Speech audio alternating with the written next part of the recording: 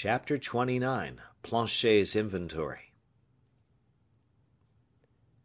Athos, during the visit made to the Luxembourg by Raoul, had gone to Planchet's residence to inquire after D'Artagnan. The comte, on arriving at the Rue des Lombards, found the shop of the grocer in great confusion, but it was not the encumberment of a lucky sale, or that of an arrival of goods. Planchet was not enthroned, as usual, on sacks and barrels. No, a young man with a pen behind his ear, and another with an account book in his hand, were setting down a number of figures, whilst a third counted and weighed. An inventory was being taken. Athos, who had no knowledge of commercial matters, felt himself a little embarrassed by material obstacles and the majesty of those who were thus employed. He saw several customers sent away, and asked himself whether he, who came to buy nothing, would not be more properly deemed importunate. He therefore asked very politely if he could see M. Planchet.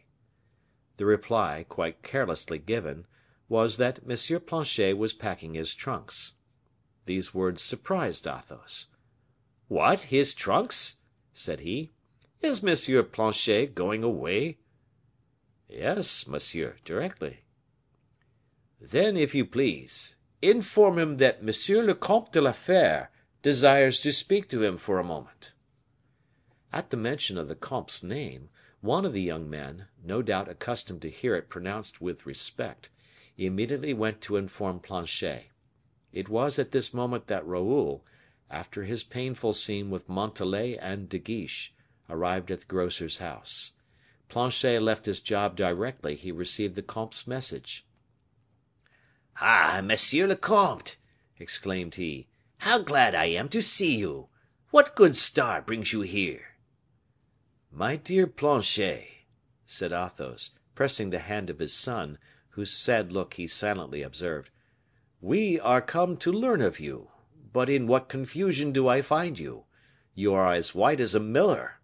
Where have you been rummaging?" "Ah, diable!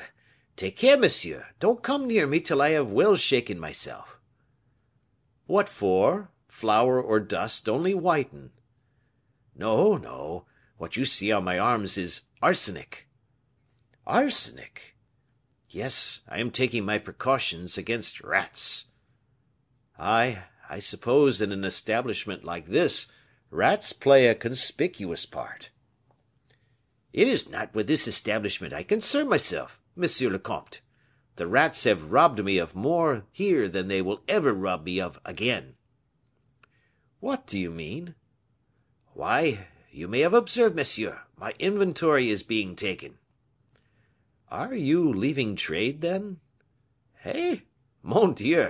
Yes, I have disposed of my business to one of my young men." "Bah! You are rich, then, I suppose?" "Monsieur, I have taken a dislike to the city. I don't know whether it is because I am growing old, or as M. d'Artagnan one day said, when we grow old, we more often think of the adventures of our youth. But for some time past I have felt myself attracted towards the country and gardening. I was a countryman formerly." And Planchet marked this confession with a rather pretentious laugh for a man making profession of humility. Athos made a gesture of approval, and then added, "You are going to buy an estate, then?" "I have bought one, monsieur." "Ah, that is still better." "A little house at Fontainebleau, with something like 20 acres of land round it." "Very well, Planchet. Accept my compliments on your acquisition." "But, monsieur, we are not comfortable here. The cursed dust makes you cough. Corbleu!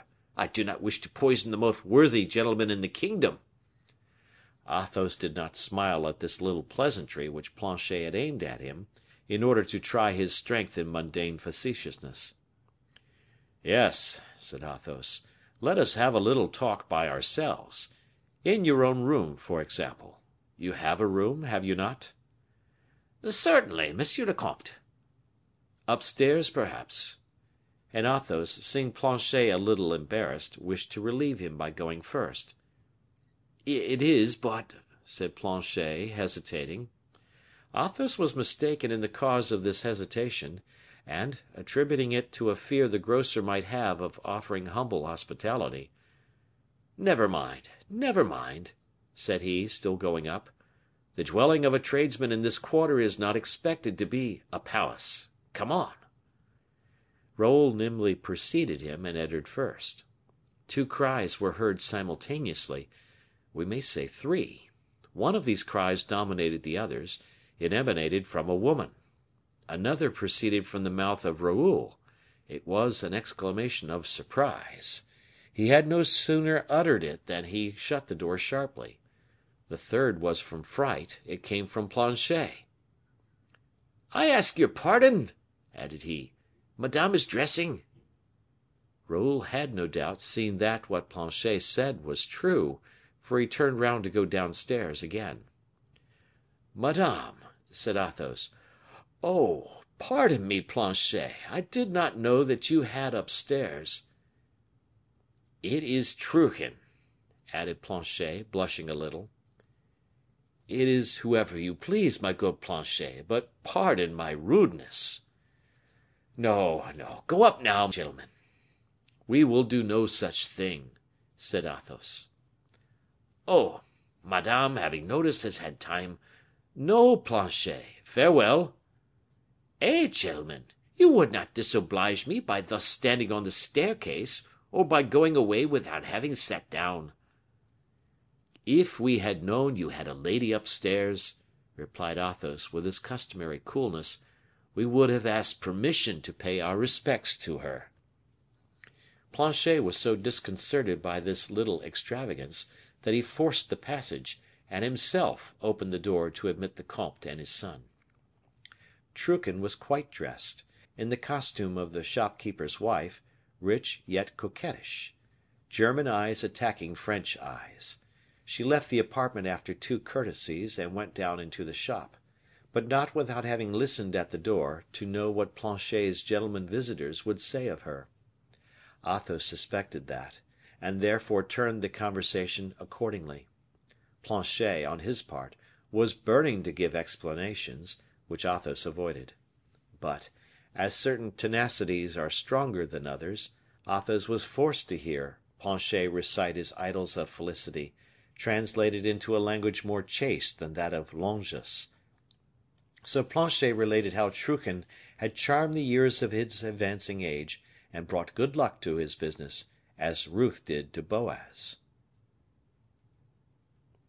"You want nothing now, then, but heirs to your property." "If I had one, he would have 300,000 livres," said Planchet. "Humph! You must have one, then," said Athos, phlegmatically, "if only to prevent your little fortune being lost." This word little fortune placed Planchet in his rank, like the voice of the sergeant when Planchet was but a piqueur in the regiment of Piedmont, in which Rochefort had placed him. Athos perceived that the grocer would marry Truchen, and, in spite of fate, establish a family. This appeared the more evident to him when he learned that the young man to whom Planchet was selling the business was her cousin. Having heard all that was necessary of the happy prospects of the retiring grocer, "What is Monsieur d'Artagnan about?" said he. "He is not at the Louvre." "Ah, monsieur le comte, Monsieur d'Artagnan has disappeared." "Disappeared!" said Athos, in surprise. "Oh, monsieur, we know what that means." "But I do not know." "Whenever Monsieur d'Artagnan disappears, it is always for some mission or some great affair." "Has he said anything to you about it?" "Never." "You were acquainted with his departure for England formerly, were you not?" "On account of the speculation," said Planchet, heedlessly. "The speculation?" I mean," interrupted Planchet, quite confused. "Well, well, neither your affairs nor that of your master are in question. The interest we take in him alone has induced me to apply to you. Since the captain of the musketeers is not here, and as we cannot learn from you where we are likely to find Monsieur d'Artagnan, we will take our leave of you. Au revoir, Planchet. Au Au revoir. Let us be gone, Raoul." "Monsieur le comte, I wish I were able to tell you." "Oh, not at all. I am not the man to reproach a servant with discretion." This word servant struck rudely on the ears of the demi millionaire Planchet, but natural respect and bonhomie prevailed over pride. "There is nothing indiscreet in telling you, monsieur le comte. Monsieur d'Artagnan came here the other day." "Aha!" "And remained several hours consulting a geographical chart." "You are right, then, my friend. Say no more about it." "And the chart there is a proof," added Planchet, who went to fetch from the neighboring wall, where it was suspended by a twist, forming a triangle with the bar of the window to which it was fastened, the plan consulted by the captain on his last visit to Planchet. This plan, which he had brought to the comte, was a map of France, upon which the practiced eye of that gentleman discovered an itinerary marked out with small pins. Wherever a pin was missing, a hole denoted its having been there. Athos, by following with his eye the pins and holes, saw that D'Artagnan had taken the direction of the south, and gone as far as the Mediterranean, towards Toulon. It was near Cannes that the marks and the punctured places ceased. The Comte de la Fere puzzled his brains for some time, to divine what the musketeer could be going to do at Cannes, and what motive could have led him to examine the banks of the Var. The reflection of Athos suggested nothing. His accustomed perspicacity was at fault. Raoul's researches were not more successful than his father's. "Never mind," said the young man to the comte, who silently, and with his finger, had made him understand the route of D'Artagnan. "We must confess that there is a providence always occupied in connecting our destiny with that of Monsieur d'Artagnan. There he is on the coast of Cannes, and you, monsieur, will at least conduct me as far as Toulon. Be assured that we shall meet with him more easily upon our route than on this map." Then, taking leave of Planchet, who was scolding his shopmen, even the cousin of Truchen, his successor, the gentlemen set out to pay a visit to M. de Beaufort. On leaving the grocer's shop, they saw a coach, the future depository of the charms of Mademoiselle Truchen and Planchet's bags of crowns. "Every one journeys toward happiness by the route he chooses," said Raoul, in a melancholy tone. "Road to Fontainebleau," cried Planchet to his coachman. Chapter 30. The inventory of M. de Beaufort. To have talked of D'Artagnan with Planchet, to have seen Planchet quit Paris to bury himself in his country retreat, had been for Athos and his son like a last farewell to the noise of the capital, to their life of former days. What, in fact, did these men leave behind them? One of whom had exhausted the past age in glory, and the other the present age in misfortune. Evidently neither of them had anything to ask of his contemporaries. They had only to pay a visit to M. de Beaufort, and arrange with him the particulars of departure. The duke was lodged magnificently in Paris.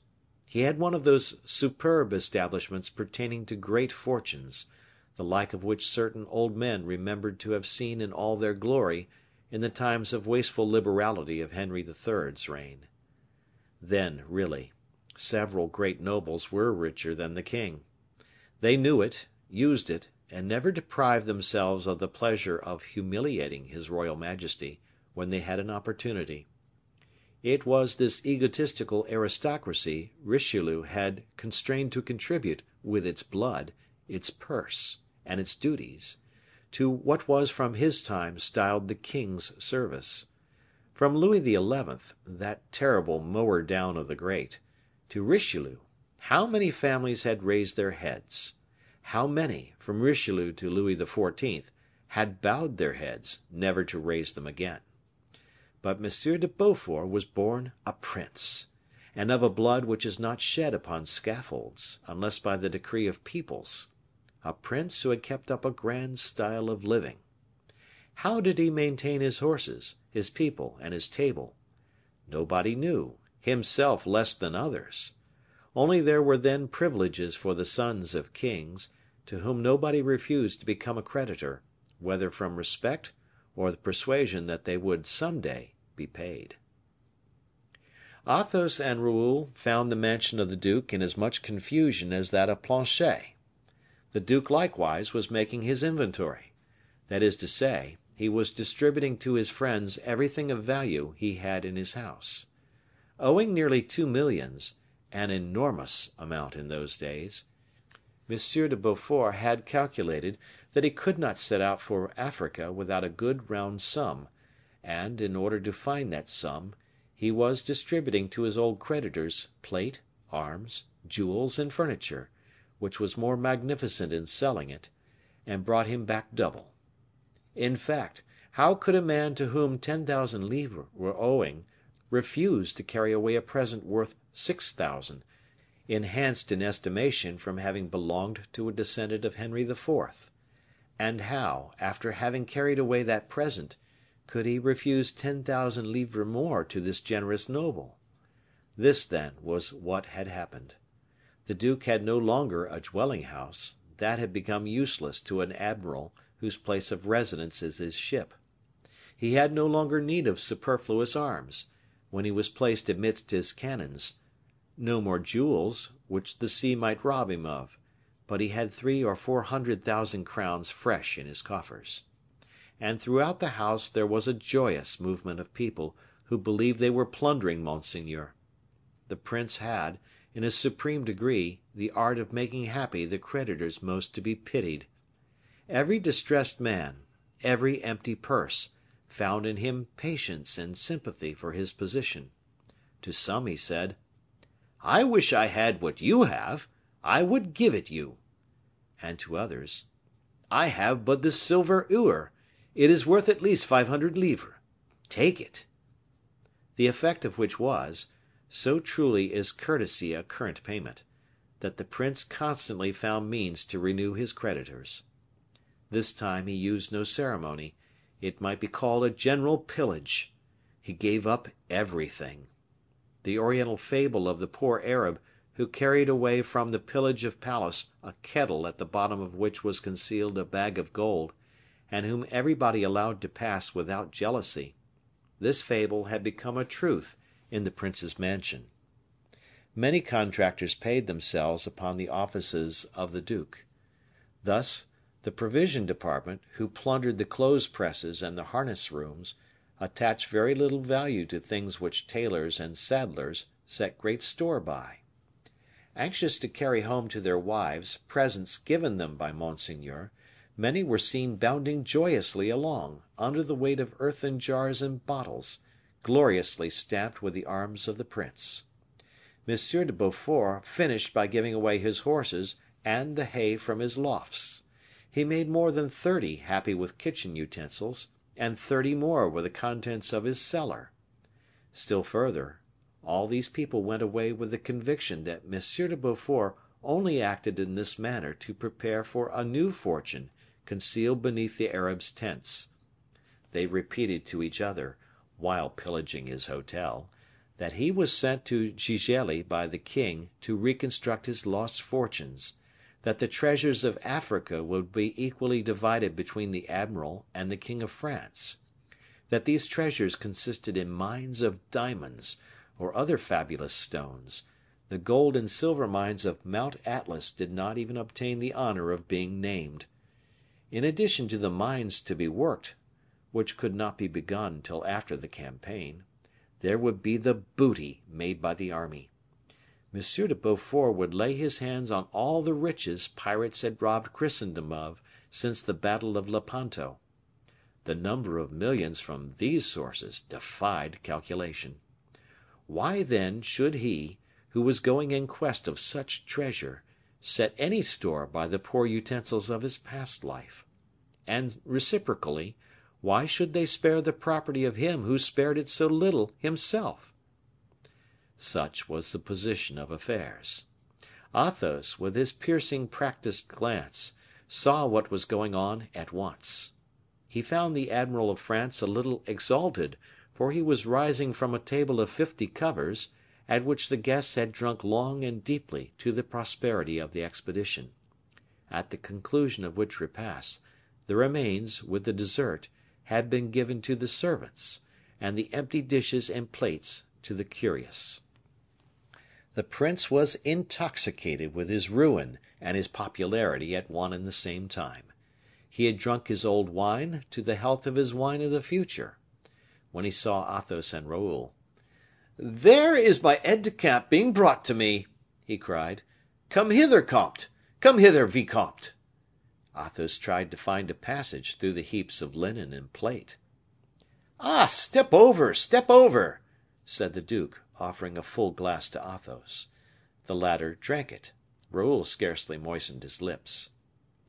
"Here is your commission," said the prince to Raoul. "I had prepared it, reckoning upon you.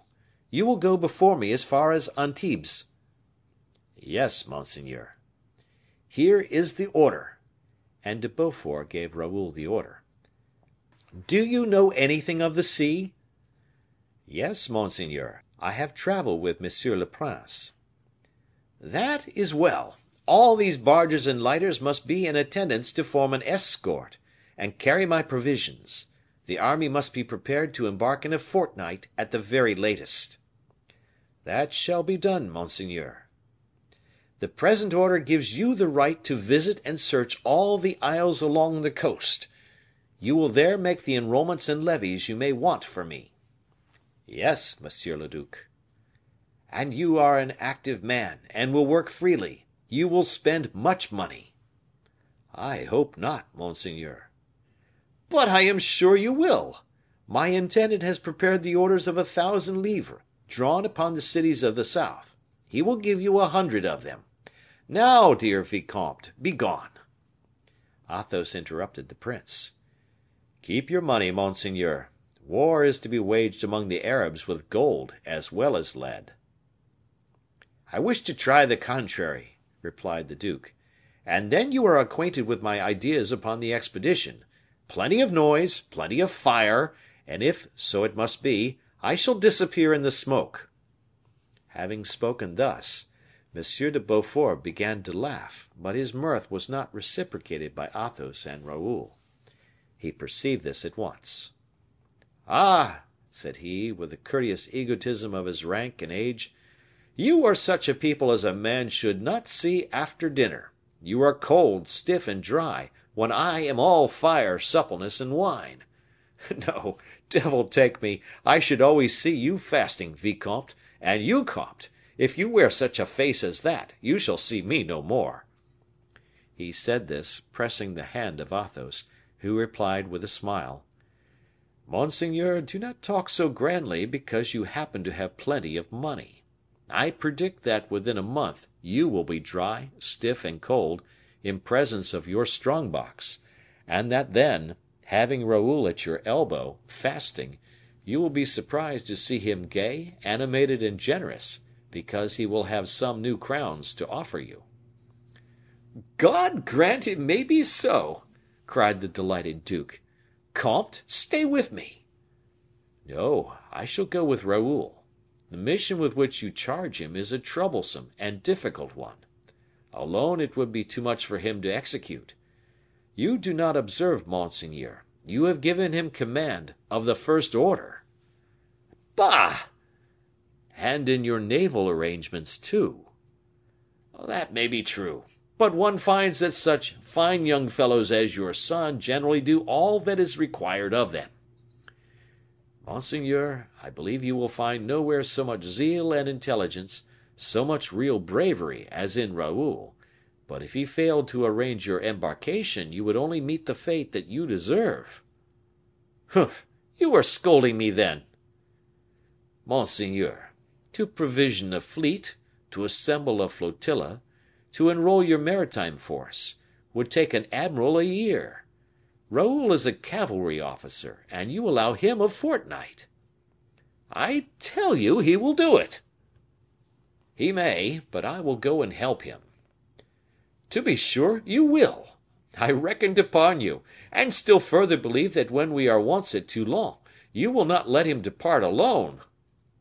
"Oh!" said Athos, shaking his head. Patience, patience. Monseigneur, permit us to take our leave. Begone, then, and may my good luck attend you. Adieu, monseigneur, and may your own good luck attend you likewise. Here is an expedition admirably commenced, said Athos to his son. No provisions, no store flotilla. What can be done thus? Humph, murmured Raoul. If all are going to do as I am, provisions will not be wanted. Monsieur, replied Athos sternly, do not be unjust and senseless in your egotism, or your grief, whatever you please to call it. If you set out for this war solely with the intention of getting killed therein, you stand in need of nobody, and it was scarcely worth while to recommend you to M. de Beaufort.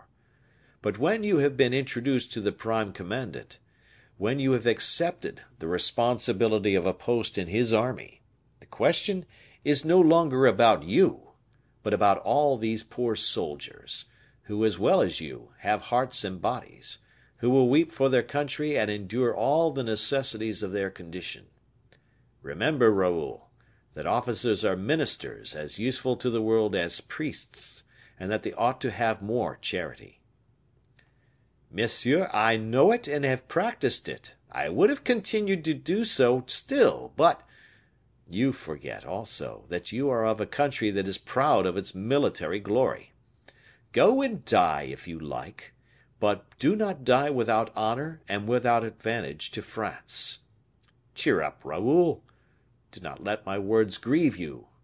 I love you, and wish to see you perfect. I love your reproaches, monsieur, said the young man, mildly. They alone may cure me, because they prove to me that someone loves me still. And now, Raoul, let us be off. The weather is so fine, the heavens so clear, those heavens which we always find above our heads, which you will see more clear still at Gigelli, and which will speak to you of me there, as they speak to me here of God. The two gentlemen, after having agreed on this point, talked over the wild freaks of the duke, convinced that France would be served in a very incomplete manner, as regarded both spirit and practice, in the ensuing expedition; and having summed up the ducal policy under the one word vanity, they set forward, in obedience rather to their will than destiny. The sacrifice was half accomplished. Chapter 31. The Silver Dish. The journey passed off pretty well.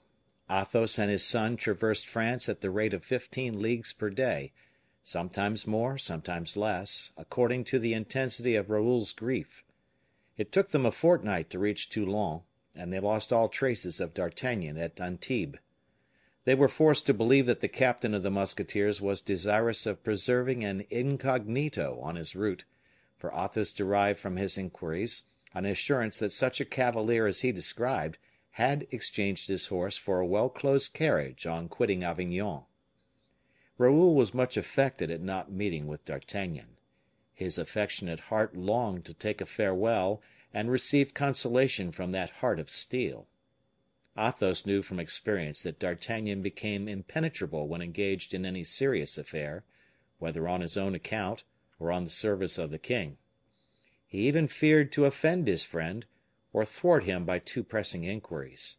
And yet, when Raoul commenced his labor of classing the flotilla, and got together the chalands and lighters to send them to Toulon, one of the fishermen told the comte that his boat had been laid up to refit since a trip he had made on account of a gentleman who was in great haste to embark.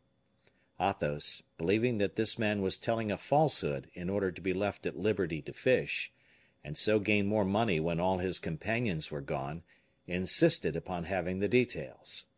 The fisherman informed him that 6 days previously a man had come in the night to hire his boat, for the purpose of visiting the island of Saint Honorat.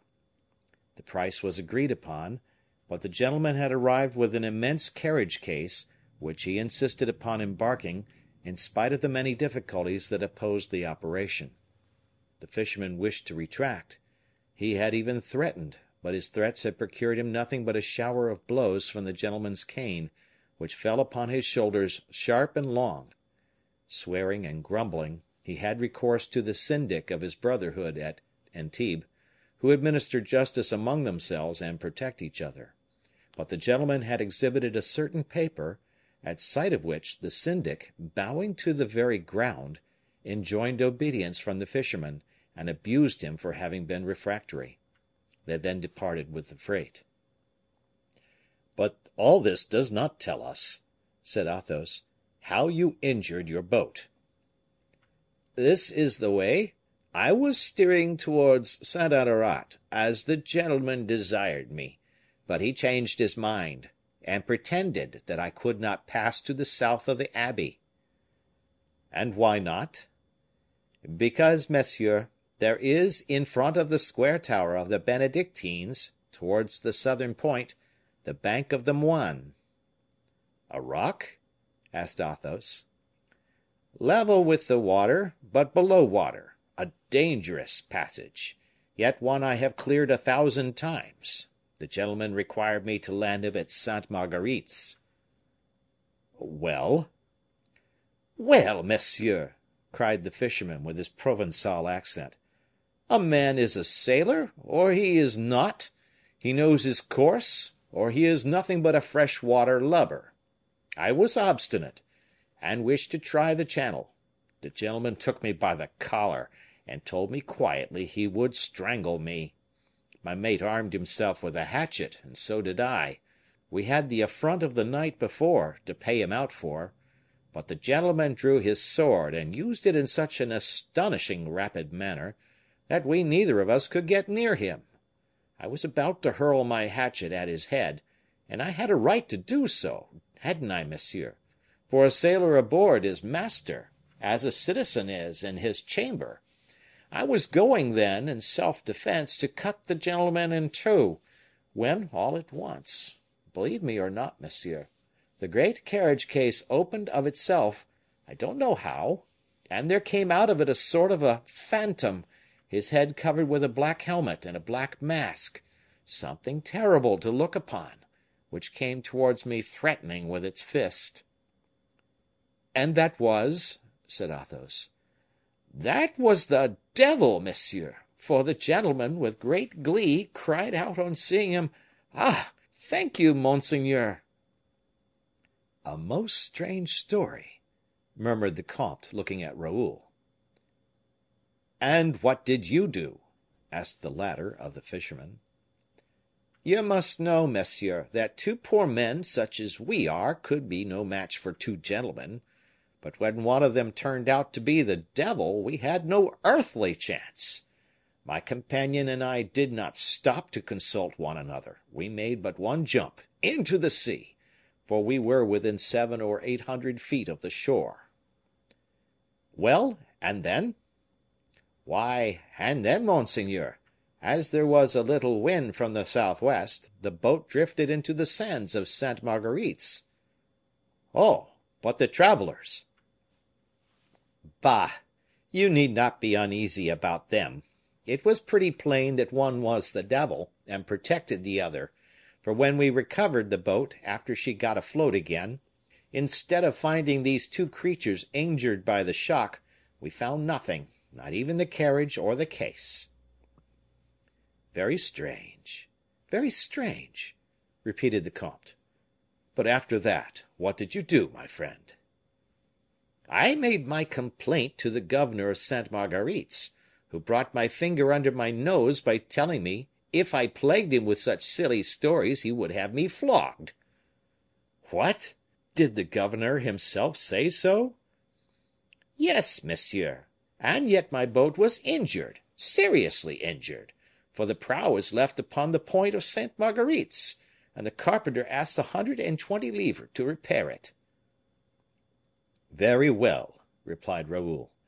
"You will be exempted from the service. Go." "We will go to Sainte Marguerite's, shall we?" said the Comte de Bragelonne, as the man walked away. "Yes, monsieur, for there is something to be cleared up. That man does not seem to me to have told the truth." "Nor to me either, Raoul.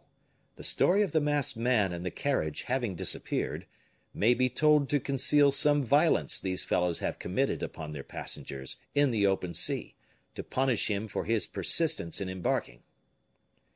I formed the same suspicion. The carriage was more likely to contain property than a man. We shall see to that, Raoul. The gentleman very much resembles D'Artagnan. I recognize his methods of proceeding. Alas! we are no longer the young invincibles of former days. Who knows whether the hatchet or the iron bar of this miserable coaster has not succeeded in doing that which the best blades of Europe, balls and bullets, have not been able to do in 40 years. That same day they set out for Sainte Marguerite's, on board a chasse maree, come from Toulon under orders. The impression they experienced on landing was a singularly pleasing one. The island seemed loaded with flowers and fruits. In its cultivated part it served as a garden for the governor. Orange, pomegranate, and fig trees bent beneath the weight of their golden or purple fruits. All round this garden, in the uncultivated parts, red partridges ran about in coveys among the brambles and tufts of junipers, and at every step of the comte and Raoul a terrified rabbit quitted his thyme and heath to scuttle away to the burrow. In fact, this fortunate isle was uninhabited. Flat, offering nothing but a tiny bay for the convenience of embarkation, and under the protection of the governor, who went shares with them, smugglers made use of it as a provisional entrepot, at the expense of not killing the game or devastating the garden. With this compromise, the governor was in a situation to be satisfied with a garrison of 8 men to guard his fortress, in which 12 cannons accumulated coats of mouldy green. The governor was a sort of happy farmer, harvesting wines, figs, oil, and oranges, preserving his citrons and cedrates in the sun of his casemates. The fortress, encircled by a deep ditch, its only guardian, arose like 3 heads upon turrets, connected with each other by terraces covered with moss. Athos and Raoul wandered for some time round the fences of the garden without finding any one to introduce them to the governor. They ended by making their own way into the garden. It was at the hottest time of the day. Each living thing sought its shelter under grass or stone. The heavens spread their fiery veils as if to stifle all noises, to envelop all existences. The rabbit under the broom, the fly under the leaf, slept as the wave did beneath the heavens. Athos saw nothing living but a soldier upon the terrace beneath the second and third court, who was carrying a basket of provisions on his head. This man returned almost immediately without his basket, and disappeared in the shade of his sentry box. Athos supposed he must have been carrying dinner to some one, and, after having done so, returned to dine himself. All at once they heard some one call out, and, raising their heads, perceived in the frame of the bars of the window something of a white color, like a hand that was waved backwards and forwards, something shining, like a polished weapon struck by the rays of the sun. And before they were able to ascertain what it was, a luminous train, accompanied by a hissing sound in the air, called their attention from the donjon to the ground. A second dull noise was heard from the ditch, and Raoul ran to pick up a silver plate which was rolling along the dry sand. The hand that had thrown this plate made a sign to the 2 gentlemen, and then disappeared.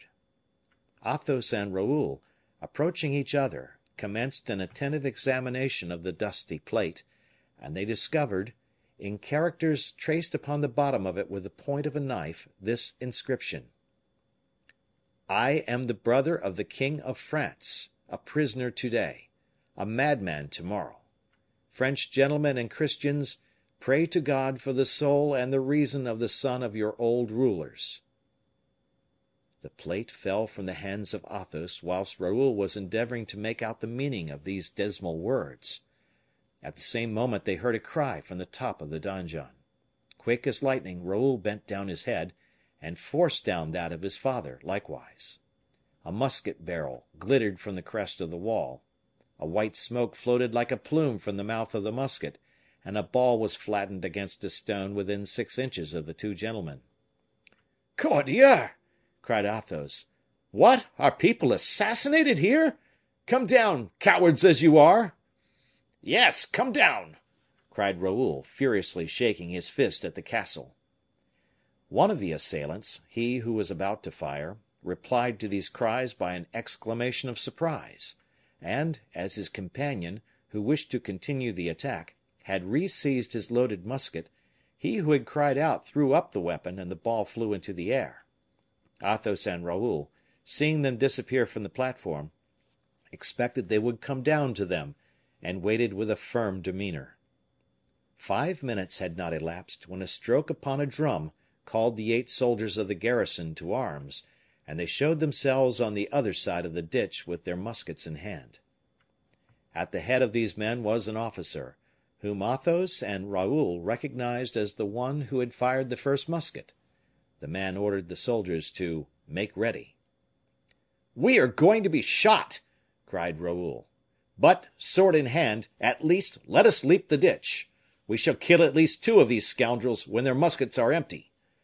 And, suiting the action to the word, Raoul was springing forward, followed by Athos, when a well-known voice resounded behind them. "Athos! Raoul!" "D'Artagnan!" replied the 2 gentlemen. "Recover arms, mordioux!" cried the captain to the soldiers. "I was sure I could not be mistaken." "What is the meaning of this?" asked Athos. "What! Were we to be shot without warning?" "It was I who was going to shoot you, and if the governor missed you, I should not have missed you, my dear friends. How fortunate it is that I am accustomed to take a long aim, instead of firing at the instant I raise my weapon. I thought I recognized you. Ah, my dear friends, how fortunate!" And D'Artagnan wiped his brow, for he had run fast, and emotion with him was not feigned. "How?" said Athos. "And is the gentleman who fired at us the governor at the fortress?" "In person."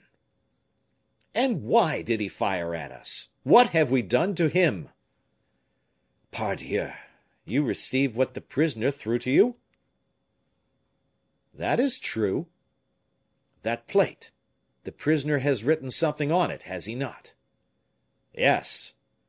"Good heavens! I was afraid he had." And D'Artagnan, with all the marks of mortal disquietude, seized the plate, to read the inscription. When he had read it, a fearful pallor spread across his countenance. "Oh, good heavens!" repeated he. "Silence! Here is the governor." "And what will he do to us? Is it our fault?" "Is it true, then?" said Athos, in a subdued voice. "Is it true?" "Silence! I tell you, silence! If he only believes you can read, if he only suspects you have understood. I love you, my dear friends, I would willingly be killed for you, but—" "But?" said Athos and Raoul. "But I could not save you from perpetual imprisonment if I saved you from death. Silence, then. Silence again." The governor came up, having crossed the ditch upon a plank bridge. "Well," said he to D'Artagnan, "what stops us?" "You are Spaniards. You do not understand a word of French," said the captain eagerly to his friends in a low voice. "Well," replied he, addressing the governor, "I was right. These gentlemen are 2 Spanish captains with whom I was acquainted at Ypres last year. They don't know a word of French." "Ah!" said the governor, sharply, "and yet they were trying to read the inscription on the plate." D'Artagnan took it out of his hands, effacing the characters with the point of his sword. "How?" cried the governor. "What are you doing? I cannot read them now." "It is a state secret," replied D'Artagnan, bluntly; "and as you know that, according to the king's orders, it is under the penalty of death any one should penetrate it, I will, if you like, allow you to read it, and have you shot immediately afterwards." During this apostrophe, half serious, half ironical, Athos and Raoul preserved the coolest, most unconcerned silence. "But is it possible," said the governor, "that these gentlemen do not comprehend at least some words?"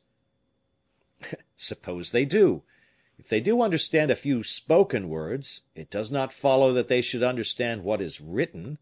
They cannot even read Spanish. A noble Spaniard, remember, ought never to know how to read." The governor was obliged to be satisfied with these explanations, but he was still tenacious. "Invite these gentlemen to come to the fortress," said he. "That I will willingly do. I was about to propose it to you." The fact is, the captain had quite another idea, and would have wished his friends 100 leagues off, but he was obliged to make the best of it. He addressed the two gentlemen in Spanish, giving them a polite invitation, which they accepted. They all turned towards the entrance of the fort, and the incident being at an end, the 8 soldiers returned to their delightful leisure, for a moment disturbed by this unexpected adventure. Chapter 32. Captive and Jailers. When they had entered the fort, and whilst the governor was making some preparations for the reception of his guests, "Come," said Athos, "let us have a word of explanation whilst we are alone." "It is simply this," replied the musketeer. "I have conducted hither a prisoner who the king commands shall not be seen. You came here, he has thrown something to you through the lattice of his window. I was at dinner with the governor. I saw the object thrown, and I saw Raoul pick it up. It does not take long to understand this. I understood it, and I thought you in intelligence with my prisoner. And then you commanded us to be shot. Ma foi, I admit it. But if I was the first to seize a musket, fortunately, I was the last to take aim at you." "If you had killed me, D'Artagnan, I should have had the good fortune to die for the royal house of France, and it would be an honor to die by your hand, you, its noblest and most loyal defender." "What the devil, Athos, do you mean by the royal house?" stammered D'Artagnan. "You don't mean that you, a well informed and sensible man, can place any faith in the nonsense written by an idiot?" "I do believe in it." "With so much the more reason, my dear chevalier, from your having orders to kill all those who do believe in it," said Raoul. "That is because," replied the captain of the musketeers, "because every calumny, however absurd it may be, has the almost certain chance of becoming popular." "No, D'Artagnan," replied Athos, promptly, "but because the king is not willing that the secret of his family should transpire among the people, and cover with shame the executioners of the son of Louis XIII." "Do not talk in such a childless manner, Athos, or I shall begin to think you have lost your senses. Besides, explain to me how it is possible Louis XIII should have a son in the Ile of Sainte Marguerite." "A son whom you have brought hither, masked, in a fishing boat," said Athos. "Why not?" D'Artagnan was brought to a pause. "Oh," said he, "whence do you know that a fishing boat—" "Brought you to Sainte Marguerite's with the carriage containing the prisoner, with a prisoner whom you styled monseigneur. Oh, I am acquainted with all that," resumed the comte. D'Artagnan bit his mustache. "If it were true," said he, "that I had brought hither in a boat, and with a carriage, a masked prisoner, nothing proves that this prisoner must be a prince of the house of France." "Ask Aramis such riddles," replied Athos, coolly. "Aramis!" cried the musketeer, quite at a stand. "Have you seen Aramis?" "After his discomfiture at Vaux, yes, I have seen Aramis, a fugitive, pursued, bewildered, ruined. And Aramis has told me enough to make me believe in the complaints this unfortunate young prince cut upon the bottom of the plate." D'Artagnan's head sunk on his breast in some confusion. "This is the way," said he, "in which God turns to nothing that which men call wisdom. A fine secret must be that of which 12 or 15 persons hold the tattered fragments. Athos, cursed be the chance which has brought you face to face with me in this affair, for now—" "Well," said Athos, with his customary mild severity, "is your secret lost because I know it? Consult your memory, my friend. Have I not borne secrets heavier than this?" "You have never borne one so dangerous," replied D'Artagnan, in a tone of sadness. "I have something like a sinister idea that all who are concerned with this secret will die, and die unhappily." "The will of God be done!" said Athos. "But here is your governor." D'Artagnan and his friends immediately resumed their parts. The governor, suspicious and hard, behaved towards D'Artagnan with a politeness almost amounting to obsequiousness. With respect to the travelers, he contented himself with offering good cheer, and never taking his eye from them. Athos and Raoul observed that he often tried to embarrass them by sudden attacks, or to catch them off their guard, but neither the one nor the other gave him the least advantage. What D'Artagnan had said was probable, if the governor did not believe it to be quite true. They rose from the table to repose a while. "What is this man's name? I don't like the looks of him," said Athos to D'Artagnan in Spanish. "De Saint Mars," replied the captain. "He is, then, I suppose, the prince's jailer?" "Eh? How can I tell? I may be kept at Sainte Marguerite forever." "Oh! no, not you." "My friend, I am in the situation of a man who finds a treasure in the midst of a desert. He would like to carry it away, but he cannot. He would like to leave it, but he dares not. The king will not dare to recall me, for no one else would serve him as faithfully as I do. He regrets not having me near him, from being aware that no one would be of so much service near his person as myself. But it will happen as it may please God." "But," observed Raoul, "your not being certain proves that your situation here is provisional, and you will return to Paris?" "Ask these gentlemen," interrupted the governor, "what was their purpose in coming to Sainte Marguerite?" "They came from learning there was a convent of Benedictines at Saint Honorat, which is considered curious, and from being told there was excellent shooting in the island." "That is quite at their service, as well as yours," replied Saint Mars. D'Artagnan politely thanked him. "When will they depart?" added the governor.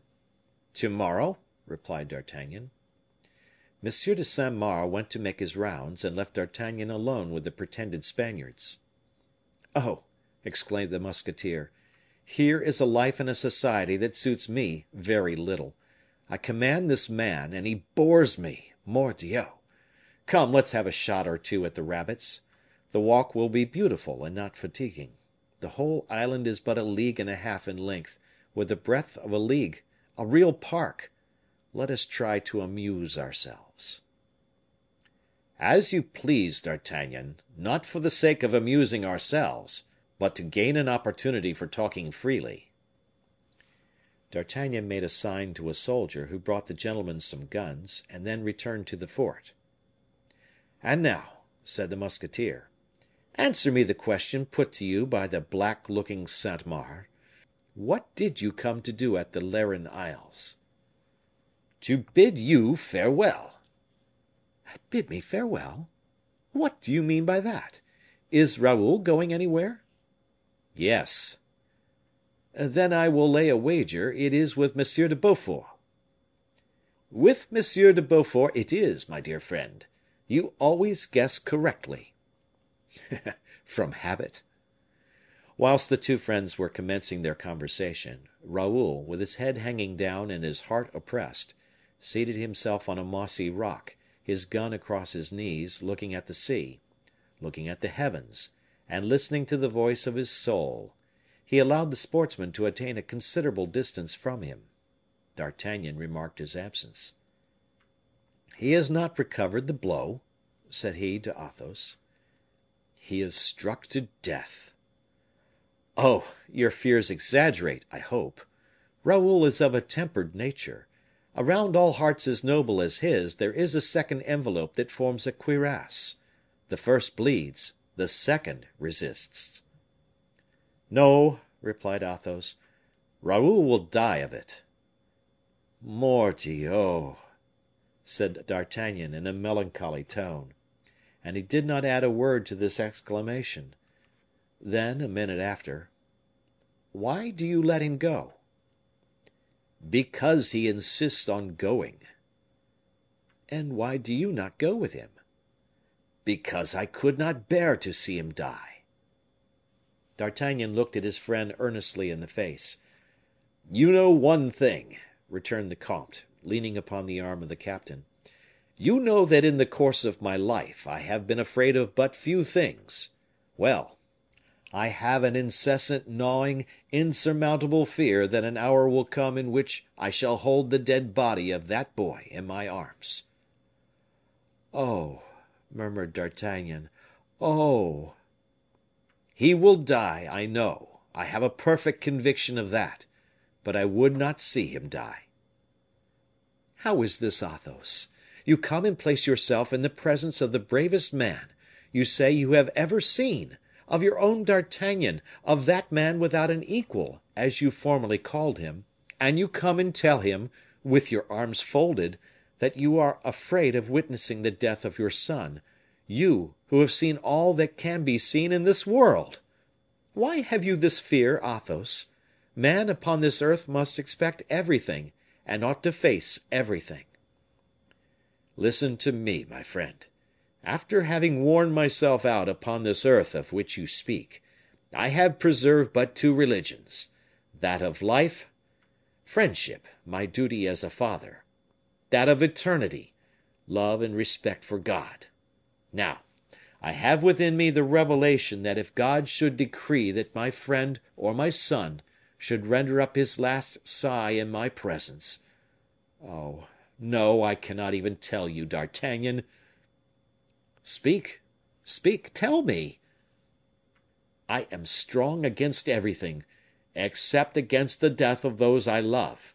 For that only there is no remedy. He who dies gains; he who sees others die loses. No, this is it: to know that I should no more meet on earth him whom I now behold with joy; to know that there would nowhere be a D'Artagnan any more, nowhere again be a Raoul. Oh! I am old, look you; I have no longer courage. I pray God to spare me in my weakness, but if he struck me so plainly and in that fashion, I should curse him. A Christian gentleman ought not to curse his God, D'Artagnan; it is enough to once have cursed a king." sighed D'Artagnan, a little confused by this violent tempest of grief. "Let me speak to him, Athos. Who knows?"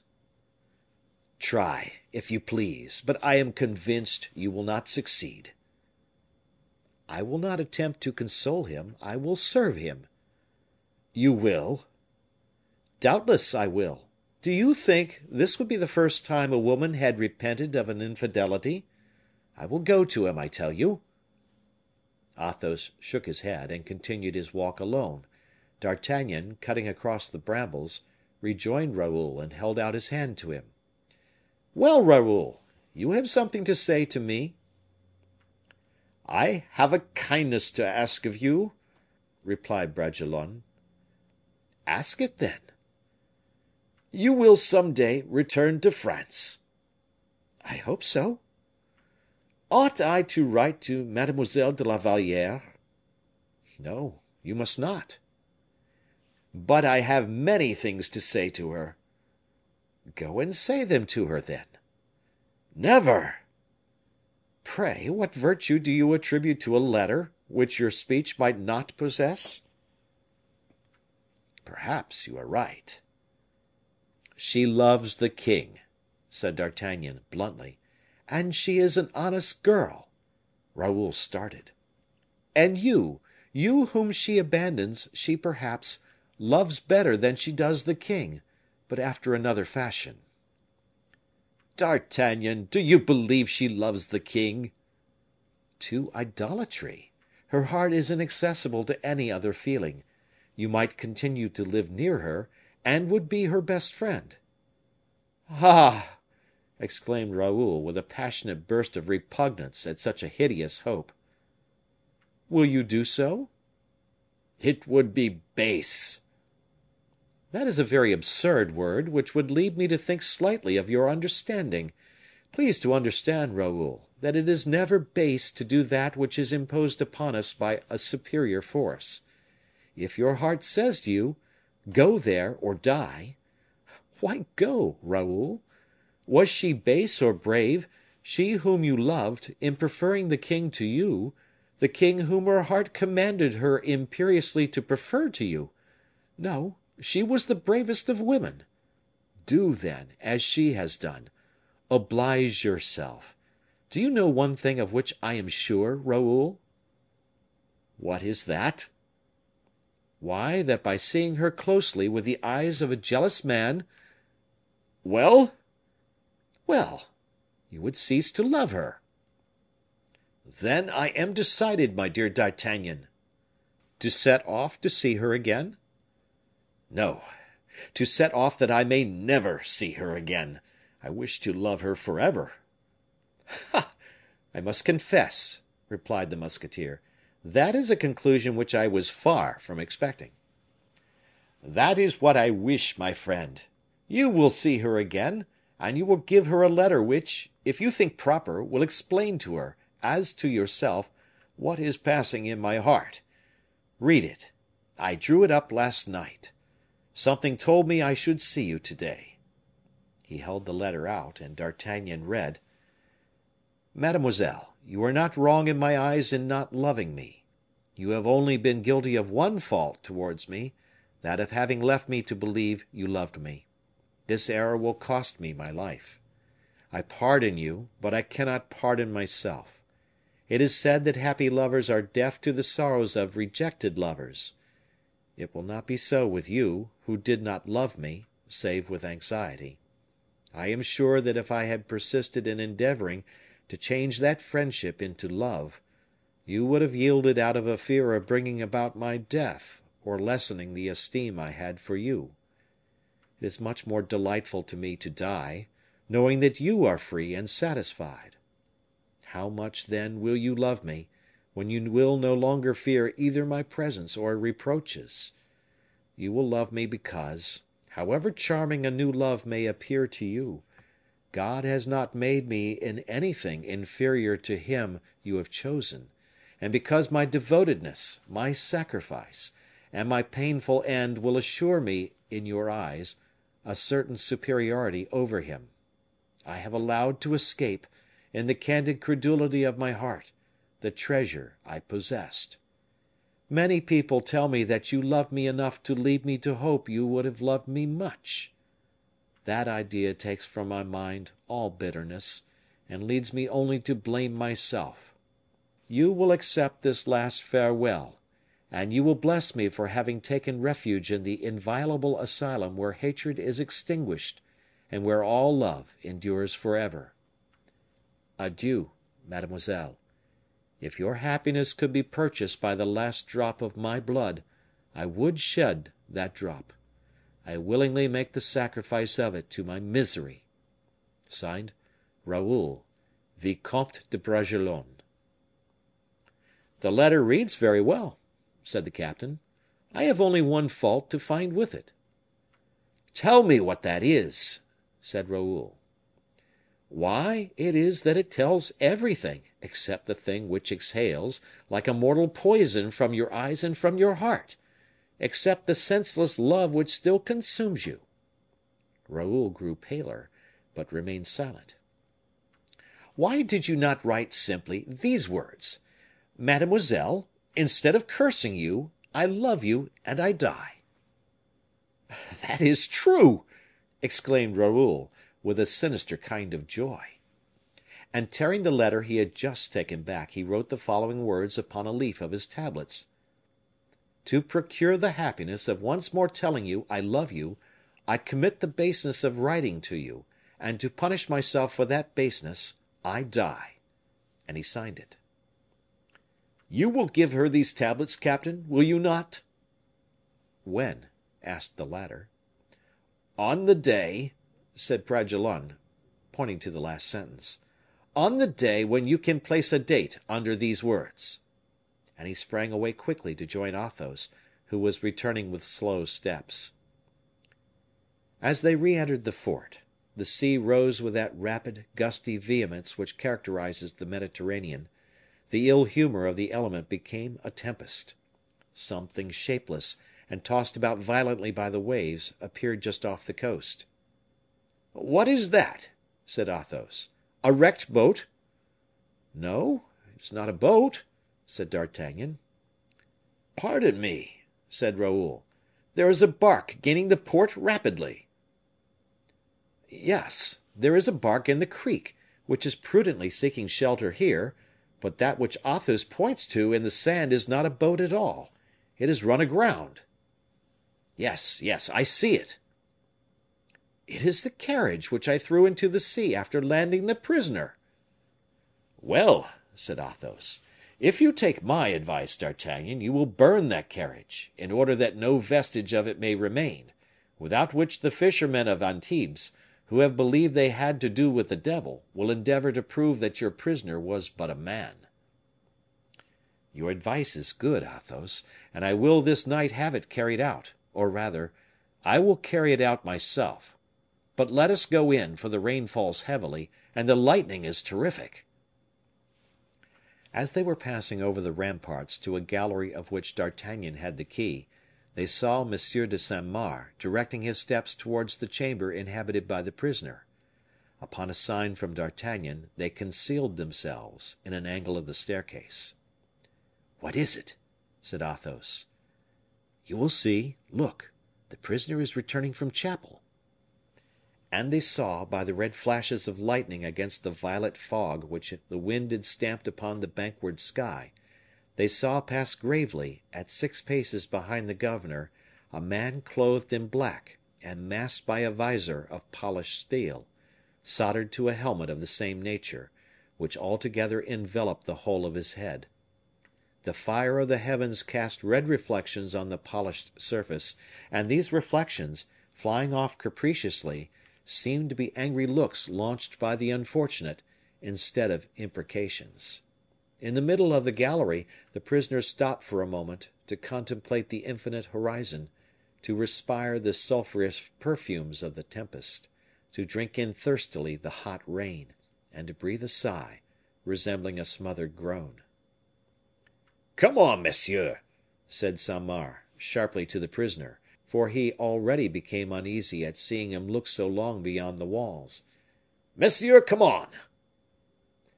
"Say monseigneur," cried Athos from his corner, with a voice so solemn and terrible that the governor trembled from head to foot. Athos insisted upon respect being paid to fallen majesty. The prisoner turned round. "Who spoke?" asked Saint Mars. "It was I," replied D'Artagnan, showing himself promptly. "You know that is the order." "Call me neither monsieur nor monseigneur," said the prisoner in his turn, in a voice that penetrated to the very soul of Raoul. "Call me accursed." He passed on, and the iron door croaked after him. "There goes a truly unfortunate man," murmured the musketeer in a hollow whisper, pointing out to Raoul the chamber inhabited by the prince. Chapter 33. Promises. Scarcely had D'Artagnan re entered his apartment with his 2 friends, when one of the soldiers of the fort came to inform him that the governor was seeking him. The bark which Raoul had perceived at sea, and which appeared so eager to gain the port, came to Sainte Marguerite with an important dispatch for the captain of the musketeers. On opening it, D'Artagnan recognized the writing of the king. "I should think," said Louis XIV., "you will have completed the execution of my orders, Monsieur d'Artagnan. Return, then, immediately to Paris, and join me at the Louvre." "There is the end of my exile!" cried the musketeer with joy. "God be praised, I am no longer a jailer." And he showed the letter to Athos. "So, then, you must leave us?" replied the latter, in a melancholy tone. "Yes, but to meet again, dear friend, seeing that Raoul is old enough now to go alone with M. de Beaufort, and will prefer his father going back in company with M. d'Artagnan to forcing him to travel 200 leagues solitarily to reach home at La Fere. Will you not, Raoul?" "Certainly," stammered the latter, with an expression of tender regret. "No, no, my friend," interrupted Athos, "I will never quit Raoul till the day his vessel disappears on the horizon. As long as he remains in France, he shall not be separated from me." "As you please, dear friend; but we will, at least, leave Sainte Marguerite together. Take advantage of the bark that will convey me back to Antibes." "With all my heart. We cannot too soon be at a distance from this fort, and from the spectacle that shocked us so just now." The three friends quitted the little isle, after paying their respects to the governor, and by the last flashes of the departing tempest they took their farewell of the white walls of the fort. D'Artagnan parted from his friend that same night, after having seen fire set to the carriage upon the shore by the orders of Saint Mars, according to the advice the captain had given him. Before getting on horseback, and after leaving the arms of Athos, "My friends," said he, "you bear too much resemblance to two soldiers who are abandoning their post. Something warns me that Raoul would require being supported by you in his rank. Will you allow me to ask permission to go over into Africa with 100 good muskets? The king will not refuse me, and I will take you with me." "Monsieur d'Artagnan!" replied Raoul, pressing his hand with emotion, "thanks for that offer, which would give us more than we wish, either monsieur le comte or I. I, who am young, stand in need of labor of mind and fatigue of body. Monsieur le comte wants the profoundest repose. You are his best friend. I recommend him to your care. In watching over him, you are holding both our souls in your hands." "I must go, my horse is all in a fret," said D'Artagnan, with whom the most manifest sign of a lively emotion was the change of ideas in conversation. "Come, comte, how many days longer has Raoul to stay here?" "3 days at most." "And how long will it take you to reach home?" "Oh, a considerable time," replied Athos. "I shall not like the idea of being separated too quickly from Raoul. Time will travel too fast of itself to require me to aid it by distance. I shall only make half stages." "And why so, my friend? Nothing is more dull than traveling slowly, and hostelry life does not become a man like you." "My friend, I came hither on post horses, but I wish to purchase 2 animals of a superior kind. Now, to take them home fresh, it would not be prudent to make them travel more than 7 or 8 leagues a day." "Where is Grimaud?" "He arrived yesterday morning with Raoul's appointments, and I have left him to sleep." "That is, never to come back again." D'Artagnan suffered to escape him. "Till we meet again, then, dear Athos, and, if you are diligent, I shall embrace you the sooner." So saying, he put his foot in the stirrup which Raoul held. "Farewell," said the young man, embracing him. "Farewell," said D'Artagnan, as he got into his saddle. His horse made a movement which divided the cavalier from his friends. This scene had taken place in front of the house chosen by Athos, near the gates of Antibes, whither D'Artagnan, after his supper, had ordered his horses to be brought. The road began to branch off there, white and undulating in the vapors of the night. The horse eagerly respired the salt, sharp perfume of the marshes. D'Artagnan put him to a trot, and Athos and Raoul sadly turned towards the house. All at once, they heard the rapid approach of a horse's steps, and first believed it to be one of those singular repercussions which deceive the ear at every turn in a road. But it was really the return of the horseman. They uttered a cry of joyous surprise, and the captain, springing to the ground like a young man, seized within his arms the 2 beloved heads of Athos and Raoul. He held them long embraced thus, without speaking a word, or suffering the sigh which was bursting his breast to escape him. Then, as rapidly as he had come back, he set off again, with a sharp application of his spurs to the sides of his fiery horse. "Alas!" said the comte, in a low voice. Alas! Alas! An evil omen, on his side, said D'Artagnan to himself, making up for lost time. I could not smile upon them. An evil omen. The next day Grimaud was on foot again. The service commanded by M. de Beaufort was happily accomplished. The flotilla, sent to Toulon by the exertions of Raoul, had set out, dragging after it in little nutshells, almost invisible, the wives and friends of the fishermen and smugglers put in requisition for the service of the fleet. The time, so short, which remained for father and son to live together, appeared to go by with double rapidity, like some swift stream that flows towards eternity. Athos and Raoul returned to Toulon, which began to be filled with the noise of carriages, with the noise of arms, the noise of neighing horses. The trumpeters sounded their spirited marches, the drummers signalized their strength, the streets were overflowing with soldiers, servants, and tradespeople. The Duc de Beaufort was everywhere, superintending the embarkation with the zeal and interest of a good captain. He encouraged the humblest of his companions, he scolded his lieutenants, even those of the highest rank.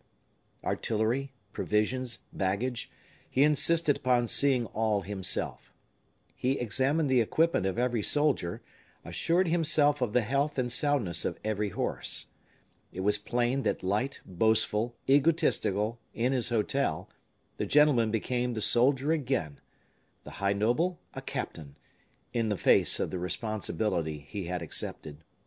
And yet, it must be admitted that, whatever was the care with which he presided over the preparations for departure, it was easy to perceive careless precipitation, and the absence of all the precaution that make the French soldier the first soldier in the world, because, in that world, he is the one most abandoned to his own physical and moral resources.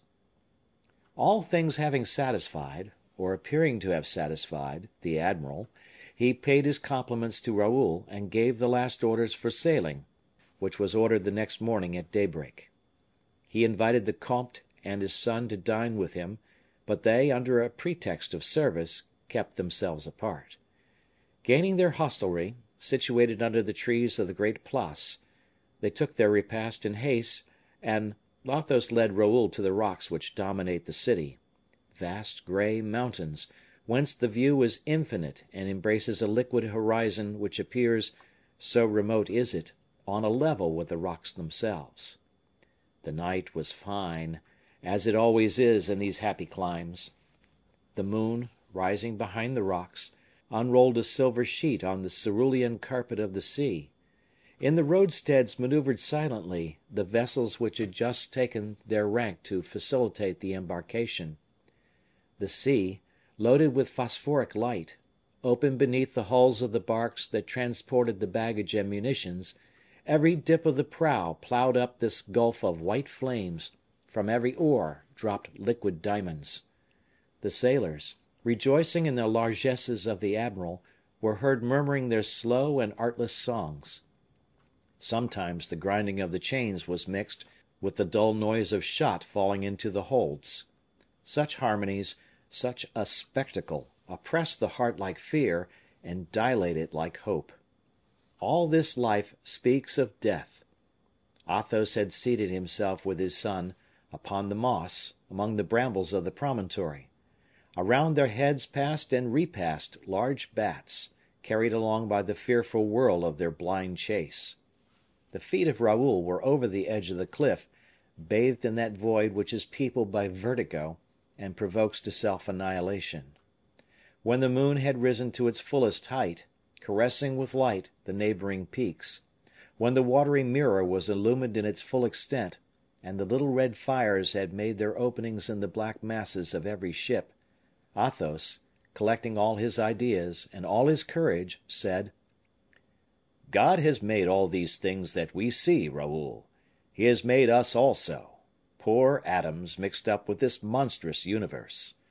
We shine like those fires and those stars, we sigh like those waves, we suffer like those great ships, which are worn out in plowing the waves, in obeying the wind that urges them towards an end. as the breath of God blows us towards a port. Everything likes to live, Raoul, and everything seems beautiful to living things." "Monsieur," said Raoul, "we have before us a beautiful spectacle." "How good D'Artagnan is!" interrupted Athos suddenly. "And what a rare good fortune it is to be supported during a whole life by such a friend as he is. That is what you have missed, Raoul." "A friend!" cried Raoul. "I have wanted a friend." "Monsieur de Guiche is an agreeable companion," returned the comte coldly; "but I believe, in the times in which you live, men are more engaged in their own interests and their own pleasures than they were in ours. You have sought a secluded life; that is a great happiness, but you have lost your strength thereby. We four, more weaned from those delicate abstractions that constitute your joy, furnished much more resistance when misfortune presented itself." "I have not interrupted you, monsieur, to tell you that I had a friend, and that friend is Monsieur de Guiche. Certes, he is good and generous, and moreover, he loves me. But I have lived under the guardianship of another friendship, monsieur, as precious and as strong as that of which you speak, since it is yours." "I have not been a friend for you, Raoul," said Athos. "Eh, monsieur, and in what respect not?" "Because I have given you reason to think that life has but one face; because, sad and severe, alas, I have always cut off for you, without, God knows, wishing to do so, the joyous buds that spring incessantly from the fair tree of youth, so that at this moment I repent of not having made of you a more expansive, dissipated, animated man." "I know why you say that, monsieur. No, it is not you who have made me what I am. It was love, which took me at the time when children only have inclinations. It is the constancy natural to my character, which with other creatures is but habit.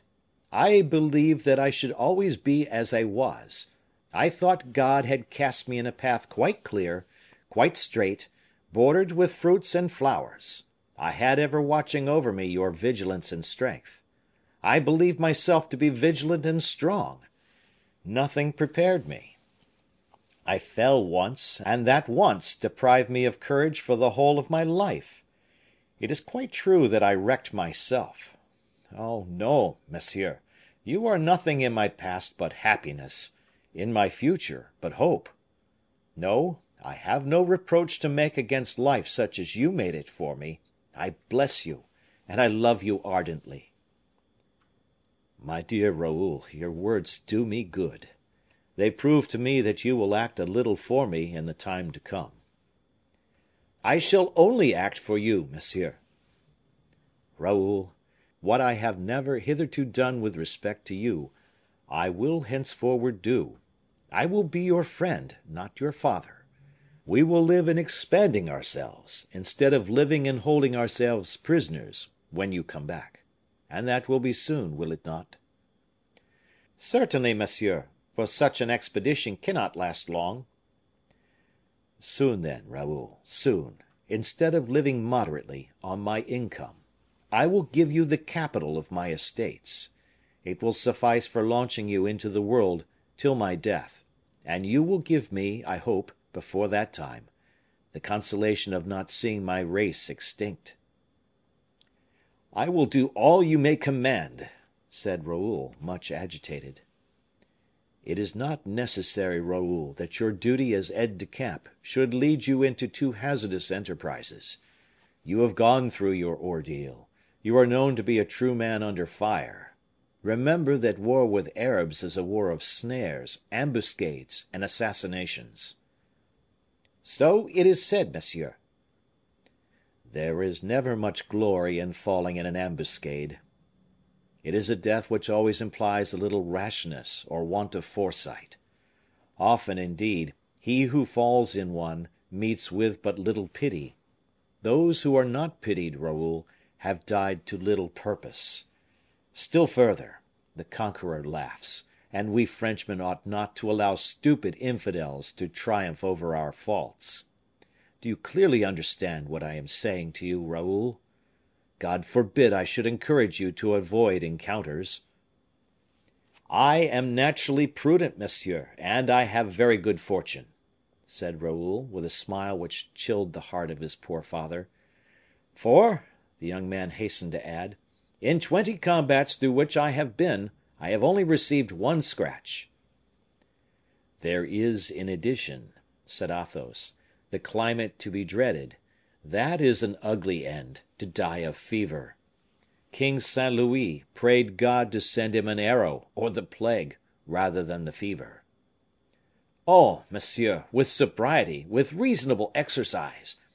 "I have already obtained from M. de Beaufort a promise that his dispatches shall be sent off every fortnight to France.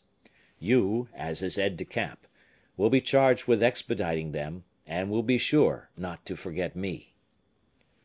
"No, monsieur," said Raoul, almost choked with emotion. "Besides, Raoul, as you are a good Christian, and I am one also, we ought to reckon upon a more special protection of God and his guardian angels. Promise me that if anything evil should happen to you, on any occasion, you will think of me at once." "First, and at once. Oh, yes, monsieur." "And will call upon me?" "Instantly." "You dream of me sometimes, do you not, Raoul?" "Every night, monsieur. During my early youth I saw you in my dreams, calm and mild, with one hand stretched out over my head, and that it was which made me sleep so soundly, formerly." "We love each other too dearly," said the comte, "that from this moment, in which we separate, a portion of both our souls should not travel with one and the other of us, and should not dwell wherever we may dwell. Whenever you may be sad, Raoul, I feel that my heart will be dissolved in sadness, and when you smile on thinking of me, be assured you will send me, from however remote a distance, a vital scintillation of your joy." "I will not promise you to be joyous," replied the young man, "but you may be certain that I will never pass an hour without thinking of you, not 1 hour, I swear, unless I shall be dead." Athos could contain himself no longer. He threw his arm round the neck of his son, and held him embraced with all the power of his heart. The moon began to be now eclipsed by twilight; a golden band surrounded the horizon, announcing the approach of the day. Athos threw his cloak over the shoulders of Raoul, and led him back to the city, where burdens and porters were already in motion, like a vast ant hill. At the extremity of the plateau which Athos and Bragelonne were quitting, they saw a dark shadow moving uneasily backwards and forwards, as if in indecision or ashamed to be seen. It was Grimaud, who in his anxiety had tracked his master and was there awaiting him. "Oh, my good Grimaud!" cried Raoul, "what do you want? You are come to tell us it is time to be gone, have you not?" "Alone?" said Grimaud, addressing Athos, and pointing to Raoul in a tone of reproach, which showed to what an extent the old man was troubled. "Oh, you are right," cried the comte. "No, Raoul shall not go alone. No, he shall not be left alone in a strange land without some friendly hand to support him, some friendly heart to recall to him all he loved." "I?" said Grimaud. "You! yes, you!" cried Raoul, touched to the inmost heart. "Alas!" said Athos, "you are very old, my good Grimaud." "So much the better," replied the latter, with an inexpressible depth of feeling and intelligence. "But the embarkation is begun," said Raoul, "and you are not prepared." "Yes," said Grimaud, showing the keys of his trunks, mixed with those of his young master. "But," again objected Raoul, "you cannot leave monsieur le comte thus alone, monsieur le comte, whom you have never quitted." Grimaud turned his diamond eyes upon Athos and Raoul, as if to measure the strength of both. The comte uttered not a word. Monsieur le Comte prefers my going," said Grimaud. "I do," said Athos by an inclination of the head. At that moment the drums suddenly rolled, and the clarions filled the air with their inspiring notes. The regiments destined for the expedition began to debouch from the city. They advanced to the number of 5, each composed of 40 companies. Royals marched first, distinguished by their white uniform, faced with blue. The ordonnance colors, quartered crosswise, violet and dead leaf, with a sprinkling of golden fleur de lis, left the white colored flag, with its fleur de lis cross, to dominate the whole. Musketeers at the wings, with their forked sticks and their muskets on their shoulders, pikemen in the center, with their lances, 14 feet in length, marched gaily towards the transports, which carried them in detail to the ships. The regiments of Picardy, Navarre, Normandy, and royal vassaux followed after. M. de Beaufort had known well how to select his troops. He himself was seen closing the march with his staff. It would take a full hour before he could reach the sea. Raoul with Athos turned his steps slowly towards the beach, in order to take his place when the prince embarked. Grimaud, boiling with the ardor of a young man, superintended the embarkation of Raoul's baggage in the admiral's vessel. Athos, with his arm passed through that of the son he was about to lose, absorbed in melancholy meditation, was deaf to every noise around him. An officer came quickly towards them to inform Raoul that M. de Beaufort was anxious to have him by his side. "Have the kindness to tell the prince," said Raoul, "that I request he will allow me this hour to enjoy the company of my father." "No, no," said Athos, "an aide de camp ought not thus to quit his general. Please to tell the prince, monsieur, that the vicomte will join him immediately." The officer set off at a gallop. "Whether we part here or part there," added the comte, "it is no less a separation." He carefully brushed the dust from his son's coat, and passed his hand over his hair as they walked along. "But, Raoul," said he, "you want money. M. de Beaufort's train will be splendid, and I am certain it will be agreeable to you to purchase horses and arms, which are very dear things in Africa. Now, as you are not actually in the service of the king or M. de Beaufort, and are simply a volunteer, you must not reckon upon either pay or largesse. But I should not like you to want for anything at Gigelli. Here are 200 pistoles. If you would please me, Raoul, spend them." Raoul pressed the hand of his father, and at the turning of a street they saw M. de Beaufort, mounted on a magnificent white genet, which responded by graceful curvets to the applause of the women of the city. The duke called Raoul and held out his hand to the comte. He spoke to him for some time, with such a kindly expression that the heart of the poor father even felt a little comforted. It was, however, evident to both father and son that their walk amounted to nothing less than a punishment. There was a terrible moment, that at which, on quitting the sands of the shore, the soldiers and sailors exchanged the last kisses with their families and friends. A supreme moment, in which, notwithstanding the clearness of the heavens, the warmth of the sun, of the perfumes of the air, and the rich life that was circulating in their veins, everything appeared black, everything bitter, everything created doubts of Providence, nay, at the most, of God. It was customary for the admiral and his suite to embark last. The cannon waited to announce, with its formidable voice, that the leader had placed his foot on board his vessel. Athos, forgetful of both the admiral and the fleet, and of his own dignity as a strong man, opened his arms to his son, and pressed him convulsively to his heart. "Accompany us on board," said the duke, very much affected. "You will gain a good half hour." "No," said Athos, "my farewell has been spoken. I do not wish to voice a second." "Then, vicomte, embark! Embark quickly!" added the prince, wishing to spare the tears of those two men, whose hearts were bursting. And paternally, tenderly, very much as Porthos might have done, he took Raoul in his arms and placed him in the boat, the oars of which, at a signal, immediately were dipped in the waves. He himself, forgetful of ceremony, jumped into his boat, and pushed it off with a vigorous foot. "Adieu!" cried Raoul. Athos replied only by a sign, but he felt something burning on his hand. It was the respectful kiss of Grimaud, the last farewell of the faithful dog. This kiss given, Grimaud jumped from the step of the mole upon the stem of a 2-oared yawl, which had just been taken in tow by a chaland served by 12 galley oars.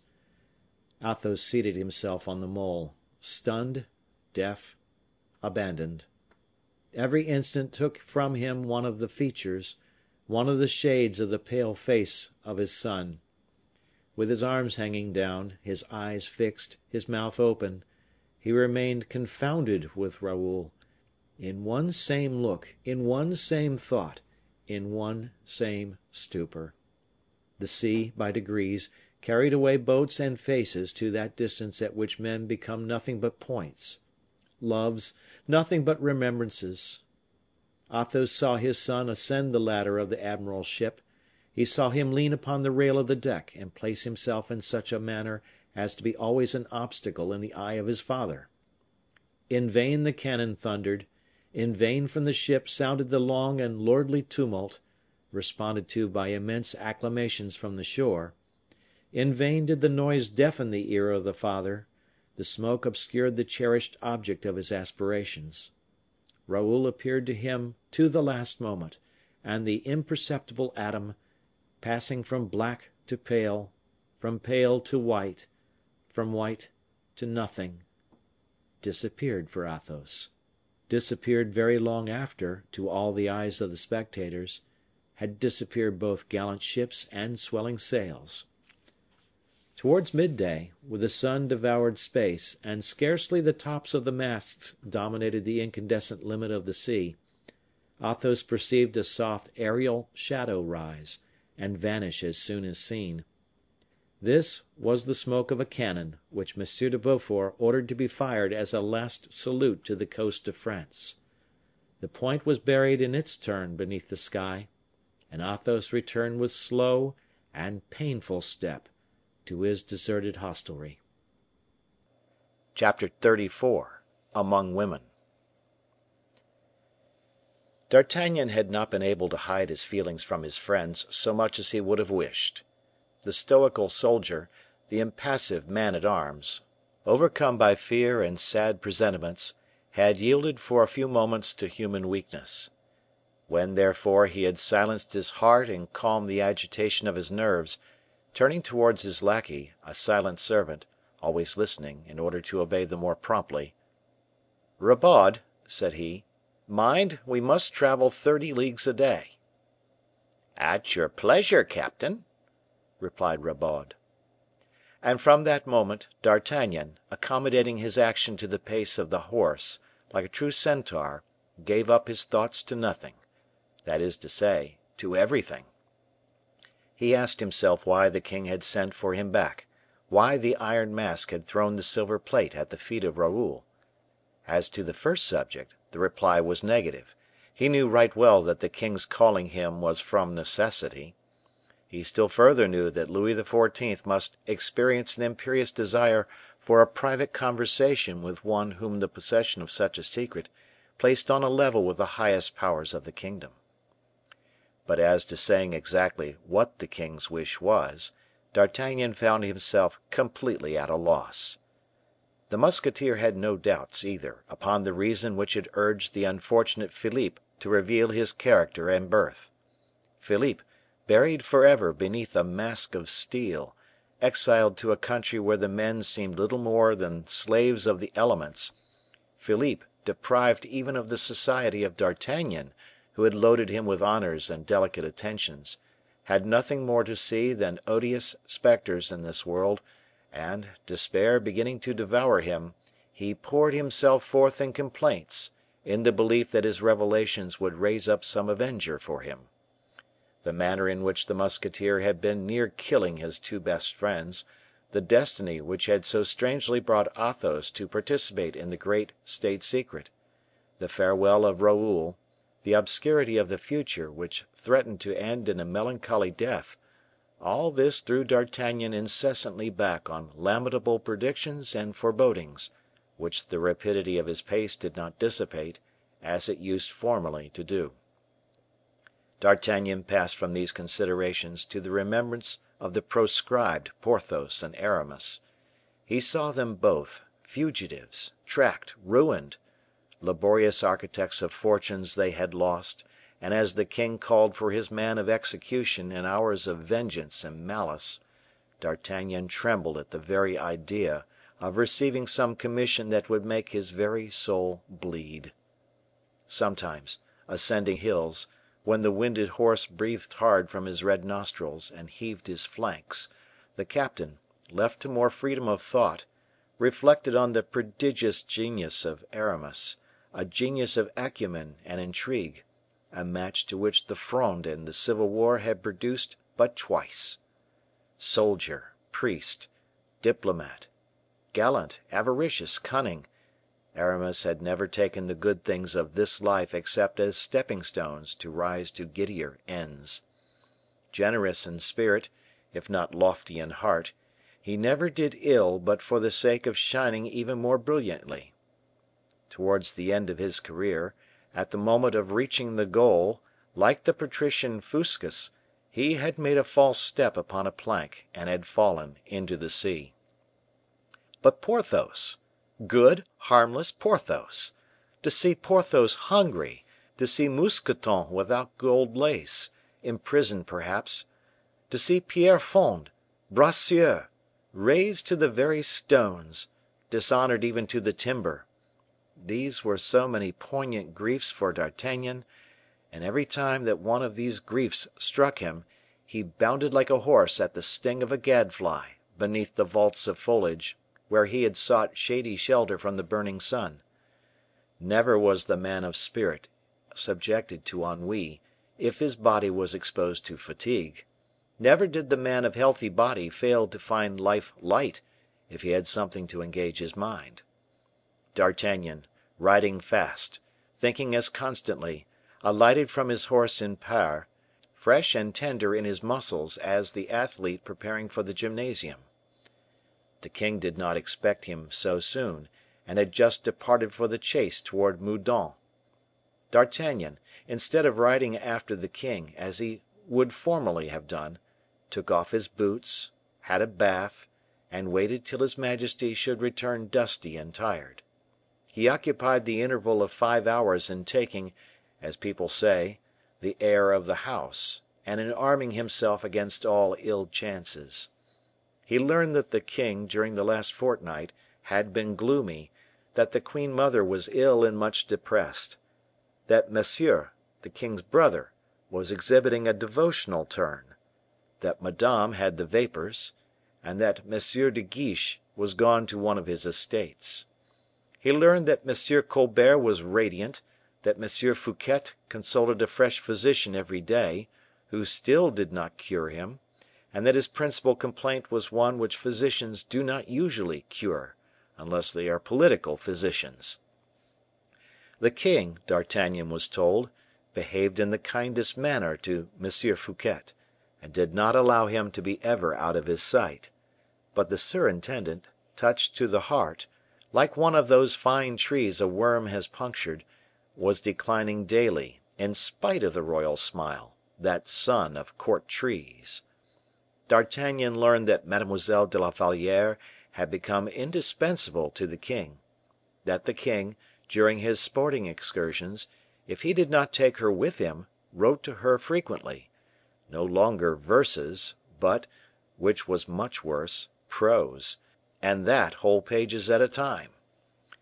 Thus, as the political Pleiad of the day said, the first king in the world was seen descending from his horse with an ardor beyond compare, and on the crown of his hat scrawling bombastic phrases, which M. de Saint Aignan, aide de camp in perpetuity, carried to La Valliere at the risk of foundering his horses.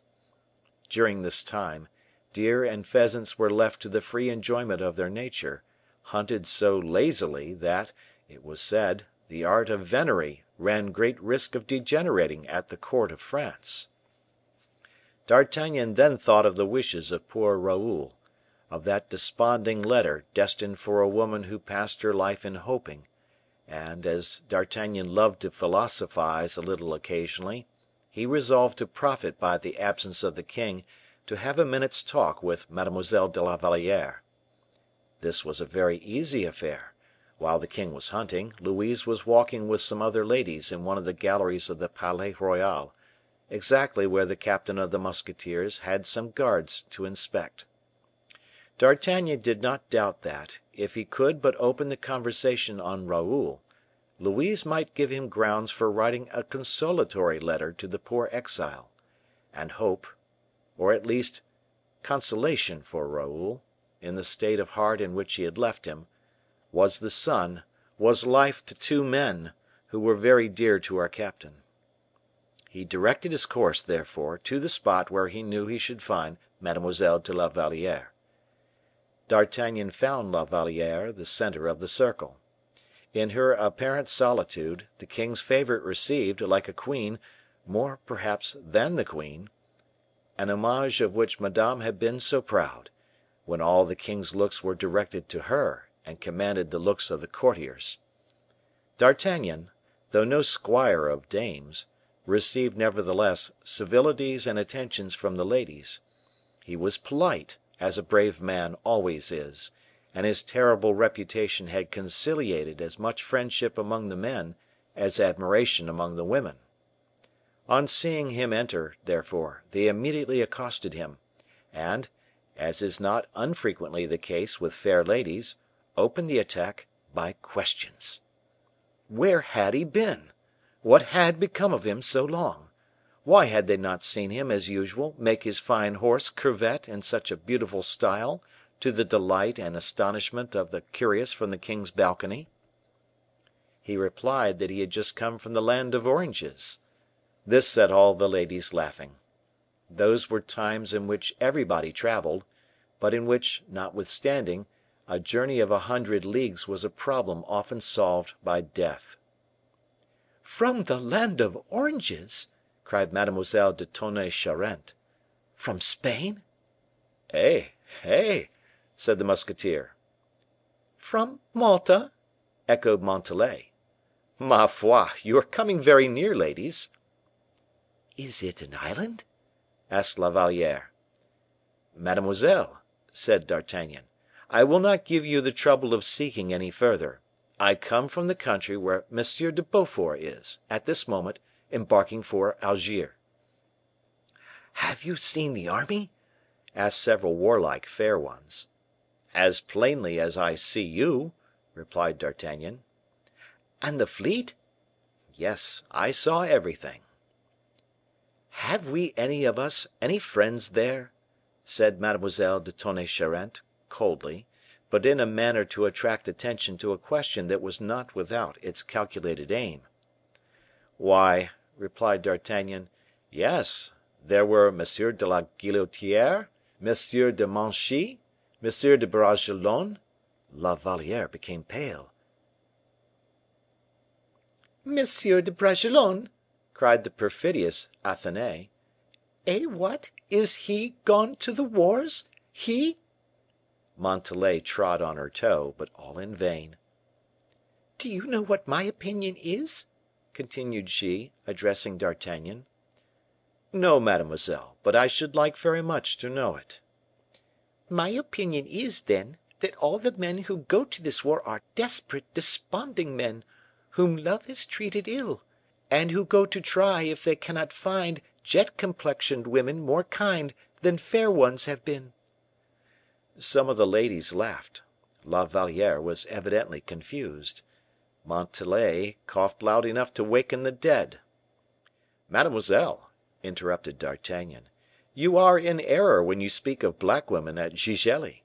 The women there have not jet faces; it is true they are not white, they are yellow." "Yellow!" exclaimed the bevy of fair beauties. "Eh! do not disparage it. I have never seen a finer color to match with black eyes and a coral mouth." So much the better for Monsieur de Bragelonne," said Mademoiselle de Tonnay Charente, with persistent malice. "He will make amends for his loss, poor fellow." A profound silence followed these words, and D'Artagnan had time to observe and reflect that women, mild doves, treat each other more cruelly than tigers. But making La Valliere pale did not satisfy Athenais; she determined to make her blush likewise. Resuming the conversation without pause, "Do you know, Louise," said she, "that there is a great sin on your conscience?" "What sin, mademoiselle?" stammered the unfortunate girl, looking round her for support, without finding it. "Eh? Why," continued Athenais, "the poor young man was affianced to you. He loved you, you cast him off." "Well, that is a right which every honest woman has," said Montalais, in an affected tone. "When we know we cannot constitute the happiness of a man, it is much better to cast him off." "Cast him off, or refuse him, that's all very well," said Athenais; "but that is not the sin Mademoiselle de la Valliere has to reproach herself with. The actual sin is sending poor Bragelonne to the wars, and to wars in which death is so very likely to be met with." Louise pressed her hand over her icy brow. "And if he dies," continued her pitiless tormentor, "you will have killed him. That is the sin." Louise, half dead, caught at the arm of the captain of the musketeers, whose face betrayed unusual emotion. "You wished to speak with me, Monsieur d'Artagnan?" said she, in a voice broken by anger and pain. "What had you to say to me?" D'Artagnan made several steps along the gallery, holding Louise on his arm; then, when they were far enough removed from the others, "What I had to say to you, mademoiselle," replied he, "Mademoiselle de Tonnay Charente has just expressed, roughly and unkindly, it is true, but still in its entirety." She uttered a faint cry. Pierced to the heart by this new wound, she went her way, like one of those poor birds which, struck unto death, seek the shade of the thicket in which to die. She disappeared at one door, at the moment the king was entering by another. The first glance of the king was directed towards the empty seat of his mistress. Not perceiving La Valliere, a frown came over his brow; but as soon as he saw D'Artagnan, who bowed to him, "Ah, monsieur!" cried he, "you have been diligent. I am much pleased with you." This was the superlative expression of royal satisfaction. Many men would have been ready to lay down their lives for such a speech from the king. The maids of honor and the courtiers, who had formed a respectful circle round the king on his entrance, drew back, on observing he wished to speak privately with his captain of the musketeers. The king led the way out of the gallery, after having again, with his eyes, sought everywhere for La Valliere, whose absence he could not account for. The moment they were out of the reach of curious ears, "Well, Monsieur d'Artagnan," said he, "the prisoner?" "Is in his prison, sire." "What did he say on the road?" "Nothing, sire." "What did he do?" "There was a moment at which the fisherman, who took me in his boat to Sainte Marguerite, revolted, and did his best to kill me. The prisoner defended me instead of attempting to fly." The king became pale. "Enough," said he, and D'Artagnan bowed. Louis walked about his cabinet with hasty steps. "Were you at Antibes," said he, "when M. de Beaufort came there?" "No, sire; I was setting off when M. le duc arrived." "Ah!" which was followed by a fresh silence. "Whom did you see there?" "A great many persons," said D'Artagnan, coolly. The king perceived he was unwilling to speak. "I have sent for you, monsieur le capitaine, to desire you to go and prepare my lodgings at Nantes." "At Nantes!" cried D'Artagnan. "In Bretagne." "Yes, sire, it is in Bretagne. Will your majesty make so long a journey as to Nantes?" "The states are assembled there," replied the king. "I have two demands to make of them. I wish to be there. "When shall I set out?" said the captain. "This evening, tomorrow evening, for you must stand in need of rest." "I have rested, sire." "That is well. Then between this and tomorrow evening, when you please." D'Artagnan bowed as if to take his leave, but, perceiving the king very much embarrassed, "Will your majesty," said he, taking 2 paces forward, "take the court with you?" "Certainly I shall." "Then your majesty will, doubtless, want the musketeers?" And the eye of the king sank beneath the penetrating glance of the captain. "Take a brigade of them," replied Louis. "Is that all? Has your majesty no other orders to give me?" "No. Ah! yes." "I am all attention, sire." "At the castle of Nantes, which I hear is very ill arranged, you will adopt the practice of placing musketeers at the door of each of the principal dignitaries I shall take with me." "Of the principal?" "Yes." "For instance, at the door of M. de Lyonne?" "Yes." "And that of M. Letellier?" "Yes." "Of M. de Brienne?" "Yes." "And of M. le surintendant?" "Without doubt." "Very well, sire. By to morrow I shall have set out."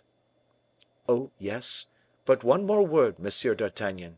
At Nantes you will meet with M. le Duc de Gesvres, captain of the guards. Be sure that your musketeers are placed before his guards arrive. Precedence always belongs to the first comer." "Yes, sire." "And if M. de Gesvres should question you?" "Question me, sire? Is it likely that M. de Gesvres would question me?" And the musketeer, turning cavalierly on his heel, disappeared. "To Nantes!" said he to himself, as he descended from the stairs. "Why did he not dare to say, from thence to Belle Isle?" As he reached the great gates, one of M. Brienne's clerks came running after him, exclaiming, "Monsieur d'Artagnan, I beg your pardon." "What is the matter, Monsieur Ariste?" "The king has desired me to give you this order." "Upon your cash box?" asked the musketeer. "No, monsieur, on that of M. Fouquet." D'Artagnan was surprised, but he took the order, which was in the king's own writing, and was for 200 pistoles. "What!"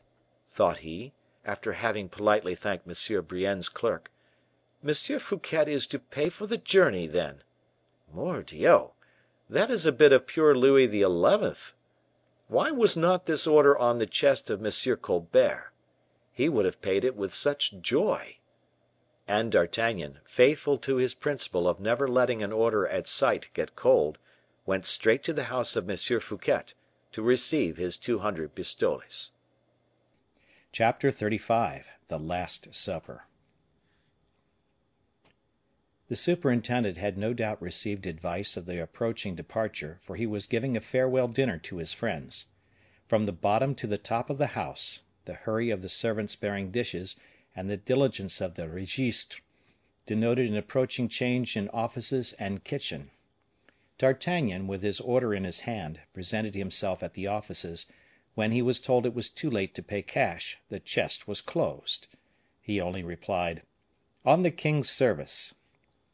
The clerk, a little put out by the serious air of the captain, replied that that was a very respectable reason, but that the customs of the house were respectable likewise, and that in consequence he begged the bearer to call again next day.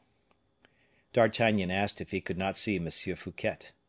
The clerk replied that M. le surintendant did not interfere with such details, and rudely closed the outer door in the captain's face. But the latter had foreseen this stroke, and placed his boot between the door and the door case, so that the lock did not catch, and the clerk was still nose to nose with his interlocutor. This made him change his tone, and say, with terrified politeness, "If monsieur wishes to speak to monsieur le surintendant, he must go to the antechambers. These are the offices where monseigneur never comes." "Oh, very well. Where are they?" replied D'Artagnan. "On the other side of the court," said the clerk, delighted to be free.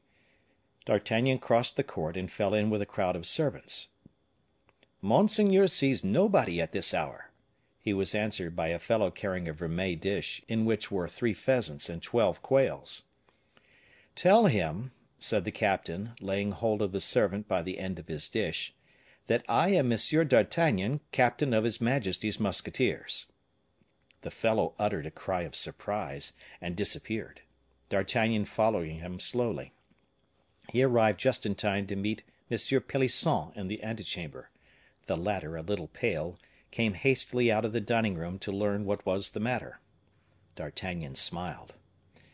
"There is nothing unpleasant, Monsieur Pelisson, only a little order to receive the money for." "Ah!" said Fouquet's friend, breathing more freely, and he took the captain by the hand, and dragging him behind him, led him into the dining room, where a number of friends surrounded the surintendant, placed in the center, and buried in the cushions of a fauteuil. There were assembled all the Epicureans who so lately at Vaux had done the honors of the mansion, of wit and money, in aid of M. Fouquet. Joyous friends, for the most part faithful, they had not fled their protector at the approach of the storm, and, in spite of the threatening heavens, in spite of the trembling earth, they remained there, smiling, cheerful, as devoted in misfortune as they had been in prosperity. On the left of the surintendant sat Madame de Belliere. On his right was Madame Fouquet, as if braving the laws of the world, and putting all vulgar reasons of propriety to silence, the two protecting angels of this man united to offer, at the moment of the crisis, the support of their twined arms. Madame de Belliere was pale, trembling, and full of respectful attentions for Madame le surintendant, who, with one hand on her husband's, was looking anxiously towards the door by which Pelisson had gone out to bring D'Artagnan. The captain entered at first full of courtesy, and afterwards of admiration, when, with his infallible glance, he had divined as well as taken in the expression of every face. Fouquet raised himself up in his chair. "Pardon me, Monsieur d'Artagnan," said he, "if I did not myself receive you when coming in the king's name." And he pronounced the last words with a sort of melancholy firmness, which filled the hearts of all his friends with terror. "Monseigneur," replied D'Artagnan, "I only come to you in the king's name to demand payment of an order for 200 pistoles." The clouds passed from every brow but that of Fouquet, which still remained overcast. "Ah, then," said he, "perhaps you also are setting out for Nantes?" "I do not know whither I am setting out, monseigneur." "But," said Madame Fouquet, recovered from her fright, "you are not going so soon, monsieur le capitaine, as not to do us the honor to take a seat with us?" "Madame, I should esteem that a great honor done me, but I am so pressed for time, that you see, I have been obliged to permit myself to interrupt your repast to procure payment of my note." "The reply to which shall be gold," said Fouquet, making a sign to his intendant, who went out with the order D'Artagnan handed him. "Oh!" said the latter, "I was not uneasy about the payment; the house is good." A painful smile passed over the pale features of Fouquet. "Are you in pain?" asked Madame de Belliere. "Do you feel your attack coming on?" asked Madame Fouquet. "Neither, thank you both," said Fouquet. "Your attack?" said D'Artagnan in his turn. "Are you unwell, monseigneur?" "I have a tertian fever, which seized me after the fete at Vaux." "Caught cold in the grottos at night, perhaps?" "No, no, nothing but agitation, that was all." "The too much heart you displayed in your reception of the king," said La Fontaine, quietly, without suspicion that he was uttering a sacrilege. "We cannot devote too much heart to the reception of our king," said Fouquet, mildly, to his poet. "Monsieur meant to say the too great ardor," interrupted D'Artagnan, with perfect frankness and much amenity. "The fact is, monseigneur, that hospitality was never practiced as at Vaux." Madame Fouquet permitted her countenance to show clearly that if Fouquet had conducted himself well towards the king had hardly done the like to the minister. But D'Artagnan knew the terrible secret. He alone with Fouquet knew it. These two men had not, the one the courage to complain, the other the right to accuse. The captain, to whom the 200 pistoles were brought, was about to take his leave, when Fouquet, rising, took a glass of wine and ordered one to be given to D'Artagnan. "Monsieur," said he, "to the health of the king, whatever may happen." "And to your health, monseigneur, whatever may happen," said D'Artagnan. He bowed with these words of evil omen to all the company, who rose as soon as they heard the sound of his spurs and boots at the bottom of the stairs. "I for a moment thought it was I and not my money he wanted," said Fouquet, endeavoring to laugh. "You!" cried his friends. "And what for, in the name of Heaven?" "Oh, do not deceive yourselves, my dear brothers in Epicurus," said the superintendent. "I do not wish to make a comparison between the most humble sinner on the earth and the God we adore, but remember, he gave one day to his friends a repast which is called the Last Supper, and which was nothing but a farewell dinner, like that which we are making at this moment." A painful cry of denial arose from all parts of the table. "Shut the doors," said Fouquet, and the servants disappeared. "My friends," continued Fouquet, lowering his voice, "what was I formerly? What am I now? Consult among yourselves, and reply. A man like me sinks when he does not continue to rise. What shall we say, then, when he really sinks? I have no more money, no more credit. I have no longer anything but powerful enemies and powerless friends." "Quick!" cried Pelisson. "Since you explain yourself with such frankness, it is our duty to be frank likewise. Yes, you are ruined. Yes, you are hastening to your ruin. Stop. And in the first place, what money have we left?" 700,000 livres," said the intendant. "Bread," murmured Madame Fouquet. "Relays," said Pelisson, "relays, and fly." "Whither?" "To Switzerland, to Savoy, but fly." "If monseigneur flies," said Madame Belliere, "it will be said that he was guilty, was afraid." "More than that, it would be said that I have carried away 20 millions with me."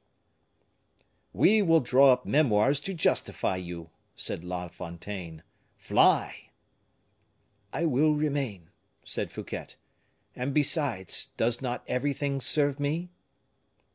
"You have Belle Isle," cried the Abbe Fouquet. "And I am naturally going there, when going to Nantes," replied the superintendent. "Patience, then, patience." "Before arriving at Nantes, what a distance!" said Madame Fouquet. "Yes, I know that well," replied Fouquet.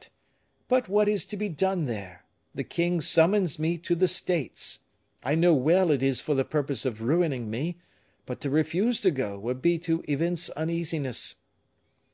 "Well, I have discovered the means of reconciling everything," cried Pelisson. "You are going to set out for Nantes." Fouquet looked at him with an air of surprise. "But with friends, but in your own carriage as far as Orleans, in your own barge as far as Nantes, always ready to defend yourself if you are attacked, to escape if you are threatened. In fact, you will carry your money against all chances, and, whilst flying, you will only have obeyed the king. Then, reaching the sea, when you like, you will embark for Belle Isle, and from Belle Isle you will shoot out wherever it may please you, like the eagle that leaps into space when it has been driven from its eyrie." A general assent followed Pelisson's words. "Yes, do so," said Madame Fouquet to her husband. "Do so," said Madame de Belliere. "Do it! Do it!" cried all his friends. "I will do so," replied Fouquet. "This very evening?" "In an hour." "Instantly." "With 700,000 livres you can lay the foundation of another fortune," said the Abbe Fouquet. "What is there to prevent our arming corsairs at Belle Isle?"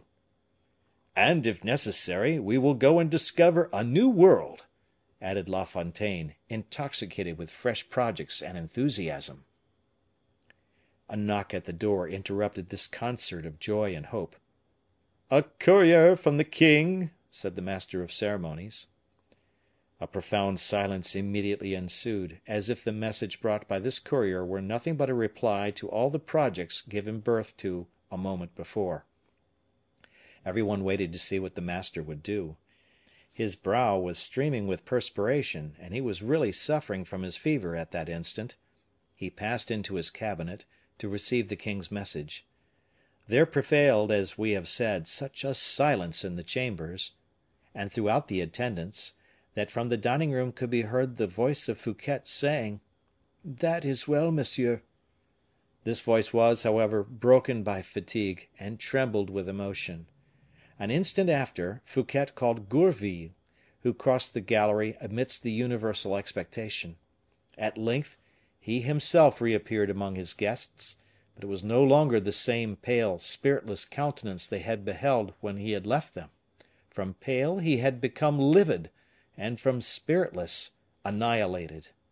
A breathing, living spectre, he advanced with his arms stretched out, his mouth parched, like a shade that comes to salute the friends of former days.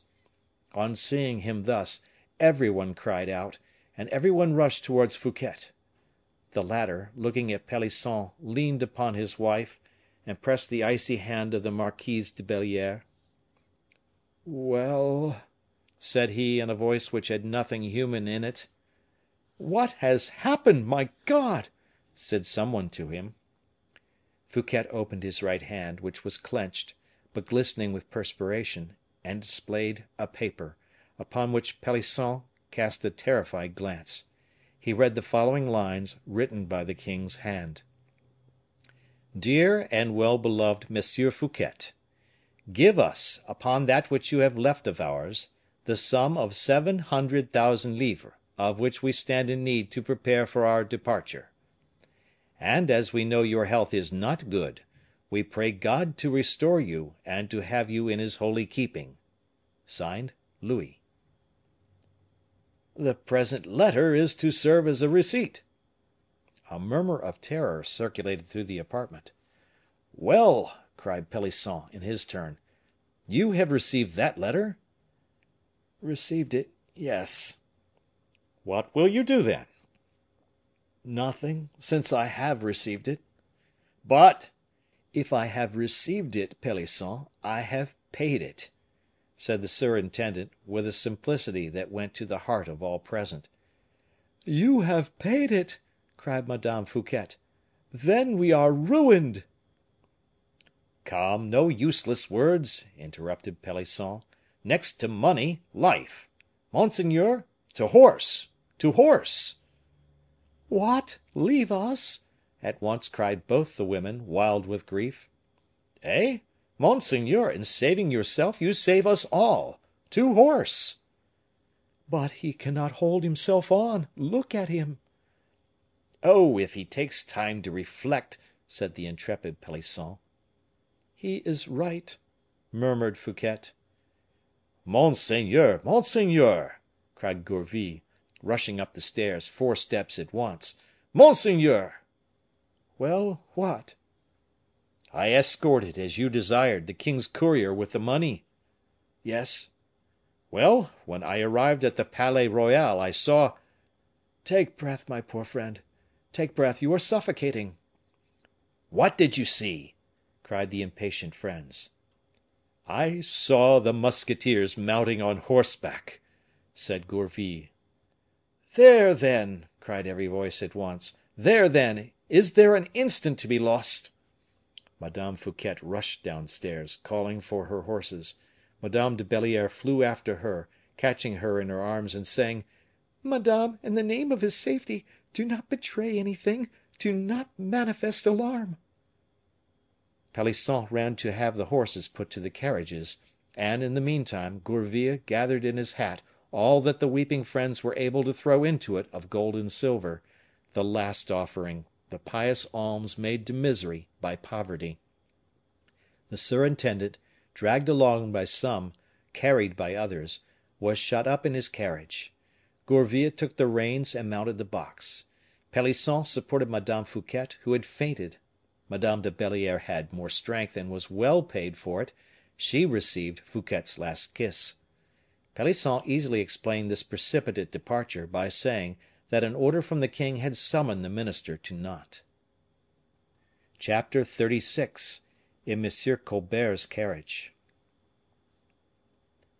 As Gourville had seen, the king's musketeers were mounting and following their captain. The latter, who did not like to be confined in his proceedings, left his brigade under the orders of a lieutenant, and set off on post horses, recommending his men to use all diligence.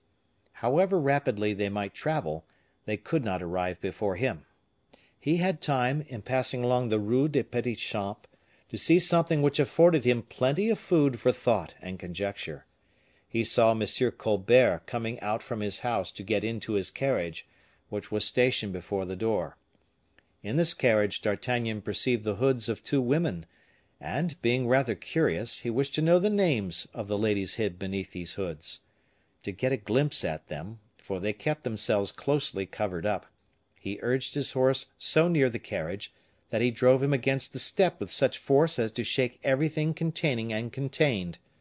The terrified women uttered, the one a faint cry, by which D'Artagnan recognized a young woman, the other an imprecation, in which he recognized the vigor and aplomb that half a century bestows. The hoods were thrown back. One of the women was Madame Vanel, the other the Duchesse de Chevreuse. D'Artagnan's eyes were quicker than those of the ladies; he had seen and known them, whilst they did not recognize him; and as they laughed at their fright, pressing each other's hands, "Humph!" said D'Artagnan, "the old duchesse is no more inaccessible to friendship than formerly, she paying her court to the mistress of M. Colbert. Poor M. Fouquet! that presages you nothing good." He rode on. M. Colbert got into his carriage, and the distinguished trio commenced a sufficiently slow pilgrimage toward the wood of Vincennes. Madame de Chevreuse set down Madame Vanel at her husband's house, and, left alone with M. Colbert, chatted upon affairs whilst continuing her ride. She had an inexhaustible fund of conversation, that dear duchesse, and as she always talked for the ill of others, though ever with a view to her own good, her conversation amused her interlocutor, and did not fail to leave a favorable impression. She taught Colbert, who, poor man, was ignorant of the fact, how great a minister he was, and how Fouquet would soon become a cipher. She promised to rally around him, when he should become surintendant, all the old nobility of the kingdom, and question him as to the preponderance it would be proper to allow La Valliere. She praised him, she blamed him, she bewildered him. She showed him the secret of so many secrets, that for a moment Colbert thought he was doing business with the devil. She proved to him that she held in her hand the Colbert of today, as she had held the Fouquet of yesterday, and as he asked her very simply the reason of her hatred for the surintendant, "Why do you yourself hate him?" said she. "Madame, in politics," replied he, "the differences of system oft bring about dissensions between men. M. Fouquet always appeared to me to practice a system opposed to the true interests of the king." She interrupted him. "I will say no more to you about M. Fouquet. The journey the king is about to take to Nantes will give a good account of him. M. Fouquet, for me, is a man gone by, and for you also." Colbert made no reply. "On his return from Nantes," continued the duchesse, "the king, who is only anxious for a pretext, will find the states have not behaved well, that they have made too few sacrifices. The states will say that the imposts are too heavy, and that the surintendant has ruined them. The king will lay all the blame on M. Fouquet, and then " "And then?"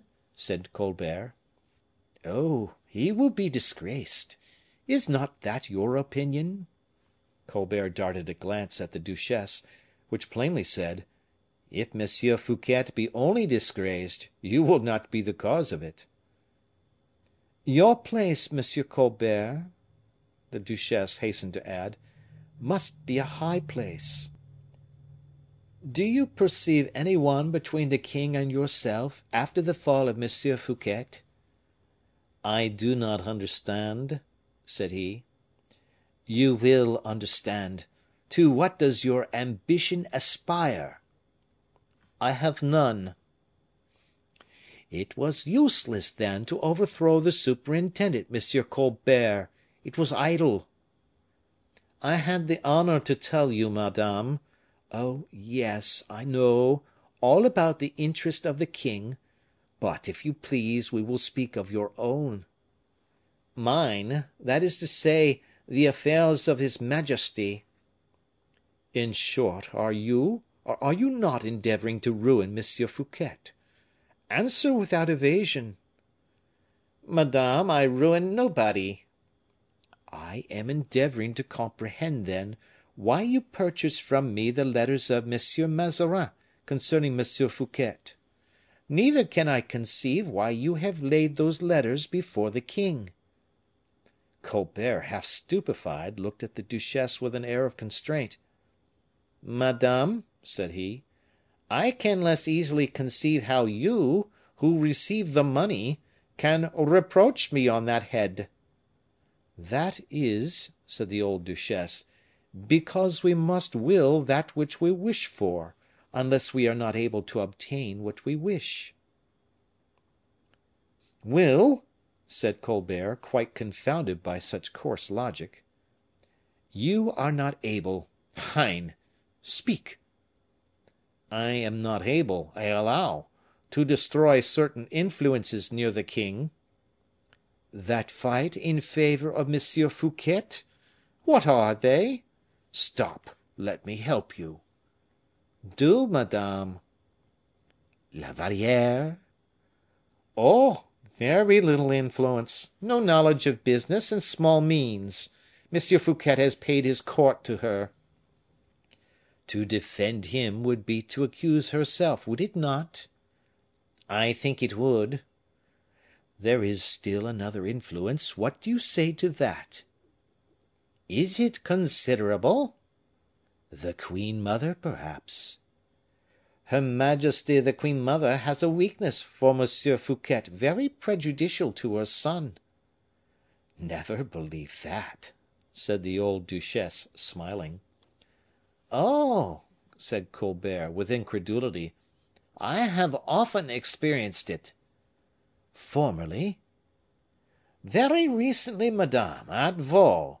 It was she who prevented the king from having M. Fouquet arrested." "People do not forever entertain the same opinions, my dear monsieur. That which the queen may have wished recently, she would not wish, perhaps, to day." "And why not?" said Colbert, astonished. "Oh, the reason is of very little consequence." "On the contrary, I think it is of great consequence; for, if I were certain of not displeasing her majesty, the queen mother, my scruples would be all removed." "Well, have you never heard talk of a certain secret?" "A secret?" "Call it what you like. In short, the queen mother has conceived a bitter hatred for all those who have participated, in one fashion or another, in the discovery of this secret, and M. Fouquet, I believe, is one of these." "Then," said Colbert, "we may be sure of the assent of the queen mother?" "I have just left her majesty, and she assures me so." "So be it, then, madame." "But there is something further. Do you happen to know a man who was the intimate friend of M. Fouquet, M. d'Herblay, a bishop, I believe?" "Bishop of Vannes." "Well, this M. d'Herblay, who also knew the secret, the queen mother is pursuing with the utmost rancor." "Indeed!" so hotly pursued that if he were dead, she would not be satisfied with anything less than his head; to satisfy her he would never speak again." "And is that the desire of the queen mother?" "An order is given for it." "This Monsieur d'Herblay shall be sought for, madame." "Oh, it is well known where he is." Colbert looked at the duchesse. "Say where, madame." "He is at Belle Ile en Mer." "At the residence of Monsieur Fouquet?" "At the residence of Monsieur Fouquet." "He shall be taken." It was now the duchesse's turn to smile. "Do not fancy the capture so easy," said she. "Do not promise it so lightly." "Why not, madame?" "Because M. d'Herblay is not one of those people who can be taken when and where you please." "He is a rebel, then?" "Oh! Monsieur Colbert, we have passed all our lives in making rebels, and yet you see plainly that so far from being taken, we take others."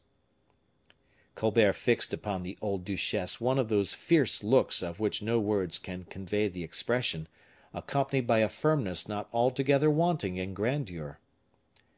"The times are gone," said he, "in which subjects gain duchies by making war against the king of France. If M. d'Herblay conspires, he will perish on the scaffold. That will give, or will not give, pleasure to his enemies; a matter, by the way, of little importance to us." And this us, a strange word in the mouth of Colbert, made the duchesse thoughtful for a moment. She caught herself reckoning inwardly with this man. Colbert had regained his superiority in the conversation, and he meant to keep it. "You ask me, madame," he said, "to have this M. d'Herblay arrested?" I ask nothing of the kind." "I thought you did, madame. But, as I have been mistaken, we will leave him alone; the king has said nothing about him." The duchesse bit her nails. "Besides," continued Colbert, "what a poor capture would this bishop be! A bishop game for a king! Oh! no, no, I will not even take the slightest notice of him." The hatred of the duchesse now discovered itself. "Game for a woman!" said she. "Is not the queen a woman? If she wishes M. d'Herblay arrested, she has her reasons. Besides, is not M. d'Herblay the friend of him who is doomed to fall?" "Oh! never mind that," said Colbert. "This man shall be spared if he is not the enemy of the king. Is that displeasing to you?" "I say nothing." "Yes, you wish to see him in prison in the Bastile, for instance." "I believe a secret better concealed behind the walls of the Bastile than behind those of Belle Isle." "I will speak to the king about it; he will clear up the point." "And whilst waiting for that enlightenment, monsieur l'eveque de Vannes will have escaped. I would do so." "Escaped! He? And whither should he escape? Europe is ours, in will if not in fact." "He will always find an asylum, monsieur. It is evident you know nothing of the man you have to do with. You do not know d'Herblay, you do not know Aramis. He was one of those four musketeers who, under the late king, made Cardinal de Richelieu tremble, and who, during the regency, gave so much trouble to Monseigneur Mazarin." "But, madame, what can he do, unless he has a kingdom to back him?" "He has one, monsieur." "A kingdom, he? What, Monsieur d'Herblay?" "I repeat to you, monsieur, that if he wants a kingdom, he either has it or will have it." "Well, as you are so earnest that this rebel should not escape, madame, I promise you he shall not escape." "Belle Isle is fortified, Monsieur Colbert, and fortified by him." "If Belle Isle were also defended by him, Belle Isle is not impregnable, and if Monsieur l'Eveque de Vannes is shut up in Belle Isle, well, madame, the place shall be besieged, and he will be taken." "You may be very certain, monsieur, that the zeal you display in the interest of the queen mother will please her majesty mightily, and you will be magnificently rewarded. But what shall I tell her of your projects respecting this man?" "That when once taken, he shall be shut up in a fortress from which her secret shall never escape." "Very well, Monsieur Colbert, and we may say that, dating from this instant, we have formed a solid alliance, that is, you and I, and that I am absolutely at your service." "It is I, madame, who place myself at yours. This Chevalier d'Herblay is a kind of Spanish spy, is he not?" "Much more." "A secret ambassador?" "Higher still." "Stop! King Philip III. of Spain is a bigot. He is, perhaps, the confessor of Philip III." "You must go higher even than that." "Mordioux!" cried Colbert, who forgot himself so far as to swear in the presence of this great lady, of this old friend of the queen mother. "He must then be the general of the Jesuits." "I believe you have guessed it at last," replied the duchesse. "Ah! then, madame, this man will ruin us all if we do not ruin him, and we must make haste, too." "Such was my opinion, monsieur, but I did not dare to give it you." "And it was lucky for us he has attacked the throne, and not us." "But, mark this well, Monsieur Colbert, Monsieur d'Herblay is never discouraged. If he has missed one blow, he will be sure to make another. He will begin again. If he has allowed an opportunity to escape of making a king for himself, sooner or later he will make another, of whom to a certainty you will not be prime minister." Colbert knitted his brow with a menacing expression. "I feel assured that a prison will settle this affair for us, madame, in a manner satisfactory for both." The duchesse smiled again. "Oh, if you knew," said she, "how many times Aramis has got out of prison!" "Oh!" replied Colbert, "we will take care that he shall not get out this time." "But you were not attending to what I said to you just now. Do you remember that Aramis was one of the four invincibles whom Richelieu so dreaded? And at that period the four musketeers were not in possession of that which they have now, money and experience." Colbert bit his lips. "We will now renounce the idea of the prison," said he, in a lower tone.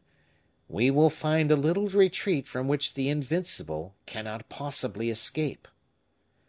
"That was well spoken, our ally," replied the duchesse. "But it is getting late. Had we not better return?" "The more willingly, madame, for I have my preparations to make for setting out with the king." "To Paris!" cried the duchesse to the coachman. And the carriage returned towards the Faubourg Saint Antoine, after the conclusion of the treaty that gave to death the last friend of Fouquet, the last defender of Belle Isle, the former friend of Marie Michon, the new foe of the old duchesse. Chapter XXXVII. The Two Lighters. D'Artagnan had set off. Fouquet likewise was gone, and with a rapidity which doubled the tender interests of his friends. The first moments of this journey, or better say, this flight, were troubled by a ceaseless dread of every horse and carriage to be seen behind the fugitive. It was not natural, in fact, if Louis XIV. Was determined to seize this prey, that he should allow it to escape. The young lion was already accustomed to the chase, and he had bloodhounds sufficiently clever to be trusted. But insensibly all fears were dispersed. The surintendant, by hard traveling, placed such a distance between himself and his persecutors, that no one of them could reasonably be expected to overtake him. As to his position, his friends had made it excellent for him. Was he not traveling to join the king at Nantes? And what did the rapidity prove but his zeal to obey? He arrived, fatigued but reassured, at Orleans, where he found, thanks to the care of a courier who had preceded him, a handsome lighter of 8 oars. These lighters, in the shape of gondolas, somewhat wide and heavy, containing a small chamber covered by the deck, and a chamber in the poop formed by a tent, then acted as passage boats from Orleans to Nantes, by the Loire, and this passage, a long one in our days, appeared then more easy and convenient than the high road, with its post hacks and its ill hung carriages. Fouquet went on board this lighter, which set out immediately. The rowers, knowing they had the honor of conveying the surintendant of the finances, pulled with all their strength, and that magic word, the finances, promised them a liberal gratification, of which they wished to prove themselves worthy. The lighter seemed to leap the waves of the Loire. Magnificent weather, a sunrise that empurpled all the landscape, displayed the river in all its limpid serenity. The current and the rowers carried Fouquet along as wings carry a bird, and he arrived before Beaugency without the slightest accident having signalized the voyage. Fouquet hoped to be the first to arrive at Nantes. There he would see the notables and gain support among the principal members of the states. He would make himself a necessity, a thing very easy for a man of his merit, and would delay the catastrophe, if he did not succeed in avoiding it entirely. "Besides," said Gourville to him, "at Nantes you will make out, or we will make out, the intentions of your enemies. We will have horses always ready to convey you to Poitou, a bark in which to gain the sea, and when once upon the open sea, Belle Isle is your inviolable port. You see, besides, that no one is watching you, no one is following." He had scarcely finished when they discovered at a distance, behind an elbow formed by the river, the mast of a huge lighter coming down. The rowers of Fouquet's boat uttered a cry of surprise on seeing this galley. "What is the matter?" asked Fouquet. "The matter is, monseigneur," replied the patron of the bark, "that it is a truly remarkable thing. That lighter comes along like a hurricane." Gourville started, and mounted to the deck, in order to obtain a better view. Fouquet did not go up with him, but said to Gourville, with restrained mistrust, "See what it is, dear friend." The lighter had just passed the elbow. It came on so fast, that behind it might be plainly seen the white wake illumined with the fires of the day. "How they go!" repeated the skipper. "How they go! They must be well paid. I do not think," he added, "that oars of wood could behave better than ours, but yonder oarsmen prove the contrary." "Well they may," said one of the rowers. "They are 12, and we but 8." "12 rowers," replied Gourville. 12! Impossible!" The number of 8 rowers for a lighter had never been exceeded, even for the king. This honor had been paid to monsieur le surintendant more for the sake of haste than of respect. "What does it mean?" said Gourville, endeavoring to distinguish beneath the tent, which was already apparent, travelers which the most piercing eye could not yet have succeeded in discovering. "They must be in a hurry, for it is not the king," said the patron. Fouquet shuddered. "By what sign do you know that it is not the king?" said Gourville. "In the first place, because there is no white flag with fleur de lis, which the royal lighter always carries."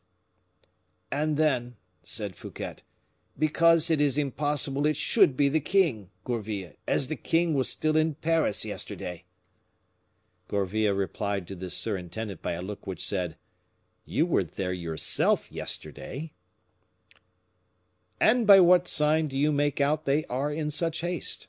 added he, for the sake of gaining time. "By this, monsieur," said the patron. "These people must have set out a long while after us, and they have already nearly overtaken us." "Bah!" said Gourville, "who told you that they do not come from Beaugency, or from Moi even?" We have seen no lighter of that shape except at Orleans. It comes from Orleans, monsieur, and makes great haste." Fouquet and Gourville exchanged a glance. The captain remarked their uneasiness, and, to mislead him, Gourville immediately said, "Some friend who has laid a wager he would catch us. Let us win the wager, and not allow him to come up with us." The patron opened his mouth to say that it was quite impossible, but Fouquet said with much hauteur, "If it is any one who wishes to overtake us, let him come." "We can try, monseigneur," said the man timidly. "Come, you fellows, put out your strength. Row, row!" "No," said Fouquet. "On the contrary, stop short." "Monseigneur, what folly!" interrupted Gourville, stooping towards his ear. "Pull up!" repeated Fouquet. The 8 oars stopped, and, resisting the water, created a retrograde motion. It stopped. The 12 rowers and the other did not at first perceive this maneuver, for they continued to urge on their boat so vigorously that it arrived quickly within musket shot. Fouquet was short sighted, Gourville was annoyed by the sun, now full in his eyes. The skipper alone, with that habit and clearness which are acquired by a constant struggle with the elements, perceived distinctly the travelers in the neighboring lighter. "I can see them," cried he. "There are 2." "I can see nothing," said Gourville. "You will not be long before you distinguish them. In 20 strokes of their oars they will be within 10 paces of us." But what the patron announced was not realized. The lighter imitated the movement commanded by Fouquet, and instead of coming to join its pretended friends, it stopped short in the middle of the river. "I cannot comprehend this," said the captain. "Nor I," cried Gourville. "You who can see so plainly the people in that lighter," resumed Fouquet, "try to describe them to us before we are too far off." "I thought I saw 2," replied the boatman. "I can only see one now, under the tent." "What sort of man is he?" "He is a dark man, broad shouldered, bull necked." A little cloud at that moment passed across the azure, darkening the sun. Gourville, who was still looking, with one hand over his eyes, became able to see what he sought, and all at once, jumping from the deck into the chamber where Fouquet awaited him, "Colbert!" said he, in a voice broken by emotion. "Colbert!" repeated Fouquet. "Too strange! But no, it is impossible." "I tell you I recognized him, and he at the same time so plainly recognized me that he is just gone into the chamber on the poop. Perhaps the king has sent him on our track." "In that case he would join us, instead of lying by. What is he doing there?" "He is watching us, without a doubt." "I do not like uncertainty," said Fouquet. "Let us go straight up to him." "Oh, monseigneur, do not do that. The lighter is full of armed men." "He wishes to arrest me, then, Gourville? Why does he not come on?" "Monseigneur, it is not consistent with your dignity to go over to meet even your ruin." "But to allow them to watch me like a malefactor!" "Nothing yet proves that they are watching you, monseigneur. Be patient." "What is to be done, then?" "Do not stop. You are only going so fast to appear to obey the king's order with zeal. Redouble the speed. He who lives will see." "That is better. Come!" cried Fouquet. "Since they remain stock still yonder, let us go on." The captain gave the signal, and Fouquet's rowers resumed their task with all the success that could be looked for from men who had rested.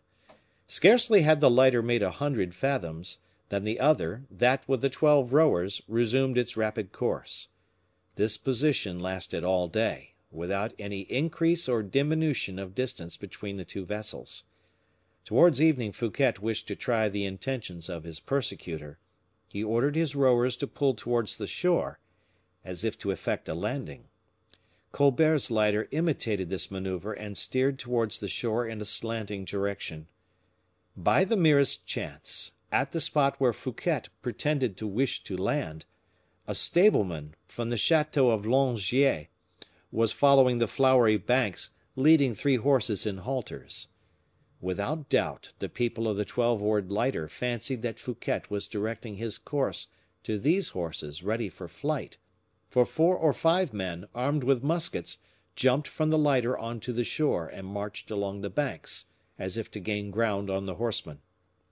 Fouquet, satisfied of having forced the enemy to a demonstration, considered his intention evident, and put his boat in motion again. Colbert's people returned likewise to theirs, and the course of the 2 vessels was resumed with fresh perseverance. Upon seeing this, Fouquet felt himself threatened closely, and in a prophetic voice, "Well, Gourville," said he, whisperingly, "what did I say at our last repast, at my house? Am I going, or not, to my ruin?" "Oh, monseigneur!" "These 2 boats, which follow each other with so much emulation, as if we were disputing, M. Colbert and I, a prize for swiftness on the Loire, do they not aptly represent our fortunes? And do you not believe, Gourville, that one of the 2 will be wrecked at Nantes?" "At least," objected Gourville, "there is still uncertainty. You are about to appear at the States. You are about to show what sort of man you are. Your eloquence and genius for business are the buckler and sword that will serve to defend you, if not to conquer with. The Bretons do not know you, and when they become acquainted with you, your cause is won. Oh, let M. Colbert look to it well, for his lighter is as much exposed as yours to being upset. Both go quickly, his faster than yours, it is true. We shall see which will be wrecked first."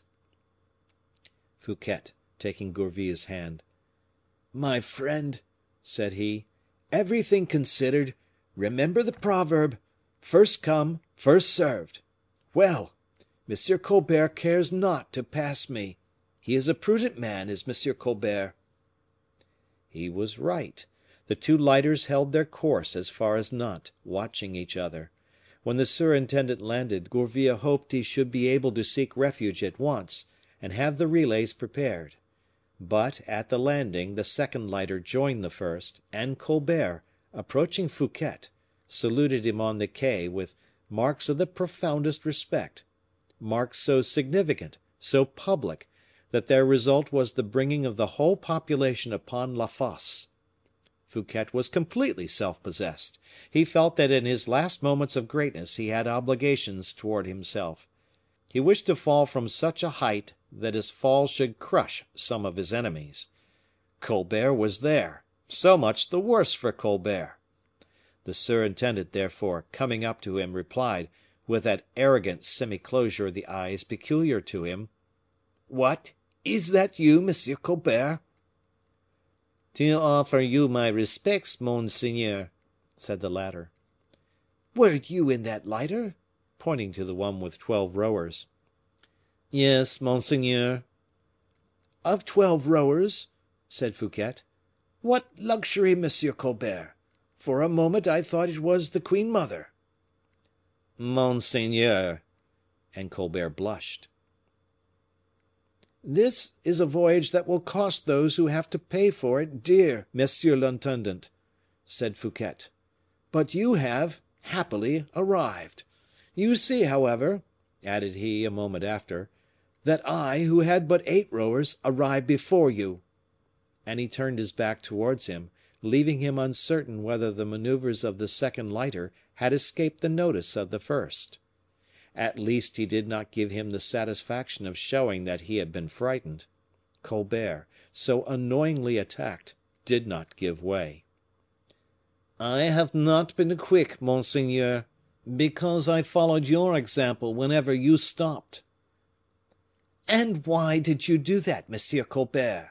cried Fouquet, irritated by the base audacity. "As you had a superior crew to mine, why did you not either join me or pass me?" "Out of respect," said the intendant, bowing to the ground. Fouquet got into a carriage which the city had sent to him, we know not why or how, and he repaired to La Maison de Nantes, escorted by a vast crowd of people, who for several days had been agog with expectation of a convocation of the States. Scarcely was he installed when Gourville went out to order horses on the route to Poitiers and Vannes, and a boat at Paimboeuf. He performed these various operations with so much mystery, activity, and generosity, that never was Fouquet, then laboring under an attack of fever, more nearly saved, except for the counteraction of that immense disturber of human projects, chance. A report was spread during the night that the king was coming in great haste on post horses, and would arrive in 10 or 12 hours at the latest. The people, while waiting for the king, were greatly rejoiced to see the musketeers, newly arrived, with M. d'Artagnan, their captain, and quartered in the castle, of which they occupied all the posts, in quality of guard of honor. M. d'Artagnan, who was very polite, presented himself, about 10 o'clock, at the lodgings of the surintendant to pay his respectful compliments. And although the minister suffered from fever, although he was in such pain as to be bathed in sweat, he would receive M. d'Artagnan, who was delighted with that honor, as will be seen by the conversation they had together. Chapter 38. Friendly Advice. Fouquet had gone to bed, like a man who clings to life and wishes to economize, as much as possible, that slender tissue of existence, of which the shocks and frictions of this world so quickly wear out the tenuity. D'Artagnan appeared at the door of this chamber, and was saluted by the superintendent with a very affable "Good day." "Bonjour, monseigneur," replied the musketeer. "How did you get through the journey?" "Tolerably well, thank you." "And the fever?" "But poorly. I drink, as you perceive. I am scarcely arrived, and I have already levied a contribution of tisane upon nuts." "You should sleep first, monseigneur." "Eh, corbleu! My dear Monsieur d'Artagnan, I should be very glad to sleep." "Who hinders you?"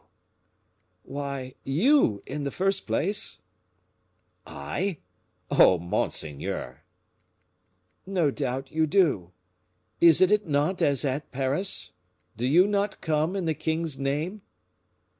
"For heaven's sake, monseigneur," replied the captain, "leave the king alone. The day on which I shall come on the part of the king, for the purpose you mean, take my word for it, I will not leave you long in doubt. You will see me place my hand on my sword, according to the ordonnance, and you will hear me say at once, in ceremonial voice, 'Monseigneur, in the name of the king, I arrest you.'" "You promise me that frankness?" said the superintendent. "Upon my honor. But we have not come to that, believe me." "What makes you think that, Monsieur d'Artagnan? For my part, I think quite the contrary." "I have heard speak of nothing of the kind," replied D'Artagnan. "Eh? Eh?" said Fouquet. "Indeed, no. You are an agreeable man, in spite of your fever. The king should not, cannot help loving you at the bottom of his heart." Fouquet's expression implied doubt. "But Monsieur Colbert," said he, "does Monsieur Colbert love me as much as you say?" "I am not speaking of Monsieur Colbert," replied D'Artagnan. "He is an exceptional man. He does not love you; so much is very possible; but, mordioux! the squirrel can guard himself against the adder with very little trouble." "Do you know that you are speaking to me quite as a friend?" replied Fouquet; "and that, upon my life, I have never met with a man of your intelligence and heart?" "You are pleased to say so," replied D'Artagnan. "Why did you wait till to day to pay me such a compliment?" "Blind that we are!" murmured Fouquet. "Your voice is getting hoarse," said D'Artagnan. "Drink, monseigneur, drink!" And he offered him a cup of tisane, with the most friendly cordiality. Fouquet took it, and thanked him by a gentle smile. "Such things only happen to me," said the musketeer. "I have passed 10 years under your very beard, while you were rolling about tons of gold. You were clearing an annual pension of 4 millions. You never observed me, and you find out there is such a person in the world just at the moment I am about to fall," interrupted Fouquet. "That is true, my dear Monsieur d'Artagnan." "I did not say so." "But you thought so, and that is the same thing. Well, if I fall, take my word as truth, I shall not pass a single day without saying to myself, as I strike my brow, 'Fool, fool, stupid mortal! You had a Monsieur d'Artagnan under your eye and hand, and you did not employ him, you did not enrich him.'" "You overwhelm me," said the captain. "I esteem you greatly." "There exists another man, then, who does not think as M. Colbert thinks," said the surintendant. "How this M. Colbert looms up in your imagination! He is worse than fever." "Oh, I have good cause," said Fouquet. "Judge for yourself." And he related the details of the course of the lighters, and the hypocritical persecution of Colbert. "Is not this a clear sign of my ruin?" D'Artagnan became very serious. "That is true," he said. "Yes, it has an unsavory odor, as M. de Treville used to say." And he fixed on M. Fouquet his intelligent and significant look. "Am I not clearly designated in that, captain? Is not the king bringing me to Nantes to get me away from Paris, where I have so many creatures, and to possess himself of Belle Isle?" "Where M. d'Herblay is," added D'Artagnan. Fouquet raised his head. "As for me, monseigneur," continued D'Artagnan, "I can assure you the king has said nothing to me against you." "Indeed?" "The king commanded me to set out for Nantes, it is true, and to say nothing about it to M. de Gesvres." "My friend." "To M. de Gesvres, yes, monseigneur," continued the musketeer, whose eyes did not cease to speak a language different from the language of his lips. "The king, moreover, commanded me to take a brigade of musketeers, which is apparently superfluous, as the country is quite quiet." "A brigade!" said Fouquet, raising himself upon his elbow. 96 horsemen; yes, monseigneur, the same number as were employed in arresting Messieurs de Chalais, de Cinq Mars, and Montmorency." Fouquet pricked up his ears at these words, pronounced without apparent value. "And what else?" said he. "Oh, nothing but insignificant orders, such as guarding the castle, guarding every lodging, allowing none of M. de Gesvres' guards to occupy a single post." "And as to myself," cried Fouquet, "what orders had you?" "As to you, monseigneur, not the smallest word." "Monsieur d'Artagnan, my safety, my honor, perhaps my life are at stake. You would not deceive me?" "I? To what end? Are you threatened? Only there really is an order with respect to carriages and boats." "An order?" "Yes, but it cannot concern you; a simple measure of police." "What is it, captain? What is it?" "To forbid all horses or boats to leave Nantes without a pass signed by the king." "Great God! But—" D'Artagnan began to laugh. "All that is not to be put into execution before the arrival of the king at Nantes. So that you see plainly, monseigneur, the order in no wise concerns you." Fouquet became thoughtful, and D'Artagnan feigned not to observe his preoccupation. "It is evident, by my thus confiding to you the orders which have been given to me, that I am friendly towards you, and that I am trying to prove to you that none of them are directed against you." "Without doubt, without doubt," said Fouquet, still absent. "Let us recapitulate," said the captain, his glance beaming with earnestness. "A special guard about the castle, in which your lodging is to be, is it not?" Do you know the castle?" "Ah, monseigneur, a regular prison. The absence of M. de Gesvres, which has the honor of being one of your friends. The closing of the gates of the city, and of the river without a pass, but only when the king shall have arrived. Please to observe, Monsieur Fouquet, that if, instead of speaking to a man like you, who are one of the first in the kingdom, I were speaking to a troubled, uneasy conscience, I should compromise myself forever. What a fine opportunity for any one who wished to be free! No police, no guards, no orders, the water free, the roads free, Monsieur d'Artagnan obliged to lend his horses if required. All this ought to reassure you, Monsieur Fouquet, for the king would not have left me thus independent if he had any sinister designs. In truth, Monsieur Fouquet, ask me whatever you like, I am at your service, and in return, if you will consent to do it, do me a service, that of giving my compliments to Aramis and Porthos, in case you embark for Belle Isle, as you have a right to do without changing your dress, immediately, in your robe de chambre, just as you are." Saying these words, and with a profound bow, the musketeer, whose looks had lost none of their intelligent kindness, left the apartment.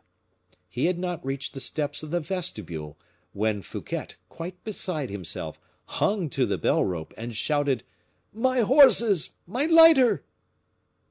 But nobody answered. The surintendant dressed himself with everything that came to hand. "Gourville! Gourville!" cried he, while slipping his watch into his pocket; and the bell sounded again, whilst Fouquet repeated, "Gourville! Gourville!" Gourville at length appeared, breathless and pale. "Let us be gone! Let us be gone!" cried Fouquet, as soon as he saw him. "It is too late," said the surintendant's poor friend. "Too late? Why?" "Listen!" And they heard the sounds of trumpets and drums in front of the castle. "What does that mean, Gourville?" "It means the king is come, monseigneur." "The king!" "The king, who has ridden double stages, who has killed horses, and who is 8 hours in advance of all our calculations." "We are lost," murmured Fouquet. "Brave D'Artagnan, all is over. Thou hast spoken to me too late." The king, in fact, was entering the city, which soon resounded with the cannon from the ramparts, and from a vessel which replied from the lower parts of the river. Fouquet's brow darkened; he called his valet de chambre and dressed in ceremonial costume.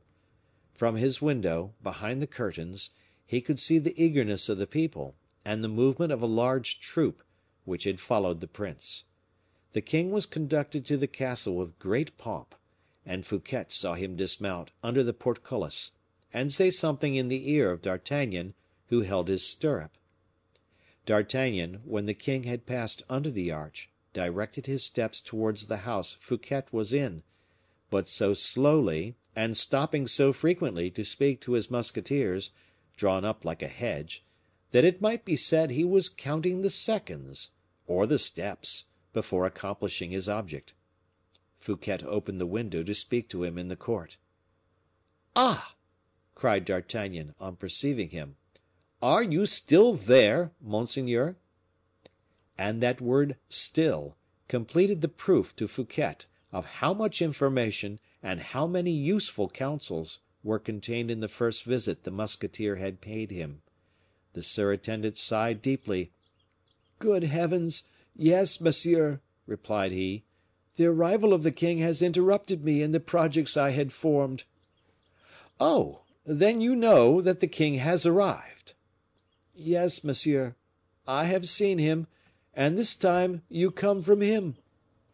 "To inquire after you, monseigneur, and, if your health is not too bad, to beg you to have the kindness to repair to the castle." "Directly, Monsieur d'Artagnan, directly." "Ah, mordioux!" said the captain.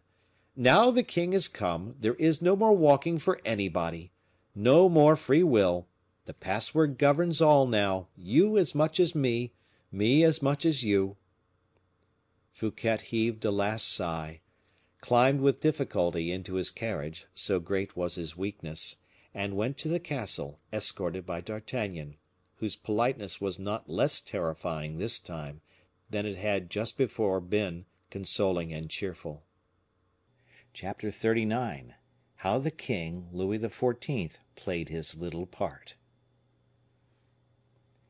As Fouquet was alighting from his carriage, to enter the castle of Nantes, a man of mean appearance went up to him with marks of the greatest respect, and gave him a letter. D'Artagnan endeavored to prevent this man from speaking to Fouquet, and pushed him away, but the message had been given to the surintendant. Fouquet opened the letter and read it, and instantly a vague terror, which D'Artagnan did not fail to penetrate, was painted on the countenance of the first minister. Fouquet put the paper into the portfolio which he had under his arm, and passed on towards the king's apartments. D'Artagnan, through the small windows made at every landing of the donjon stairs, saw, as he went up behind Fouquet, the man who had delivered the note, looking round him on the place and making signs to several persons, who disappeared in the adjacent streets, after having themselves repeated the signals. Fouquet was made to wait for a moment on the terrace of which we have spoken, a terrace which abutted on the little corridor, at the end of which the cabinet of the king was located. Here D'Artagnan passed on before the surintendant, whom till that time he had respectfully accompanied, and entered the royal cabinet. "Well?" asked Louis XIV, who, on perceiving him, threw on to the table covered with papers a large green cloth. "The order is executed, sire." "And Fouquet?" "Monsieur le surintendant follows me," said D'Artagnan. "In 10 minutes let him be introduced," said the king, dismissing D'Artagnan again with a gesture. The latter retired, but had scarcely reached the corridor at the extremity of which Fouquet was waiting for him, when he was recalled by the king's bell. "Did he not appear astonished?" asked the king. "Who, sire?" "Fouquet," replied the king, without saying a monsieur, a peculiarity which confirmed the captain of the musketeers in his suspicions. "No, sire," replied he. "That's well." And a second time Louis dismissed D'Artagnan. Fouquet had not quitted the terrace where he had been left by his guide. He reperused his note, conceived thus: "Something is being contrived against you. Perhaps they will not dare to carry it out at the castle; it will be on your return home. The house is already surrounded by musketeers. Do not enter. A white horse is in waiting for you behind the esplanade." Fouquet recognized the writing and zeal of Gourville. Not being willing that, if any evil happened to himself, this paper should compromise a faithful friend, the surintendant was busy tearing it into 1,000 morsels, spread about by the wind from the balustrade of the terrace. D'Artagnan found him watching the snowflake fluttering of the last scraps in space. "Monsieur," said he, "the king awaits you." Fouquet walked with a deliberate step along the little corridor, where Messieurs de Brienne and Rose were at work, whilst the Duc de Saint Aignan, seated on a chair, likewise in the corridor, appeared to be waiting for orders, with feverish impatience, his sword between his legs. It appeared strange to Fouquet that Messieurs Brienne, Rose, and de Saint Aignan, in general so attentive and obsequious, should scarcely take the least notice as he, the surintendant, passed. But how could he expect to find it otherwise among courtiers, he whom the king no longer called anything but Fouquet? He raised his head, determined to look every one and everything bravely in the face, and entered the king's apartment, where a little bell, which we already know, had already announced him to his majesty. The king, without rising, nodded to him, and with interest. "Well, how are you, Monsieur Fouquet?" said he. "I am in a high fever," replied the surintendant, "but I am at the king's service." "That is well. The states assemble to morrow. Have you a speech ready?" Fouquet looked at the king with astonishment. "I have not, sire," replied he, "but I will improvise one. I am too well acquainted with affairs to feel any embarrassment. I have only one question to ask. Will your majesty permit me?" "Certainly, ask it." "Why did not your majesty do his first minister the honor of giving him notice of this in Paris?" "You were ill; I was not willing to fatigue you." "Never did an explanation fatigue me, sire; and since the moment is come for me to demand an explanation of my king " "Oh, Monsieur Fouquet, an explanation? An explanation, pray, of what?" "Of your majesty's intentions with respect to myself." The king blushed. "I have been calumniated," continued Fouquet, warmly, "and I feel called upon to adjure the justice of the king to make inquiries." "You say all this to me very uselessly, Monsieur Fouquet. I know what I know." "Your majesty can only know the things that have been told to you, and I, on my part, have said nothing to you, whilst others have spoken many, many times." "What do you wish to say?" said the king, impatient to put an end to this embarrassing conversation. "I will go straight to the facts, sire, and I accuse a certain man of having injured me in your majesty's opinion." "Nobody has injured you, Monsieur Fouquet." "That reply proves to me, sire, that I am right." "Monsieur Fouquet, I do not like people to be accused." "Not when one is accused?" "We have already spoken too much about this affair." "Your majesty will not allow me to justify myself?" "I repeat that I do not accuse you." Fouquet, with a half bow, made a step backward. "It is certain," thought he, "that he has made up his mind. He alone who cannot go back can show such obstinacy. Not to see the danger now would be to be blind indeed; not to shun it would be stupid." He resumed aloud: "Did your majesty send for me on business?" "No, Monsieur Fouquet, but for some advice I wish to give you." "I respectfully await it, sire." "Rest yourself, Monsieur Fouquet. Do not throw away your strength. The session of the States will be short, and when my secretaries shall have closed it, I do not wish business to be talked of in France for a fortnight." "Has the king nothing to say to me on the subject of this assembly of the States?" "No, Monsieur Fouquet." "Not to me, the surintendant of the finances?" "Rest yourself, I beg you; that is all I have to say to you." Fouquet bit his lips and hung his head. He was evidently busy with some uneasy thought. This uneasiness struck the king. "Are you angry at having to rest yourself, Monsieur Fouquet?" said he. "Yes, sire; I am not accustomed to take rest." "But you are ill; you must take care of yourself." "Your majesty spoke just now of a speech to be pronounced to morrow." His majesty made no reply. This unexpected stroke embarrassed him.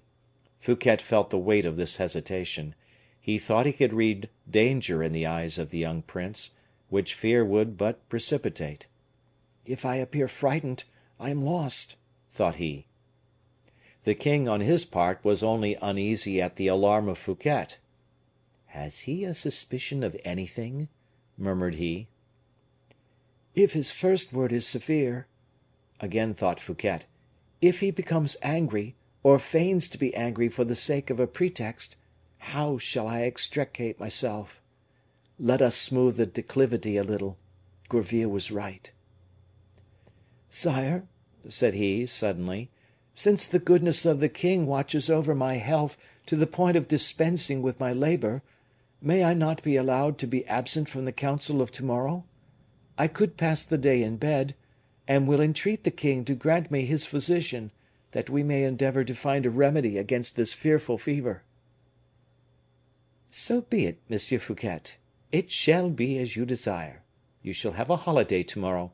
You shall have the physician, and shall be restored to health." "Thanks," said Fouquet, bowing. Then opening his game, "Shall I not have the happiness of conducting your majesty to my residence of Belle Isle?" and he looked Louis full in the face, to judge of the effect of such a proposal. The king blushed again. "Do you know," replied he, endeavoring to smile, "that you have just said, 'my residence of Belle Isle'?" "Yes, sire." "Well, do you not remember," continued the king in the same cheerful tone, "that you gave me Belle Isle?" "That is true again, sire; only, as you have not taken it, you will doubtless come with me and take possession of it." "I mean to do so." "That was, besides, your majesty's intention as well as mine, and I cannot express to your majesty how happy and proud I have been to see all the king's regiments from Paris to help take possession." The king stammered out that he did not bring the musketeers for that alone. "Oh, I am convinced of that," said Fouquet, warmly. "Your majesty knows very well that you have nothing to do but to come alone with a cane in your hand, to bring to the ground all the fortifications of Belle Isle." "Peste!" cried the king. "I do not wish those fine fortifications, which cost so much to build, to fall at all. No, let them stand against the Dutch and English. You would not guess what I want to see at Belle Isle, Monsieur Fouquet. It is the pretty peasants and women of the lands on the seashore, who dance so well, and are so seducing with their scarlet petticoats. I have heard great boast of your pretty tenants, monsieur le surintendant. Well, let me have a sight of them." "Whenever your majesty pleases." "Have you any means of transport? It shall be tomorrow, if you like." The surintendant felt this stroke, which was not adroit, and replied, "No, sire, I was ignorant of your majesty's wish. Above all, I was ignorant of your haste to see Belle Isle, and I am prepared with nothing." "You have a boat of your own, nevertheless?" "I have 5, but they are all in port, or at Paimboeuf, and to join them, or bring them hither, will require at least 24 hours.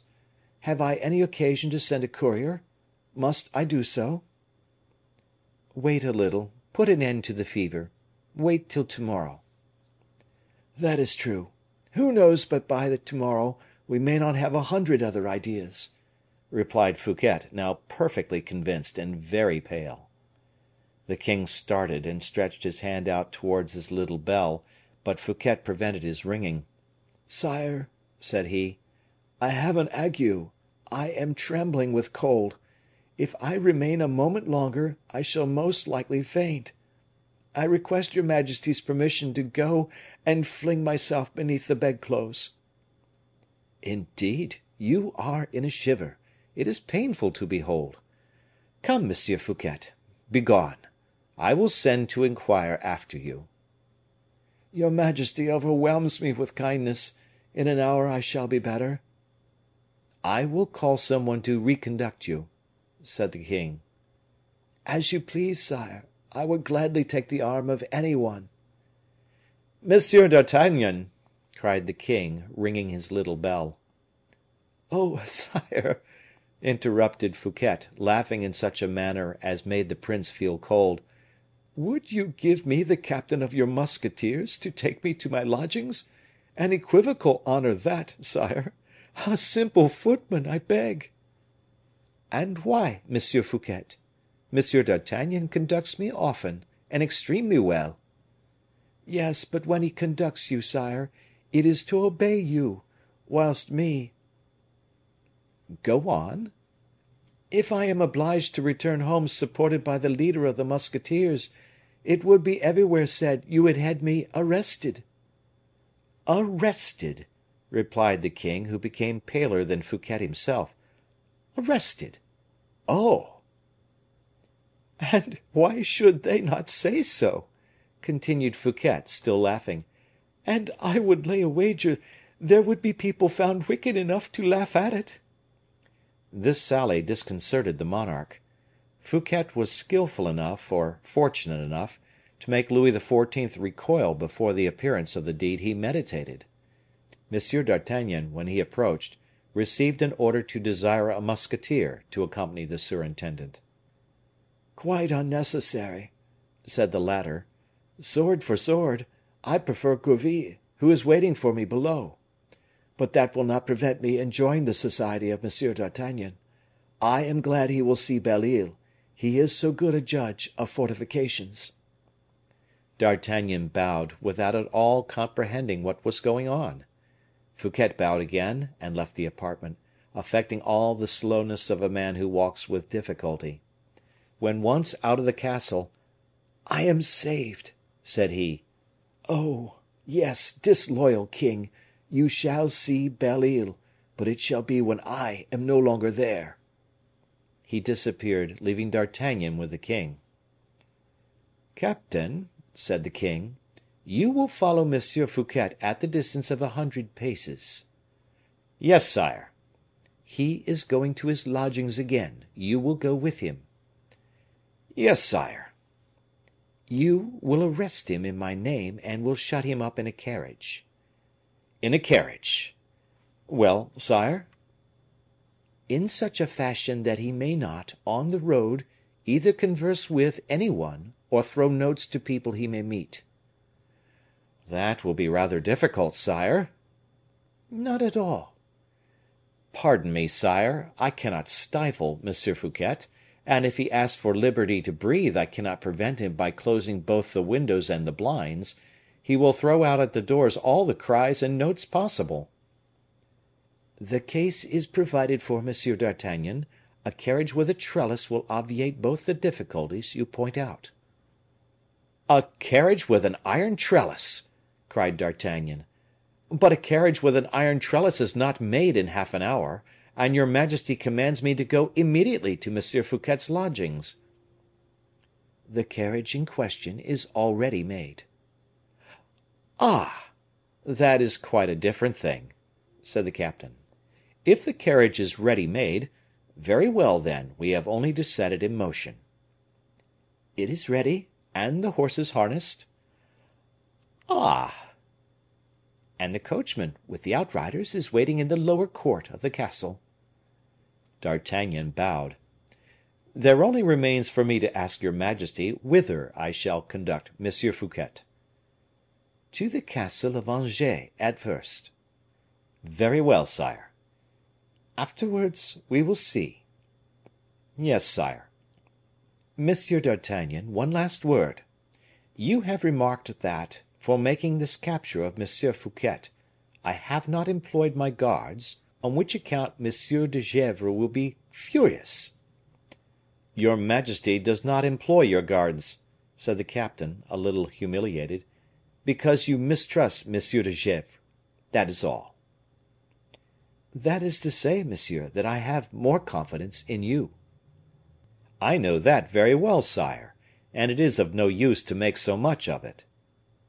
"It is only for the sake of arriving at this, monsieur, that if, from this moment, it should happen that by any chance whatever, M. Fouquet should escape, such chances have been, monsieur."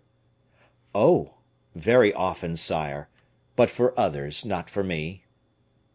"And why not with you?" "Because I, sire, have for an instant wished to save M. Fouquet." The king started. "Because," continued the captain, "I had then a right to do so, having guessed your majesty's plan, without you having spoken to me of it, and that I took an interest in M. Fouquet. Now, was I not at liberty to show my interest in this man?" "In truth, monsieur, you do not reassure me with regard to your services." "If I had saved him, then, I should have been perfectly innocent. I will say more, I should have done well, for M. Fouquet is not a bad man. But he was not willing, his destiny prevailed, he let the hour of liberty slip by. So much the worse. Now I have orders, I will obey those orders, and M. Fouquet you may consider as a man arrested. He is at the castle of Angers, this very M. Fouquet." "Oh, you have not got him yet, captain." "That concerns me. Every one to his trade, sire. Only, once more, reflect. Do you seriously give me orders to arrest M. Fouquet, sire?" "Yes, 1,000 times, yes." "In writing, sire, then." "Here is the order." D'Artagnan read it, bowed to the king, and left the room. From the height of the terrace he perceived Gourville, who went by with a joyous air towards the lodgings of M. Fouquet. Chapter XL. The White Horse and the Black. "That is rather surprising," said D'Artagnan. "Gourville running about the streets so gaily when he is almost certain that M. Fouquet is in danger, when it is almost equally certain that it was Gourville who warned M. Fouquet just now by the note which was torn into 1,000 pieces upon the terrace, and given to the winds by monsieur le surintendant. Gourville is rubbing his hands. That is because he has done something clever. Whence comes Monsieur Gourville? Gourville is coming from the Rue aux Herbes. Whither does the Rue aux Herbes lead?" And D'Artagnan followed, along the tops of the houses of Nantes, dominated by the castle, the line traced by the streets, as he would have done upon a topographical plan, only, instead of the dead, flat paper, the living chart rose in relief with the cries, the movements, and the shadows of men and things. Beyond the enclosure of the city, the great verdant plains stretched out, bordering the Loire, and appeared to run towards the pink horizon, which was cut by the azure of the waters and the dark green of the marshes. Immediately outside the gates of Nantes, two white roads were seen diverging like separate fingers of a gigantic hand. D'Artagnan, who had taken in all the panorama at a glance by crossing the terrace, was led by the line of the Rue aux Herbes to the mouth of one of those roads which took its rise under the gates of Nantes. One step more, and he was about to descend the stairs, take his trellised carriage, and go towards the lodgings of M. Fouquet. But chance decreed, at the moment of plunging into the staircase, that he was attracted by a moving point then gaining ground upon that road. "What is that?" said the musketeer to himself. "A horse galloping. A runaway horse, no doubt. What a rate he is going at!" The moving point became detached from the road and entered into the fields. "A white horse," continued the captain, who had just observed the color thrown luminously against the dark ground, "and he is mounted. It must be some boy whose horse is thirsty and has run away with him." These reflections, rapid as lightning, simultaneous with visual perception, D'Artagnan had already forgotten when he descended the first steps of the staircase. Some morsels of paper were spread over the stairs, and shone out white against the dirty stones. "Eh! eh!" said the captain to himself, "here are some of the fragments of the note torn by M. Fouquet. Poor man! He has given his secret to the wind will have no more to do with it, and brings it back to the king. Decidedly, Fouquet, you play with misfortune. The game is not a fair one. Fortune is against you. The star of Louis XIV. Obscures yours. The adder is stronger and more cunning than the squirrel." D'Artagnan picked up one of the morsels of paper as he descended. "Gourville's pretty little hand!"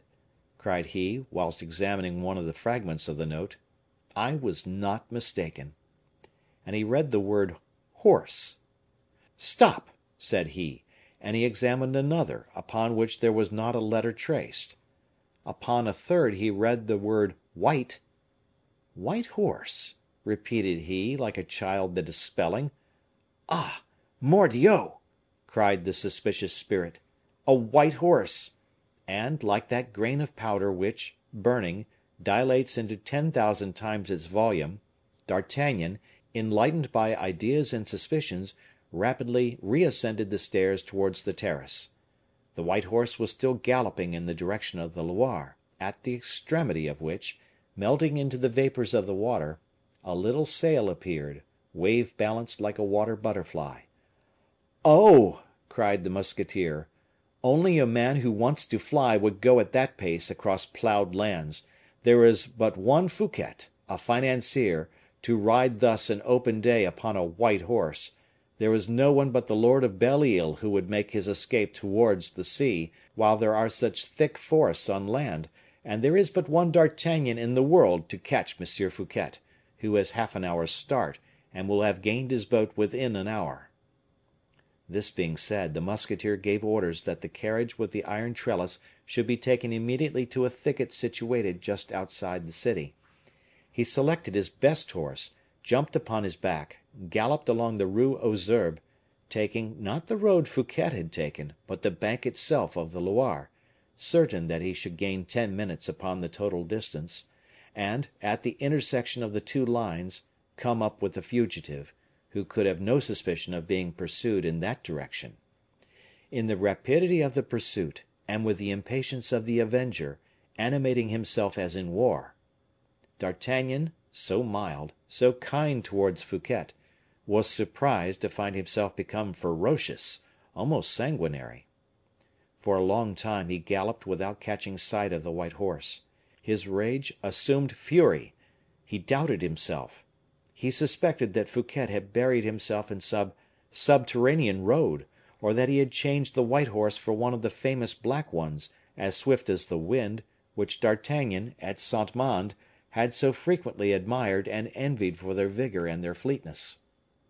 At such moments, when the wind cut his eyes so as to make the tears spring from them, when the saddle had become burning hot, when the galled and spurred horse reared with pain, and threw behind him a shower of dust and stones, D'Artagnan, raising himself in his stirrups, and seeing nothing on the waters, nothing beneath the trees, looked up into the air like a madman.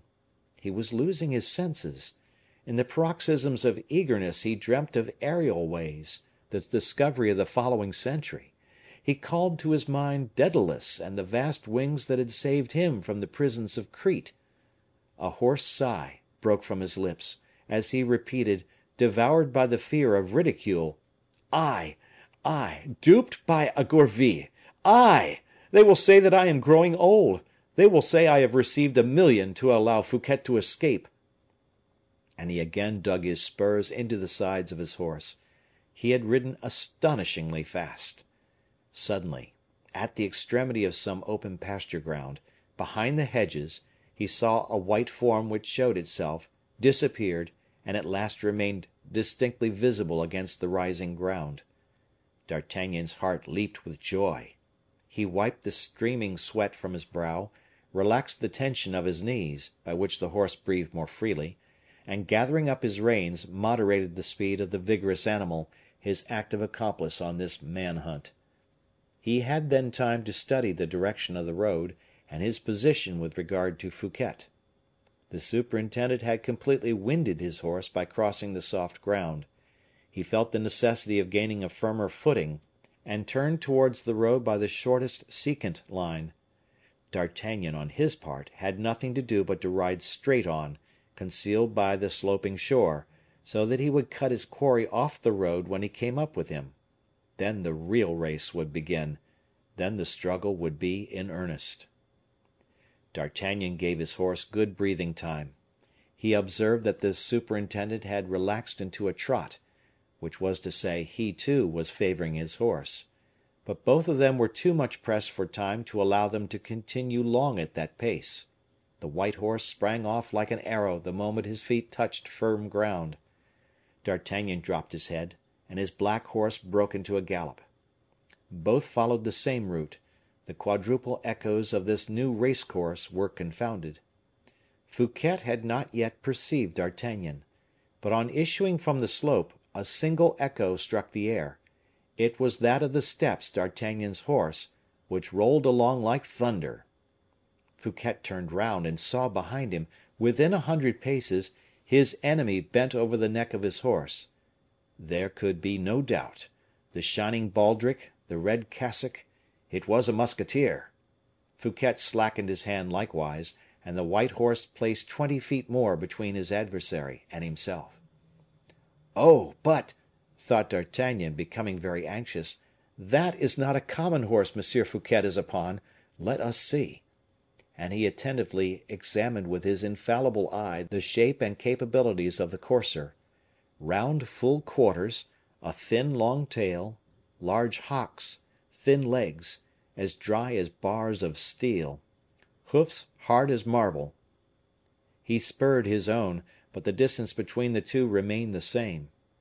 D'Artagnan listened attentively, Not a breath of the horse reached him, and yet he seemed to cut the air.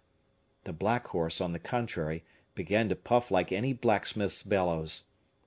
"I must overtake him, if I kill my horse," thought the musketeer, and he began to saw the mouth of the poor animal, whilst he buried the rowels of his merciless spurs into his sides. The maddened horse gained 20 paces, and came up within pistol shot of Fouquet. "Courage!" said the musketeer to himself. "Courage! The white horse will perhaps grow weaker, and if the horse does not fall, the master must pull up at last." But horse and rider remained upright together, gaining ground by difficult degrees.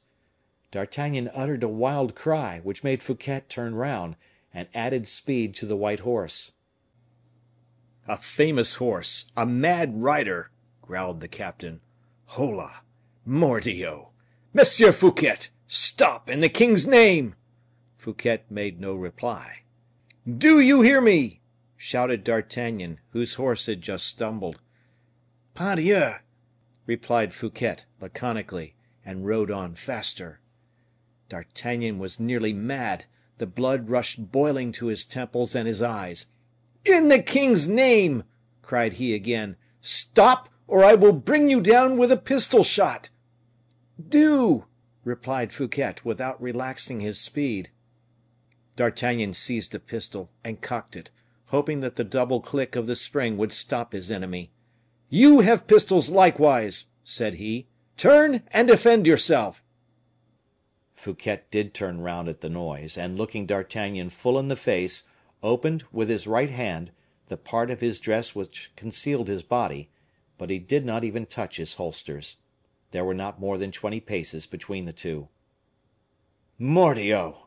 said D'Artagnan, "I will not assassinate you. If you will not fire upon me, surrender. What is a prison?" "I would rather die," replied Fouquet. "I shall suffer less." D'Artagnan, drunk with despair, hurled his pistol to the ground. "I will take you alive," said he, and by a prodigy of skill which this incomparable horseman alone was capable, he threw his horse forward to within 10 paces of the white horse. Already his hand was stretched out to seize his prey. "Kill me! Kill me!" cried Fouquet. "'Twould be more humane." "No, alive, alive!" murmured the captain. At this moment his horse made a false step for the second time, and Fouquet's again took the lead. It was an unheard of spectacle, this race between two horses which now only kept alive by the will of their riders. It might be said that D'Artagnan rode, carrying his horse along between his knees. To the furious gallop had succeeded the fast trot, and that had sunk to what might be scarcely called a trot at all. But the chase appeared equally warm in the two fatigued athleteaux. D'Artagnan, quite in despair, seized his second pistol and cocked it. "At your horse, not at you!" cried he to Fouquet. And he fired. The animal was hit in the quarters. He made a furious bound, and plunged forward. At that moment D'Artagnan's horse fell dead. "I am dishonored," thought the musketeer. "I am a miserable wretch. For pity's sake, Monsieur Fouquet, throw me one of your pistols that I may blow out my brains." But Fouquet rode away. "For mercy's sake! For mercy's sake!" cried D'Artagnan. "That which you will not do at this moment I myself will do within an hour; but here upon this road I should die bravely, I should die esteemed. Do me that service, Monsieur Fouquet." Monsieur Fouquet made no reply, but continued to trot on. D'Artagnan began to run after his enemy. Successively he threw away his hat, his coat, which embarrassed him, and then the sheath of his sword, which got between his legs as he was running. The sword in his hand itself became too heavy, and he threw it after the sheath. The white horse began to rattle in its throat. D'Artagnan gained upon him. From a trot the exhausted animal sunk to a staggering walk. The foam from his mouth was mixed with blood. D'Artagnan made a desperate effort, sprang towards Fouquet, and seized him by the leg, saying in a broken, breathless voice, "I arrest you in the king's name. Blow my brains out if you like; we have both done our duty." Fouquet hurled far from him, into the river. the two pistols D'Artagnan might have seized, and dismounting from his horse, "I am your prisoner, monsieur," said he. "Will you take my arm, for I see you are ready to faint?" "Thanks," murmured D'Artagnan, who in fact felt the earth sliding from under his feet, and the light of day turning to blackness around him. Then he rolled upon the sand, without breath or strength. Fouquet hastened to the brink of the river, dipped some water in his hat, with which he bathed the temples of the musketeer, and introduced a few drops between his lips. D'Artagnan raised himself with difficulty, and looked about him with a wandering eye. He beheld Fouquet on his knees, with his wet hat in his hand, smiling upon him with ineffable sweetness. "You are not off, then?" cried he. "Oh, monsieur! The true king of royalty, in heart, in soul, is not Louis of the Louvre, or Philippe of Sainte Marguerite. It is you, proscribed, condemned." "I, who this day am ruined by a single error, Monsieur d'Artagnan." "What, in the name of Heaven, is that?" "I should have had you for a friend. But how shall we return to Nantes? We are a great way from it." "That is true," said D'Artagnan, gloomily. "The white horse will recover, perhaps; he is a good horse. Mount, Monsieur d'Artagnan; I will walk till you have rested a little."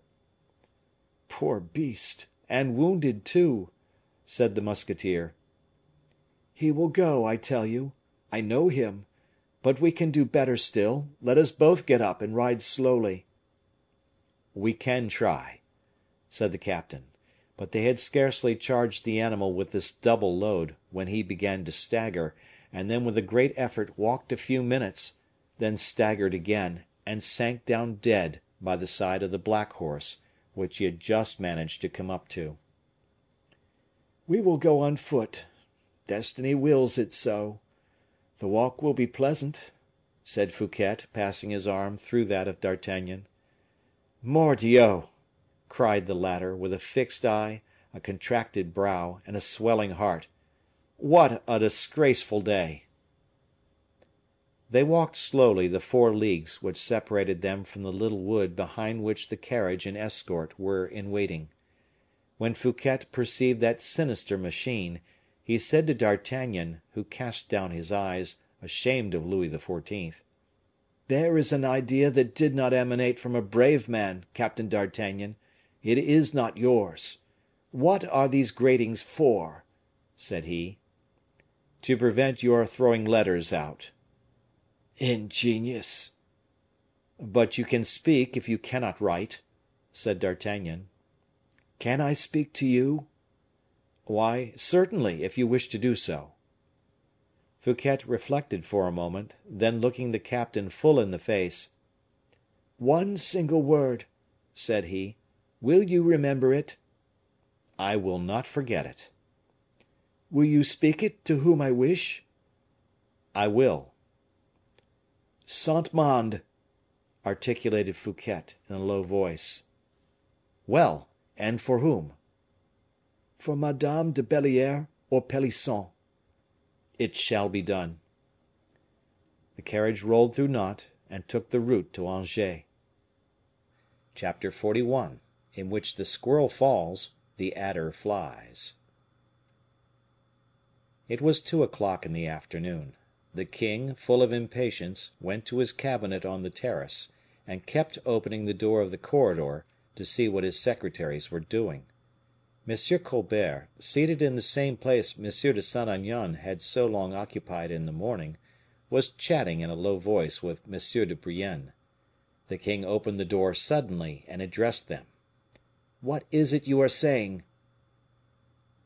"We were speaking of the first sitting of the States," said M. de Brienne, rising. "Very well," replied the king, and returned to his room. 5 minutes after, the summons of the bell recalled Rose, whose hour it was. "Have you finished your copies?" asked the king. "Not yet, sire." "See if M. d'Artagnan has returned." "Not yet, sire." "It is very strange," murmured the king. "Call M. Colbert." Colbert entered; he had been expecting this all the morning. "Monsieur Colbert," said the king, very sharply, "you must ascertain what has become of M. d'Artagnan." Colbert, in his calm voice, replied, "Where does your majesty desire him to be sought for?" "Eh! monsieur, do you not know on what I have sent him?" replied Louis, acrimoniously. "Your majesty did not inform me." "Monsieur, there are things that must be guessed, and you, above all, are apt to guess them." "I might have been able to imagine, sire, but I do not presume to be positive." Colbert had not finished these words when a rougher voice than that of the king interrupted the interesting conversation thus begun between the monarch and his clerk. "D'Artagnan!" cried the king, with evident joy. D'Artagnan, pale and in evidently bad humor, cried to the king as he entered, "Sire, is it your majesty who has given orders to my musketeers?" "What orders?" said the king. "About M. Fouquet's house?" "None," replied Louis. "Ha!" said D'Artagnan, biting his mustache. "I was not mistaken, then. It was Monsieur here!" And he pointed to Colbert. "What orders? Let me know," said the king. "Orders to turn the house topsy turvy, to beat M. Fouquet's servants, to force the drawers, to give over a peaceful house to pillage. Mordioux, these are savage orders." "Monsieur!" said Colbert, turning pale. "Monsieur," interrupted D'Artagnan, "the king alone, understand, the king alone has a right to command my musketeers. But as to you, I forbid you to do it, and I tell you so before his majesty. Gentlemen who carry swords do not sling pens behind their ears."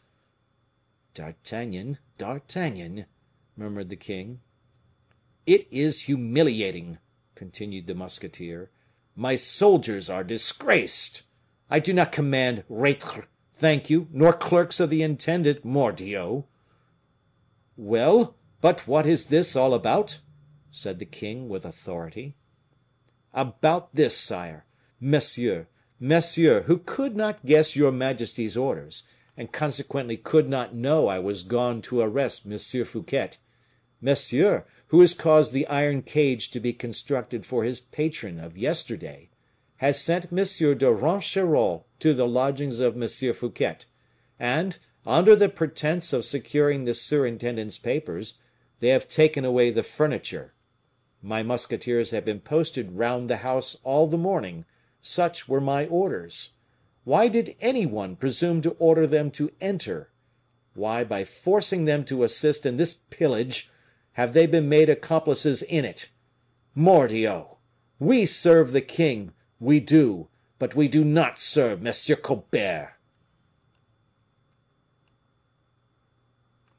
Footnote: Dumas here, and later in the chapter, uses the name Ronquerolles. Ronquerolles is the actual name of the man. "Monsieur d'Artagnan," said the king, sternly, "take care. It is not in my presence that such explanations, and made in such a tone, should take place." "I have acted for the good of the king," said Colbert, in a faltering voice. "It is hard to be so treated by one of your majesty's officers, and that without redress, on account of the respect I owe the king." "The respect you owe the king," cried D'Artagnan, his eyes flashing fire, "consists, in the first place, in making his authority respected, and his person beloved. Every agent of a power without control represents that power; and when people curse the hand which strikes them, it is the royal hand that God reproaches. Do you hear? Must a soldier, hardened by 40 years of wounds and blood, give you this lesson, monsieur? Must mercy be on my side, and ferocity on yours? You have caused the innocent to be arrested, bound, and imprisoned." "Accomplices, perhaps, of M. Fouquet," said Colbert. "Who told you M. Fouquet had accomplices?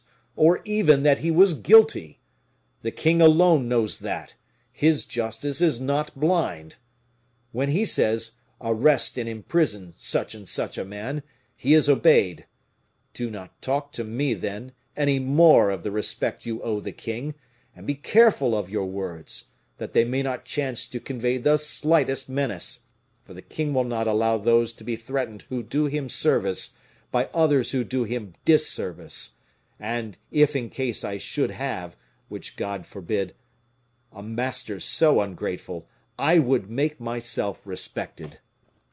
Thus saying, D'Artagnan took his station haughtily in the king's cabinet, his eyes flashing, his hand on his sword, his lips trembling, affecting much more anger than he really felt. Colbert, humiliated and devoured with rage, bowed to the king as if to ask his permission to leave the room. The king, thwarted alike in pride and in curiosity, knew not which part to take. D'Artagnan saw him hesitate. To remain longer would have been a mistake. It was necessary to score a triumph over Colbert, and the only method was to touch the king so near the quick that his majesty would have no other means of extrication but choosing between the two antagonists. D'Artagnan bowed as Colbert had done. But the king, who in preference to everything else, was anxious to have all the exact details of the arrest of the surintendant of the finances from him who had made him tremble for a moment. The king, perceiving that the ill humor of D'Artagnan would put off for half an hour at least the details he was burning to be acquainted with, Louis, we say, forgot Colbert, who had nothing new to tell him, and recalled his captain of the musketeers. "In the first place," said he, "let me see the result of your commission, monsieur. You may rest yourself hereafter."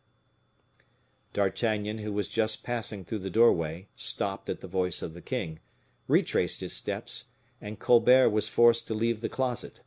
His countenance assumed almost a purple hue, his black and threatening eyes shone with a dark fire beneath their thick brows. He stepped out, bowed before the king, half drew himself up in passing D'Artagnan, and went away with death in his heart.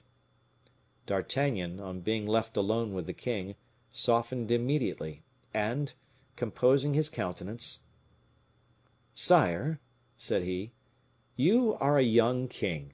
It is by the dawn that people judge whether the day will be fine or dull. How, sire, will the people, whom the hand of God has placed under your law, argue of your reign, if between them and you allow angry and violent ministers to interpose their mischief? But let us speak of myself, sire. Let us leave a discussion that may appear idle, and perhaps inconvenient to you. Let us speak of myself. I have arrested M. Fouquet." "You took plenty of time about it," said the king, sharply. D'Artagnan looked at the king. "I perceive that I have expressed myself badly. I announced to your majesty that I had arrested M. Fouquet." "You did, and what then?" "Well, I ought to have told your majesty that M. Fouquet had arrested me. That would have been more just. I re established the truth, then. I have been arrested by M. Fouquet." It was now the turn of Louis XIV. To be surprised. His majesty was astonished in his turn. D'Artagnan, with his quick glance, appreciated what was passing in the heart of his master. He did not allow him time to put any questions.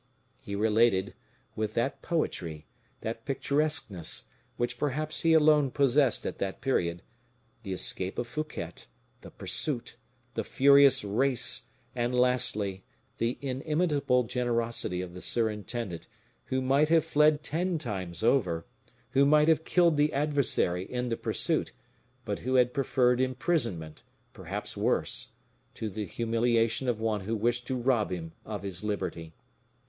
In proportion as the tale advanced, the king became agitated, devouring the narrator's words, and drumming with his fingernails upon the table. "It results from all this, sire, in my eyes at least, that the man who conducts himself thus is a gallant man, and cannot be an enemy to the king. That is my opinion, and I repeat it to your majesty. I know what the king will say to me, and I bow to it. Reasons of state. So be it. To my ears that sounds highly respectable.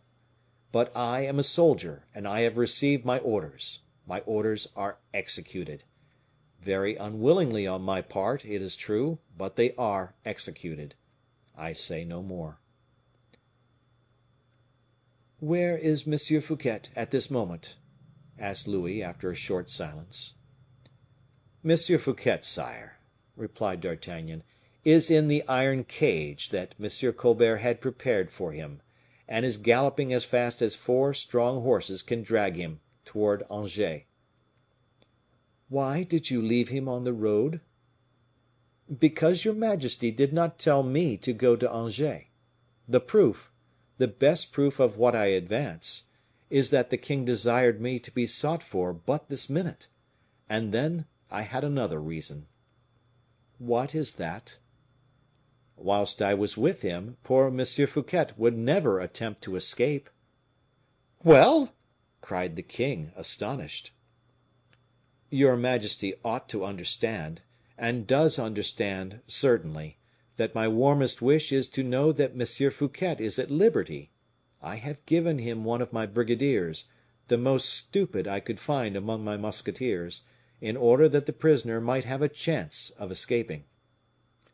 "Are you mad, Monsieur d'Artagnan?" cried the king, crossing his arms on his breast. "Do people utter such enormities, even when they have the misfortune to think them?" "Ah! sire, you cannot expect that I should be an enemy to M. Fouquet, after what he has just done for you and me. No, no; if you desire that he should remain under your lock and bolt, never give him in charge to me. However closely wired might be the cage, the bird would, in the end, take wing." "I am surprised," said the king, in his sternest tone, "you did not follow the fortunes of the man M. Fouquet wished to place upon my throne. You had in him all you want, affection, gratitude. In my service, monsieur, you will only find a master." "If M. Fouquet had not gone to seek you in the Bastile, sire," replied D'Artagnan, with a deeply impressive manner, "one single man would have gone there, and I should have been that man. You know that right well, sire." The king was brought to a pause. Before that speech of his captain of the musketeers, so frankly spoken and so true, the king had nothing to offer. On hearing D'Artagnan, Louis remembered the D'Artagnan of former times, him who, at the Palais Royal, held himself concealed behind the curtains of his bed, when the people of Paris, led by Cardinal de Retz, came to assure themselves of the presence of the king; the D'Artagnan whom he saluted with his hand at the door of his carriage, when repairing to Notre Dame on his return to Paris; the soldier who had quitted his service at Blois; the lieutenant he had recalled to be beside his person when the death of Mazarin restored his power; the man he had always found loyal, courageous, devoted. Louis advanced towards the door, and called Colbert. Colbert had not left the corridor where the secretaries were at work. He reappeared. "Colbert, did you make a perquisition on the house of M. Fouquet?" "Yes, sire." "What has it produced?" "M. de Ronquerolles, who was sent with your majesty's musketeers, has remitted me some papers," replied Colbert. "I will look at them. Give me your hand." "My hand, sire?" "Yes, that I may place it in that of M. d'Artagnan. In fact, M. d'Artagnan," added he, with a smile, turning towards the soldier, who, at sight of the clerk, had resumed his haughty attitude, "you do not know this man; make his acquaintance." And he pointed to Colbert. "He has been made but a moderately valuable servant in subaltern positions, but he will be a great man if I raise him to the foremost rank.""Sire!" stammered Colbert, confused with pleasure and fear. I always understood why, murmured D'Artagnan in the king's ear, he was jealous. Precisely. And his jealousy can find his wings. He will henceforward be a winged serpent, grumbled the musketeer, with a remnant of hatred against his recent adversary.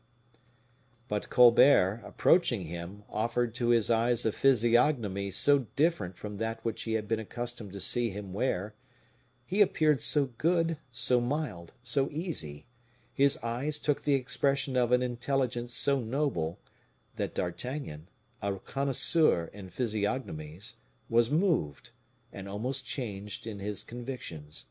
Colbert pressed his hand. "That which the king has just told you, monsieur, proves how well his majesty is acquainted with men. The inveterate opposition I have displayed, up to this day, against abuses and not against men, proves that I had it in view to prepare for my king a glorious reign, for my country a great blessing. I have many ideas, Monsieur d'Artagnan. You will see them expand in the sun of public peace, and if I have not the good fortune to conquer the friendship of honest men, I am at least certain, monsieur, that I shall obtain their esteem. For their admiration, monsieur, I would give my life." This change, this sudden elevation, this mute approbation of the king, gave the musketeer matter for profound reflection. He bowed civilly to Colbert, who did not take his eyes off him. The king, when he saw that they were reconciled, dismissed them. They left the room together. As soon as they were out of the cabinet, the new minister, stopping the captain, said, "Is it possible, Monsieur d'Artagnan, that with such an eye as yours, you did not, at the first glance, at the first impression, discover what sort of man I am?" "Monsieur Colbert," replied the musketeer, "a ray of the sun in our eyes prevents us from seeing the most vivid flame. The man in power radiates, you know; and since you are there, why should you continue to persecute him who had just fallen into disgrace, and fallen from such a height?" "I, monsieur," said Colbert, "oh, monsieur, I would never persecute him.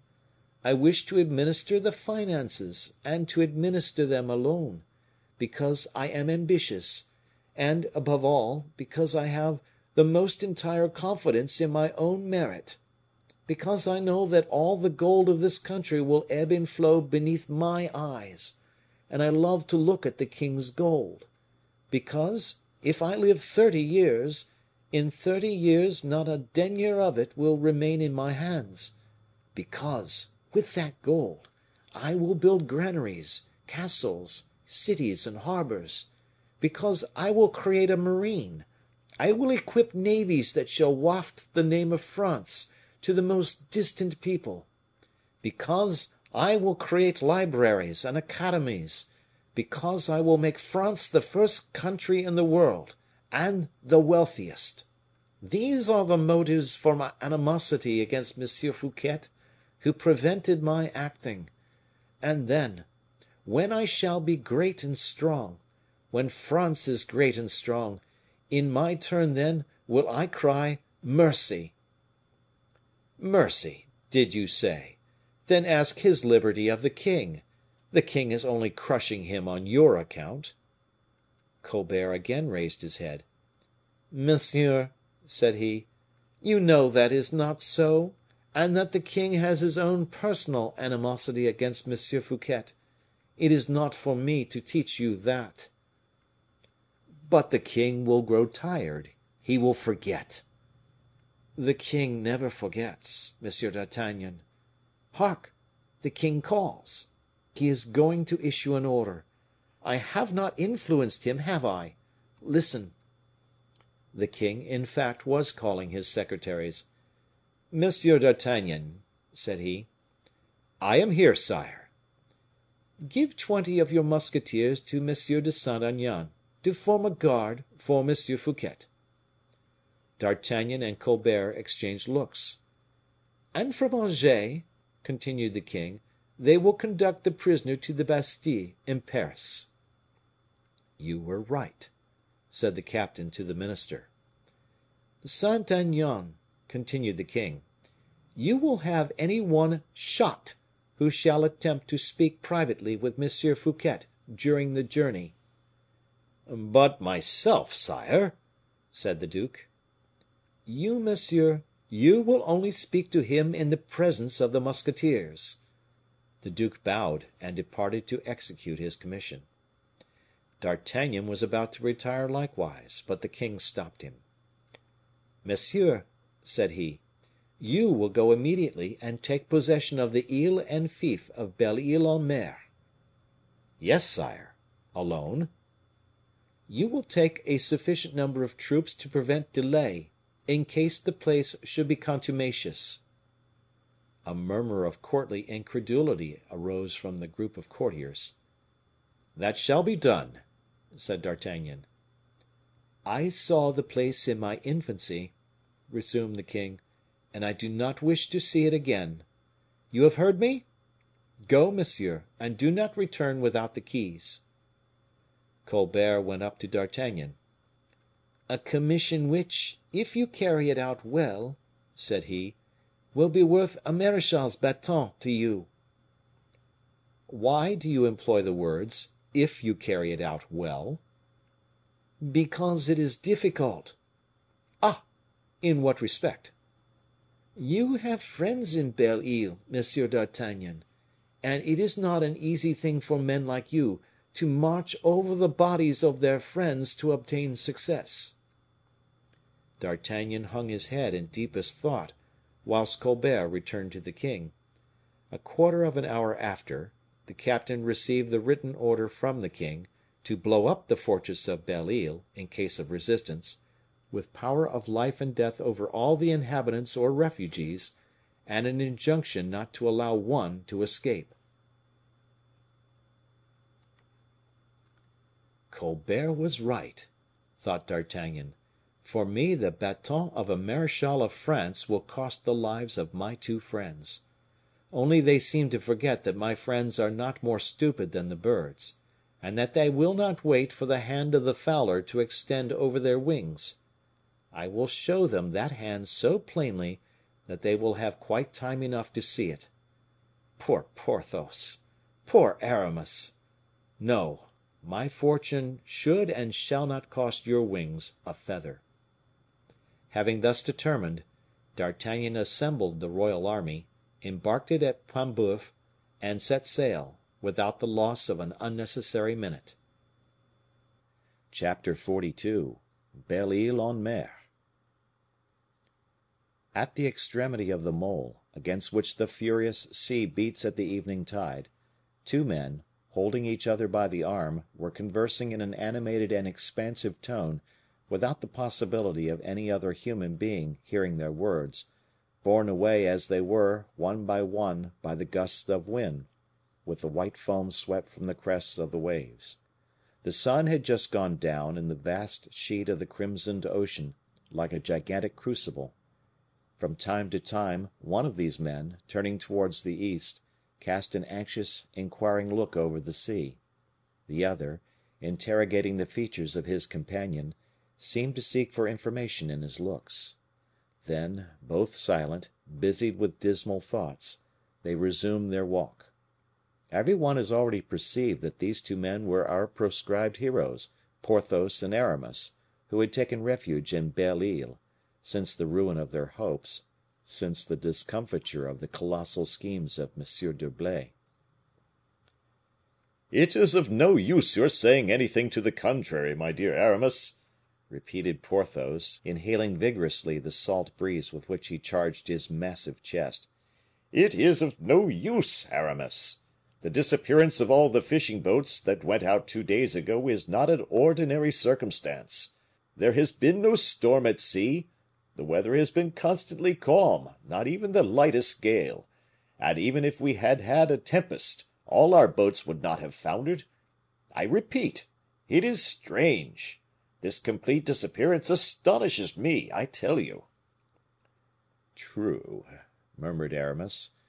"You are right, friend Porthos. It is true, there is something strange in it." "And further," added Porthos, whose ideas the ascent of the Bishop of Vannes seemed to enlarge, "and further, do you not observe that if the boats have perished, not a single plank is washed ashore?" "I have remarked it as well as yourself." "And do you not think it strange that the only two boats we had left in the whole island, and which I sent in search of the others—" Aramis here interrupted his companion by a cry, and by so sudden a movement that Porthos stopped as if he were stupefied. "What do you say, Porthos? What? You have sent the two boats?" "In search of the others. Yes, to be sure I have," replied Porthos, calmly.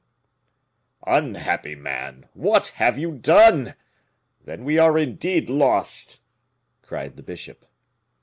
"Lost? What did you say?" exclaimed the terrified Porthos. "How lost, Aramis? How are we lost?" Aramis bit his lips. "Nothing, nothing. Your pardon, I meant to say—" "What?" "That if we were inclined, if we took a fancy to make an excursion by sea, we could not." "Very good; and why should that vex you? A precious pleasure, ma foi! For my part, I don't regret it at all. What I regret is certainly not the more or less amusement we can find at Belle Isle. What I regret, Aramis, is Pierrefonds, Bracieux, Le Vallon, beautiful France. Here we are not in France, my dear friend; we are, I know not where. Oh, I tell you, in full sincerity of soul, and your affection will excuse my frankness, but I declare to you I am not happy at Belle Isle. No, in good truth, I am not happy." Aramis breathed a long but stifled sigh. "Dear friend," replied he, "that is why it is so sad a thing you have sent the two boats we had left in search of the boats which disappeared 2 days ago. If you had not sent them away, we would have departed." "Departed? And the orders, Aramis?" "What orders?" "Parbleu! Why, the orders you have been constantly, in and out of season, repeating to me, that we were to hold Belle Isle against the usurper. You know very well." "That is true," murmured Aramis again. "You see, then, plainly, my friend, that we could not depart, and that the sending away of the boats in search of the others cannot prove prejudicial to us in the very least." Aramis was silent, and his vague glances, luminous as that of an albatross, hovered for a long time over the sea, interrogating space, seeking to pierce the very horizon. "With all that, Aramis," continued Porthos, who adhered to his idea, and that the more closely from the bishop having apparently endorsed it, "with all that, you give me no explanation about what can have happened to these unfortunate boats. I am assailed by cries and complaints whichever way I go. The children cry to see the desolation of the women, as if I could restore the absent husbands and fathers. What do you suppose, my friend? And how ought I to answer them?" "Think all you like, my good Porthos, and say nothing." This reply did not satisfy Porthos at all. He turned away grumbling something in ill humor. Aramis stopped the valiant musketeer. "Do you remember," said he, in a melancholy tone, kneading the two hands of the giant between his own with affectionate cordiality, "do you remember, my friend, that in the glorious days of youth, do you remember, Porthos, when we were all strong and valiant, we and the other two, if we had then had an inclination to return to France, do you think this sheet of salt water would have stopped us?" "Oh!" said Porthos, "but 6 leagues!"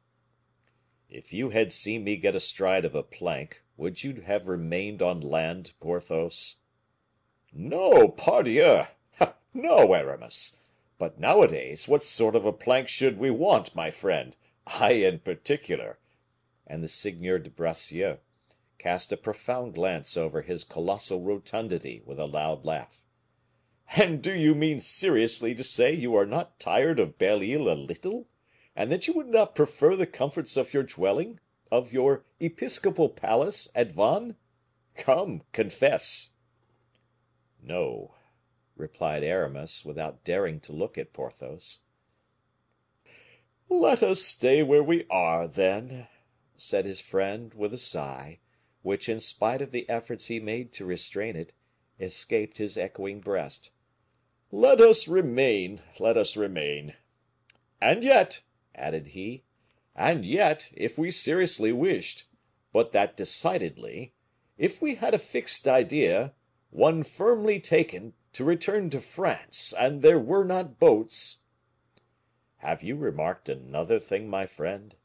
That is, since the disappearance of our barks, during the last 2 days' absence of fishermen, not a single small boat has landed on the shores of the isle?" "Yes, certainly, you are right.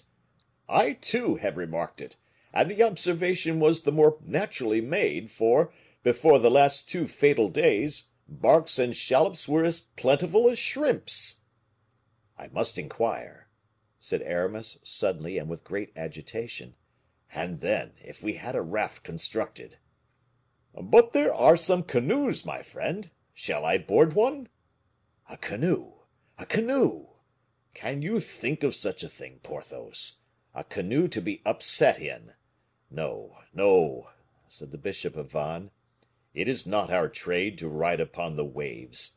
We will wait, we will wait." And Aramis continued walking about with increased agitation.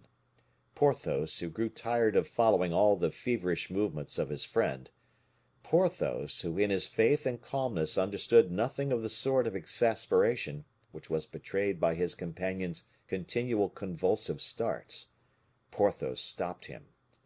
"Let us sit down upon this rock," said he. "Place yourself there, close to me, Aramis, and I conjure you, for the last time, to explain to me in a manner I can comprehend, explain to me what we are doing here." "Porthos," said Aramis, much embarrassed. "I know that the false king wished to dethrone the true king; that is a fact that I understand. Well—" "Yes," said Aramis. "I know that the false king formed the project of selling Belle Isle to the English. I understand that too." "Yes." "I know that we engineers and captains came and threw ourselves into Belle Isle to take direction of the works, and the command of 10 companies levied and paid by M. Fouquet, or rather, the 10 companies of his son in law. All that is plain." Aramis rose in a state of great impatience. He might be said to be a lion importuned by a gnat. Porthos held him by the arm. "But what I cannot understand, what, in spite of all the efforts of my mind, and all my reflections, I cannot comprehend, and never shall comprehend, is, that instead of sending us troops, instead of sending us reinforcements of men, munitions, provisions, they leave us without boats, they leave Belle Isle without arrivals, without help. It is that instead of establishing with us a correspondence, whether by signals, or written or verbal communications, all relations with the shore are intercepted. Tell me, Aramis, answer me, or rather, before answering me, will you allow me to tell you what I have thought? Will you hear what my idea is, the plan I have conceived?" The bishop raised his head. "Well, Aramis," continued Porthos, "I have dreamed, I have imagined that an event has taken place in France. I dreamt of M. Fouquet all the night, of lifeless fish, of broken eggs, of chambers badly furnished, meanly kept. Villainous dreams, my dear D'Herblay, very unlucky such dreams." "Porthos, what is that yonder?" interrupted Aramis, rising suddenly, and pointing out to his friend a black spot upon the empurpled line of the water. "A bark," said Porthos. "Yes, it is a bark." Ah, we shall have some news at last." "There are two," cried the bishop on discovering another mast. "Two, three, four." "Five," said Porthos in his turn. "Six, seven. Ah, mon Dieu, mon Dieu! It is a fleet!" "Our boats returning, probably," said Aramis very uneasily, in spite of the assurance he affected. "They are very large for fishing boats," observed Porthos. "And do you not remark, my friend, that they come from the Loire?" "They come from the Loire, yes." "And look! Everybody here sees them as well as ourselves. Look, women and children are beginning to crowd the jetty." An old fisherman passed. "Are those our barks yonder?" asked Aramis. The old man looked steadily into the eye of the horizon. "No, monseigneur," replied he, "they are lighter boors. Boats in the king's service." "Boats in the royal service!" replied Aramis, starting. "How do you know that?" said he. "By the flag." "But," said Porthos, "the boat is scarcely visible. How the devil, my friend, can you distinguish the flag?" "I see there is one," replied the old man. "Our boats, trade lighters, do not carry any. That sort of craft is generally used for transport of troops." "Ah!" groaned Aramis. "Vivat!" cried Porthos. "They are sending us reinforcements, don't you think they are, Aramis?" "Probably." "Unless it is the English coming." "By the Loire. That would have an evil look, Porthos, for they must have come through Paris." "You are right. They are reinforcements, decidedly, or provisions." Aramis leaned his head upon his hands and made no reply. Then all at once, "Porthos," said he, "have the alarm sounded." "The alarm! Do you imagine such a thing?" "Yes, and let the cannoneers mount their batteries, the artillerymen be at their pieces, and be particularly watchful of the coast batteries." Porthos opened his eyes to their widest extent. He looked attentively at his friend, to convince himself he was in his proper senses. "I will do it, my dear Porthos," continuing Aramis in his blandest tone. "I will go and have these orders executed myself, if you do not go, my friend." "Well, I will, instantly," said Porthos, who went to execute the orders, casting all the while looks behind him, to see if the bishop of Vannes were not deceived, and if, on recovering more rational ideas, he would not recall him. The alarm was sounded, trumpets brayed, drums rolled, the great bronze bell swung in horror from its lofty belfry. The dikes and moles were quickly filled with the curious and soldiers, matches sparkled in the hands of the artillerymen, placed behind the large cannon bedded in their stone carriages. When every man was at his post, when all the preparations for defense were made, "Permit me, Aramis, to try to comprehend," whispered Porthos timidly in Aramis's ear. "My dear friend, you will comprehend but too soon," murmured M. d'Herblay, in reply to this question of his lieutenant. "The fleet which is coming yonder, with sails unfurled, straight towards the port of Belle Isle, is a royal fleet, is it not?" "But as there are two kings in France, Porthos, to which of these two kings does this fleet belong?" "Oh! you open my eyes," replied the giant, stunned by the insinuation. And Porthos, whose eyes this reply of his friend's had at last opened, or rather thickened the bandage which covered his sight, went with his best speed to the batteries to overlook his people, and exhort every one to do his duty. In the meantime, Aramis, with his eye fixed on the horizon, saw the ships continually drawing nearer. The people and the soldiers, perched on the summits of the rocks, could distinguish the masts, then the lower sails, and at last the hulls of the lighters, bearing at the masthead the royal flag of France. It was night when one of these vessels, which had created such a sensation among the inhabitants of Belle Isle, dropped anchor within cannon shot of the place. It was soon seen, notwithstanding the darkness, that some sort of agitation reigned on board the vessel, from the side of which a skiff was lowered, of which the three rowers, bending to their oars, took the direction of the port, and in a few instants struck land at the foot of the fort. The commander jumped ashore. He had a letter in his hand, which he waved in the air, and seemed to wish to communicate with somebody.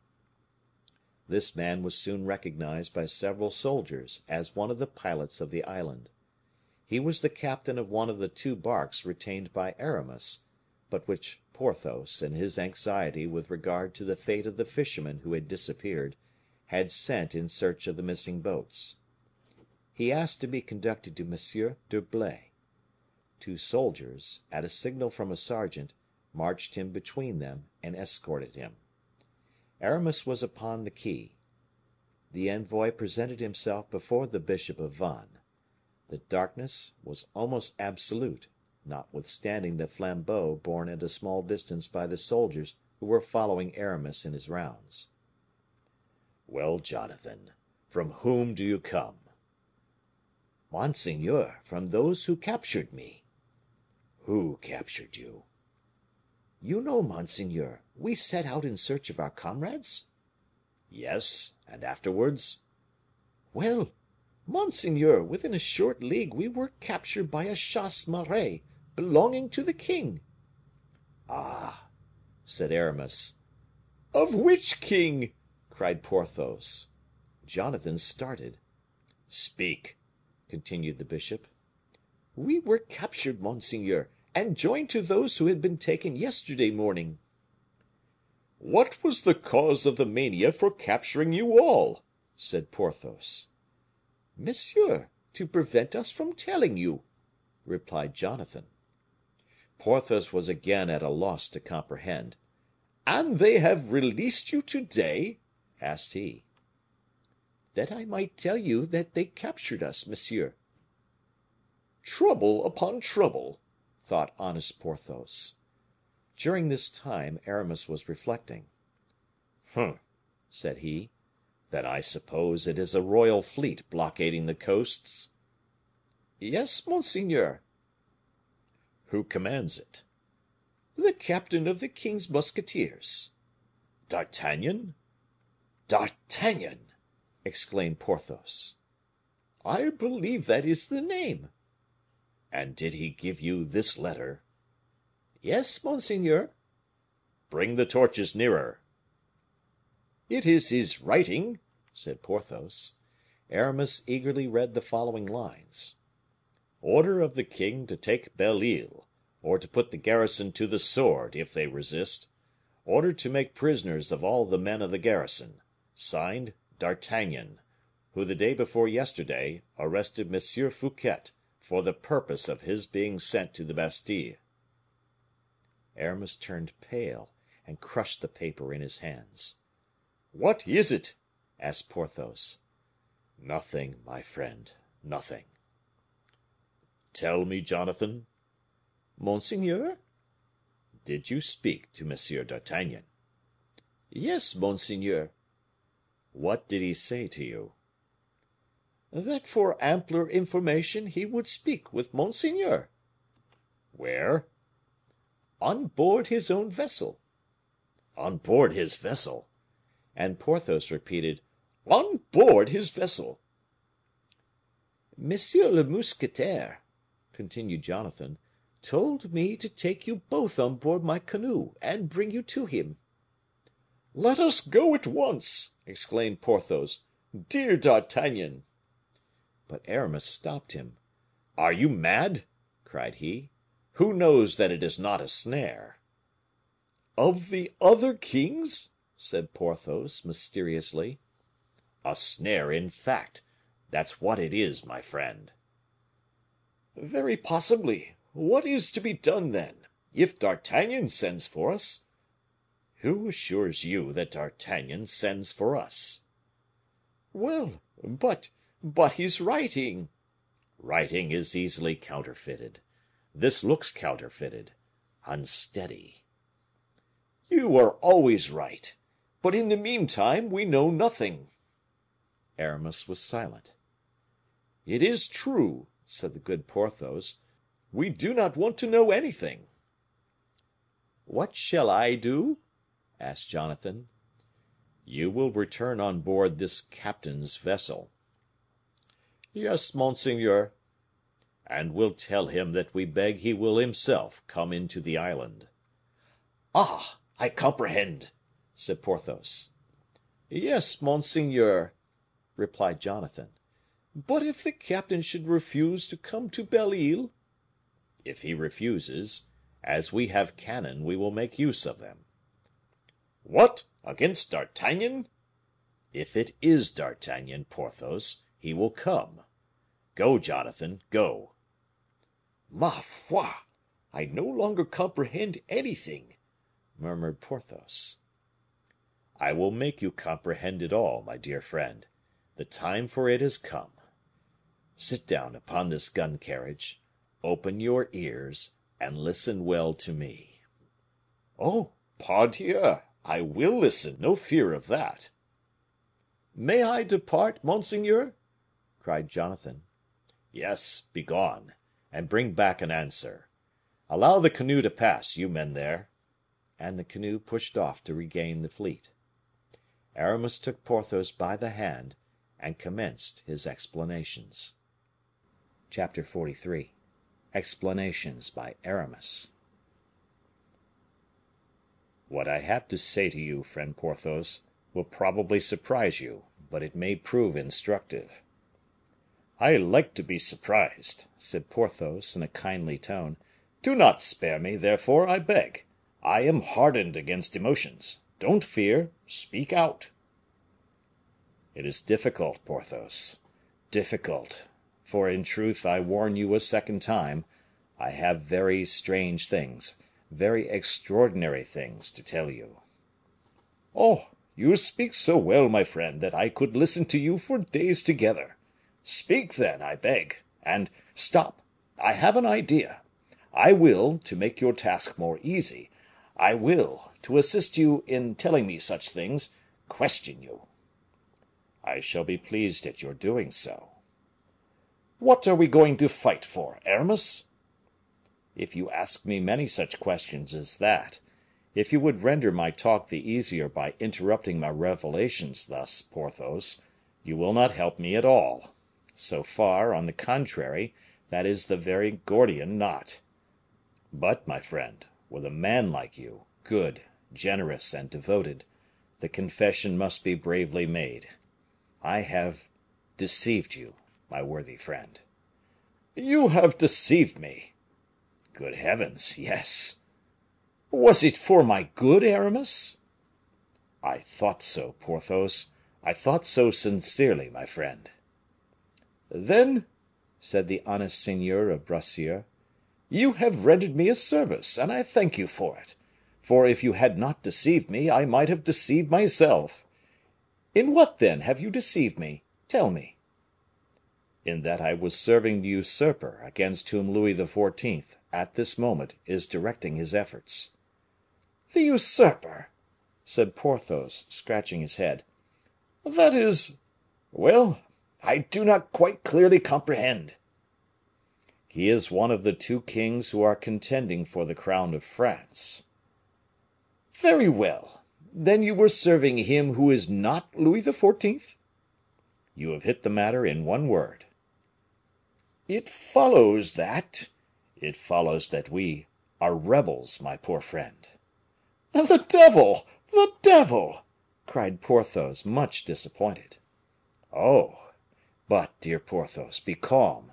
We shall still find means of getting out of the affair, trust me. It is not that which makes me uneasy, replied Porthos. That which alone touches me is that ugly word, rebels. Ah, but... And so, according to this, the duchy that was promised me... It was the usurper that was to give it to you. And that is not the same thing, Aramis, said Porthos, majestically. My friend, if it had only depended upon me, you should have become a prince. Porthos began to bite his nails in a melancholy way.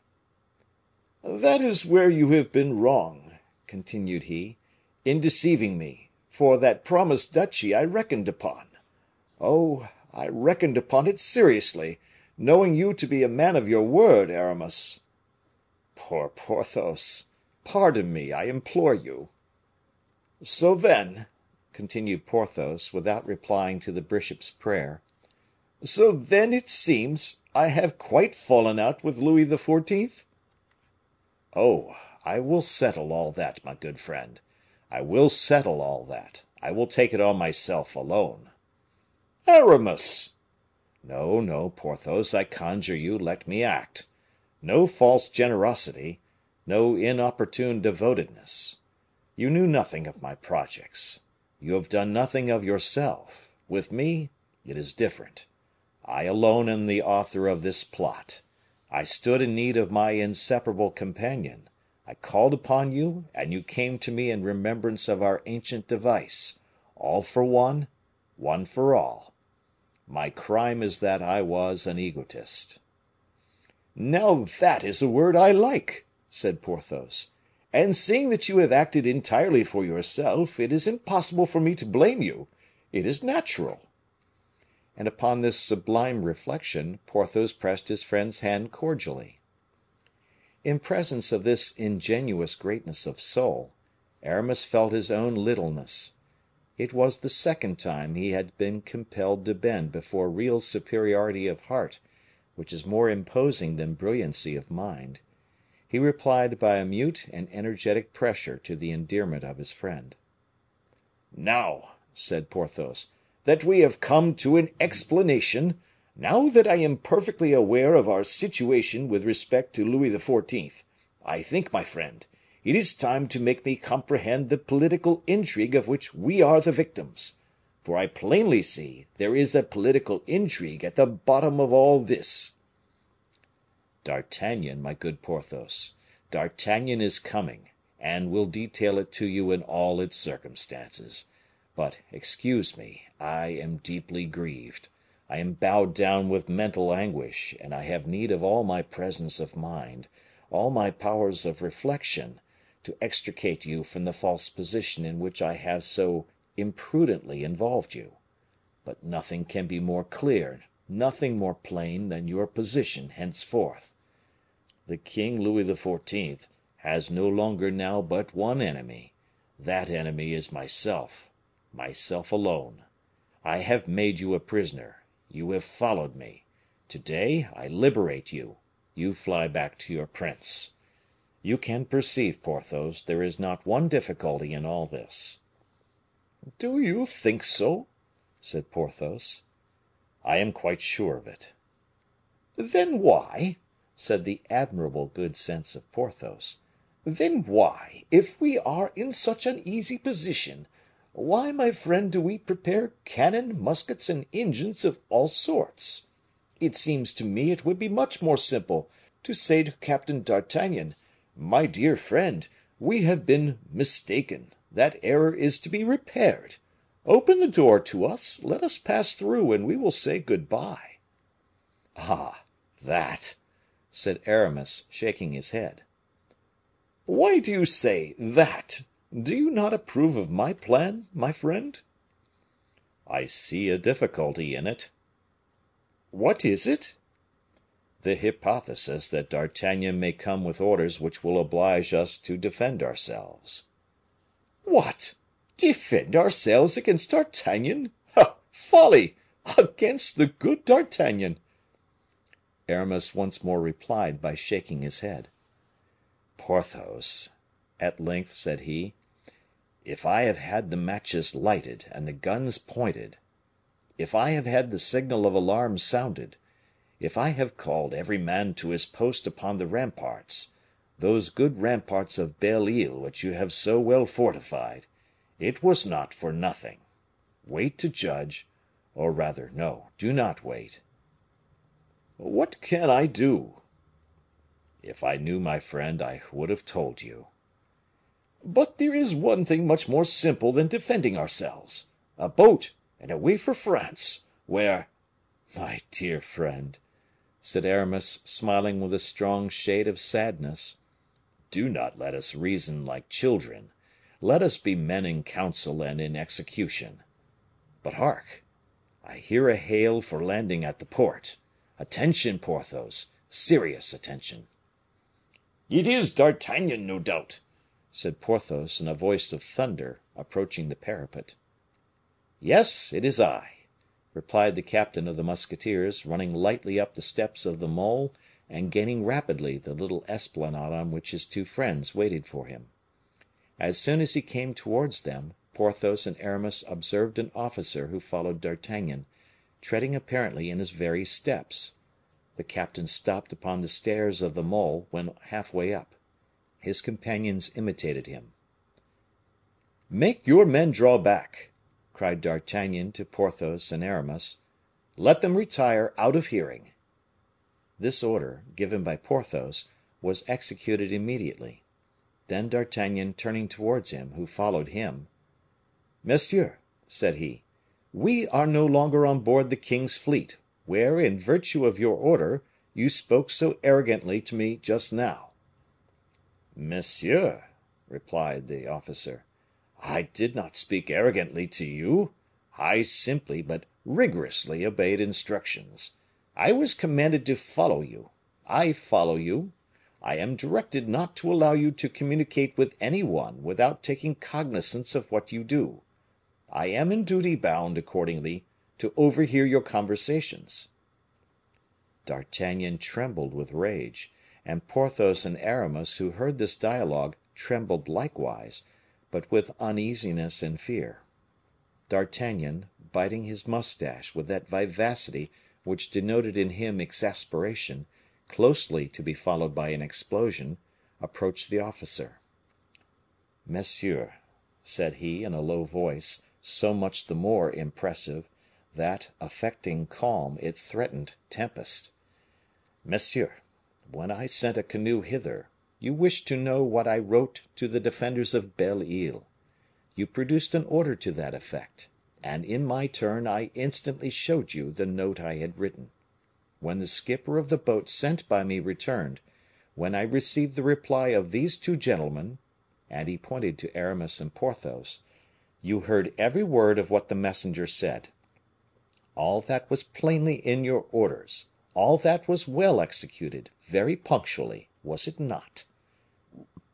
"Yes, monsieur," stammered the officer. "Yes, without doubt, but—" "Monsieur," continued D'Artagnan, growing warm, "monsieur, when I manifested the intention of quitting my vessel to cross to Belle Isle, you demanded to accompany me. I did not hesitate, I brought you with me. You are now at Belle Isle, are you not?" "Yes, monsieur, but—" "But the question no longer is of M. Colbert, who has given you that order, or of whomsoever in the world you are following the instructions. The question now is of a man who is a clog upon M. d'Artagnan, and who is alone with M. d'Artagnan upon steps whose feet are bathed by 30 feet of salt water. A bad position for that man, a bad position, monsieur, I warn you." "But, monsieur, if I am a restraint upon you," said the officer, timidly, and almost faintly, "it is my duty which—" "Monsieur, you have had the misfortune, either you or those that sent you, to insult me. It is done. I cannot seek redress from those who employ you. They are unknown to me, or are at too great a distance. But you are under my hand, and I swear that if you make one step behind me when I raise my feet to go up to those gentlemen, I swear to you by my name, I will cleave your head in two with my sword, and pitch you into the water. Oh, it will happen, it will happen. I have only been 6 times angry in my life, monsieur, and all 5 preceding times I killed my man." The officer did not stir. He became pale under this terrible threat, but replied with simplicity, "Monsieur, you are wrong in acting against my orders." Porthos and Aramis, mute and trembling at the top of the parapet, cried to the musketeer, "Good D'Artagnan, take care!"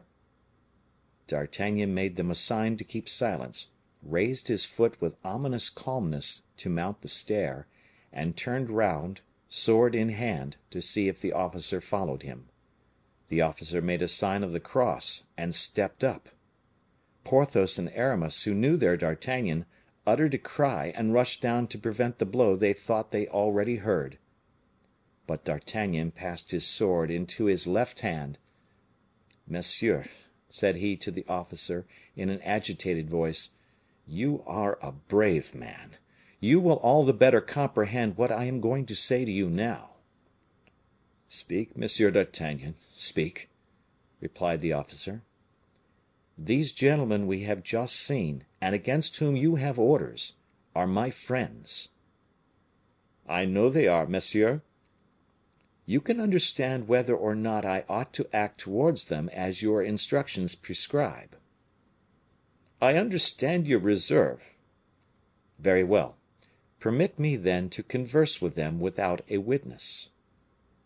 "Monsieur d'Artagnan, if I yield to your request, if I do that which you beg me, I break my word; but if I do not do it, I disoblige you. I prefer the one dilemma to the other. Converse with your friends, and do not despise me, monsieur, for doing this for your sake, whom I esteem and honor. Do not despise me for committing for you, and you alone, an unworthy act." D'Artagnan, much agitated, threw his arm round the neck of the young man, and then went up to his friends. The officer, enveloped in his cloak, sat down on the damp, weed covered steps. "Well," said D'Artagnan to his friends, "such is my position, judge for yourselves." All three embraced as in the glorious days of their youth. "What is the meaning of all these preparations?" said Porthos. "You ought to have a suspicion of what they signify," said D'Artagnan. "Not any, I assure you, my dear captain; for, in fact, I have done nothing; no more has Aramis," the worthy baron hastened to say. D'Artagnan darted a reproachful look at the prelate, which penetrated that hardened heart. "Dear Porthos!" cried the bishop of Vannes. "You see what is being done against you," said D'Artagnan. "Interception of all boats coming to or going from Belle Isle. Your means of transport seized. If you had endeavored to fly, you would have fallen into the hands of the cruisers that plow the sea in all directions, on the watch for you. The king wants you to be taken, and he will take you." D'Artagnan tore at his gray mustache. Aramis grew somber, Porthos angry. "My idea was this," continued D'Artagnan, "to make you both come on board, to keep you near me, and restore you your liberty. But now, who can say, when I return to my ship, I may not find a superior, that I may not find secret orders which will take from me my command, and give it to another, who will dispose of me and you without hope of help?" "We must remain at Belle Isle," said Aramis, resolutely; "and I assure you, for my part, I will not surrender easily." Porthos said nothing. D'Artagnan remarked the silence of his friend. "I have another trial to make of this officer, of this brave fellow who accompanies me, and whose courageous resistance makes me very happy, for it denotes an honest man, who, though an enemy, is 1,000 times better than a complacent coward. Let us try to learn from him what his instructions are, and what his orders permit or forbid." "Let us try," said Aramis. D'Artagnan went to the parapet, leaned over towards the steps of the mole, and called the officer, who immediately came up. "Monsieur," said D'Artagnan, after having exchanged the cordial courtesies natural between gentlemen who know and appreciate each other, "Monsieur, if I wished to take away these gentlemen from here, what would you do?" "I should not oppose it, monsieur. but having direct explicit orders to put them under guard, I should detain them." "Ah!" said D'Artagnan. "That's all over," said Aramis, gloomily. Porthos did not stir. "But still take Porthos," said the bishop of Vannes. "He can prove to the king, and I will help him do so, and you too, Monsieur d'Artagnan, that he had nothing to do with this affair." Said D'Artagnan. "Will you come? Will you follow me, Porthos? The king is merciful." "I want time for reflection," said Porthos. "You will remain here, then?" "Until fresh orders," said Aramis, with vivacity. "Until we have an idea," resumed D'Artagnan, "and I now believe that will not be long, for I have one already." "Let us say adieu, then," said Aramis. "But in truth, my good Porthos, you ought to go." "No," said the latter, laconically. "As you please," replied Aramis, a little wounded in his susceptibilities at the morose tone of his companion. "Only I am reassured by the promise of an idea from D'Artagnan, an idea I fancy I have divined." "Let us see," said the musketeer, placing his ear near Aramis's mouth. The latter spoke several words rapidly, to which D'Artagnan replied, "That is it, precisely." "Infallible!" cried Aramis. "During the first emotion this resolution will cause, take care of yourself, Aramis." "Oh, don't be afraid." "Now, monsieur," said D'Artagnan to the officer, "thanks, 1,000 thanks. You have made yourself 3 friends for life." "Yes," added Aramis. Porthos alone said nothing, but merely bowed. D'Artagnan, having tenderly embraced his 2 old friends, left Belle Isle with the inseparable companion with whom M. Colbert had saddled him. Thus, with the exception of the explanation with which the worthy Porthos had been willing to be satisfied, nothing had changed in appearance in the fate of one or the other. "Only," said Aramis, "there is D'Artagnan's idea." D'Artagnan did not return on board without profoundly analyzing the idea he had discovered. Now, we know that whatever D'Artagnan did examine, according to custom, daylight was certain to illuminate. As to the officer, now grown mute again, he had full time for meditation. Therefore, on putting his foot on board his vessel, moored within cannon shot of the island, the captain of the musketeers had already got together all his means, offensive and defensive. He immediately assembled his council, which consisted of the officers serving under his orders. These were 8 in number, a chief of the maritime forces, a major directing the artillery, an engineer, the officer we are acquainted with, and 4 lieutenants. Having assembled them, D'Artagnan arose, took off his hat, and addressed them thus: "Gentlemen, I have been to reconnoiter Belle Isle en Mer, and I have found in it a good and solid garrison. Moreover, preparations are made for a defense that may prove troublesome.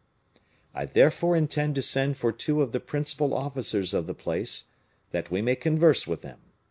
Having separated them from their troops and cannon, we shall be better able to deal with them, particularly by reasoning with them. Is not this your opinion, gentlemen?" The major of artillery rose. "Monsieur," said he, with respect but firmness, "I have heard you say that the place is preparing to make a troublesome defense. The place is then, as you know, determined on rebellion?" D'Artagnan was visibly put out by this reply, but he was not the man to allow himself to be subdued by a trifle, and resumed: "Monsieur," said he, "your reply is just, but you are ignorant that Belle Isle is a fief of M. Fouquet's, and that former monarchs gave the right to the seigneurs of Belle Isle to arm their people." The major made a movement. "Oh, do not interrupt me," continued D'Artagnan. "You are going to tell me that that right to arm themselves against the English was not a right to arm themselves against their king. But it is not M. Fouquet, I suppose, who holds Belle Isle at this moment, since I arrested M. Fouquet the day before yesterday. Now the inhabitants and defenders of Belle Isle know nothing of this arrest. You would announce it to them in vain. It is a thing so unheard of and extraordinary, so unexpected, that they would not believe you. A Breton serves his master, and not his masters. He serves his master till he has seen him dead. Now the Bretons, as far as I know, have not seen the body of M. Fouquet. It is not then surprising they hold out against that which is neither M. Fouquet nor his signature." The major bowed in token of assent. "That is why," continued D'Artagnan, "I propose to cause two of the principal officers of the garrison to come on board my vessel. They will see you, gentlemen; they will see the forces we have at our disposal; they will consequently know to what they have to trust, and the fate that attends them, in case of rebellion. We will affirm to them, upon our honor, that M. Fouquet is a prisoner, and that all resistance can only be prejudicial to them. We will tell them that at the first cannon fired, there will be no further hope of mercy from the king. Then, or so at least I trust, they will resist no longer. They will yield up without fighting, and we shall have a place given up to us in a friendly way, which it might cost prodigious efforts to subdue." The officer who had followed D'Artagnan to Belle Isle was preparing to speak, but D'Artagnan interrupted him. "Yes, I know what you are going to tell me, monsieur. I know that there is an order of the king's to prevent all secret communications with the defenders of Belle Isle, and that is exactly why I do not offer to communicate except in presence of my staff." And D'Artagnan made an inclination of the head to his officers, who knew him well enough to attach a certain value to the condescension. The officers looked at each other as if to read each other's opinions in their eyes, with the intention of evidently acting, should they agree, according to the desire of D'Artagnan.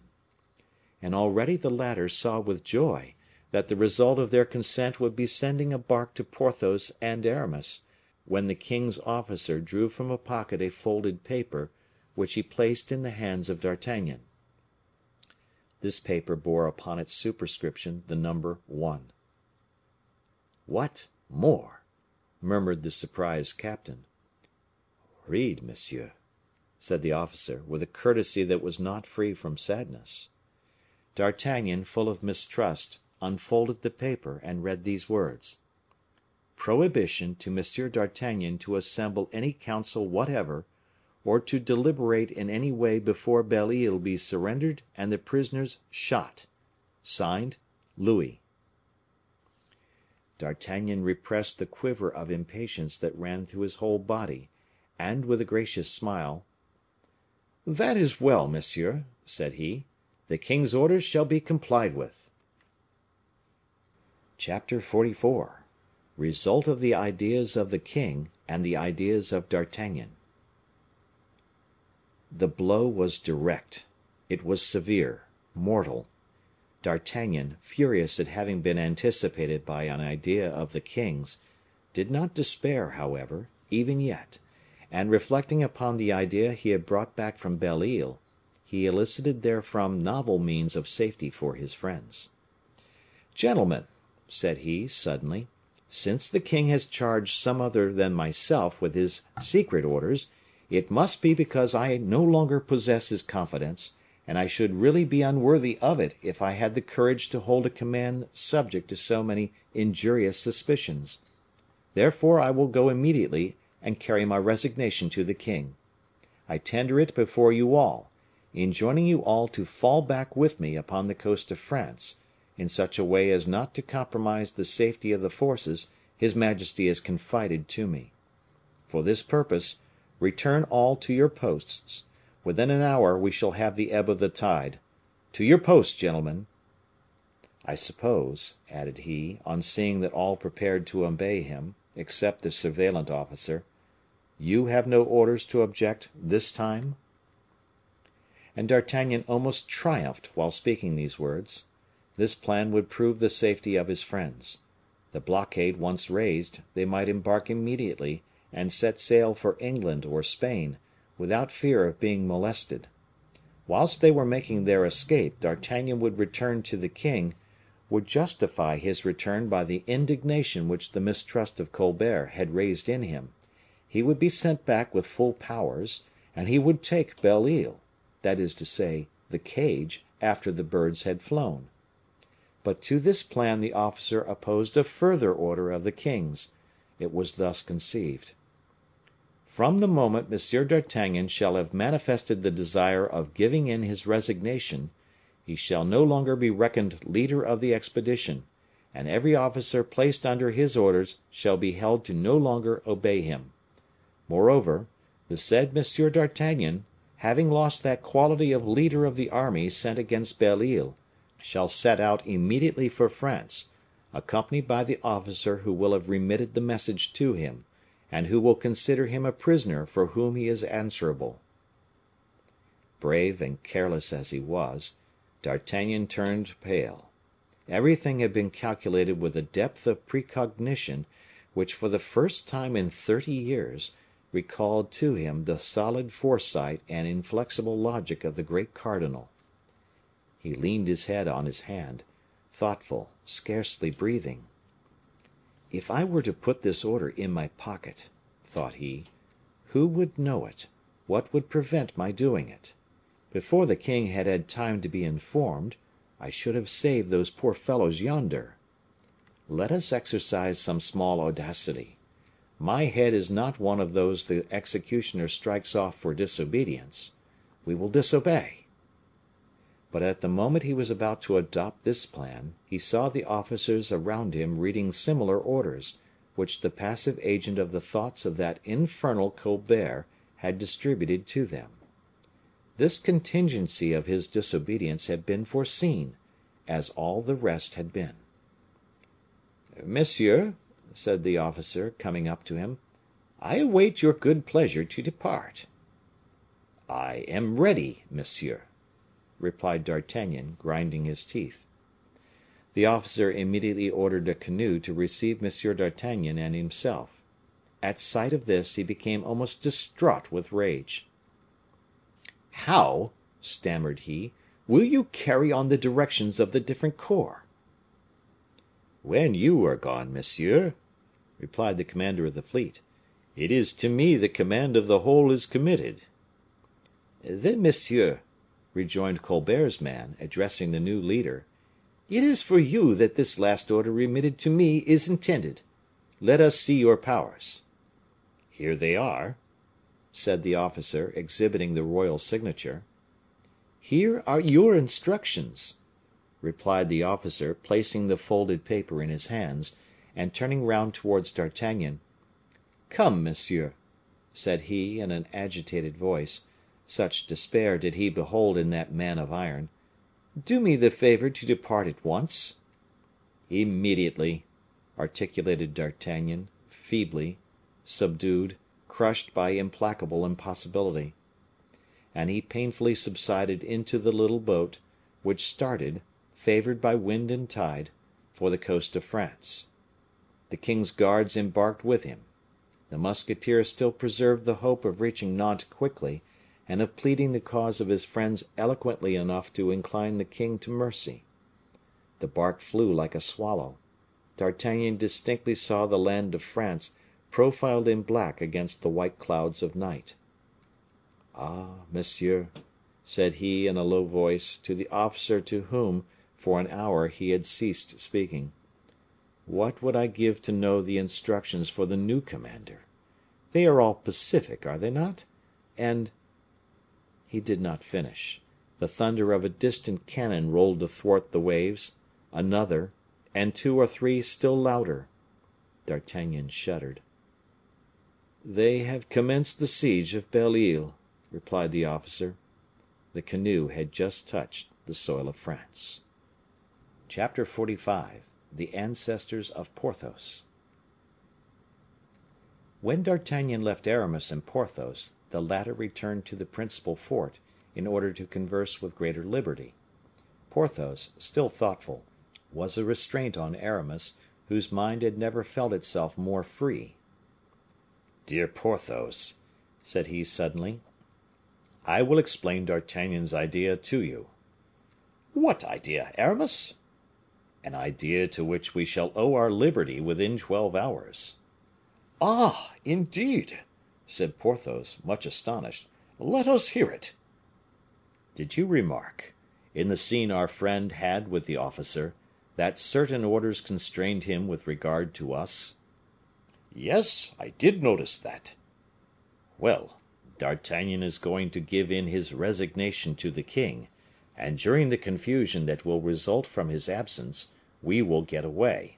Or rather, you will get away, Porthos, if there is possibility of flight for only one.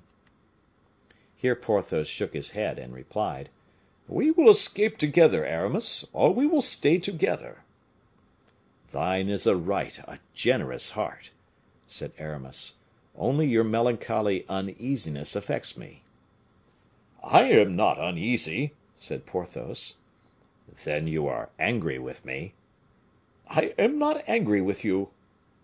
Then why, my friend, do you put on such a dismal countenance? I will tell you. I am making my will. And while saying these words, the good Porthos looked sadly in the face of Aramis. Your will? cried the bishop. What, then? Do you think yourself lost? I feel fatigued. It is the first time, and there is a custom in our family. What is it, my friend? My grandfather was a man twice as strong as I am. Indeed, said Aramis. Then your grandfather must have been Samson himself. No, his name was Antoine. Well, he was about my age, when setting out one day for the chase, he felt his legs weak, the man who had never known what weakness was before. What was the meaning of that fatigue, my friend? Nothing good, as you will see, for having set out, complaining still of weakness of the legs, he met a wild boar, which made head against him. He missed him with his arquebus, and was ripped up by the beast and died immediately. There is no reason in that why you should alarm yourself, dear Porthos. Oh, you will see. My father was as strong again as I am. He was a rough soldier, under Henry III. And Henry IV. His name was not Antoine, but Gaspard, the same as M. de Coligny.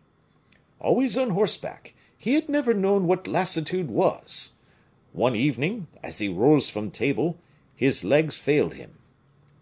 He had supped heartily, perhaps, said Aramis, and that was why he staggered. Bah! A friend of M. de Bassompierre? Nonsense! No, no.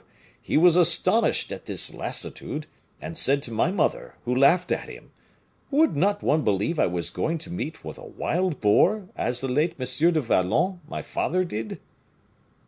Well, said Aramis. Well, having this weakness, my father insisted upon going down into the garden, instead of going to bed. His foot slipped on the first stair. The staircase was steep. My father fell against a stone in which an iron hinge was fixed. The hinge gashed his temple, and he was stretched out dead upon the spot. Aramis raised his eyes to his friend. These are two extraordinary circumstances, said he. Let us not infer that there may succeed a third. It is not becoming in a man of your strength to be superstitious, my brave Porthos. Besides, when were your legs known to fail? Never have you stood so firm, so haughtily. Why, you could carry a house on your shoulders. At this moment, said Porthos, I feel myself pretty active, but at times I vacillate, I sink, and lately this phenomenon, as you say, has occurred 4 times. I will not say this frightens me, but it annoys me. Life is an agreeable thing. I have money, I have fine estates, I have horses that I love, I have also friends that I love. D'Artagnan, Athos, Raoul, and you. The admirable Porthos did not even take the trouble to dissimulate in the very presence of Aramis the rank he gave him in his friendship. Aramis pressed his hand. We will still live many years, said he, to preserve to the world such specimens of its rarest men. Trust yourself to me, my friend. We have no reply from D'Artagnan; that is a good sign. He must have given orders to get the vessels together and clear the sea. On my part, I have just issued directions that a bark should be rolled on rollers to the mouth of the great cavern of Locmaria, which you know, where we have so often lain in wait for the foxes." "Yes, and which terminates at the little creek by a trench where we discovered the day that splendid fox escaped that way." "Precisely. In case of misfortunes, a bark is to be concealed for us in that cavern. Indeed, it must be there by this time. We will wait for a favorable moment, and during the night we will go to sea." "That is a grand idea. What shall we gain by it?" "We shall gain this. Nobody knows that grotto, or rather its issue, except ourselves and 2 or 3 hunters of the island. We shall gain this, that if the island is occupied, the scouts, seeing no bark upon the shore, will never imagine we can escape, and will cease to watch." "I understand." "Well, that weakness in the legs?" "Oh, better, much, just now." "You see, then, plainly, that everything conspires to give us quietude and hope. D'Artagnan will sweep the sea, and leave us free. No royal fleet or descent to be dreaded. Vive Dieu! Porthos, we have still half a century of magnificent adventure before us. And if I once touch Spanish ground, I swear to you," added the bishop with terrible energy, "that your brevet of duke is not such a chance as it is said to be." "We live by hope," said Porthos, enlivened by the warmth of his companion. All at once a cry resounded in their ears: "To arms! To arms!" This cry, repeated by 100 throats, piercing the chamber where the two friends were conversing, carried surprise to one, and uneasiness to the other. Aramis opened the window; he saw a crowd of people running with flambeaux. Women were seeking places of safety; the armed population were hastening to their posts. "The fleet! The fleet!" cried a soldier, who recognized Aramis. "The fleet?" repeated the latter. "Within half cannon shot," continued the soldier. "To arms!" cried Aramis. "To arms!" repeated Porthos formidably, and both rushed forth towards the mole to place themselves within the shelter of the batteries. Boats, laden with soldiers, were seen approaching, and in 3 directions, for the purpose of landing at 3 points at once. "What must be done?" said an officer of the guard. "Stop them, and if they persist, fire," said Aramis. 5 minutes later the cannonade commenced. These were the shots that D'Artagnan had heard as he landed in France. But the boats were too near the mole to allow the cannon to aim correctly.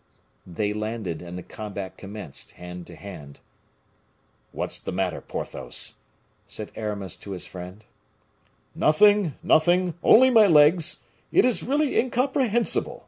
They will be better when we charge."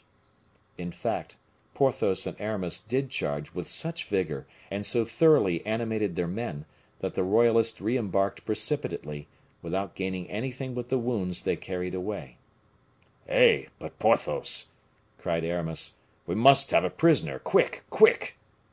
Porthos bent over the stair of the mole, and seized by the nape of the neck one of the officers of the royal army who was waiting to embark till all his people should be in the boat.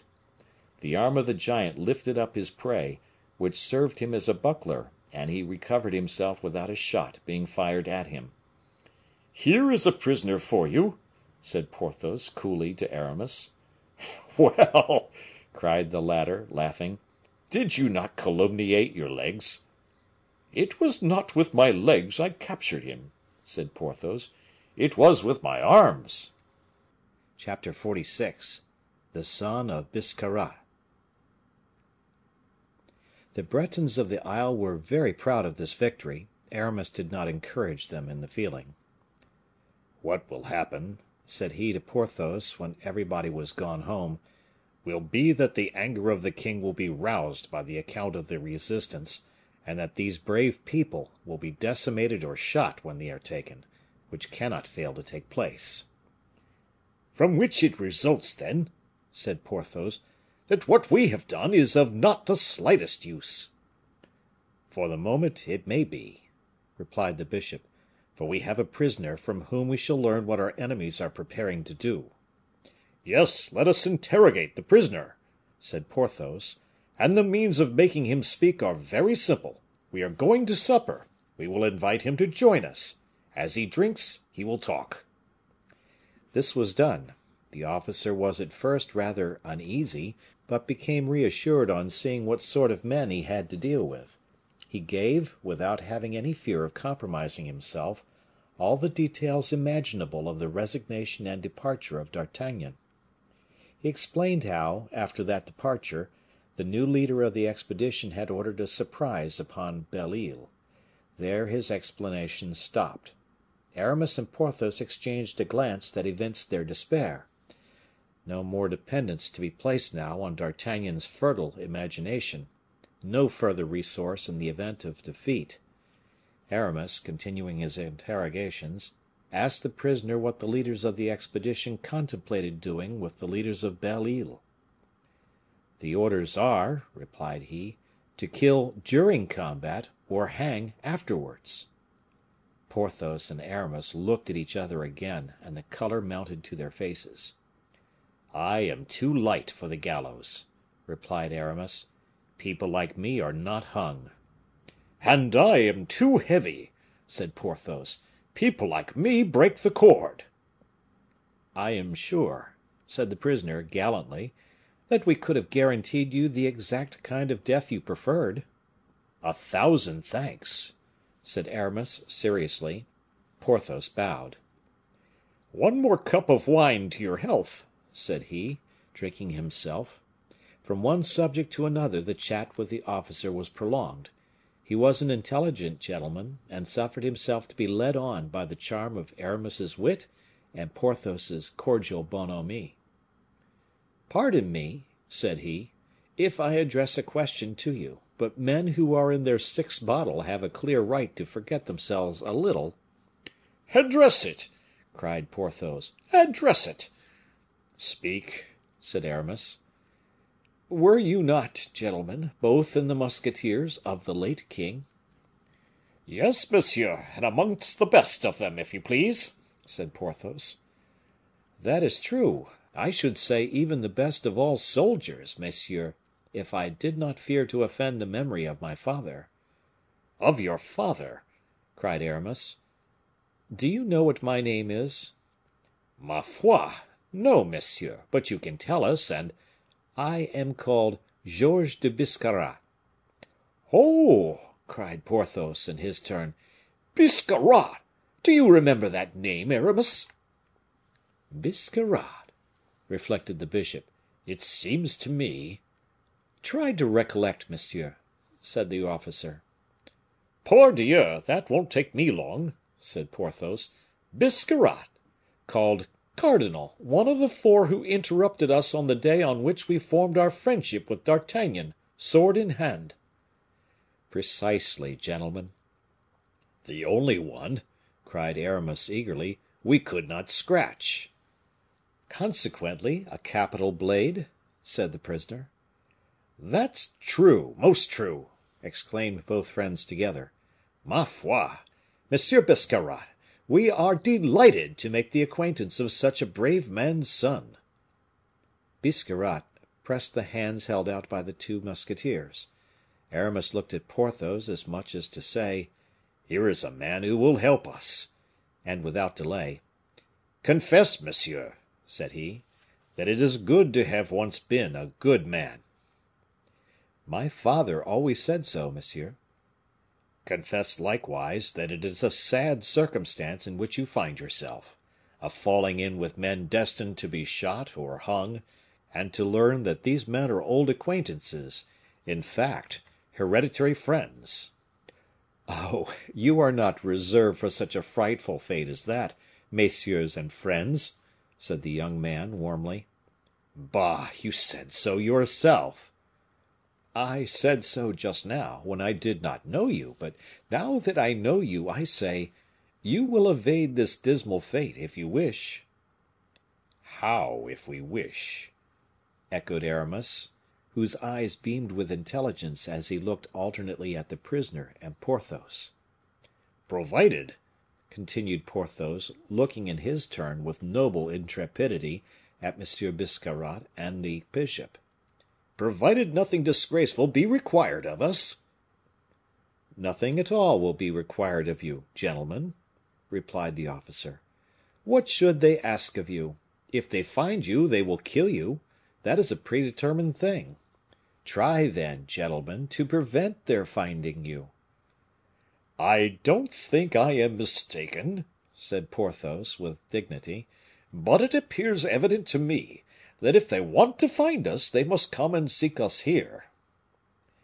In that you are perfectly right, my worthy friend, replied Aramis, constantly consulting with his looks the countenance of Biscarrat, who had grown silent and constrained. You wish, Monsieur de Biscarrat, to say something to us, to make us some overture, and you dare not. Is that true? Ah, gentlemen and friends, it is because by speaking I betray the watchword. But hark! I hear a voice that frees mine by dominating it. Cannon, said Porthos. Cannon and musketry, too, cried the bishop. On hearing at a distance, among the rocks, these sinister reports of a combat which they thought had ceased. What can that be? asked Porthos. Eh, pardieu! cried Aramis. That is just what I expected. What is that? That the attack made by you was nothing but a feint. Is that not true, monsieur? And whilst your companions allowed themselves to be repulsed, you were certain of effecting a landing on the other side of the island. Oh, several, monsieur. We are lost, then, said the Bishop of Vannes, quietly. Lost? That is possible, replied the Seigneur de Pierrefonds. But we are not taken or hung. And so saying, he rose from the table, went to the wall, and coolly took down his sword and pistols, which he examined with the care of an old soldier who is preparing for battle, and who feels that life, in a great measure, depends upon the excellence and right conditions of his arms. At the report of the cannon, at the news of the surprise which might deliver up the island to the royal troops, the terrified crowd rushed precipitately to the fort to demand assistance and advice from their leaders. Aramis, pale and downcast, between two flambeaux, showed himself at the window which looked into the principal court, full of soldiers waiting for orders, and bewildered inhabitants imploring succor. My friends, said D'Herblay in a grave and sonorous voice, Monsieur Fouquet, your protector, your friend, your father, has been arrested by an order of the king and thrown into the Bastille. A sustained yell of vengeful fury came floating up to the window at which the bishop stood, and enveloped him in a magnetic field. Avenge Monsieur Fouquet! cried the most excited of his hearers. Death to the royalists! No, my friends, replied Aramis, solemnly. No, my friends, no resistance. The king is master in his kingdom. The king is the mandatory of God. The king and God have struck Monsieur Fouquet. Humble yourselves before the hand of God. Love God and the king who have struck Monsieur Fouquet. But do not avenge your seigneur. Do not think of avenging him. You would sacrifice yourselves in vain. You, your wives and children, your property, your liberty. Lay down your arms, my friends, lay down your arms, since the king commands you so to do, and retire peaceably to your dwellings. It is I who ask you to do so. It is I who beg you to do so. It is I who now, in the hour of need, command you to do so, in the name of Monsieur Fouquet. The crowd collected under the window uttered a prolonged roar of anger and terror. The soldiers of Louis XIV. Have reached the island, continued Aramis. From this time it would no longer be a fight betwixt them and you. It would be a massacre. Begone, then, begone and forget. This time I command you, in the name of the Lord of hosts. The mutineers retired slowly, submissive, silent. "Ah! What have you just been saying, my friend?" said Porthos. "Monsieur," said Biscarrat to the bishop, "you may save all these inhabitants, but thus you will neither save yourself nor your friend." "Monsieur de Biscarrat," said the bishop of Vannes, with a singular accent of nobility and courtesy, "Monsieur de Biscarrat, be kind enough to resume your liberty." "I am very willing to do so, monsieur, but that would render us a service, for when announcing to the king's lieutenant the submission of the islanders, you will perhaps obtain some grace for us on informing him of the manner in which that submission has been effected." "Grace!" replied Porthos with flashing eyes. "What is the meaning of that word?" Aramis touched the elbow of his friend roughly, as he had been accustomed to do in the days of their youth, when he wanted to warn Porthos that he had committed, or was about to commit, a blunder. Porthos understood him, and was silent immediately. "I will go, messieurs," replied Biscarrat, a little surprised likewise at the word grace pronounced by the haughty musketeer, of and to whom, but a few minutes before, he had related with so much enthusiasm the heroic exploits with which his father had delighted him. "Go, then, Monsieur Biscarrat," said Aramis, bowing to him, "and at parting receive the expression of our entire gratitude." "But you, monsieur, you whom I think it is an honor to call my friends, since you have been willing to accept that title, what will become of you in the meantime?" replied the officer, very much agitated at taking leave of the two ancient adversaries of his father. "We will wait here." "But, mon Dieu! the order is precise and formal." "I am Bishop of Vannes, Monsieur de Biscarrat, and they no more shoot a bishop than they hang a gentleman."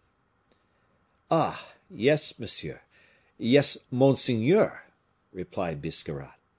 "It is true, you are right; there is still that chance for you.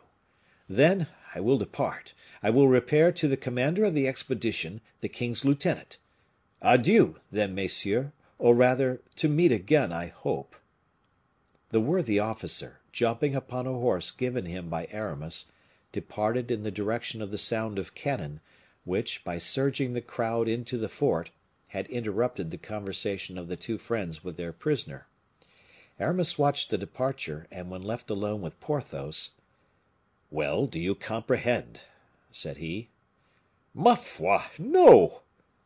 "Did not Biscarrat inconvenience you here?" "No, he is a brave fellow." "Yes, but the grotto of Locmaria, is it necessary all the world should know it?" "Ah, that is true, that is true, I comprehend. We are going to escape by the cavern."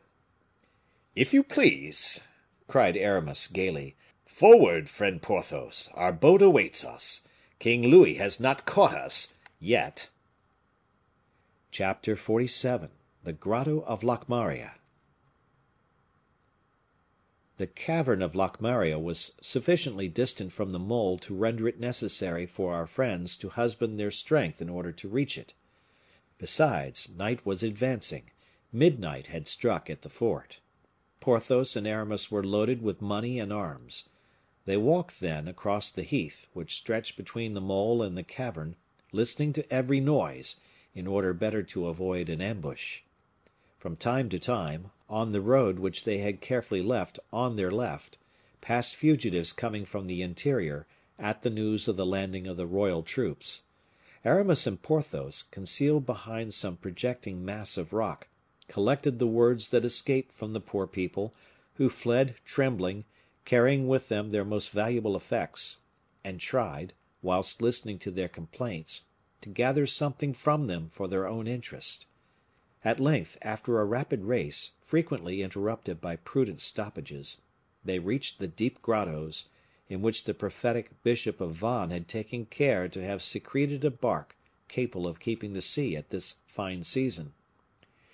"My good friend," said Porthos, panting vigorously, "we have arrived, it seems. But I thought you spoke of 3 men, 3 servants, who were to accompany us. I don't see them. Where are they?" "Why should you see them, Porthos?" replied Aramis. "They are certainly waiting for us in the cavern, and, no doubt, are resting, having accomplished their rough and difficult task." Aramis stopped Porthos, who was preparing to enter the cavern. "Will you allow me, my friend," said he to the giant, "to pass in first? I know the signal I have given to these men, who, not hearing it, would be very likely to fire upon you or slash away with their knives in the dark." "Go on, then, Aramis, go on. Go first. You impersonate wisdom and foresight. Go. Ah! There is that fatigue again, of which I spoke to you. It has just seized me afresh." Aramis left Porthos sitting at the entrance of the grotto, and bowing his head, he penetrated into the interior of the cavern, imitating the cry of the owl. A little plaintive cooing, a scarcely distinct echo, replied from the depths of the cave. Aramis pursued his way cautiously, and soon was stopped by the same kind of cry as he had first uttered, within 10 paces of him. "Are you there, Yves?" said the bishop. "Yes, monseigneur. Goen is here likewise. His son accompanies us." "That is well. Are all things ready?" "Yes, monseigneur." "Go to the entrance of the grottos, my good Yves, and you will there find the Seigneur de Pierrefonds, who is resting after the fatigue of our journey; and if he should happen not to be able to walk, lift him up and bring him hither to me." The 3 men obeyed, but the recommendation given to his servants was superfluous. Porthos, refreshed, had already commenced the descent, and his heavy step resounded amongst the cavities, formed and supported by columns of porphyry and granite.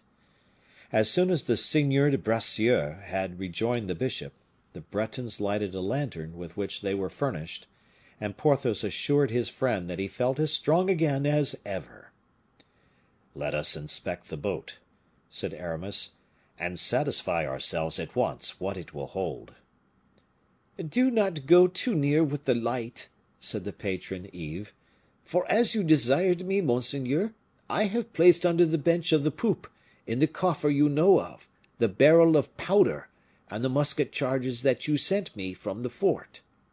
"Very well," said Aramis, and taking the lantern himself, he examined minutely all parts of the canoe, with the precautions of a man who is neither timid nor ignorant in the face of danger.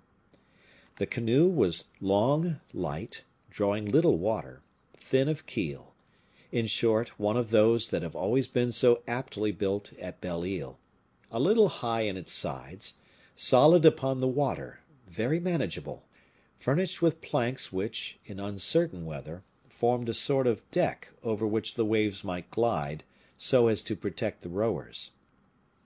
In 2 well-closed coffers, placed beneath the benches of the prow and the poop, Aramis found bread, biscuit, dried fruits, a quarter of bacon, a good provision of water in leathern bottles, the whole forming rations sufficient for people who did not mean to quit the coast, and would be able to revictual if necessity commanded. The arms, 8 muskets, and as many horse pistols, were in good condition, and all loaded. There were additional oars, in case of accident, and that little sail called trinquet, which assists the speed of the canoe at the same time the boatmen row, and is so useful when the breeze is slack. When Aramis had seen to all these things, and appeared satisfied with the results of his inspection, "Let us consult Porthos," said he, "to know if we must endeavor to get the boat out by the unknown extremity of the grotto, following the descent and the shade of the cavern, or whether it be better, in the open air, to make it slide upon its rollers through the bushes, leveling the road of the little beach, which is but 20 feet high, and gives at high tide 3 or 4 fathoms of good water upon a sound bottom." "It must be as you please, monseigneur," replied the skipper Yves, respectfully; "but I don't believe that by the slope of the cavern, and in the dark in which we shall be obliged to maneuver our boat, the road will be so convenient as the open air. I know the beach well, and can certify that it is as smooth as a grass plot in a garden. The interior of the grotto, on the contrary, is rough, without reckoning, monseigneur, that at its extremity we shall come to the trench which leads into the sea, and perhaps the canoe will not pass down it." "I have made my calculation," said the bishop, "and I am certain it will pass." "So be it. I wish it may, monseigneur," continued Yves. "But your highness knows very well that to make it reach the extremity of the trench, there is an enormous stone to be lifted, that under which the fox always passes, and which closes the trench like a door." "It can be raised," said Porthos. "That is nothing." "Oh, I know that monseigneur has the strength of 10 men," replied Yves, "but that is giving him a great deal of trouble." "I think the skipper may be right," said Aramis. "Let us try the open air passage." "The more so, monseigneur," continued the fisherman, "that we should not be able to embark before day. It will require so much labor, and that as soon as daylight appears, a good vedette placed outside the grotto would be necessary, indispensable even, to watch the maneuvers of the lighters or cruisers that are on the lookout for us." "Yes, yes, Yves, your reasons are good. We will go by the beach." And the three robust Bretons went to the boat, and were beginning to place their rollers underneath it to put it in motion, when the distant barking of dogs was heard, proceeding from the interior of the island. Aramis darted out of the grotto, followed by Porthos. Dawn just tinted with purple and white the waves and plain; through the dim light, melancholy fir trees waved their tender branches over the pebbles, and long flights of crows were skimming with their black wings the shimmering fields of buckwheat. In a quarter of an hour it would be clear daylight; the wakened birds announced it to all nature. The barkings which had been heard, which had stopped the three fishermen engaged in moving the boat, and had brought Aramis and Porthos out of the cavern, now seemed to come from a deep gorge within about a league of the grotto. "It is a pack of hounds," said Porthos. "The dogs are on a scent." "Who can be hunting at such a moment as this?" said Aramis. "And this way particularly," continued Porthos, "where they might expect the army of the royalists." "The noise comes nearer.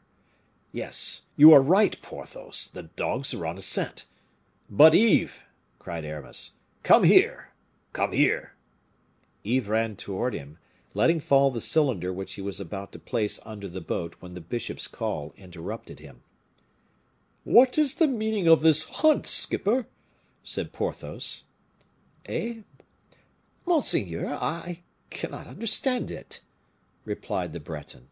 "It is not at such a moment that the Seigneur de Locmaria would hunt. No, and yet the dogs " "Unless they have escaped from the kennel." "No," said Goenne, "they are not the Seigneur de Locmaria's hounds." "In common prudence," said Aramis, "let us go back into the grotto. The voices evidently draw nearer. We shall soon know what we have to trust to."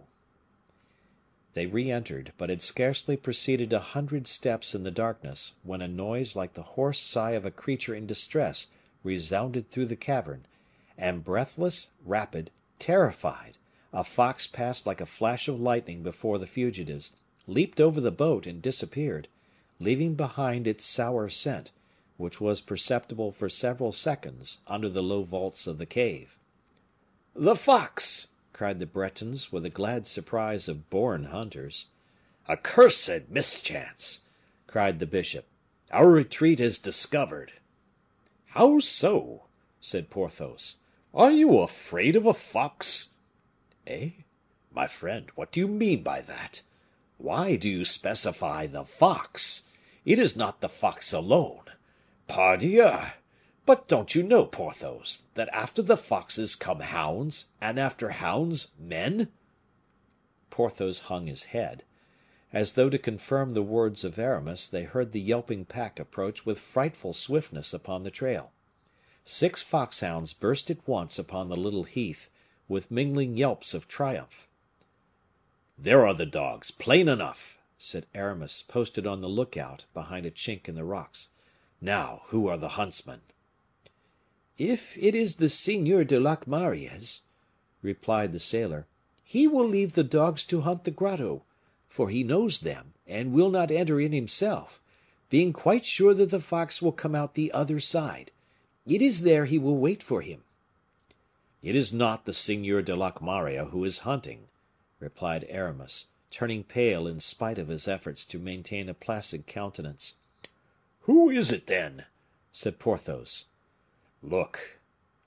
Porthos applied his eye to the slit, and saw at the summit of a hillock a dozen horsemen urging on their horses in the track of the dogs, shouting, "Taillot! Taillot!" "The guards!" said he. "Yes, my friend, the king's guards." "The king's guards, do you say, monseigneur?" cried the Bretons, growing pale in turn. "With Biscarrat at their head, mounted upon my gray horse," continued Aramis. The hounds at the same moment rushed into the grotto like an avalanche, and the depths of the cavern were filled with their deafening cries. "Ah, the devil!" said Aramis, resuming all his coolness at the sight of this certain, inevitable danger. "I am perfectly satisfied we are lost, but we have at least one chance left. If the guards who follow their hounds happen to discover there is an issue to the grotto, there is no help for us, for on entering they must see both ourselves and our boat. The dogs must not go out of the cavern. Their masters must not enter." "That is clear," said Porthos. "You understand," added Aramis, with the rapid precision of command. "There are 6 dogs that will be forced to stop at the great stone under which the fox has glided, but at the too narrow opening of which they must be themselves stopped and killed." The Bretons sprang forward, knife in hand. In a few minutes there was a lamentable concert of angry barks and mortal howls, and then silence. "That's well," said Aramis, coolly. "Now for the masters." "What is to be done with them?" said Porthos. "Wait their arrival, conceal ourselves, and kill them." "Kill them!" replied Porthos. "There are 16," said Aramis, "at least at present." "And well armed," added Porthos, with a smile of consolation. "It will last about 10 minutes," said Aramis. "To work!" And with a resolute air he took up a musket and placed a hunting knife between his teeth. "Yves, Goenne, and his son," continued Aramis, "will pass the muskets to us. You, Porthos, will fire when they are close. We shall have brought down, at the lowest computation, 8 before the others are aware of anything. That is certain. Then all, there are 5 of us, will dispatch the other 8, knife in hand." "And poor Biscarrat?" said Porthos. Aramis reflected a moment. "Biscarrat first," replied he, coolly. "He knows us." Chapter 48. The Grotto. In spite of the sort of divination which was the remarkable side of the character of Aramis, the event, subject to the risks of things over which uncertainty presides, did not fall out exactly as the bishop of Vannes had foreseen. Biscarrat, better mounted than his companions, arrived first at the opening of the grotto, and comprehended that fox and hounds were one and all engulfed in it.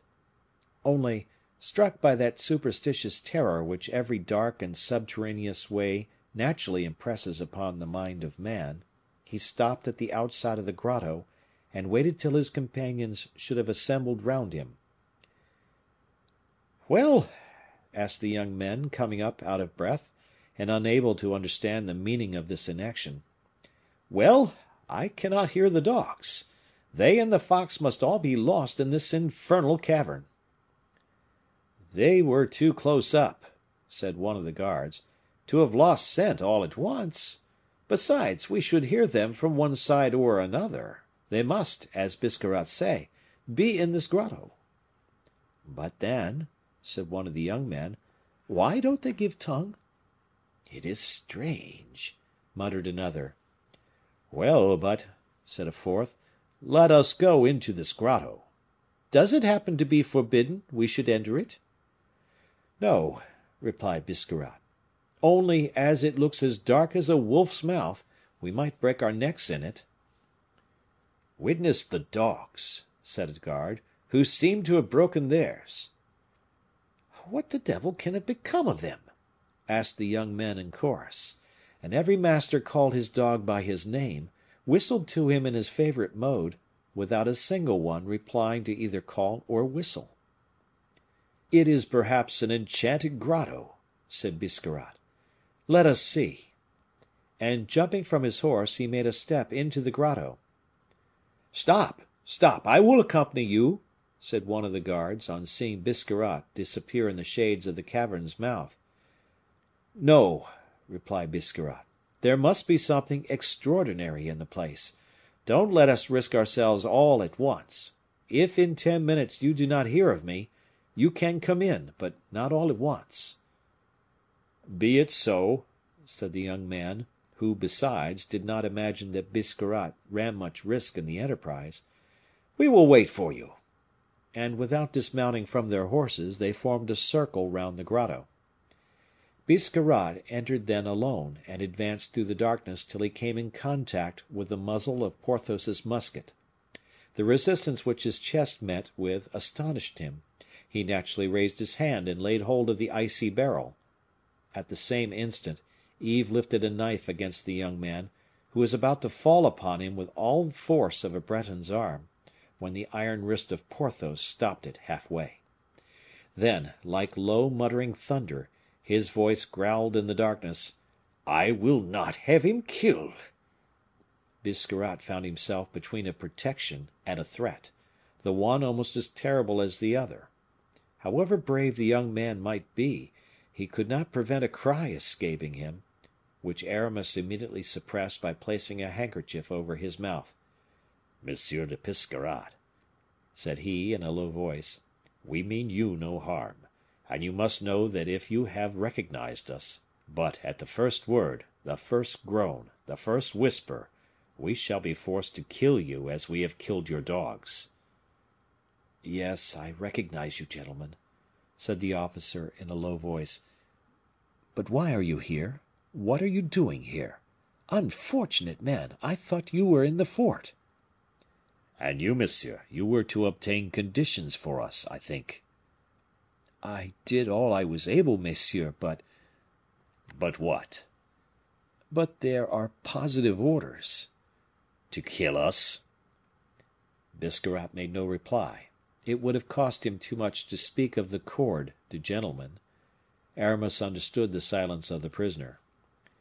"Monsieur Biscarrat," said he, "you would be already dead if we had not regard for your youth and our ancient association with your father; but you may yet escape from the place by swearing that you will not tell your companions what you have seen."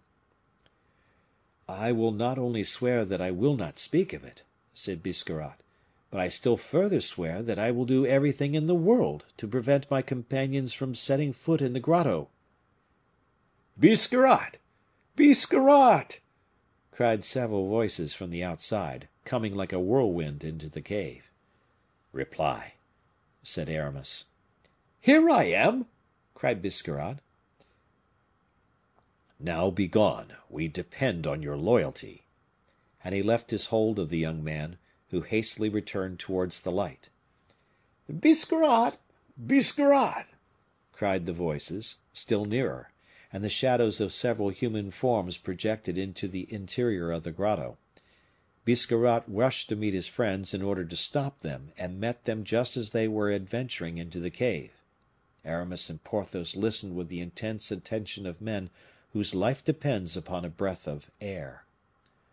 "Oh, oh!" exclaimed one of the guards, as he came to the light, "how pale you are!"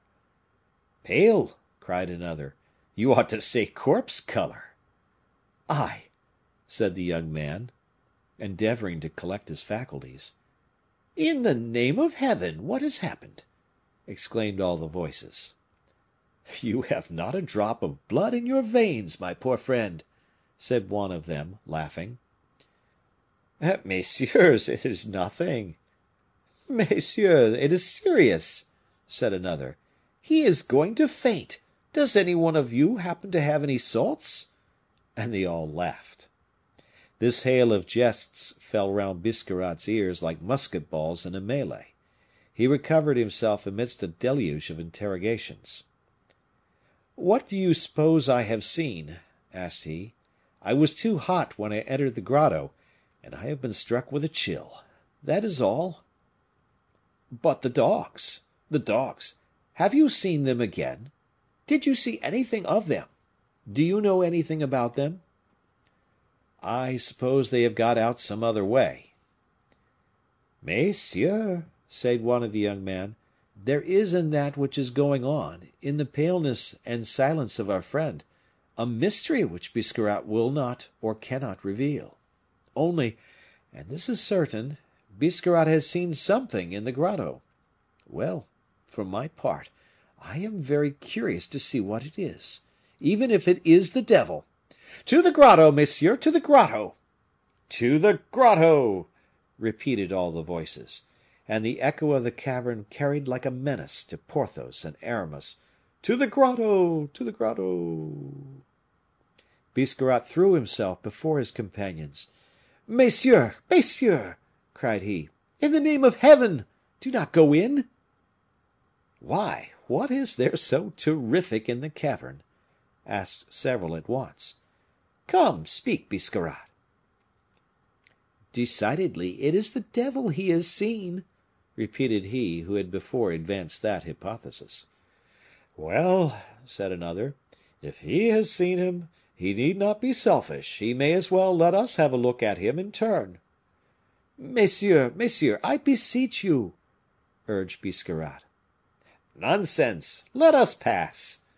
"Messieurs, I implore you not to enter." "Why? You went in yourself."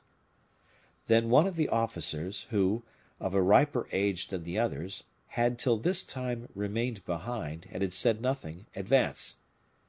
"Messieurs," said he, with a calmness which contrasted with the animation of the young men, "there is in there some person, or something, that is not the devil, but which, whatever it may be, has had sufficient power to silence our dogs. We must discover who this someone is, or what this something is." Biscarrat made a last effort to stop his friends, but it was useless. In vain he threw himself before the rashest, in vain he clung to the rocks to bar the passage. The crowd of young men rushed into the cave, in the steps of the officer who had spoken last, but who had sprung in first, sword in hand, to face the unknown danger. Biscarrat, repulsed by his friends, unable to accompany them, without passing in the eyes of Porthos and Aramis for a traitor and a perjurer, with painfully attentive ear and unconsciously supplicating hands, leaned against the rough side of a rock which he thought must be exposed to the fire of the musketeers. As to the guards, they penetrated further and further, with exclamations that grew fainter as they advanced. All at once, a discharge of musketry, growling like thunder, exploded in the entrails of the vault. 2 or 3 balls were flattened against the rock on which Biscarrat was leaning. At the same instant, cries, shrieks, imprecations burst forth, and the little troop of gentlemen reappeared, some pale, some bleeding, all enveloped in a cloud of smoke, which the outer air seemed to suck from the depths of the cavern. "Biscarrat! Biscarrat!" cried the fugitives. "You knew there was an ambuscade in that cavern, and you did not warn us! Biscarrat, you are the cause that 4 of us are murdered men! Woe be to you, Biscarrat!" "You are the cause of my being wounded unto death," said one of the young men, letting a gush of scarlet lifeblood vomit in his palm, and spattering into Biscarrat's livid face. "My blood be on your head!" And he rolled in agony at the feet of the young man. "But at least tell us who is there!" cried several furious voices. Biscarrat remained silent. "Tell us, or die!" cried the wounded man, raising himself upon one knee, and lifting towards his companion an arm bearing a useless sword. Biscarrat rushed towards him, opening his breast for the blow, but the wounded man fell back not to rise again, uttering a groan which was his last. Biscarrat, with hair on end, haggard eyes, and bewildered head, advanced towards the interior of the cavern, saying, "You are right. Death to me, who have allowed my comrades to be assassinated. I am a worthless wretch." And throwing away his sword, for he wished to die without defending himself, he rushed head foremost into the cavern. The others followed him. The 11 who remained out of 16 imitated his example, but they did not go further than the first. A second discharge laid 5 upon the icy sand, and as it was impossible to see whence this murderous thunder issued, the others fell back with a terror that can be better imagined than described. But far from flying, as the others had done, Biscarrat remained safe and sound, seated on a fragment of rock, and waited. There were only 6 gentlemen left. "Seriously," said one of the survivors, "is it the devil?" "Ma foi, it is much worse," said another. "Ask Biscarrat, he knows." "Where is Biscarrat?"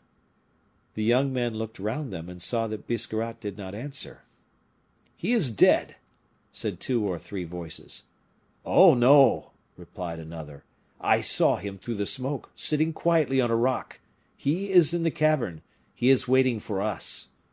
"He must know who are there." "And how should he know them?" "He was taken prisoner by the rebels." "That is true.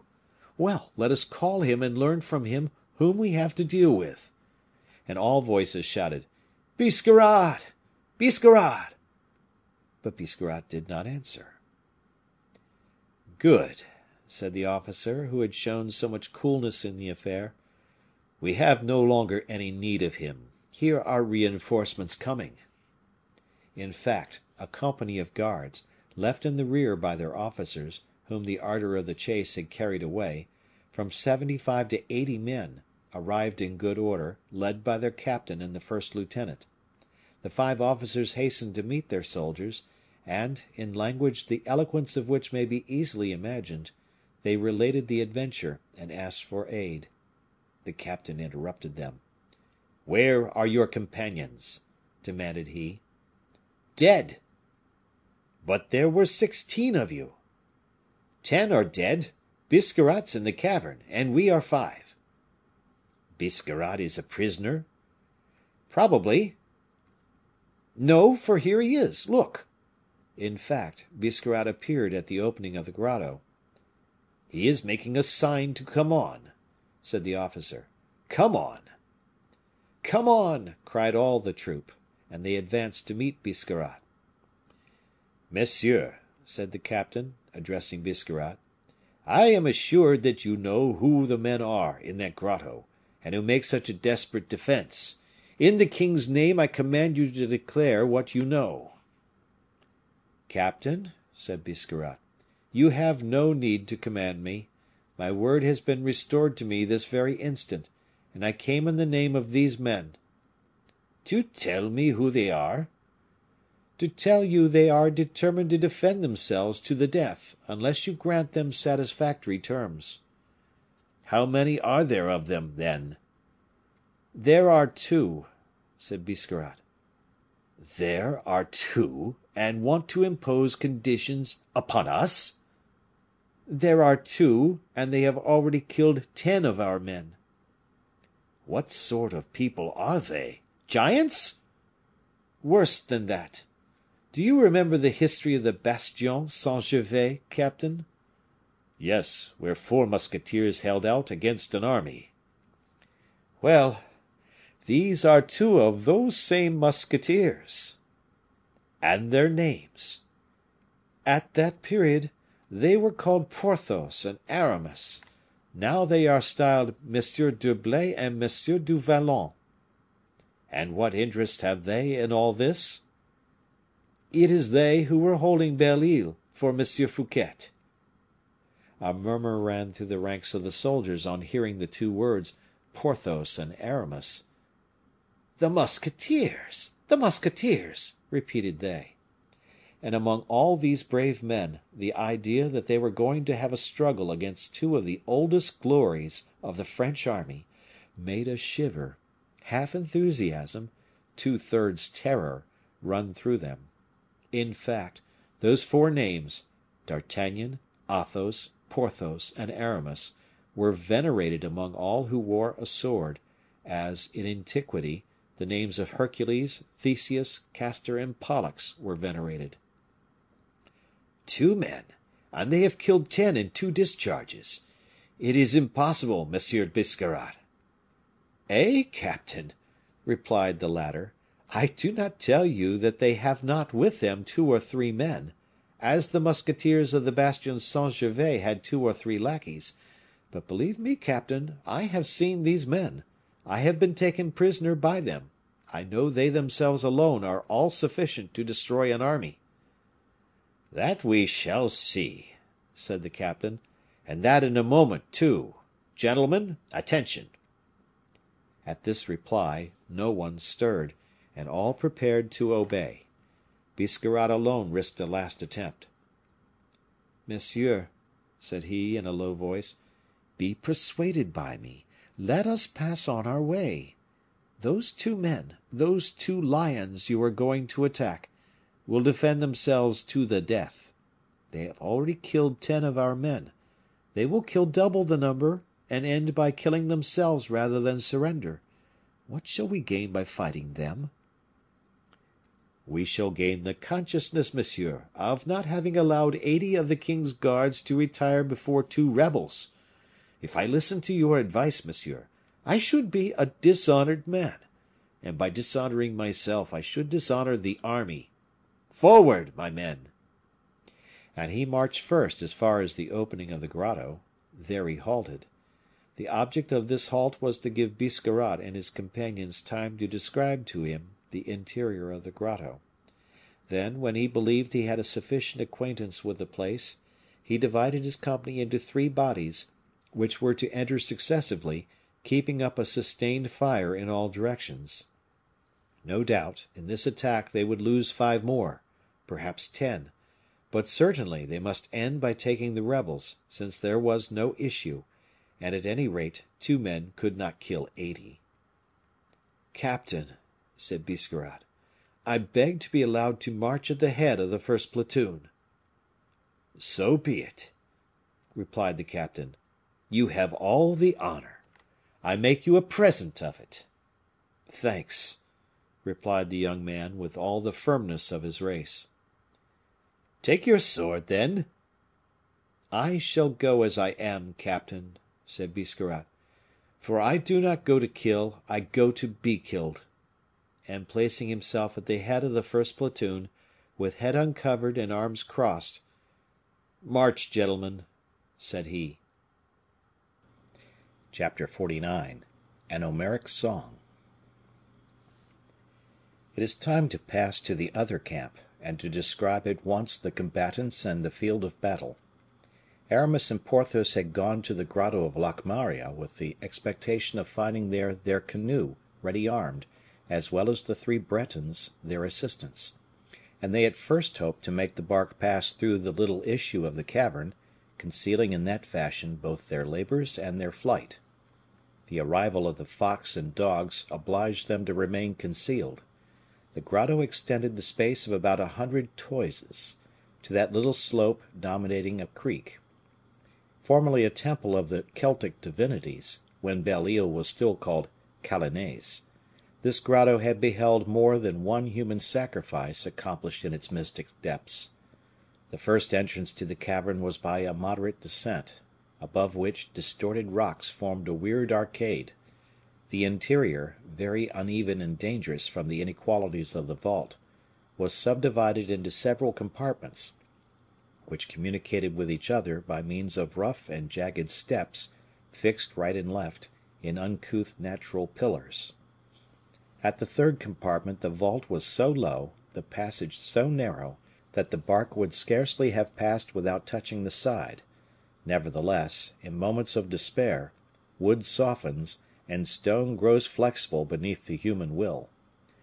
Such was the thought of Aramis, when, after having fought the fight, he decided upon flight, a flight most dangerous, since all the assailants were not dead, and that, admitting the possibility of putting the bark to sea, they would have to fly in open day, before the conquered, so interested on recognizing their small number, in pursuing their conquerors.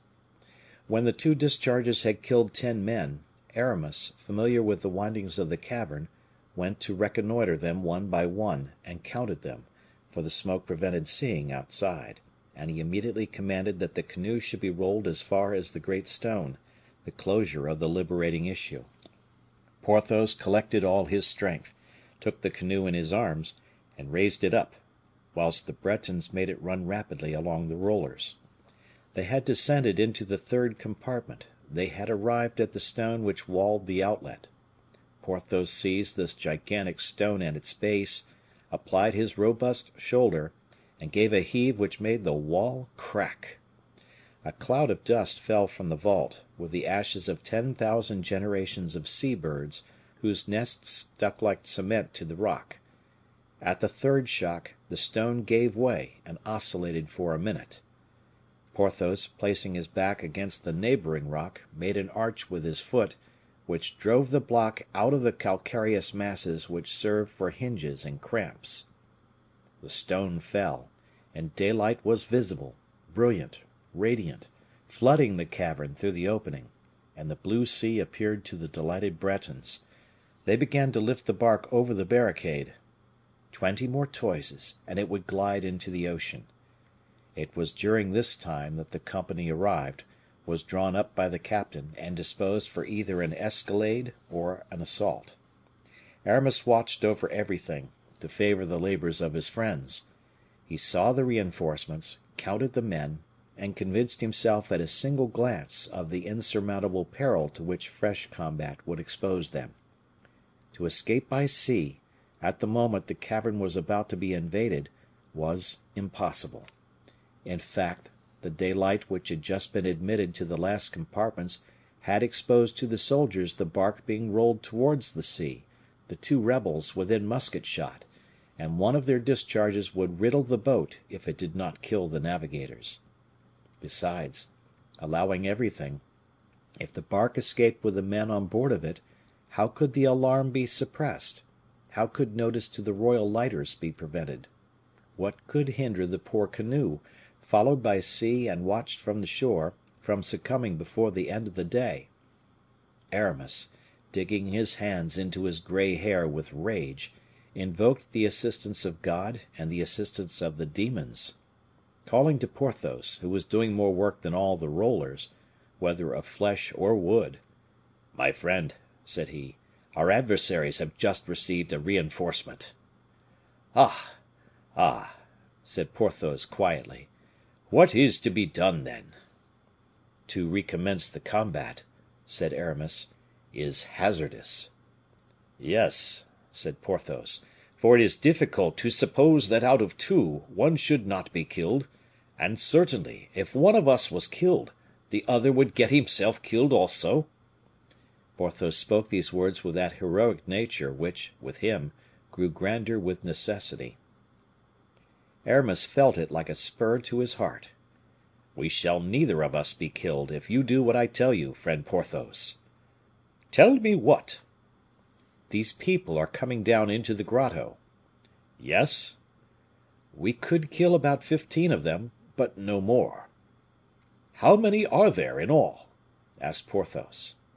"They have received a reinforcement of 75 men." 75 and 5, 80. Ah!" sighed Porthos. "If they fire all at once, they will riddle us with balls."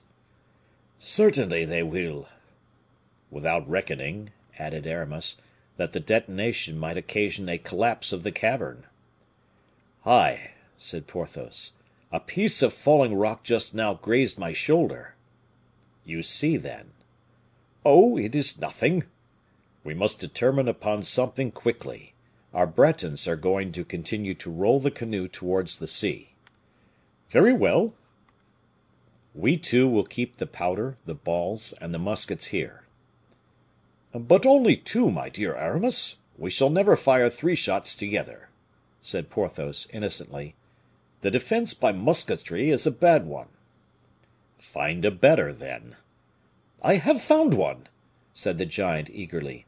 I will place myself in ambuscade behind the pillar with this iron bar, and invisible, unattackable. If they come in floods, I can let my bar fall upon their skulls 30 times in a minute. Hein, what do you think of the project? You smile. Excellent, dear friend, perfect. I approve it greatly. Only you will frighten them, and half of them will remain outside to take us by famine. What we want, my good friend, is the entire destruction of the troop. A single survivor encompasses our ruin. You are right, my friend, but how can we attract them, pray? By not stirring, my good Porthos. Well, we won't stir, then, but when they are all together. Then leave it to me. I have an idea. If it is so, and your idea proves a good one, and your idea is most likely to be good, I am satisfied. To your ambuscade, Porthos, and count how many enter. But you, what will you do? Don't trouble yourself about me. I have a task to perform. I think I hear shouts. It is they. To your post. Keep within reach of my voice and hand. Porthos took refuge in the second compartment, which was in darkness, absolutely black. Aramis glided into the third.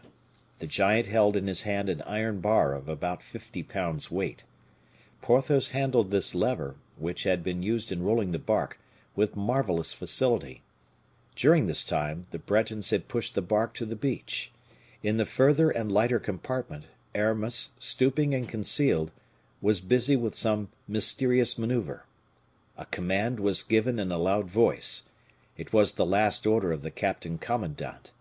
25 men jumped from the upper rocks into the first compartment of the grotto, and having taken their ground, began to fire.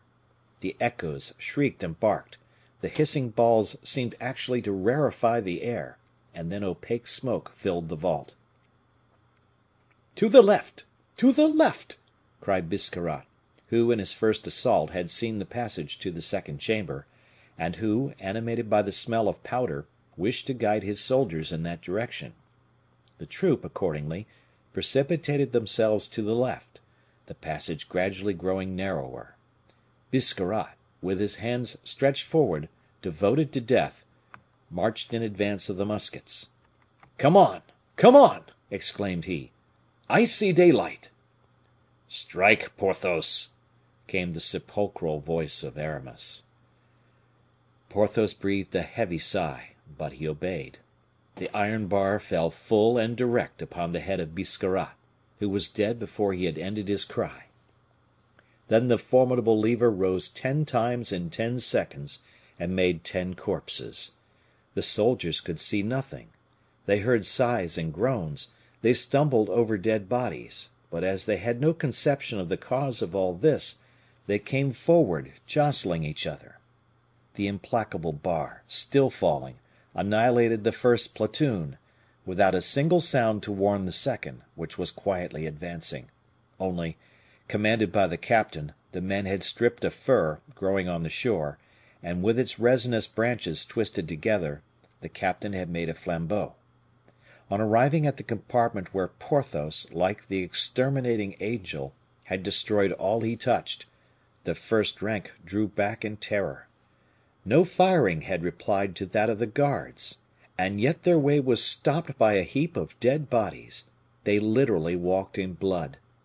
Porthos was still behind his pillar. The captain, illumining with trembling pine torch this frightful carnage, of which he in vain sought the cause, drew back towards the pillar behind which Porthos was concealed. Then a gigantic hand issued from the shade and fastened on the throat of the captain, who uttered a stifled rattle, his stretched out arms beating the air. The torch fell and was extinguished in blood. A second after, The corpse of the captain dropped close to the extinguished torch, and added another body to the heap of dead which blocked up the passage. All this was effected as mysteriously as though by magic. At hearing the rattling in the throat of the captain, the soldiers who accompanied him had turned round, caught a glimpse of his extended arms, his eyes starting from their sockets, and then the torch fell, and they were left in darkness. From an unreflective, instinctive, mechanical feeling, the lieutenant cried, "Fire!" Immediately a volley of musketry flamed, thundered, roared in the cavern, bringing down enormous fragments from the vaults. The cavern was lighted for an instant by this discharge, and then immediately returned to pitchy darkness, rendered thicker by the smoke.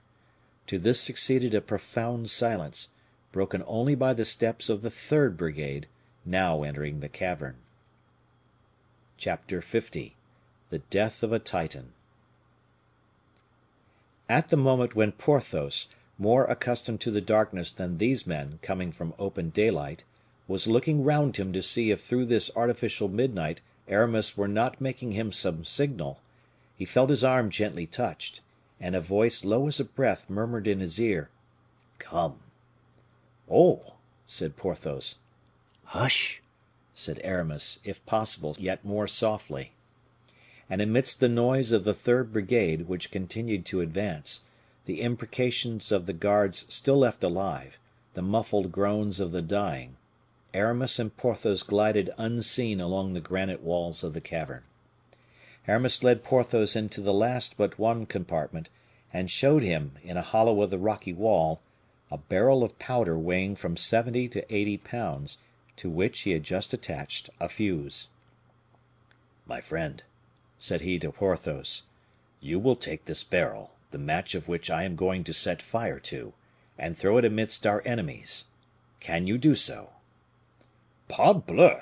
replied Porthos, and he lifted the barrel with one hand. "Light it." "Stop," said Aramis, "till they are all massed together, and then, my Jupiter, hurl your thunderbolt among them." "Light it," repeated Porthos. "On my part," continued Aramis, "I will join our Bretons, and help them to get the canoe to the sea. I will wait for you on the shore, launch it strongly, and hasten to us." "Light it," said Porthos a third time. "But do you understand me?" "Parbleu!" said Porthos again, with laughter that he did not even attempt to restrain. "When a thing is explained to me, I understand it. Begone, and give me the light." Aramis gave the burning match to Porthos, who held out his arm to him, his hands being engaged. Aramis pressed the arm of Porthos with both his hands, and fell back to the outlet of the cavern, where the three rowers awaited him. Porthos, left alone, applied the spark bravely to the match.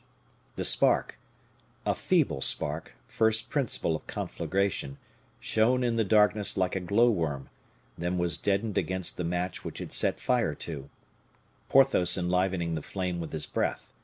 The smoke was a little dispersed, and by the light of the sparkling match objects might, for 2 seconds, be distinguished. It was a brief but splendid spectacle, that of this giant, pale, bloody, his countenance lighted by the fire of the match burning in surrounding darkness. The soldiers saw him, they saw the barrel he held in his hand, they at once understood what was going to happen.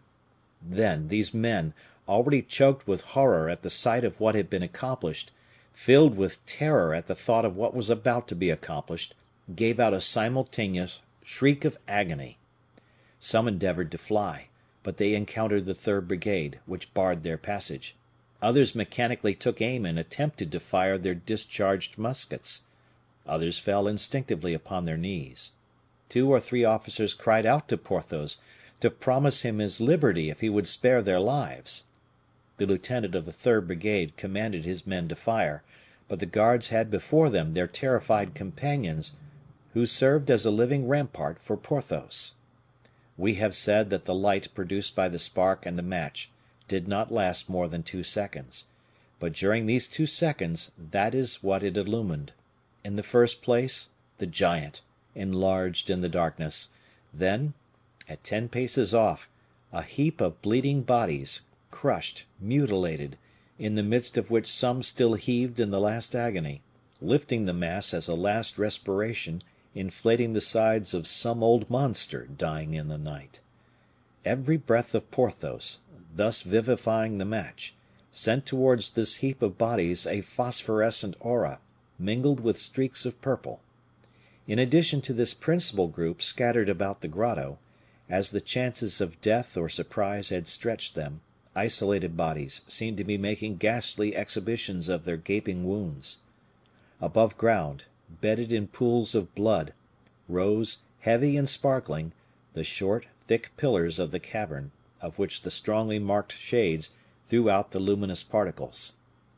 And all this was seen by the tremulous light of a match attached to a barrel of powder, that is to say, a torch which, whilst throwing a light on the dead past, showed death to come.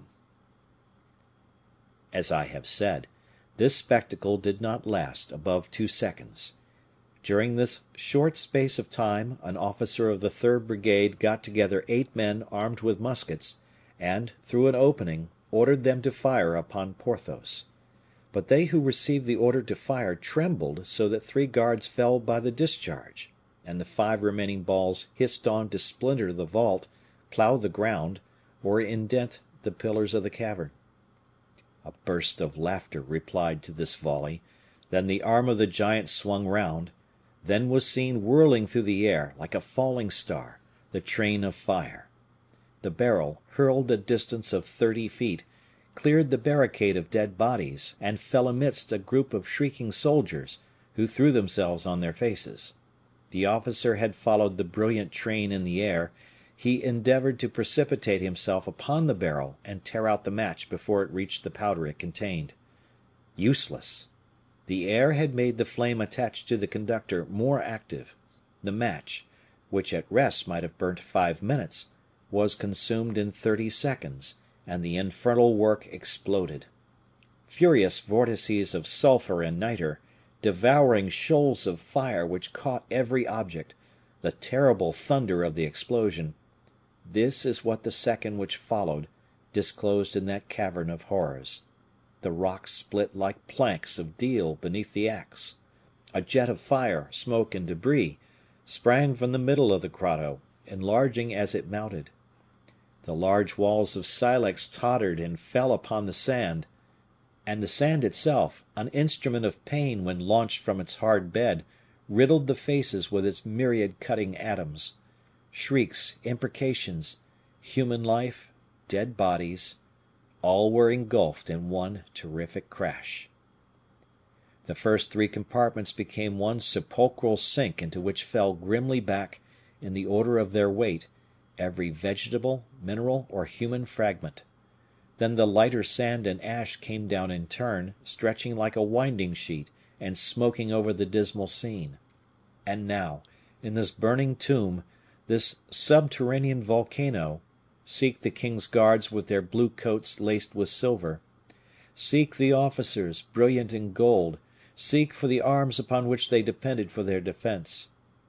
One single man has made of all these things a chaos more confused, more shapeless, more terrible, than the chaos which existed before the creation of the world. There remained nothing of the 3 compartments, nothing by which God could have recognized his handiwork. As for Porthos, after having hurled the barrel of powder amidst his enemies, he had fled, as Aramis had directed him to do, and had gained the last compartment, into which air, light, and sunshine penetrated through the opening. Scarcely had he turned the angle which separated the 3rd compartment from the 4th, when he perceived at 100 paces from him the bark dancing on the waves. There were his friends, their liberty, their life and victory. 6 more of his formidable strides, and he would be out of the vault, out of the vault. A dozen of his vigorous leaps, and he would reach the canoe. Suddenly, he felt his knees give way. His knees seemed powerless, his legs to yield beneath him. "Oh, oh!" murmured he, "there is my weakness seizing me again. I can walk no further. What is this?" Aramis perceived him through the opening, and unable to conceive what could induce him to stop thus. "Come on, Porthos, come on!" he cried. "Come quickly!" "Oh!" replied the giant, making an effort that contorted every muscle of his body. "Oh, but I cannot!" While saying these words he fell upon his knees, but with his mighty hands he clung to the rocks and raised himself up again. "Quick, quick!" repeated Aramis, bending forward towards the shore, as if to draw Porthos towards him with his arms. "Here I am!" staggered Porthos, collecting all his strength to make one step more.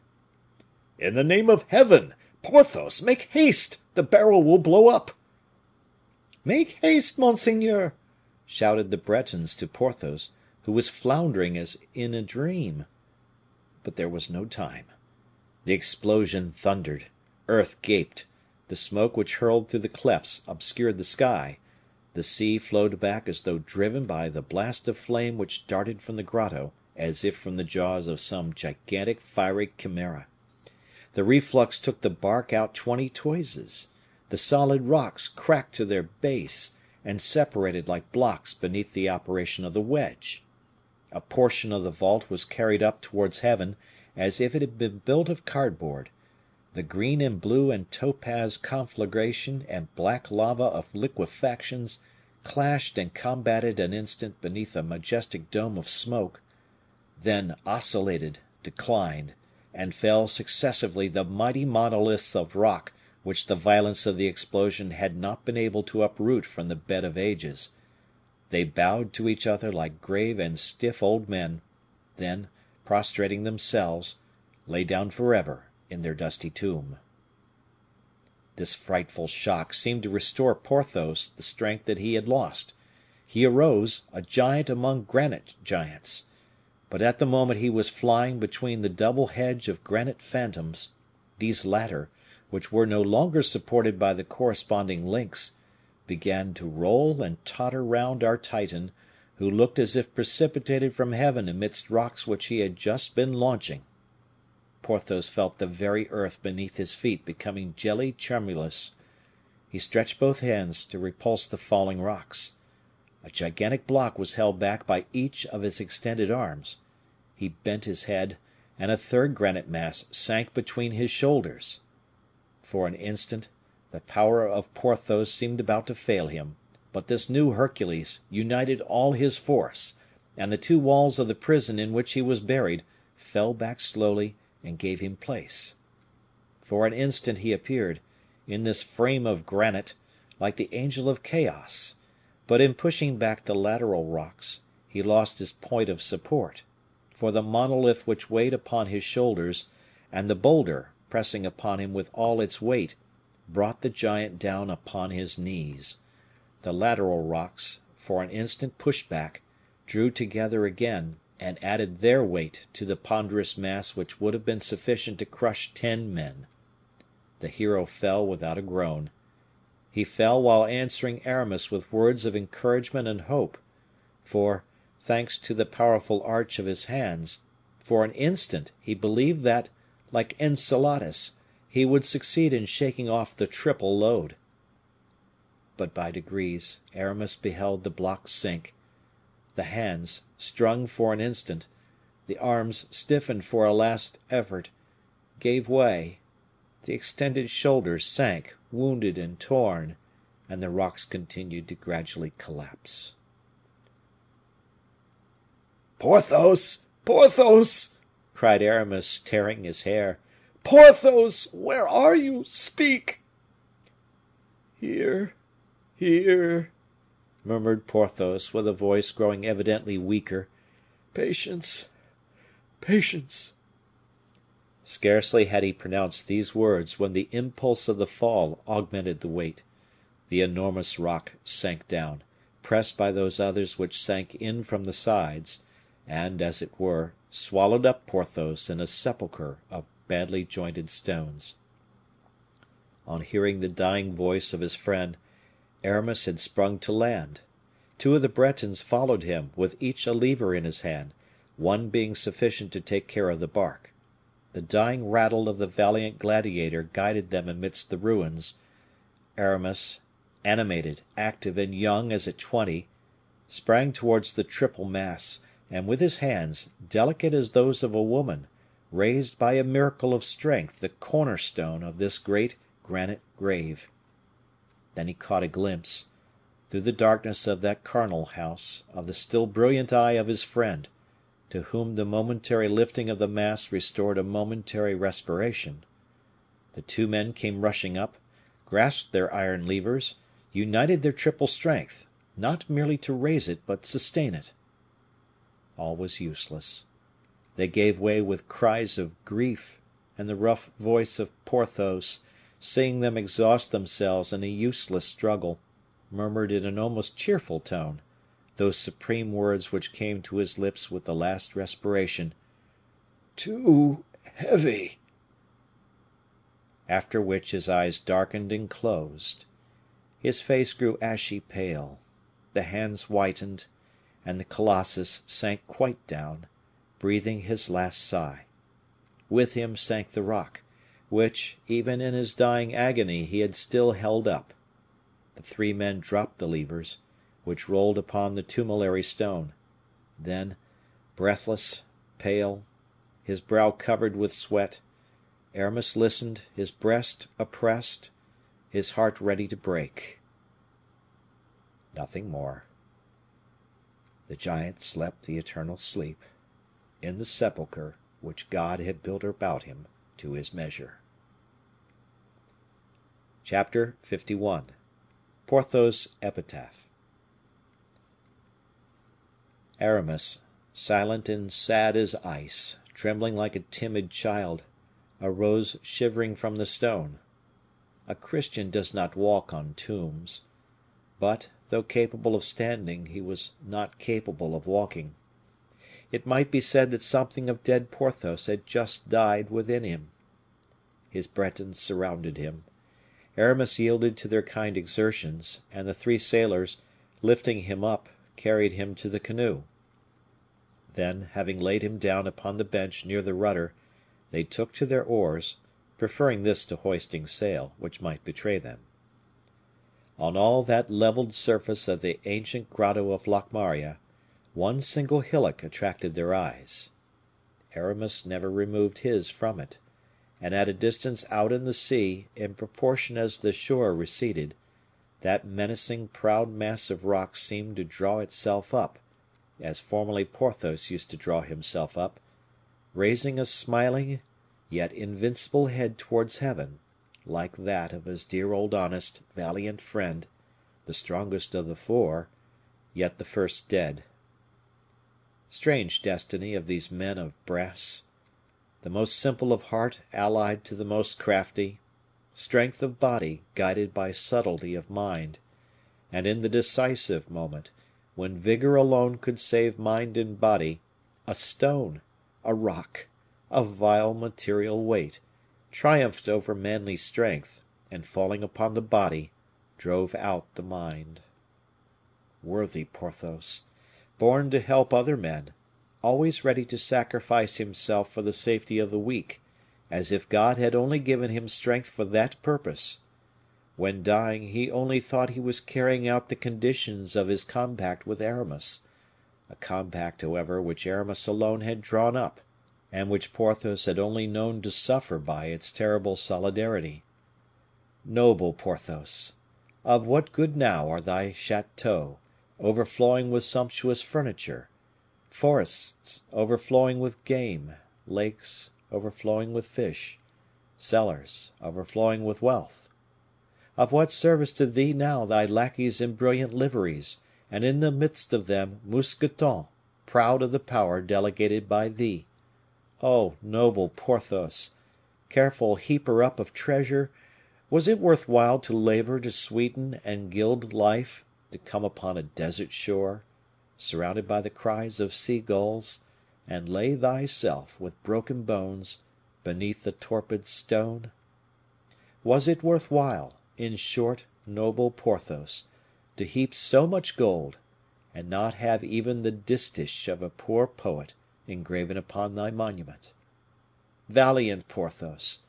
He still, without doubt, sleeps, lost, forgotten, beneath the rock the shepherds of the heath take for the gigantic abode of a dolmen, and so many twining branches, so many mosses, bent by the bitter wind of ocean, so many lichens solder thy sepulchre to earth, that no passers-by will imagine such a block of granite could ever have been supported by the shoulders of one man. Aramis, still pale, still icy cold, his heart upon his lips, looked even till, with the last ray of daylight, the shore faded on the horizon. Not a word escaped him, not a sigh rose from his deep breast. The superstitious Bretons looked upon him trembling. Such silence was not that of a man, it was the silence of a statue. In the meantime, with the first gray lines that lighted up the heavens, the canoe hoisted its little sail, which, swelling with the kisses of the breeze, and carrying them rapidly from the coast, made bravest way towards Spain, across the dreaded Gulf of Gascony, so rife with storms. But scarcely half an hour after the sail had been hoisted, the rowers became inactive, reclining on their benches, and making an eye shade with their hands, pointed out to each other a white spot which appeared on the horizon as motionless as a gull rocked by the viewless respiration of the waves.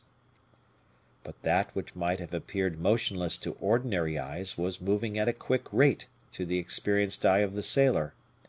That which appeared stationary upon the ocean was cutting a rapid way through it.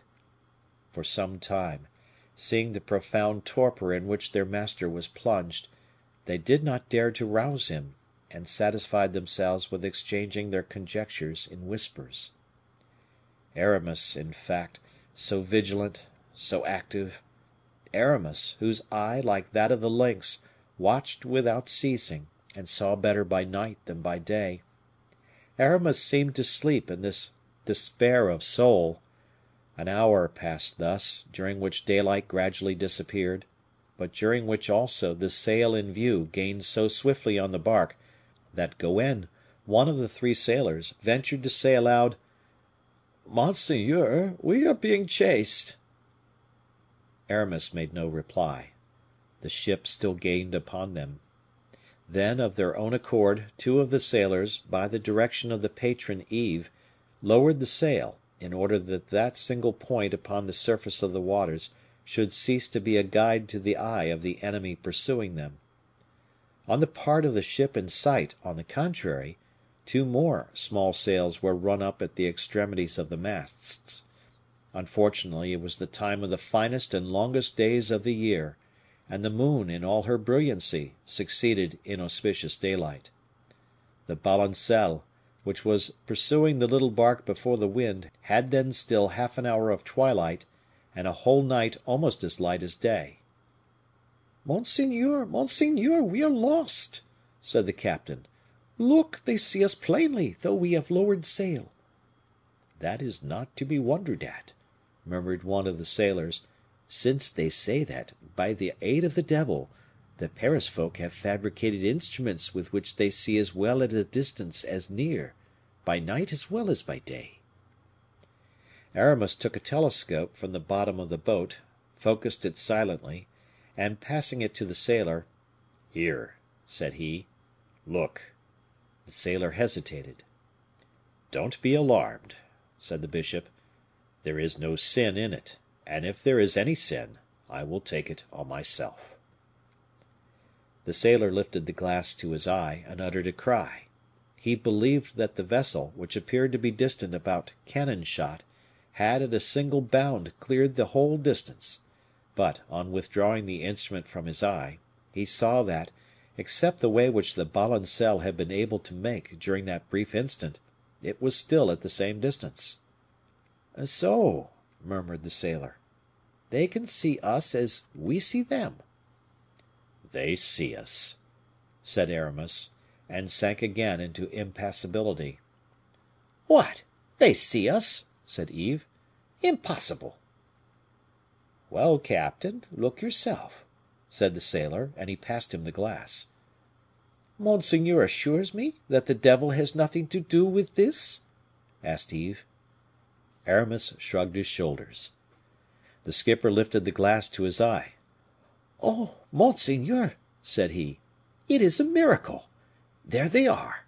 It seems as if I were going to touch them. 25 men at least. Ah! I see the captain forward. He holds a glass like this, and is looking at us. Ah! He turns round and gives an order. They are rolling a piece of cannon forward. They are loading it, pointing it. Misericorde, they are firing at us!" And by a mechanical movement, the skipper put aside the telescope, and the pursuing ship, relegated to the horizon, appeared again in its true aspect. The vessel was still at the distance of nearly a league, but the maneuver sighted thus was not less real. A light cloud of smoke appeared beneath the sails, more blue than they, and spreading like a flower opening. Then, at about a mile from the little canoe, they saw the ball take the crown off 2 or 3 waves, dig a white furrow in the sea, and disappear at the end of it, as inoffensive as the stone with which, in play, a boy makes ducks and drakes. It was at once a menace and a warning. "What is to be done?" asked the patron. "They will sink us," said Goenne. "Give us absolution, monseigneur." And the sailors fell on their knees before him. "You forget that they can see you," said he. "That is true," said the sailors, ashamed of their weakness. "Give us your orders, monseigneur. We are prepared to die for you." "Let us wait," said Aramis. "How? Let us wait?" "Yes, do you not see, as you just now said, that if we endeavor to fly, they will sink us?" "But perhaps," the patron ventured to say, "perhaps under cover of night we could escape them?" "Oh," said Aramis, "they have, no doubt, Greek fire with which to lighten their own course, and ours likewise." At the same moment, as if the vessel was responsive to the appeal of Aramis, a second cloud of smoke mounted slowly to the heavens, and from the bosom of that cloud sparkled an arrow of flame, which described a parabola like a rainbow, and fell into the sea, where it continued to burn, illuminating a space of a quarter of a league in diameter. The Bretons looked at each other in terror. "You see plainly," said Aramis, "it will be better to wait for them." The oars dropped from the hands of the sailors, and the bark, ceasing to make way, rocked motionless upon the summits of the waves. Night came on, but still the ship drew nearer. It might be imagined it redoubled its speed with darkness. From time to time, as a vulture rears his head out of its nest, the formidable Greek fire darted from its sides, and cast its flame upon the ocean like an incandescent snowfall. At last, it came within musket shot. All the men were on deck, arms in hand. The cannoneers were at their guns, the matches burning. It might be thought they were about to board a frigate and to fight a crew superior in number to their own, not to attempt the capture of a canoe manned by 4 people. "Surrender!" cried the commander of the Balancelle, with the aid of his speaking trumpet. The sailors looked at Aramis. Aramis made a sign with his head.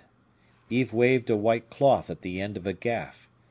This was like striking their flag. The pursuer came on like a racehorse. It launched a fresh Greek fire, which fell within 20 paces of the little canoe, and threw a light upon them as white as sunshine.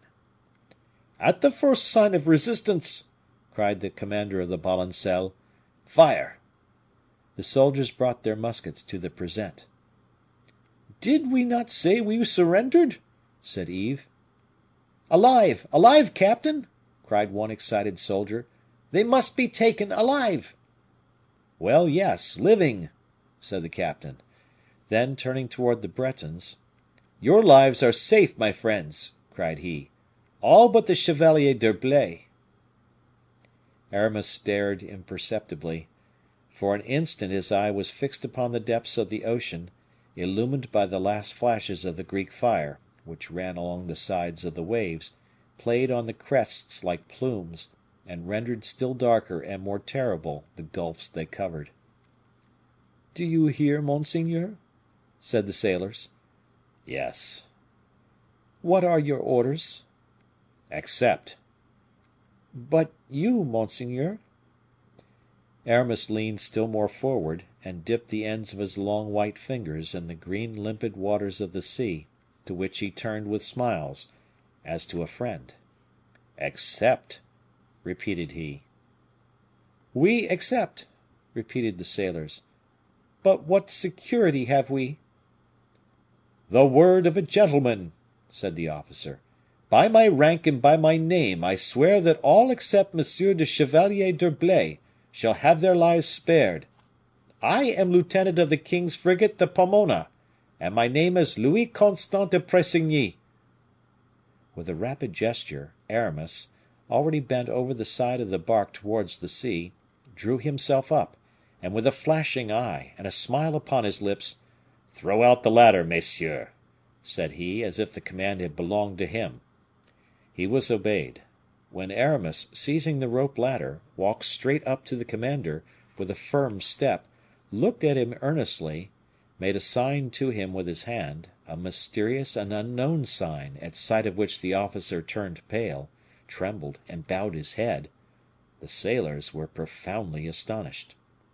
Without a word, Aramis then raised his hand to the eyes of the commander, and showed him the collet of a ring he wore on the ring finger of his left hand. And while making this sign, Aramis, draped in cold and haughty majesty, had the air of an emperor giving his hand to be kissed. The commandant, who for a moment had raised his head, bowed a second time with marks of the most profound respect. Then stretching his hand out, in his turn, towards the poop, that is to say, towards his own cabin, he drew back to allow Aramis to go first. The three Bretons, who had come on board after their bishop, looked at each other, stupefied.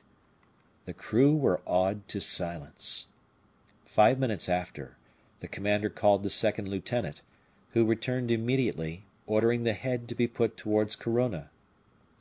Whilst this order was being executed, Aramis reappeared upon the deck, and took a seat near the bastingage. Night had fallen. The moon had not yet risen, yet Aramis looked incessantly towards Belle Isle.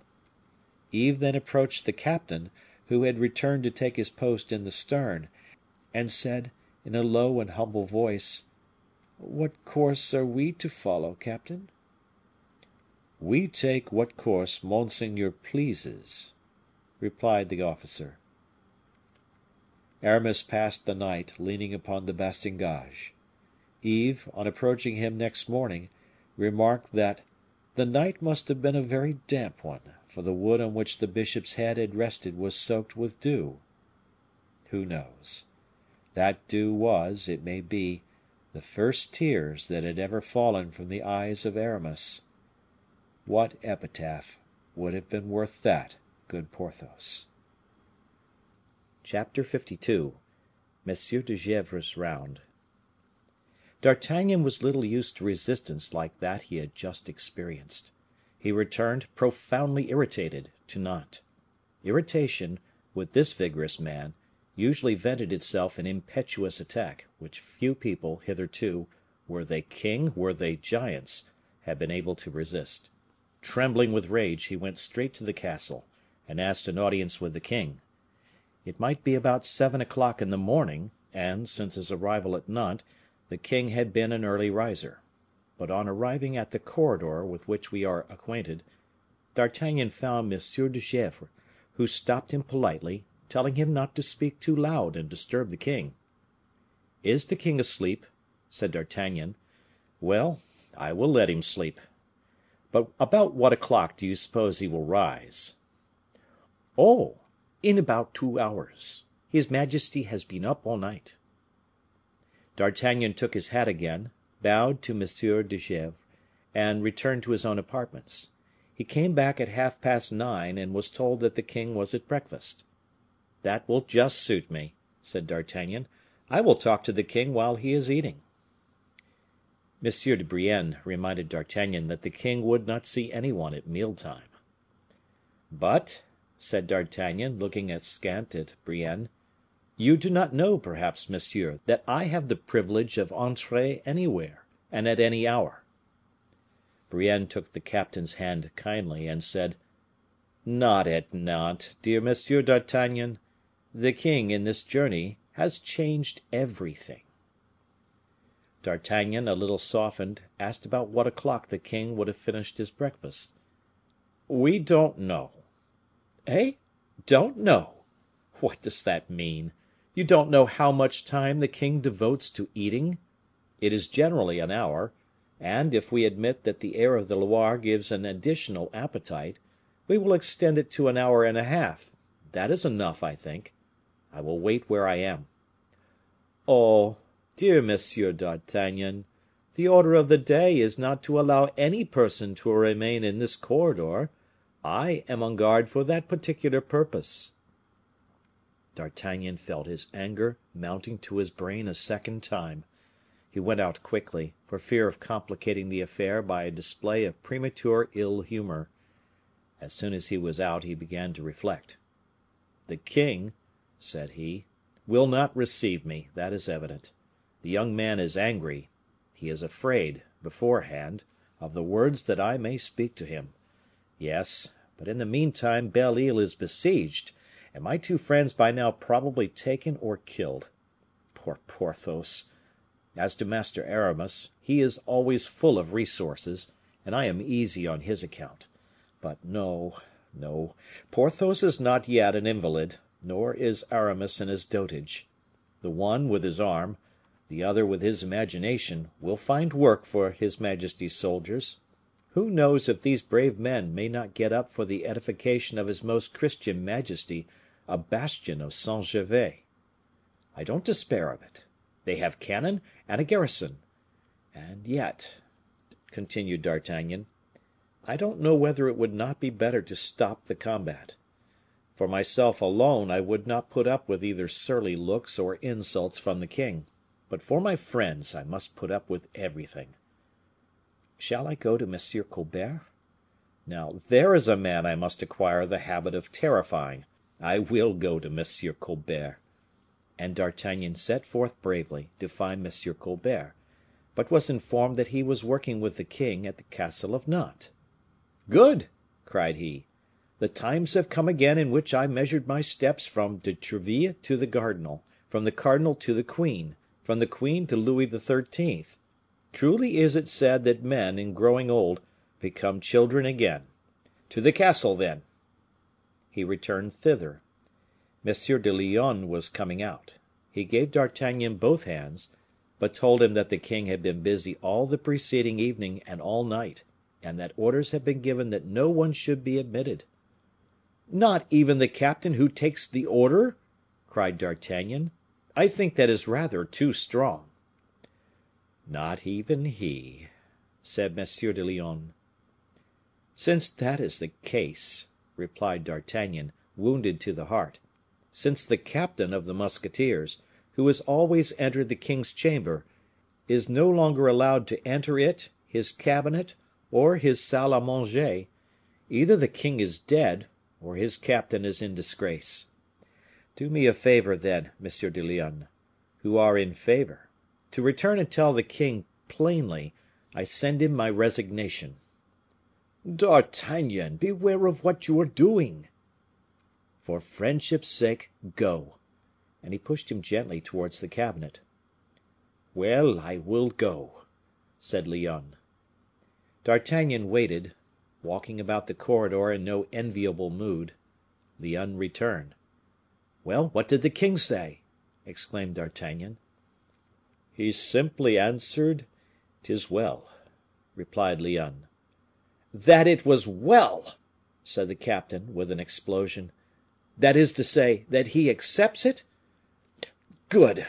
Now, then, I am free. I am only a plain citizen, Monsieur de Lyonne. I have the pleasure of bidding you good bye. Farewell, castle, corridor, antechamber. A bourgeois, about to breathe at liberty, takes his farewell of you."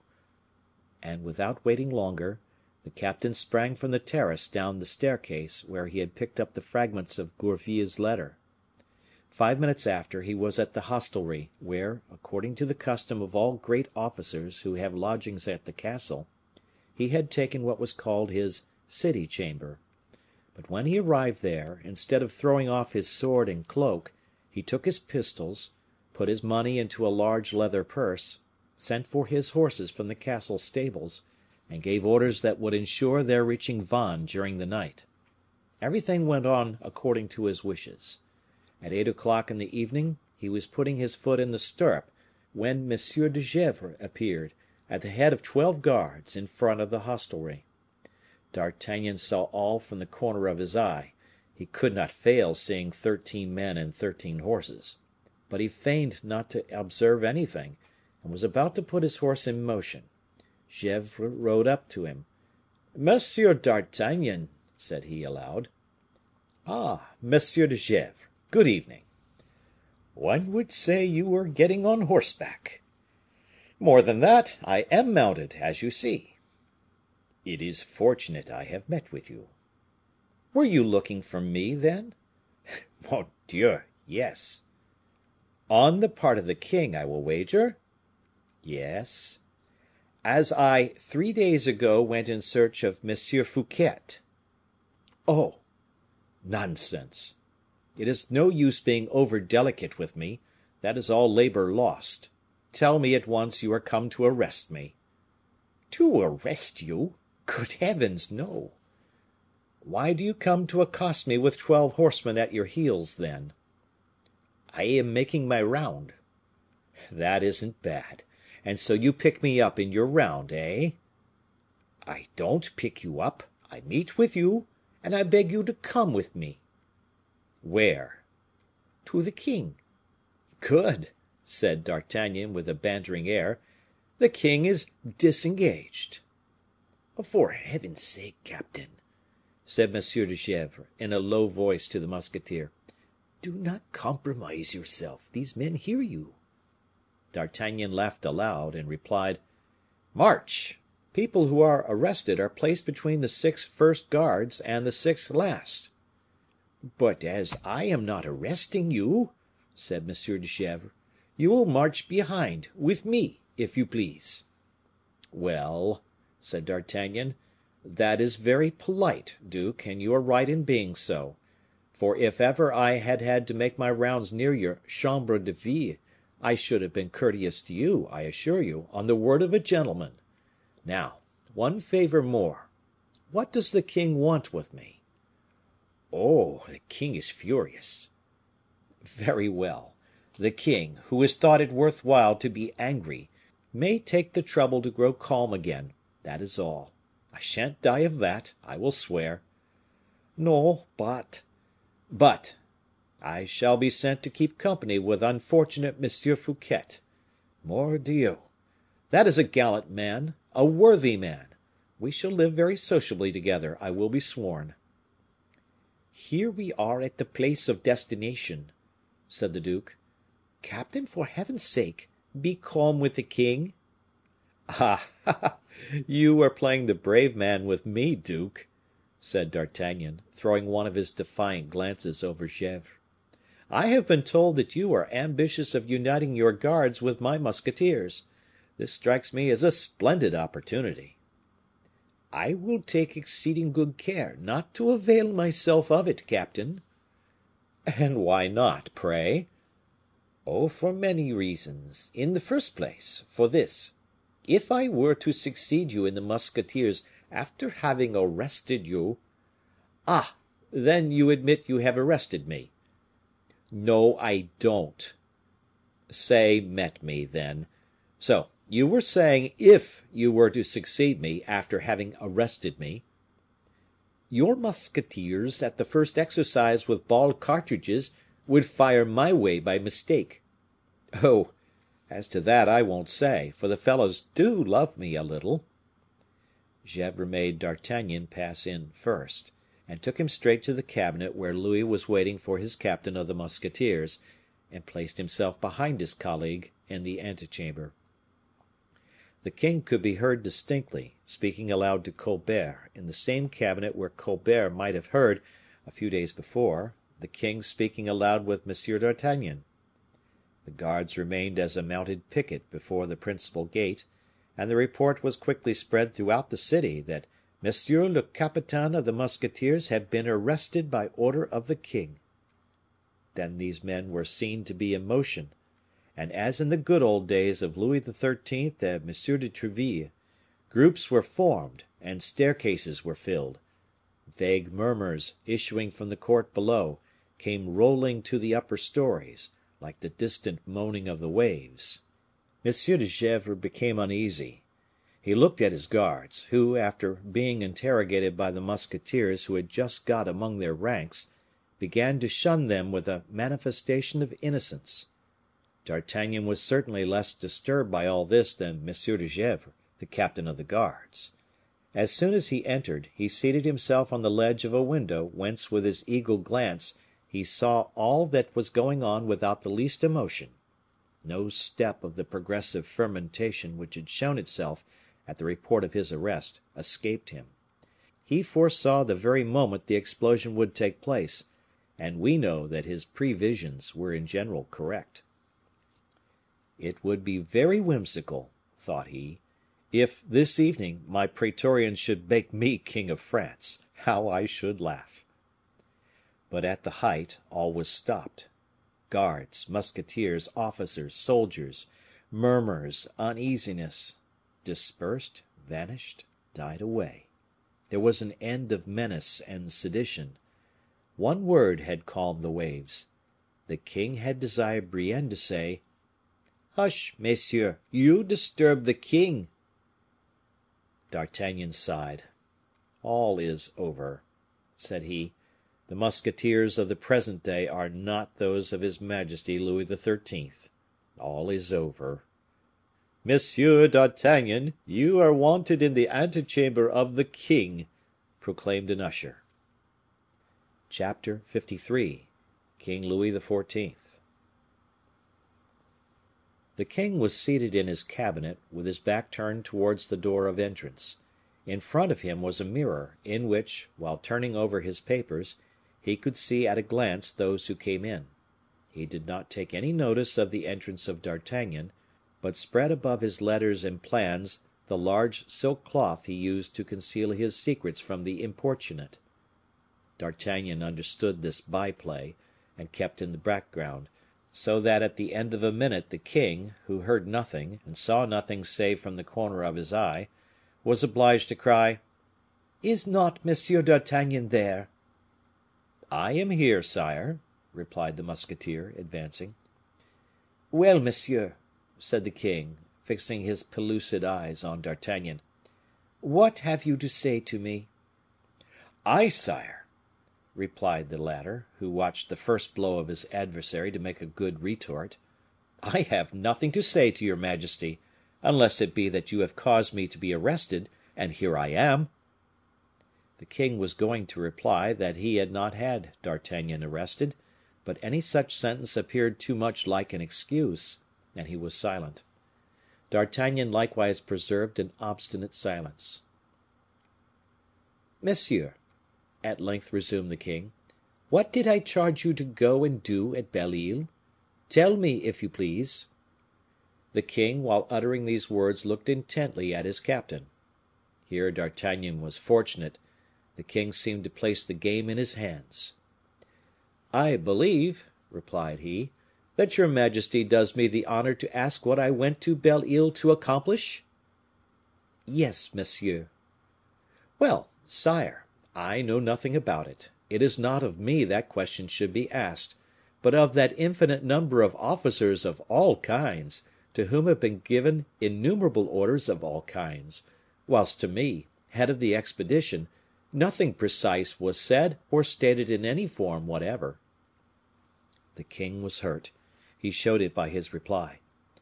"Monsieur," said he, "orders have only been given to such as were judged faithful." "And therefore I have been astonished, sire," retorted the musketeer, "that a captain like myself, who ranks with a marechal of France, should have found himself under the orders of 5 or 6 lieutenants or majors, good to make spies of, possibly, but not at all fit to conduct a warlike expedition. It was upon this subject I came to demand an explanation of your majesty, when I found the door closed against me, which the final insult offered to a brave man has led me to quit your majesty's service." "Monsieur," replied the king, "you still believe that you are living in an age when kings were, as you complain of having been, under the orders and at the discretion of their inferiors. You seem to forget that a king owes an account of his actions to none but God." "I forget nothing, sire," said the musketeer, wounded by this lesson. "Besides, I do not see in what an honest man, when he asks of his king how he has ill served him, offends him." "You have ill served me, monsieur, by siding with my enemies against me." "Who are your enemies, sire?" "The men I sent you to fight." "2 men the enemies of the whole of your majesty's army. That is incredible." "You have no power to judge of my will." "But I have to judge of my own friendships, sire." "He who serves his friends does not serve his master." "I so well understand this, sire, that I have respectfully offered your majesty my resignation." "And I have accepted it, monsieur," said the king. "Before being separated from you, I was willing to prove to you that I know how to keep my word." "Your majesty has kept more than your word, for your majesty has had me arrested," said D'Artagnan, with his cold, bantering air. "You did not promise me that, sire." The king would not condescend to perceive the pleasantry, and continued, seriously, "You see, monsieur, to what grave steps your disobedience forces me." "My disobedience!" cried D'Artagnan, red with anger. "It is the mildest term that I can find," pursued the king. "My idea was to take and punish rebels. Was I bound to inquire whether these rebels were your friends or not?" "But I was," replied D'Artagnan. "It was a cruelty on your majesty's part to send me to capture my friends and lead them to your gibbets." "It was a trial I had to make, monsieur, of pretended servants, who eat my bread and should defend my person. The trial has succeeded ill, Monsieur d'Artagnan." "For one bad servant your majesty loses," said the musketeer, with bitterness, "there are 10 who on that same day go through a like ordeal. Listen to me, sire. I am not accustomed to that service. Mine is a rebel sword when I am required to do ill. It was ill to send me in pursuit of 2 men whose lives Monsieur Fouquet, your majesty's preserver, implored you to save. Still further, these men were my friends. They did not attack your majesty, they succumbed to your blind anger. Besides, why were they not allowed to escape? What crime had they committed? I admit you may contest with me the right of judging their conduct, but why suspect me before the action? Why surround me with spies? Why disgrace me before the army? Why me, in whom till now you have showed the most entire confidence, who for 30 years has been attached to your person, and have given you 1,000 proofs of my devotion? For it must be said, now that I am accused, why reduce me to see 3,000 of the king's soldiers march in battle against 2 men?" "One would say you have forgotten what these men have done to me," said the king in a hollow voice, "and that it was no merit of theirs I was not lost." "Sire, one would imagine you forget that I was there." "Enough, Monsieur d'Artagnan, enough of these dominating interests which arise to keep the sun itself from my interests. I am founding a state in which there shall be but one master, as I promised you. The moment is at hand for me to keep my promise. You wish to be, according to your tastes or private friendships, free to destroy my plans and save my enemies? I will thwart you, or will drop you. Seek a more compliant master.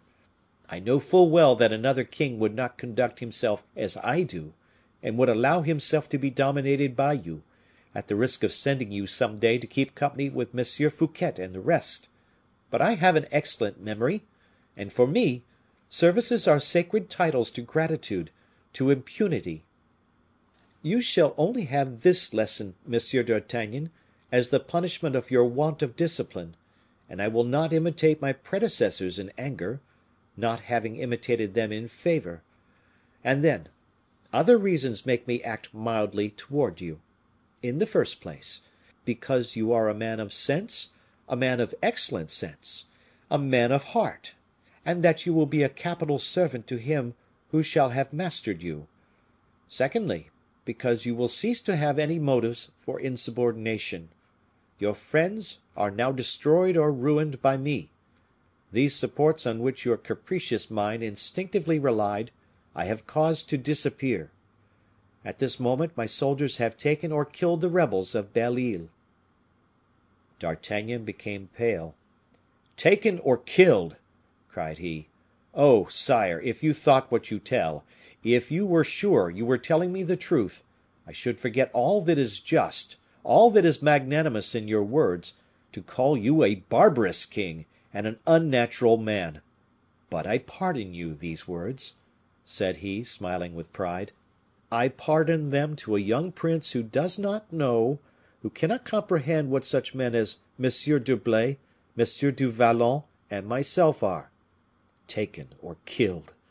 Ah, sire! Tell me, if the news is true, how much has it cost you in men and money? We will then reckon if the game has been worth the stakes."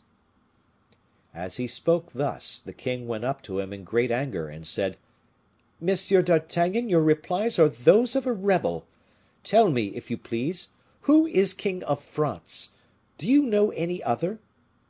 "Sire," replied the captain of the musketeers, coldly, "I very well remember that one morning at Vaux, you addressed that question to many people who did not answer to it, whilst I, on my part, did answer to it. If I recognized my king on that day, when the thing was not easy, I think it would be useless to ask the question of me now, when your majesty and I are alone." At these words, Louis cast down his eyes. It appeared to him that the shade of the unfortunate Philippe passed between D'Artagnan and himself, to evoke the remembrance of that terrible adventure. Almost at the same moment an officer entered and placed a dispatch in the hands of the king, who, in his turn, changed color while reading it. "Monsieur," said he, "what I learn here you would know later. It is better I should tell you, and that you should learn it from the mouth of your king. A battle has taken place at Belle Isle." "Is it possible?" said D'Artagnan, with a calm air, though his heart was beating fast enough to choke him. "Well, sire?" "Well, monsieur, and I have lost 110 men." A beam of joy and pride shone in the eyes of D'Artagnan.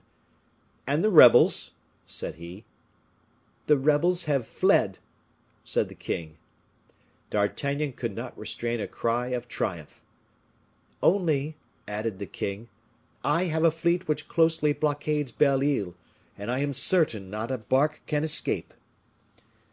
"So that," said the musketeer, brought back to his dismal idea, "if these two gentlemen are taken " "They will be hanged," said the king, quietly. "And do they know it?" replied D'Artagnan, repressing his trembling. "They know it, because you must have told them yourself, and all the country knows it." "Then, sire, they will never be taken alive. I will answer for that." "Ah!" said the king, negligently, and taking up his letter again. "Very well, they will be dead then, Monsieur d'Artagnan, and that will come to the same thing, since I should only take them to have them hanged." D'Artagnan wiped the sweat which flowed from his brow. "I have told you," pursued Louis XIV., "that I would one day be an affectionate, generous, and constant master.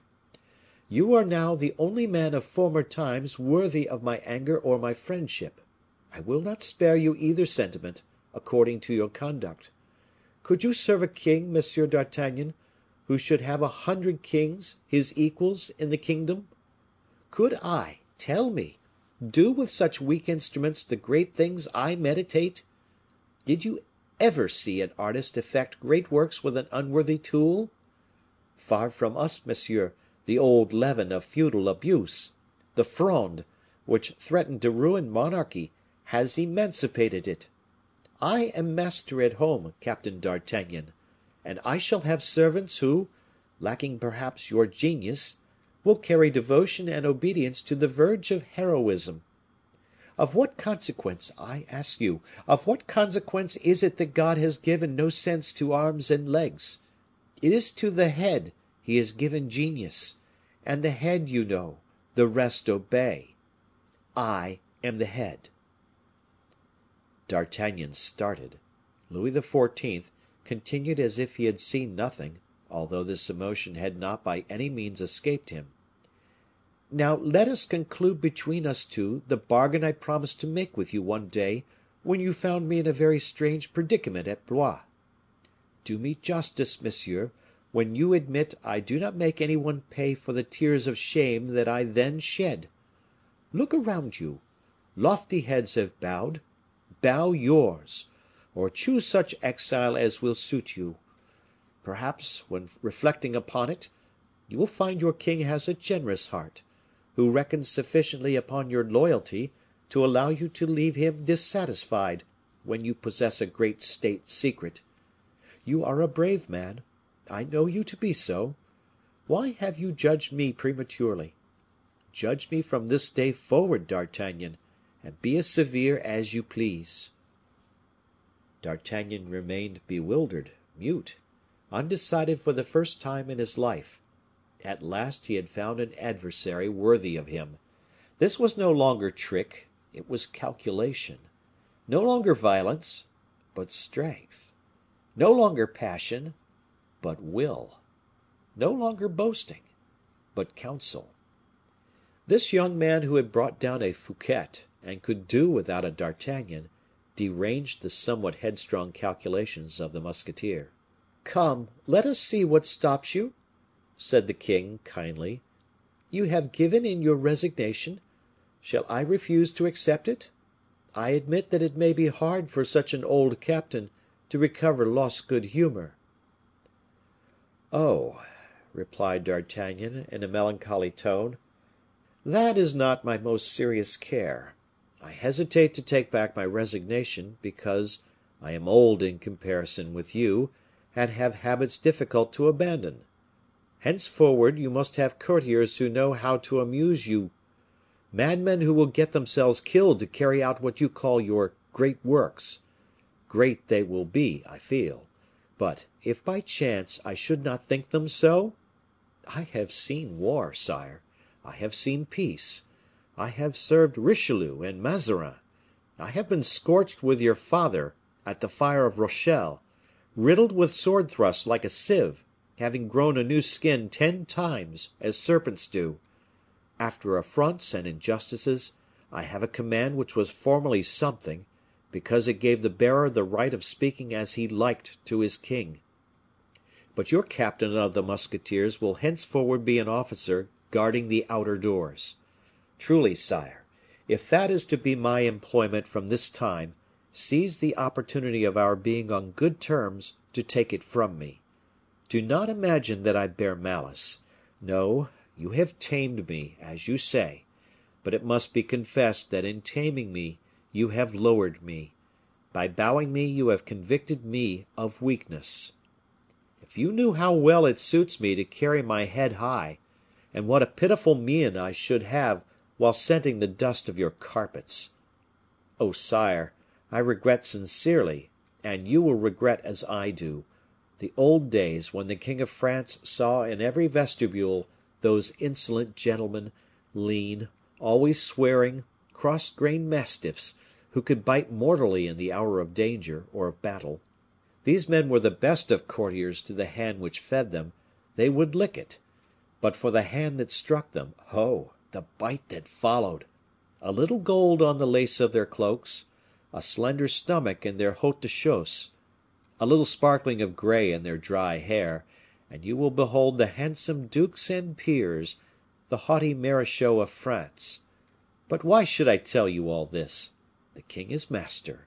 He wills that I should make verses. He wills that I should polish the mosaics of his antechambers with satin shoes. Mordioux! That is difficult, but I have got over greater difficulties. I will do it. Why should I do it? Because I love money? I have enough. Because I am ambitious? My career is almost at an end. Because I love the court? No. I will remain here because I have been accustomed for 30 years to go and take the orderly word of the king, and to have said to me, "Good evening, D'Artagnan," with a smile I did not beg for. That smile I will beg for. Are you content, sire? And D'Artagnan bowed his silver head, upon which the smiling king placed his white hand with pride. "Thanks, my old servant, my faithful friend," said he. "As, reckoning from this day, I have no longer any enemies in France, it remains with me to send you to a foreign field to gather your marshal's baton. Depend upon me for finding you an opportunity. In the meanwhile, eat of my very best bread, and sleep in absolute tranquillity." "That is all kind and well," said D'Artagnan, much agitated. "But those poor men at Belle Isle? One of them in particular, so good, so brave, so true." "Do you ask their pardon of me?" "Upon my knees, sire." "Well, then go and take it to them, if it be still in time. But do you answer for them?" "With my life, sire." "Go, then. Tomorrow I set out for Paris. Return by that time, for I do not wish you to leave me in the future." "Be assured of that, sire," said D'Artagnan, kissing the royal hand. And with a heart swelling with joy, he rushed out of the castle on his way to Belle Isle. Chapter 54. Monsieur Fouquet's Friends. The king had returned to Paris, and with him D'Artagnan, who, in 24 hours, having made with greatest care all possible inquiries at Belle Isle, succeeded in learning nothing of the secret so well kept by the heavy rock of Locmaria, which had fallen on the heroic Porthos. The captain of the musketeers only knew what those two valiant men, these two friends, whose defense he had so nobly taken up, whose lives he had so earnestly endeavored to save, aided by 3 faithful Bretons, had accomplished against a whole army. He had seen, spread on the neighboring heath, the human remains which had stained with clotted blood the scattered stones among the flowering broom. He learned also that a bark had been seen far out at sea, and that, like a bird of prey, a royal vessel had pursued, overtaken, and devoured the poor little bird that was flying with such palpitating wings. But there D'Artagnan's certainties ended. The field of supposition was thrown open. Now what could he conjecture? The vessel had not returned.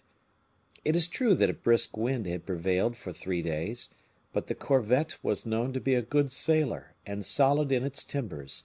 It had no need to fear a gale of wind, and it ought, according to the calculation of D'Artagnan, to have either returned to Brest, or come back to the mouth of the Loire.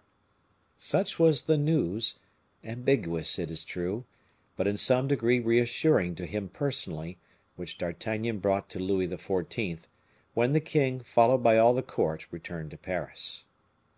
Louis, satisfied with his success, Louis, more mild and affable as he felt himself more powerful, had not ceased for an instant to ride beside the carriage door of Mademoiselle de la Valliere.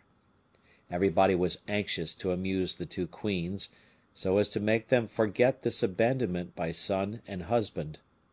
Everything breathed the future, the past was nothing to anybody. Only that past was like a painful bleeding wound to the hearts of certain tender and devoted spirits. Scarcely was the king reinstalled in Paris, when he received a touching proof of this. Louis XIV had just risen and taken his first repast, when his captain of the musketeers presented himself before him. D'Artagnan was pale and looked unhappy. The king, at the first glance, perceived the change in a countenance generally so unconcerned. "What is the matter, D'Artagnan?" said he. "Sire, a great misfortune has happened to me." "Good heavens! What is that?" "Sire, I have lost one of my friends, M. du Vallon, in the affair of Belle Isle." And while speaking these words, D'Artagnan fixed his falcon eye upon Louis XIV. To catch the first feeling that would show itself. "I knew it," replied the king, quietly. "You knew it, and did not tell me?" cried the musketeer. "To what good? Your grief, my friend, was so well worthy of respect. It was my duty to treat it gently. To have informed you of this misfortune, which I knew would pain you greatly, D'Artagnan, would have been, in your eyes, to have triumphed over you. Yes, I knew that M. du Vallon had buried himself beneath the rocks of Locmaria. I knew that M. d'Herblay had taken one of my vessels with its crew, and had compelled it to convey him to Bayonne. But I was willing you should learn these matters in a direct manner, in order that you might be convinced my friends are with me respected and sacred, that always in me the man will sacrifice himself to subjects, whilst the king is so often found to sacrifice men to majesty and power." "But, sire, how could you know?" "How do you yourself know, D'Artagnan?" "By this letter, sire, which M. d'Herblay, free and out of danger, writes me from Bayonne." "Look here," said the king, drawing from a casket placed upon the table close to the seat upon which D'Artagnan was leaning. "Here is a letter copied exactly from that of M. d'Herblay. Here is the very letter, which Colbert placed in my hands a week before you received yours. I am well served, you may perceive." "Yes, sire," murmured the musketeer, "you were the only man whose star was equal to the task of dominating the fortune and strength of my two friends. You have used your power, sire; you will not abuse it, will you?" "D'Artagnan," said the king, with a smile beaming with kindness, "I could have M. d'Herblay carried off from the territories of the king of Spain, and brought here alive, to inflict justice upon him. But, D'Artagnan, be assured I will not yield to this first and natural impulse. He is free; let him continue free." "Oh, sire, you will not always remain so clement, so noble, so generous as you have shown yourself with respect to me and M. d'Herblay. You will have about you counselors who will cure you of that weakness." "No, D'Artagnan, you are mistaken when you accuse my council of urging me to pursue rigorous measures. The advice to spare M. d'Herblay comes from Colbert himself." "Oh, sire!" said D'Artagnan, extremely surprised. "As for you," continued the king, with a kindness very uncommon to him, "I have several pieces of good news to announce to you, but you shall know them, my dear captain, the moment I have made my accounts all straight. I have said that I wish to make, and would make, your fortune. That promise will soon become reality." "A thousand times thanks, sire. I can wait. But I implore you, whilst I go and practice patience, that your majesty will deign to notice those poor people who have for so long a time besieged your antechamber, and come humbly to lay a petition at your feet." "Who are they?" "Enemies of your majesty." The king raised his head. "Friends of M. Fouquet," added D'Artagnan. "Their names?" "M. Gourville, M. Pelisson, and a poet, M. Jean de La Fontaine." The king took a moment to reflect. "What do they want?" "I do not know." "How do they appear?" "In great affliction." "What do they say?" "Nothing." "What do they do?" "They weep." "Let them come in," said the king, with a serious brow. D'Artagnan turned rapidly on his heel, raised the tapestry which closed the entrance to the royal chamber, and directing his voice to the adjoining room, cried, "Enter!" The three men D'Artagnan had named immediately appeared at the door of the cabinet in which were the king and his captain. A profound silence prevailed in their passage. The courtiers, at the approach of the friends of the unfortunate superintendent of finances, drew back, as if fearful of being affected by contagion with disgrace and misfortune.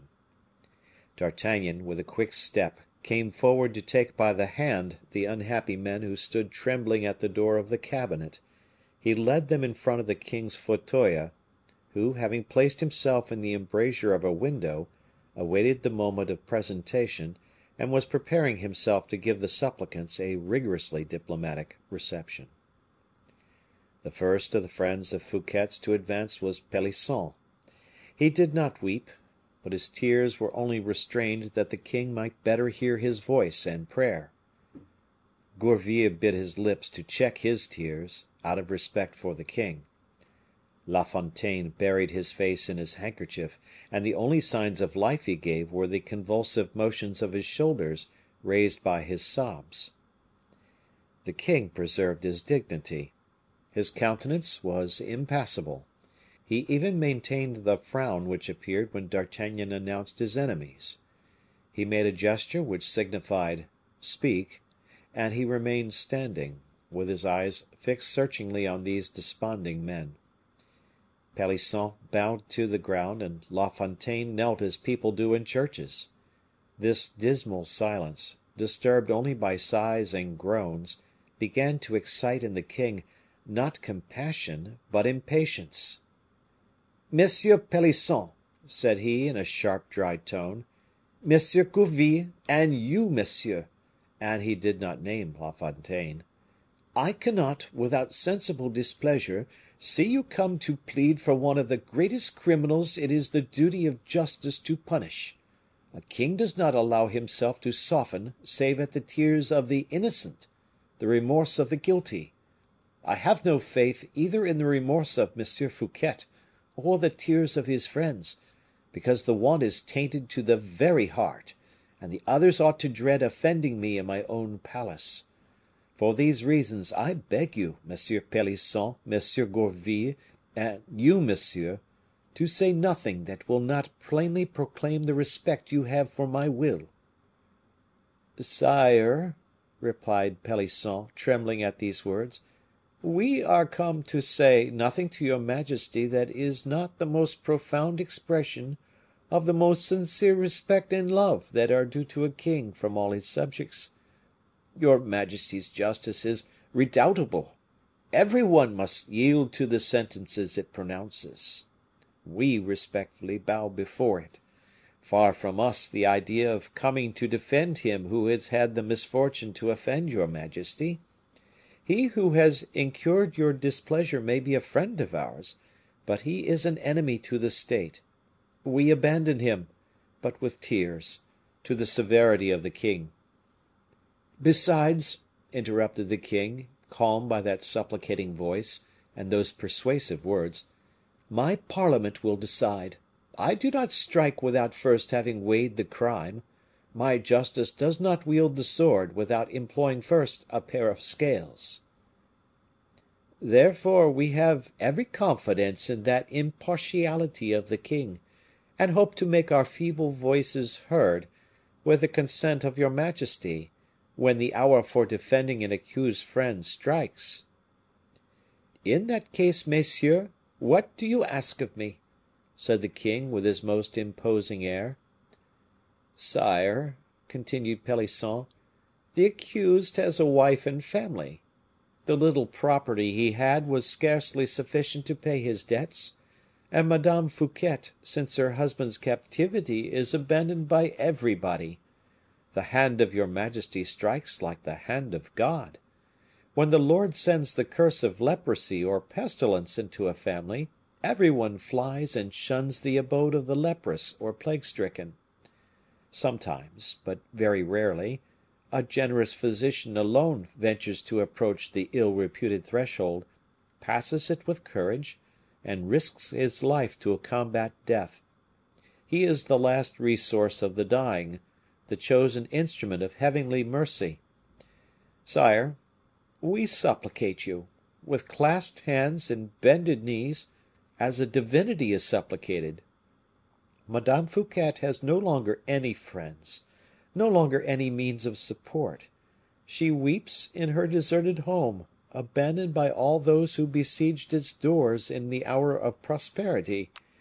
She has neither credit nor hope left.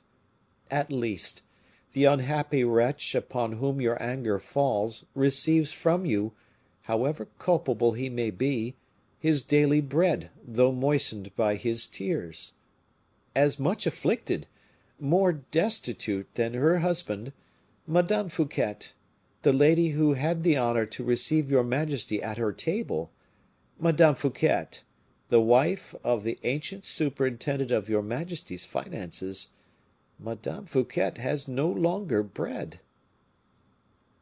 Here the mortal silence which had chained the breath of Pelisson's two friends was broken by an outburst of sobs, and D'Artagnan, whose chest heaved at hearing this humble prayer, turned round towards the angle of the cabinet to bite his mustache and conceal a groan. The king had preserved his eye dry and his countenance severe, but the blood had mounted to his cheeks, and the firmness of his look was visibly diminished. "What do you wish?" said he, in an agitated voice. "We come humbly to ask your majesty," replied Pelisson, upon whom emotion was fast gaining, "to permit us, without incurring the displeasure of your majesty, to lend to Madame Fouquet 2,000 pistoles collected among the old friends of her husband, in order that the widow may not stand in need of the necessaries of life." At the word widow, pronounced by Pelisson whilst Fouquet was still alive, the king turned very pale. His pride disappeared, pity rose from his heart to his lips, he cast a softened look upon the men who knelt sobbing at his feet. "God forbid," said he, "that I should confound the innocent with the guilty. They know me but ill who doubt my mercy towards the weak. I strike none but the arrogant. Do, messieurs, do all that your hearts counsel you to assuage the grief of Madame Fouquet.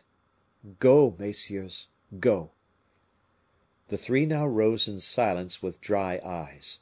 The tears had been scorched away by contact with their burning cheeks and eyelids. They had not the strength to address their thanks to the king, who himself cut short their solemn reverences by entrenching himself suddenly behind the fauteuil. D'Artagnan remained alone with the king.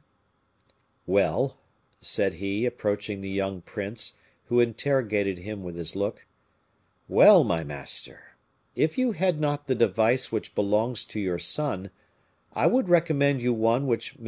Conrart might translate into eclectic Latin: calm with the lowly, stormy with the strong." The king smiled, and passed into the next apartment, after having said to D'Artagnan, "I give you the leave of absence you must want to put the affairs of your friend, the late M. du Vallon, in order." Chapter 55. Porthos's Will. At Pierrefonds everything was in mourning. The courts were deserted, the stables closed, the parterres neglected. In the basins, the fountains, formerly so jubilantly fresh and noisy, had stopped of themselves. Along the roads around the chateau came a few grave personages mounted on mules or country nags. These were rural neighbors, cures and bailiffs of adjacent estates. All these people entered the chateau silently, handed their horses to a melancholy looking groom, and directed their steps, conducted by a huntsman in black, to the great dining room, where Mousqueton received them at the door. Mousqueton had become so thin in 2 days that his clothes moved upon him like an ill fitting scabbard in which the sword blade dances at each motion. His face, composed of red and white, like that of the Madonna of Van Dyck, was furrowed by 2 silver rivulets which had dug their beds in his cheeks, as full formerly as they had become flabby since his grief began. At each fresh arrival, Mousqueton found fresh tears, and it was pitiful to see him press his throat with his fat hand to keep from bursting into sobs and lamentations. All these visits were for the purpose of hearing the reading of Porthos's will, announced for that day, and at which all the covetous friends of the dead man were anxious to be present, as he had left no relations behind him. The visitors took their places as they arrived, and the great room had just been closed when the clock struck 12, the hour fixed for the reading of the important document. Porthos's procureur, and that was naturally the successor of Master Coquenard, commenced by slowly unfolding the vast parchment upon which the powerful hand of Porthos had traced his sovereign will. The seal broken, the spectacles put on, the preliminary cough having sounded, every one pricked up his ears. Mousqueton had squatted himself in a corner, the better to weep and the better to hear. All at once, the folding doors of the great room, which had been shut, were thrown open as if by magic, and a warlike figure appeared upon the threshold, resplendent in the full light of the sun. This was D'Artagnan, who had come alone to the gate, and finding nobody to hold his stirrup, had tied his horse to the knocker and announced himself. The splendor of daylight invading the room, the murmur of all present, and, more than all, the instinct of the faithful dog, drew Mousqueton from his reverie. He raised his head, recognized the old friend of his master, and, screaming with grief, he embraced his knees, watering the floor with his tears. D'Artagnan raised the poor intendant, embraced him as if he had been a brother, and, having nobly saluted the assembly, who all bowed as they whispered to each other his name, he went and took his seat at the extremity of the great carved oak hall, still holding by the hand poor Mousqueton, who was suffocating with excess of woe, and sank upon the steps. Then the procureur, who, like the rest, was considerably agitated, commenced. Porthos, after a profession of faith of the most Christian character, asked pardon of his enemies for all the injuries he might have done them. At this paragraph, a ray of inexpressible pride beamed from the eyes of D'Artagnan. He recalled to his mind the old soldier, all those enemies of Porthos brought to earth by his valiant hand. He reckoned up the numbers of them, and said to himself that Porthos had acted wisely not to enumerate his enemies or the injuries done to them, or the task would have been too much for the reader. Then came the following schedule of his extensive lands: I possess at this present time, by the grace of God, 1. The domain of Pierrefonds, lands, woods, meadows, waters, and forests, surrounded by good walls. 2. The domain of Bracieux, chateaux, forests, plowed lands, forming 3 farms. 3. The little estate du Vallon, so named because it is in the valley. Brave Porthos. 4. 50 farms in Touraine, amounting to 500 acres. 5. 3 mills upon the Cher, bringing in 600 livres each. 6. 3 fish pools in Berry, producing 200 livres a year. As to my personal or movable property, so called because it can be moved, as is so well explained by my learned friend the Bishop of Vannes, D'Artagnan shuddered at the dismal remembrance attached to that name. The procureur continued imperturbably, they consist: 1. In goods which I cannot detail here for want of room, and which furnish all my chateaux or houses, but of which the list is drawn up by my intendant. Every one turned his eyes towards Mousqueton, who was still lost in grief. 2.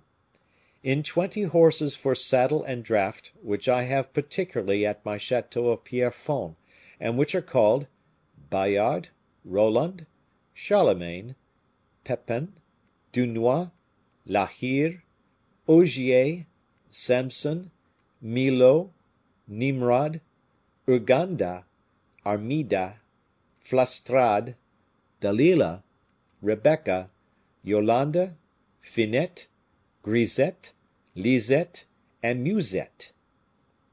3. In 60 dogs, forming 6 packs, divided as follows: the first for the stag, the second for the wolf, the third for the wild boar, the fourth for the hare, and the 2 others for setters and protection. 4. In arms for war and the chase contained in my gallery of arms. 5. My wines of Anjou, selected for Athos, who liked them formerly. My wines of Burgundy, Champagne, Bordeaux, and Spain, stocking 8 cellars and 12 vaults in my various houses. 6. My pictures and statues, which are said to be of great value, and which are sufficiently numerous to fatigue the sight. 7. My library, consisting of 6,000 volumes, quite new, and have never been opened. 8. My silver plate, which is perhaps a little worn, but which ought to weigh from 1,000 to 1,200 pounds, for I had great trouble in lifting the coffer that contained it, and could not carry it more than 6 times round my chamber. 9. All these objects, in addition to the table and house linen, are divided in the residence I liked the best. Here the reader stopped to take breath. Every one sighed, coughed, and redoubled his attention.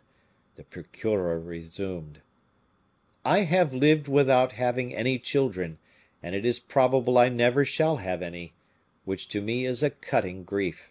And yet I am mistaken, for I have a son, in common with my other friends, that is, Monsieur Raoul Auguste Jules de Bragelonne, the true son of Monsieur le Comte de la Fere. This young nobleman appears to me extremely worthy to succeed the valiant gentleman of whom I am the friend and very humble servant." Here a sharp sound interrupted the reader. It was D'Artagnan's sword, which, slipping from his baldric, had fallen on the sonorous flooring. Every one turned his eyes that way, and saw that a large tear had rolled from the thick lid of D'Artagnan, halfway down to his aquiline nose, the luminous edge of which shone like a little crescent moon. "This is why," continued the procureur, "I have left all my property, movable or immovable, comprised in the above enumerations, to Monsieur le Vicomte Raoul Auguste Jules de Bragelonne, son of Monsieur le Comte de la Fere, to console him for the grief he seems to suffer, and enable him to add more luster to his already glorious name." A vague murmur ran through the auditory. The procureur continued, seconded by the flashing eye of D'Artagnan, which, glancing over the assembly, quickly restored the interrupted silence. "On condition that Monsieur le Vicomte de Bragelonne do give to Monsieur le Chevalier d'Artagnan, captain of the king's musketeers, whatever the said Chevalier d'Artagnan may demand of my property. On condition that Monsieur le Vicomte de Bragelonne do pay a good pension to Monsieur le Chevalier d'Herblay, my friend, if he should need it in exile. I leave to my intendant Mousqueton all my clothes, of city, war, or chase, to the number of 47 suits, in the assurance that he will wear them till they are worn out, for the love of and in remembrance of his master. Moreover, I bequeath to Monsieur le Vicomte de Bragelonne my old servant and faithful friend Mousqueton, already named, provided that the said vicomte shall so act that Mousqueton shall declare, when dying, he has never ceased to be happy." On hearing these words, Mousqueton bowed, pale and trembling. His shoulders shook convulsively, his countenance, compressed by a frightful grief, appeared from between his icy hands, and the spectators saw him stagger and hesitate, as if, though wishing to leave the hall, he did not know the way. "Mousqueton, my good friend," said D'Artagnan, "go and make your preparations. I will take you with me to Athos's house, whither I shall go on leaving Pierrefonds." Mousqueton made no reply; he scarcely breathed, as if everything in that hall would from that time be foreign. He opened the door and slowly disappeared. The procureur finished his reading, after which the greater part of those who had come to hear the last will of Porthos dispersed by degrees, many disappointed, but all penetrated with respect. As for D'Artagnan, thus left alone, after having received the formal compliments of the procureur, he was lost in admiration of the wisdom of the testator, who had so judiciously bestowed his wealth upon the most necessitous and the most worthy, with a delicacy that neither nobleman nor courtier could have displayed more kindly. When Porthos enjoined Raoul de Bragelonne to give D'Artagnan all that he would ask, he knew well, our worthy Porthos, that D'Artagnan would ask or take nothing, and in case he did demand anything, none but himself could say what. Porthos left a pension to Aramis, who, if he should be inclined to ask too much, was checked by the example of D'Artagnan, and that word exile, thrown out by the testator, without apparent intention, was it not the mildest, most exquisite criticism upon that conduct of Aramis which had brought about the death of Porthos? But there was no mention of Athos in the testament of the dead. Could the latter for a moment suppose that the son would not offer the best part to the father? The rough mind of Porthos had fathomed all these causes, seized all these shades more clearly than law, better than custom, with more propriety than taste. Porthos had indeed a heart, said D'Artagnan to himself with a sigh. As he made this reflection, he fancied he heard a groan in the room above him, and he thought immediately of poor Mousqueton, who he felt it was a pleasing duty to divert from his grief. For this purpose he left the hall hastily to seek the worthy intendant, as he had not returned. He ascended the staircase leading to the first story, and perceived, in Porthos's own chamber, a heap of clothes of all colors and materials, upon which Mousqueton had laid himself down, after heaping them all on the floor together. It was the legacy of the faithful friend. Those clothes were truly his own, they had been given to him. The hand of Mousqueton was stretched over these relics, which he was kissing with his lips, with all his face, and covered with his body. D'Artagnan approached to console the poor fellow. "My God," said he does not stir. He has fainted." But D'Artagnan was mistaken.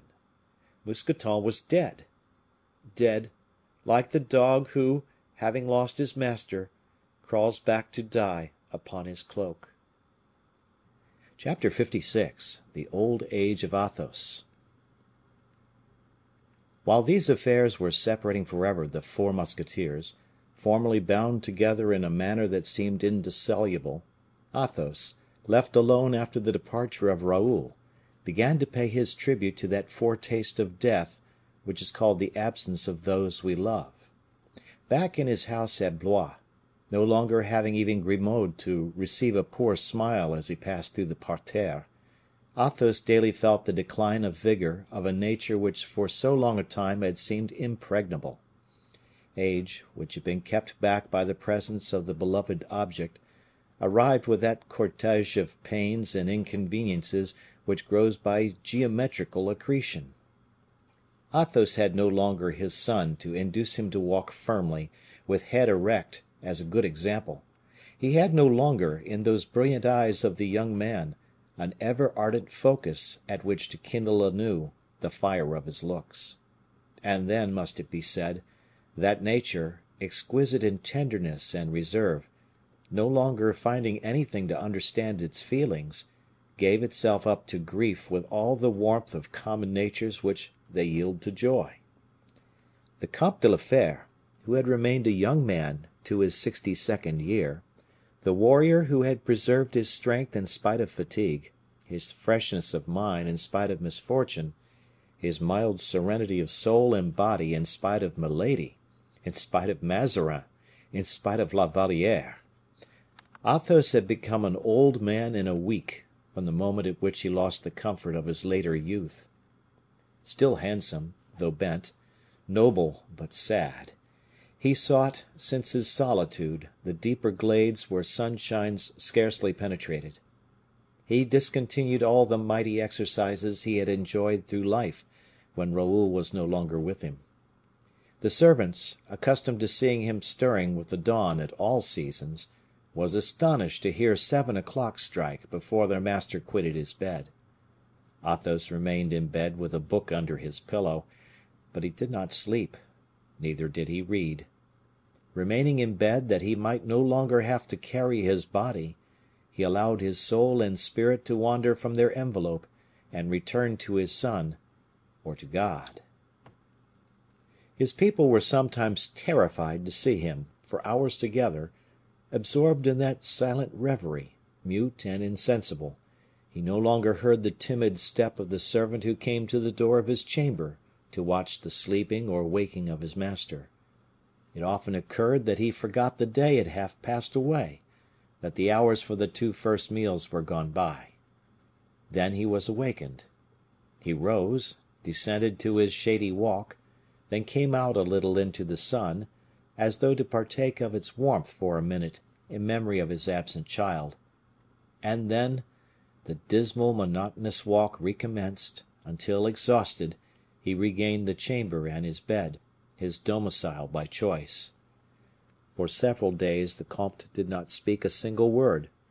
He refused to receive the visits that were paid him, and during the night he was seen to relight his lamp and pass long hours in writing or examining parchments.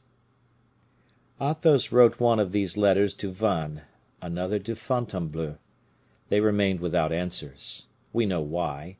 Aramis had quitted France, and D'Artagnan was traveling from Nantes to Paris, from Paris to Pierrefonds. His valet de chambre observed that he shortened his walk every day by several turns. The great alley of limes soon became too long for feet that used to traverse it formerly 100 times a day. The comte walked feebly as far as the middle trees, seated himself upon a mossy bank that sloped towards a sidewalk, and there waited the return of his strength, or rather the return of night. Very shortly 100 steps exhausted him. At length Athos refused to rise at all. He declined all nourishment, and his terrified people, though he did not complain, although he wore a smile upon his lips, although he continued to speak with his sweet voice, his people went to Blois in search of the ancient physician of the late Monsieur, and brought him to the Comte de la Fere in such a fashion that he could see the comte without himself being seen. For this purpose they placed him in a closet adjoining the chamber of the patient, and implored him not to show himself, for fear of displeasing their master, who had not asked for a physician. The doctor obeyed. Athos was a sort of model for the gentlemen of the country. The Blaisois boasted of possessing this sacred relic of French glory. Athos was a great seigneur compared with such nobles as the king improvised by touching with his artificial scepter the parched up trunks of the heraldic trees of the province. People respected Athos, we say, and they loved him. The physician could not bear to see his people weep, to see flock round him the poor of the canton, to whom Athos had so often given life and consolation by his kind words and his charities. He examined, therefore, from the depths of his hiding place, the nature of that mysterious malady which bent and aged more mortally every day a man but lately so full of life and a desire to live. He remarked upon the cheeks of Athos the hectic hue of fever, which feeds upon itself, slow fever, pitiless, born in a fold of the heart, sheltering itself behind that rampart, growing from the suffering it engenders, at once cause and effect of a perilous situation. The comte spoke to nobody, he did not even talk to himself.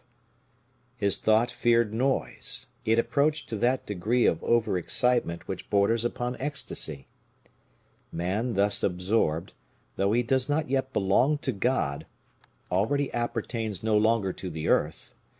The doctor remained for several hours studying this painful struggle of the will against superior power. He was terrified at seeing those eyes always fixed, ever directed on some invisible object; was terrified at the monotonous beating of that heart which never a sigh arose to vary the melancholy state, for often pain becomes the hope of the physician. Half a day passed away thus. The doctor formed his resolution like a brave man. He issued suddenly from his place of retreat, and went straight up to Athos, who beheld him without evincing more surprise than if he had understood nothing of the apparition. "Monsieur le comte, I crave your pardon," said the doctor, coming up to the patient with open arms, "but I have a reproach to make you. You shall hear me." And he seated himself by the pillow of Athos, who had great trouble in rousing himself from his preoccupation. "What is the matter, doctor?" asked the comte, after a silence. "The matter is, you are ill, monsieur, and have had no advice." "I ill?" said Athos, smiling. "Fever, consumption, weakness, decay, monsieur le comte." "Weakness?" replied Athos. "Is it possible? I do not get up." "Come, come, monsieur le comte, no subterfuges; you are a good Christian?" "I hope so," said Athos. "Is it your will to kill yourself?" "Never, doctor." "Well, monsieur, you are in a fair way of doing so. Thus to remain is suicide. Get well, monsieur le comte, get well." "Of what? Find the disease first. For my part, I never knew myself better. Never did the sky appear more blue to me. Never did I take more care of my flowers." "You have a hidden grief."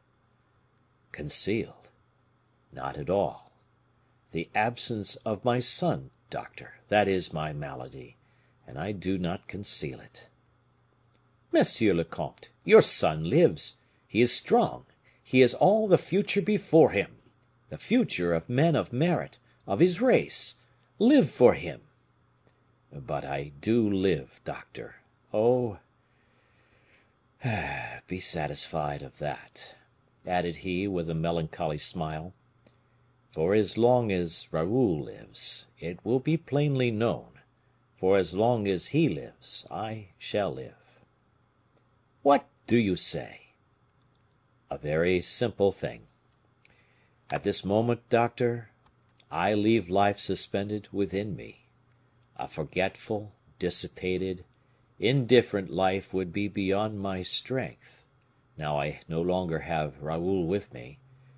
You do not ask the lamp to burn when the matches not illumine the flame. Do not ask me to live amidst noise and merriment. I vegetate, I prepare myself, I wait. Look, doctor, remember those soldiers we have so often seen together at the ports, where they were waiting to embark, lying down, indifferent, half on one element, half on the other. They were neither at the place where the sea was going to carry them, nor at the place the earth was going to lose them. Baggage prepared, minds on the stretch, arms stacked, they waited. I repeat it, the word is the one which paints my present life. Lying down like the soldiers, my ear on the stretch for the report that may reach me, I wish to be ready to set out at the first summons. Who will make me that summons? Life or death? God or Raoul? My baggage is packed, my soul is prepared. I await the signal. I wait, doctor, I wait." The doctor knew the temper of that mind; he appreciated the strength of that body. He reflected for the moment, told himself that words were useless, remedies absurd, and left the chateau, exhorting Athos's servants not to quit him for a moment. The doctor being gone, Athos evinced neither anger nor vexation at having been disturbed. He did not even desire that all letters that came should be brought to him directly. He knew very well that every distraction which should arise would be a joy, a hope, which his servants would have paid with their blood to procure him. Sleep had become rare. By intense thinking, Athos forgot himself, for a few hours at most, in a reverie most profound, more obscure than other people would have called a dream. The momentary repose which this forgetfulness thus gave the body still further fatigued the soul, for Athos lived a double life during these wanderings of his understanding. One night, he dreamt that Raoul was dressing himself in a tent to go upon an expedition commanded by M. de Beaufort in person. The young man was sad. He clasped his cuirass slowly, and slowly he girded on his sword. "What is the matter?" asked his father, tenderly. "What afflicts me is the death of Porthos, ever so dear a friend," replied Raoul. "I suffer here the grief you soon will feel at home." And the vision disappeared with the slumber of Athos. At daybreak one of his servants entered his master's apartment, and gave him a letter which came from Spain. The writing of Aramis, thought the comte, and he read. "Porthos is dead!" cried he, after the first lines. "Oh! Raoul, Raoul!" "Thanks. Thou keepest thy promise. Thou warnest me." And Athos, seized with a mortal sweat, fainted in his bed without any other cause than weakness. Chapter 57. Athos's vision.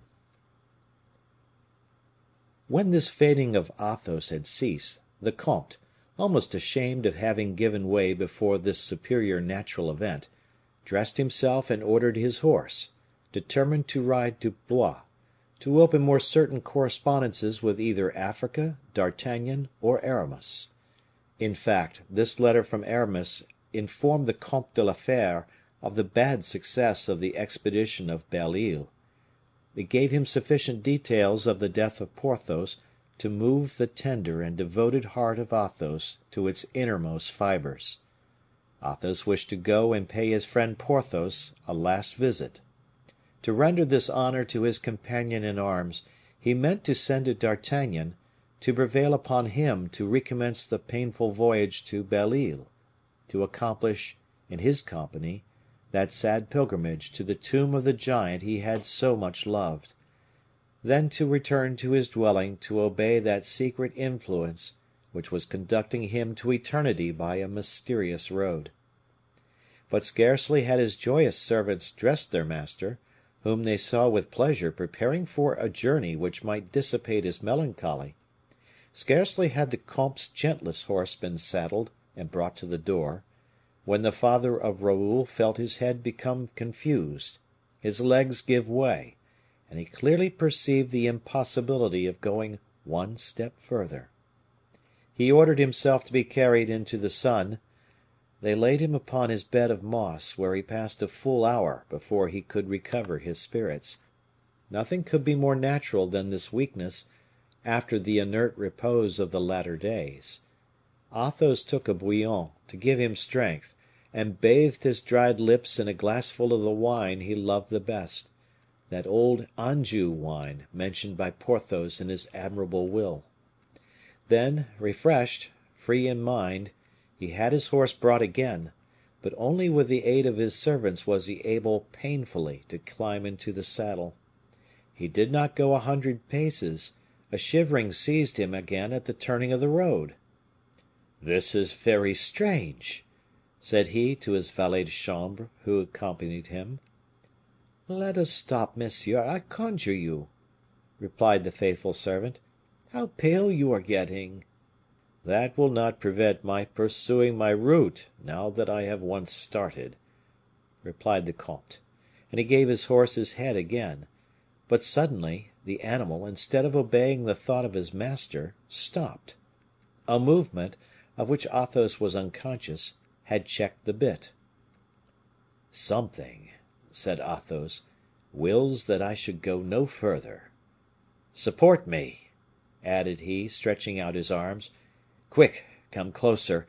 I feel my muscles relax. I shall fall from my horse." The valet had seen the movement made by his master at the moment he received the order. He went up to him quickly, received the comte in his arms, and as they were not yet sufficiently distant from the house for the servants, who had remained at the door to watch their master's departure, not to perceive the disorder in the usually regular proceeding of the comte, the valet called his comrades by gestures and voice, and all hastened to his assistance. Athos had gone but a few steps on his return, when he felt himself better again. His strength seemed to revive, and with it the desire to go to Blois. He made his horse turn round, but at the animal's first steps, he sunk again into a state of torpor and anguish. "Well, decidedly," said he, "it is willed that I should stay at home." His people flocked around him. They lifted him from his horse, and carried him as quickly as possible into the house. Everything was prepared in his chamber, and they put him to bed. "You will be sure to remember," said he, disposing himself to sleep, "that I expect letters from Africa this very day." "Monsieur will no doubt hear with pleasure that Blaisois' son is gone on horseback, to gain an hour over the courier of Blois," replied his valet de chambre. "Thank you," replied Athos, with his placid smile.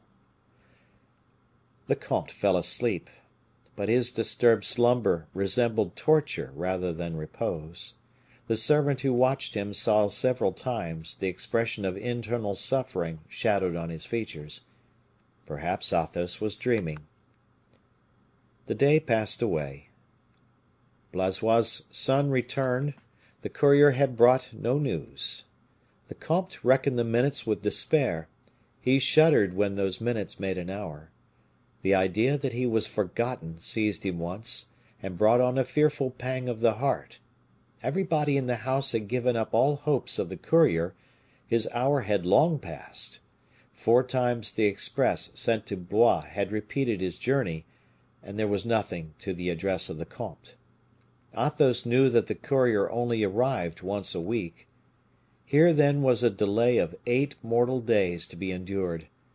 He commenced the night in this painful persuasion: all that a sick man, irritated by suffering, can add of melancholy suppositions to probabilities already gloomy, Athos heaped up during the early hours of this dismal night. The fever rose. It invaded the chest, where the fire soon caught, according to the expression of the physician, who had been brought back from Blois by Blaisois in his last journey. Soon it gained the head. The physician made 2 successive bleedings, which dislodged it for the time, but left the patient very weak, and without power of action in anything but his brain. And yet this redoubtable fever had ceased. It besieged with its last palpitations the tense extremities. It ended by yielding as midnight struck.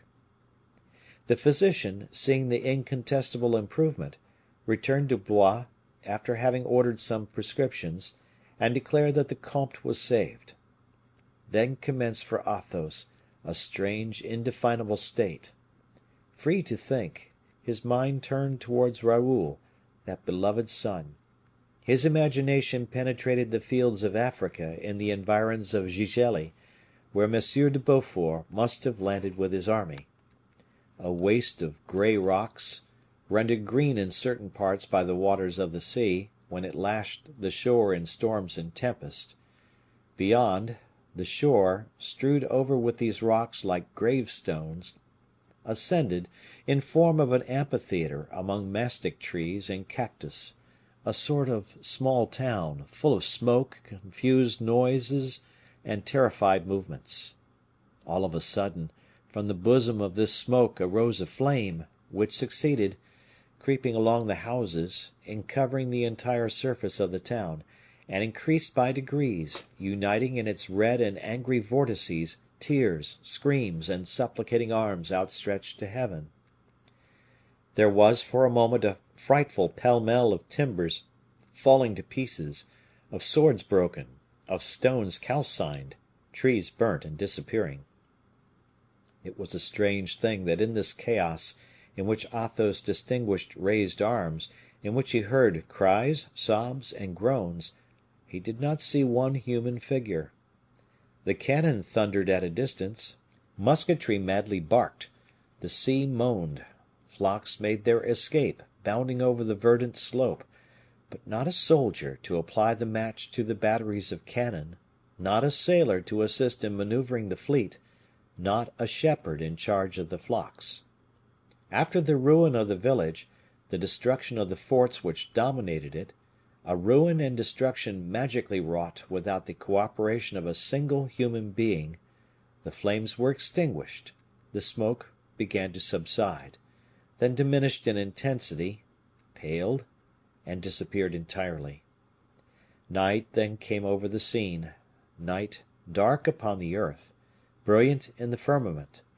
The large blazing stars which spangled the African sky glittered and gleamed without illuminating anything. A long silence ensued, which gave, for a moment, repose to the troubled imagination of Athos, and as he felt that that which he saw was not terminated, he applied more attentively the eyes of his understanding on the strange spectacle which his imagination had presented. This spectacle was soon continued for him. A mild, pale moon rose behind the declivities of the coast, streaking at first the undulating ripples of the sea, which appeared to have calmed after the roaring it had set forth during the vision of Athos. The moon, we say, shed its diamonds and opals upon the briars and bushes of the hills. The gray rocks, so many silent and attentive phantoms, appeared to raise their heads to examine likewise the field of battle by the light of the moon, and Athos perceived that the field, empty during the combat, was now strewn with fallen bodies. An inexpressible shudder of fear and horror seized his soul as he recognized the white and blue uniforms of the soldiers of Picardy, with their long pikes and blue handles, and muskets marked with the fleur de lis on the butts. When he saw all the gaping wounds, looking up to the bright heavens as if to demand back of them the souls to which they had opened a passage.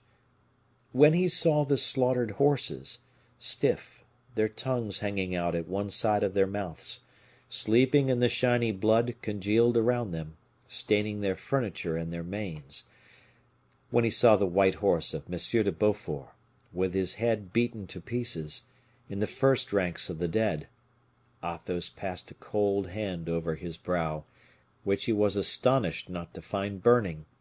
He was convinced by this touch that he was present, as a spectator, without delirium's dreadful aid, the day after the battle fought upon the shores of Gigelli by the army of the expedition, which he had seen leave the coast of France and disappear upon the dim horizon, and of which he had saluted with thought and gesture the last cannon shot fired by the duke as a signal of farewell to his country.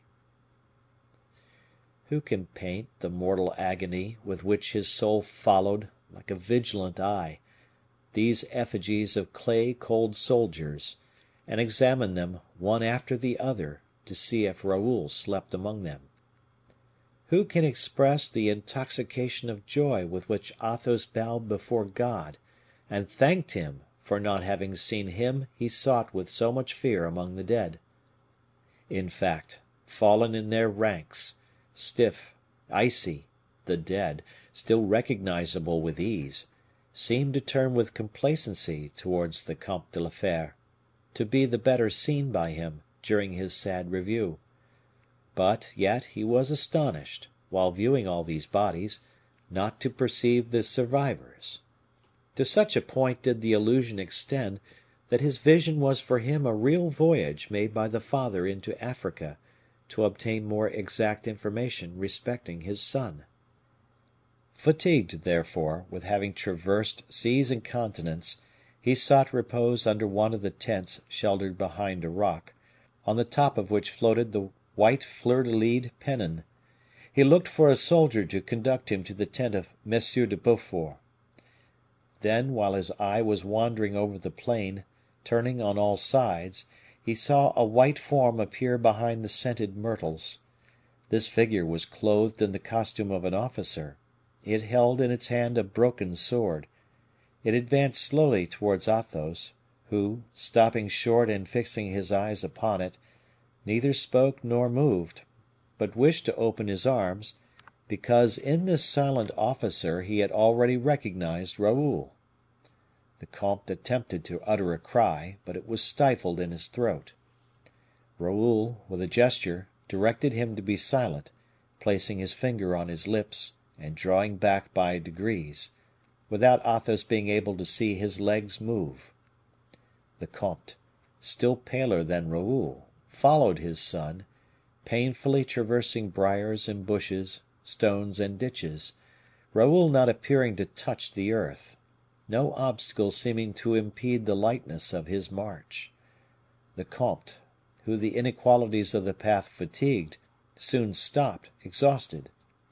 Raoul still continued to beckon him to follow him. The tender father, to whom love restored strength, made a last effort and climbed the mountain after the young man, who attracted him by gesture and by smile. At length he gained the crest of the hill, and saw, thrown out in black, upon the horizon whitened by the moon, the aerial form of Raoul.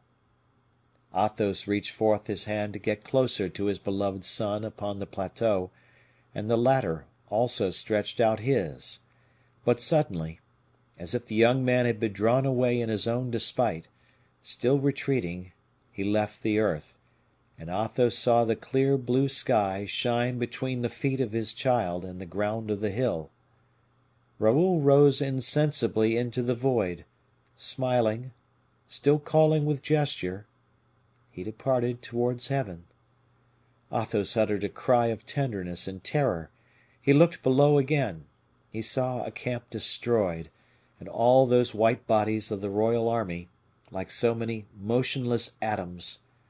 And then, raising his head, he saw the figure of his son, still beckoning him to climb the mystic void. Chapter 58. The Angel of Death. Athos was at this part of his marvelous vision, when the charm was suddenly broken by a great noise rising from the outer gates. A horse was heard galloping over the hard gravel of the great alley, and the sound of noisy and animated conversations ascended to the chamber in which the comte was dreaming. Athos did not stir from the place he occupied. He scarcely turned his head towards the door to ascertain the sooner what these noises could be. A heavy step ascended the stairs. The horse, which had recently galloped, departed slowly towards the stables. Great hesitation appeared in the steps, which by degrees approached the chamber. A door was opened, and Athos, turning a little towards the part of the room the noise came from, cried in a weak voice, "It is a courier from Africa, is it not?" "No, monsieur le comte," replied a voice which made the father of Raoul start upright in his bed. "Grimaud!" murmured he, and the sweat began to pour down his face. Grimaud appeared in the doorway. It was no longer the Grimaud we have seen, still young with courage and devotion, when he jumped the first into the boat destined to convey Raoul de Bragelonne to the vessels of the royal fleet. 'Twas now a stern and pale old man, his clothes covered with dust and his hair whitened by old age. He trembled whilst leaning against the door frame, and was near falling on seeing, by the light of the lamps, the countenance of his master. These two men who had lived so long together in a community of intelligence, and whose eyes, accustomed to economize expressions, knew how to say so many things silently. These two old friends, one as noble as the other in heart, if they were unequal in fortune and birth, remained tongue-tied whilst looking at each other. By the exchange of a single glance they had just read to the bottom of each other's hearts. The old servitor bore upon his countenance the impression of a grief already old, the outward token of a grim familiarity with woe. he appeared to have no longer in use more than a single version of his thoughts. As formerly he was accustomed not to speak much, he was now accustomed not to smile at all. Athos read at a glance all these shades upon the visage of his faithful servant, and in the same tone he would have employed to speak to Raoul in his dream. "Grimaud," said he, "Raoul is dead. Is it not so?" Behind Grimaud, the other servants listened breathlessly, with their eyes fixed upon the bed of their sick master. They heard the terrible question, and a heartbreaking silence followed. "Yes," replied the old man, heaving the monosyllable from his chest with a hoarse, broken sigh.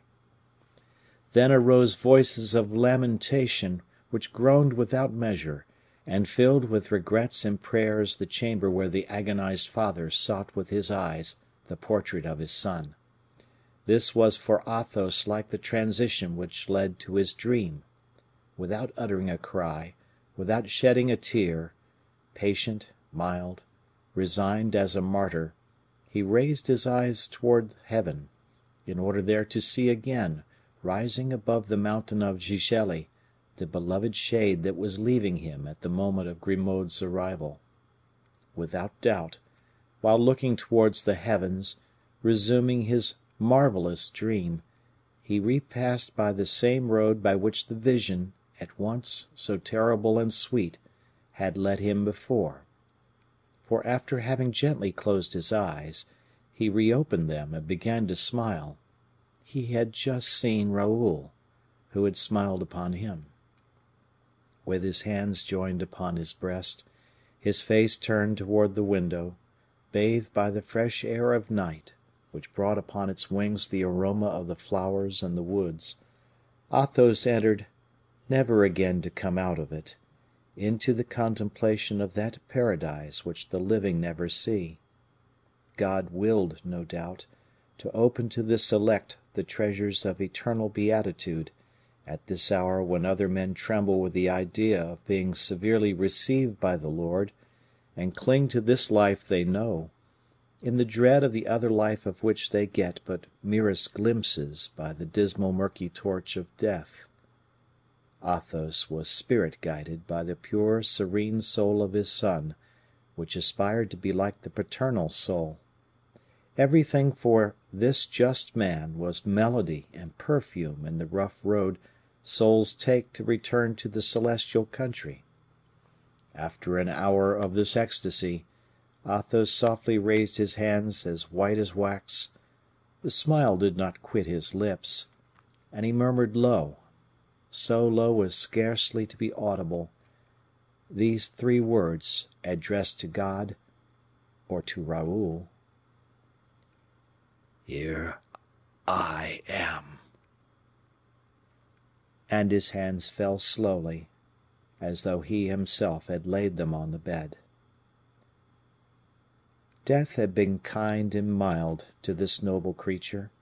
It had spared him the tortures of the agony, convulsions of the last departure, had opened with an indulgent finger the gates of eternity to that noble soul.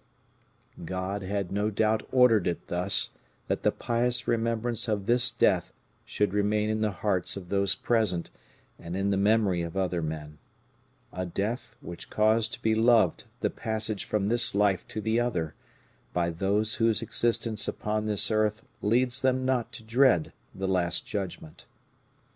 Athos preserved, even in the eternal sleep, that placid and sincere smile, an ornament which was to accompany him to the tomb.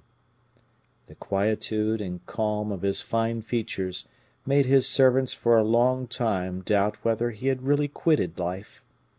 The comte's people wished to remove Grimaud, who from a distance devoured the face now quickly growing marble pale, and did not approach, from pious fear of bringing to him the breath of death. But Grimaud, fatigued as he was, refused to leave the room. He sat himself down upon the threshold, watching his master with the vigilance of a sentinel, jealous to receive either his first waking look or his last dying sigh.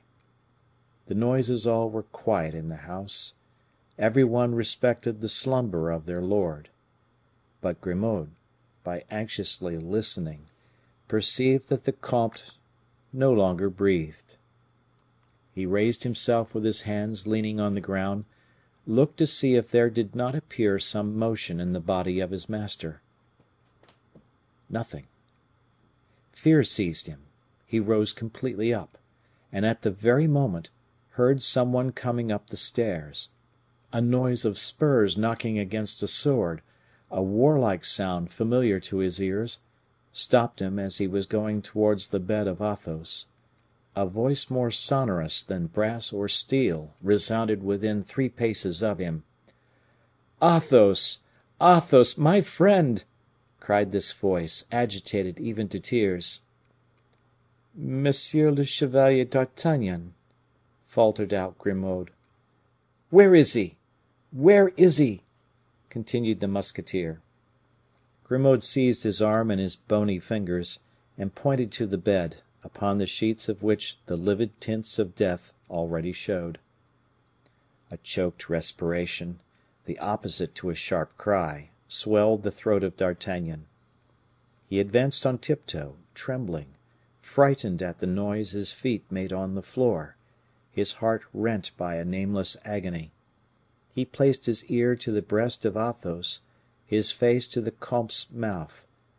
Neither noise nor breath. D'Artagnan drew back.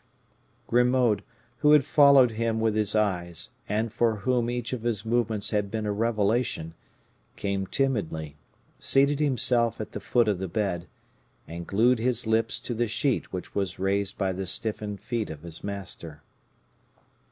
Then large drops began to flow from his red eyes.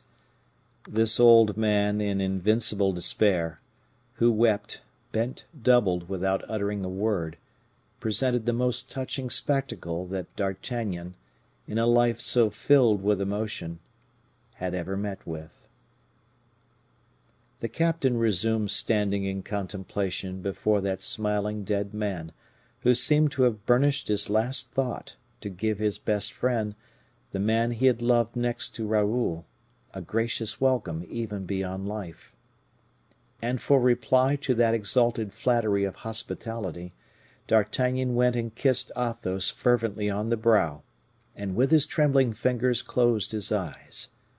Then he seated himself by the pillow without dread of that dead man, who had been so kind and affectionate to him for 35 years. He was feeding his soul with the remembrances the noble visage of the comte brought to his mind in crowds, some blooming and charming as that smile, some dark, dismal, and icy as that visage with its eyes now closed to all eternity. All at once, the bitter flood which mounted from minute to minute invaded his heart, and swelled his breast almost to bursting. Incapable of mastering his emotion, he arose, and tearing himself violently from the chamber where he had just found dead him to whom he had come to report the news of the death of Porthos, he uttered sobs so heart-rending that the servants, who seemed only to wait for an explosion of grief, answered to it by their lugubrious clamors, and the dogs of the late comte by their lamentable howlings.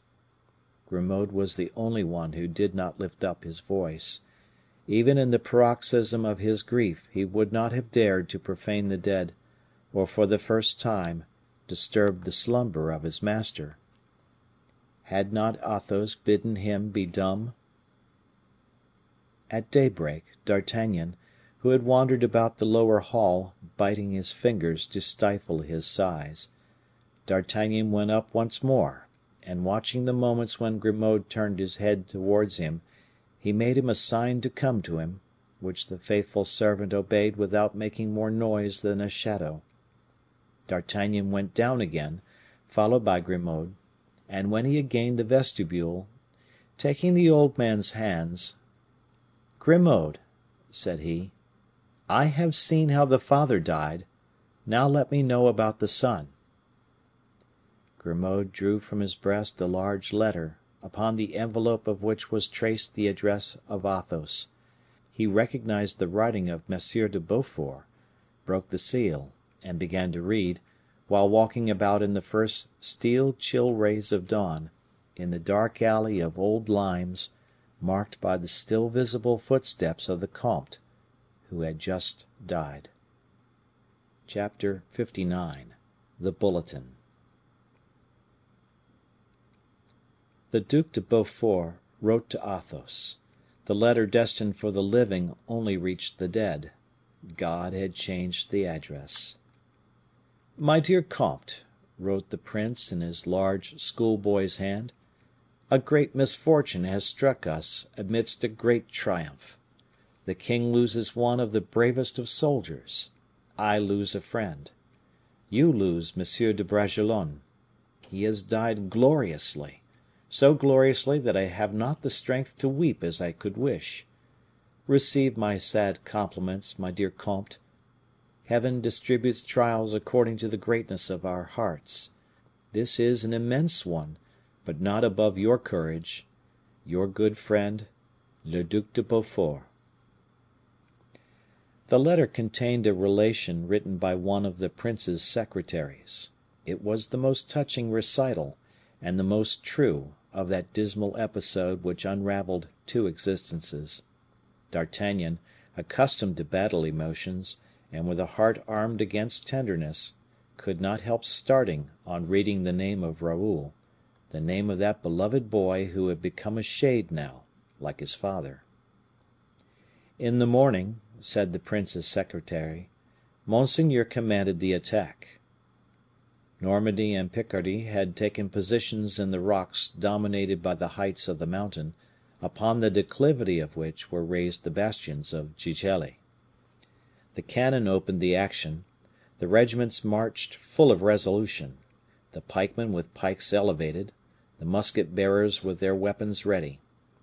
The prince followed attentively the march and movements of the troops, so as to be able to sustain them with a strong reserve. With monseigneur were the oldest captains and his aides de camp. M. de Vicomte de Bragelonne had received orders not to leave his highness.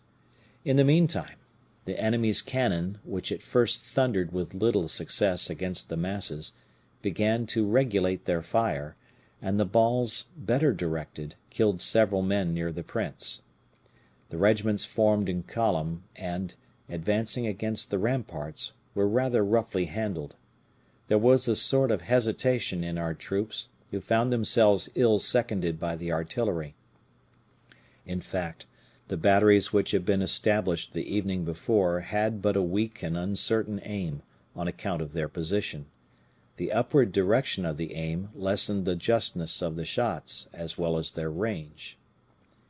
Monseigneur, comprehending the bad effect of this position on the siege artillery, commanded the frigates moored in the little road to commence a regular fire against the place. M. de Bragelonne offered himself at once to carry this order. But Monseigneur refused to acquiesce in the vicomte's request. Monseigneur was right, for he loved and wished to spare the young nobleman. He was quite right, and the event took upon itself to justify his foresight and refusal, for scarcely had the sergeant charged with the message, solicited by M. de Bragelonne, gained the seashore, when two shots from long carbines issued from the enemy's ranks and laid him low. The sergeant fell, dyeing the sand with his blood, observing which, M. de Bragelonne smiled at monseigneur, who said to him, "You see, vicomte, I have saved your life. Report that, some day, to M. le Comte de la Fere, in order that, learning it from you, he may thank me." The young nobleman smiled sadly, and replied to the duke, "It is true, monseigneur, that but for your kindness I should have been killed, where the poor sergeant has fallen, and should be at rest." M. de Bragelonne made this reply in such a tone that monseigneur answered him warmly, "Vrai Dieu! Young man, one would say that your mouth waters for death; but, for the soul of Henry IV., I have promised your father to bring you back alive, and, please the Lord, I mean to keep my word." M. de Bragelonne colored, and replied, in a lower voice, "Monseigneur, pardon me, I beseech you.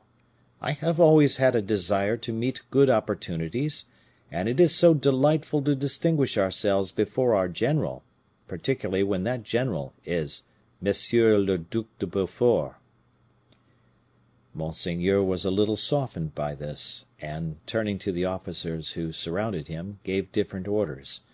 The grenadiers of the two regiments got near enough to the ditches and entrenchments to launch their grenades, which had but small effect.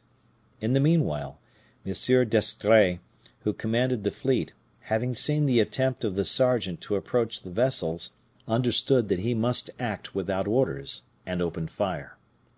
Then the Arabs, finding themselves seriously injured by the balls from the fleet, and beholding the destruction and ruin of their walls, uttered the most fearful cries. Their horsemen descended the mountain at a gallop, bent over their saddles, and rushed full tilt upon the columns of infantry, which, crossing their pikes, stopped this mad assault. Repulsed by the firm attitude of the battalion, the Arabs threw themselves with fury towards the état major, which was not on its guard at that moment. The danger was great. Monseigneur drew his sword, his secretaries and people imitated him, the officers of the suite engaged in combat with the furious Arabs. It was then M. de Bragelonne was able to satisfy the inclination he had so clearly shown from the commencement of the action. He fought near the prince with the valor of a Roman, and killed 3 Arabs with his small sword. But it was evident that his bravery did not arise from that sentiment of pride so natural to all who fight. It was impetuous, affected, even forced. He sought to glut, intoxicate himself with strife and carnage. He excited himself to such a degree that Monseigneur called to him to stop. He must have heard the voice of Monseigneur, because we who were close to him heard it. He did not, however, stop, but continued his course to the entrenchments. As M. de Bragelonne was a well disciplined officer, this disobedience to the orders of Monseigneur very much surprised everybody, and M. de Beaufort redoubled his earnestness, crying, "Stop, Bragelonne! Where are you going? Stop!" repeated Monseigneur. "I command you." We all, imitating the gesture of M. le Duc, we all raised our hands. We expected that the cavalier would turn bridle, but M. de Bragelonne continued to ride towards the palisades. "Stop, Bragelonne!" repeated the prince in a very loud voice. "Stop, in the name of your father!" At these words, M. de Bragelonne turned round. His countenance expressed a lively grief, but he did not stop. We then concluded that his horse must have run away with him. When M. le Duc saw cause to conclude that the vicomte was no longer master of his horse, and had watched him precede the first grenadiers, his highness cried, "Musketeers, kill his horse! 100 pistoles for the man who kills his horse!" But who could expect to hit the beast without at least wounding his rider? No one dared the attempt. At length one presented himself. He was a sharpshooter of the regiment of Picardy, named Luzerne, who took aim at the animal, fired, and hit him in the quarters, for we saw the blood redden the hair of the horse. Instead of falling, the cursed jennet was irritated, and carried him on more furiously than ever. Every Picard who saw this unfortunate young man rushing on to meet certain death, shouted in the loudest manner, "Throw yourself off, monsieur le vicomte! Off! Off! Throw yourself off!" M. de Bragelonne was an officer much beloved in the army. Already had the vicomte arrived within pistol shot of the ramparts, when a discharge was poured upon him that enshrouded him in fire and smoke. We lost sight of him. The smoke dispersed. He was on foot, upright. His horse was killed. The vicomte was summoned to surrender by the Arabs, but he made them a negative sign with his head, and continued to march towards the palisades. This was a mortal imprudence. Nevertheless, the entire army was pleased that he would not retreat, since ill chance had led him so near. He marched a few paces further, and the two regiments clapped their hands. It was at this moment the second discharge shook the walls, and the Vicomte de Bragelonne again disappeared in the smoke. But this time the smoke dispersed in vain. We no longer saw him standing. He was down, with his head lower than his legs, among the bushes, and the Arabs began to think of leaving their entrenchments to come out and cut off his head, or take his body, as is the custom with the infidels. But Monseigneur le Duc de Beaufort had followed all this with his eyes, and the sad spectacle drew from him many painful sighs. He then cried aloud, seeing the Arabs running like white phantoms among the mastic trees, "Grenadiers! Lancers! Will you let them take that noble body?" Saying these words, and waving his sword, he himself rode towards the enemy. The regiments, rushing in his steps, ran in their turn, uttering cries as terrible as those of the Arabs were wild. The combat commenced over the body of M. de Bragelonne, and with such inveteracy was it fought that 160 Arabs were left upon the field, by the side of at least 50 of our troops. It was a lieutenant from Normandy who took the body of the vicomte on his shoulders and carried it back to the lines. The advantage was, however, pursued. The regiments took the reserve with them, and the enemy's palisades were utterly destroyed. At 3 o'clock the fire of the Arabs ceased. The hand-to-hand fight lasted 2 hours. It was a massacre. At 5 o'clock we were victorious at all points. The enemy had abandoned his positions, and Monsieur le Duc ordered the white flag to be planted on the summit of the little mountain. It was then we had time to think of M. de Bragelonne, who had 8 large wounds in his body, through which almost all his blood had welled away. Still, however, he had breathed, which afforded inexpressible joy to monseigneur, who insisted on being present at the first dressing of the wounds and the consultation of the surgeons. There were 2 among them who declared M. de Bragelonne would live. Monseigneur threw his arms around their necks, and promised them 1,000 louis each if they could save him. The vicomte heard these transports of joy, and whether he was in despair, or whether he suffered much from his wounds, he expressed by his countenance a contradiction which gave rise to reflection, particularly in one of the secretaries when he had heard what follows. The third surgeon was the brother of Sylvain de Saint Cosme, the most learned of them all. He probed the wounds in his turn, and said nothing. M. de Bragelonne fixed his eyes steadily upon the skillful surgeon, and seemed to interrogate his every movement. The latter, upon being questioned by monseigneur, replied that he saw plainly 3 mortal wounds out of 8, but so strong was the constitution of the wounded, so rich was he in youth, and so merciful was the goodness of God, that perhaps M. de Bragelonne might recover, particularly if he did not move in the slightest manner. Frere Sylvain added, turning towards his assistant, "Above everything, do not allow him to move, even a finger, or you will kill him." And we all left the tent in very low spirits. That secretary I have mentioned, on leaving the tent, thought he perceived a faint and sad smile glide over the lips of M. de Bragelonne, when the duke said to him, in a cheerful, kind voice, "We will save you, vicomte, we will save you yet." In the evening, when it was believed the wounded youth had taken some repose, one of the assistants entered his tent, but rushed out again immediately, uttering loud cries. We all ran up in disorder, M. le Duc with us, and the assistant pointed to the body of M. de Bragelonne upon the ground, at the foot of his bed, bathed in the remainder of his blood. It appeared that he had suffered some convulsion, some delirium, and that he had fallen, that the fall had accelerated his end, according to the prognosis of Frere Sylvain. We raised the vicomte; he was cold and dead. He held a lock of fair hair in his right hand, and that hand was tightly pressed upon his heart. Then followed the details of the expedition, and of the victory obtained over the Arabs. D'Artagnan stopped at the account of the death of poor Raoul. "Oh!" murmured he, "unhappy boy! A suicide!"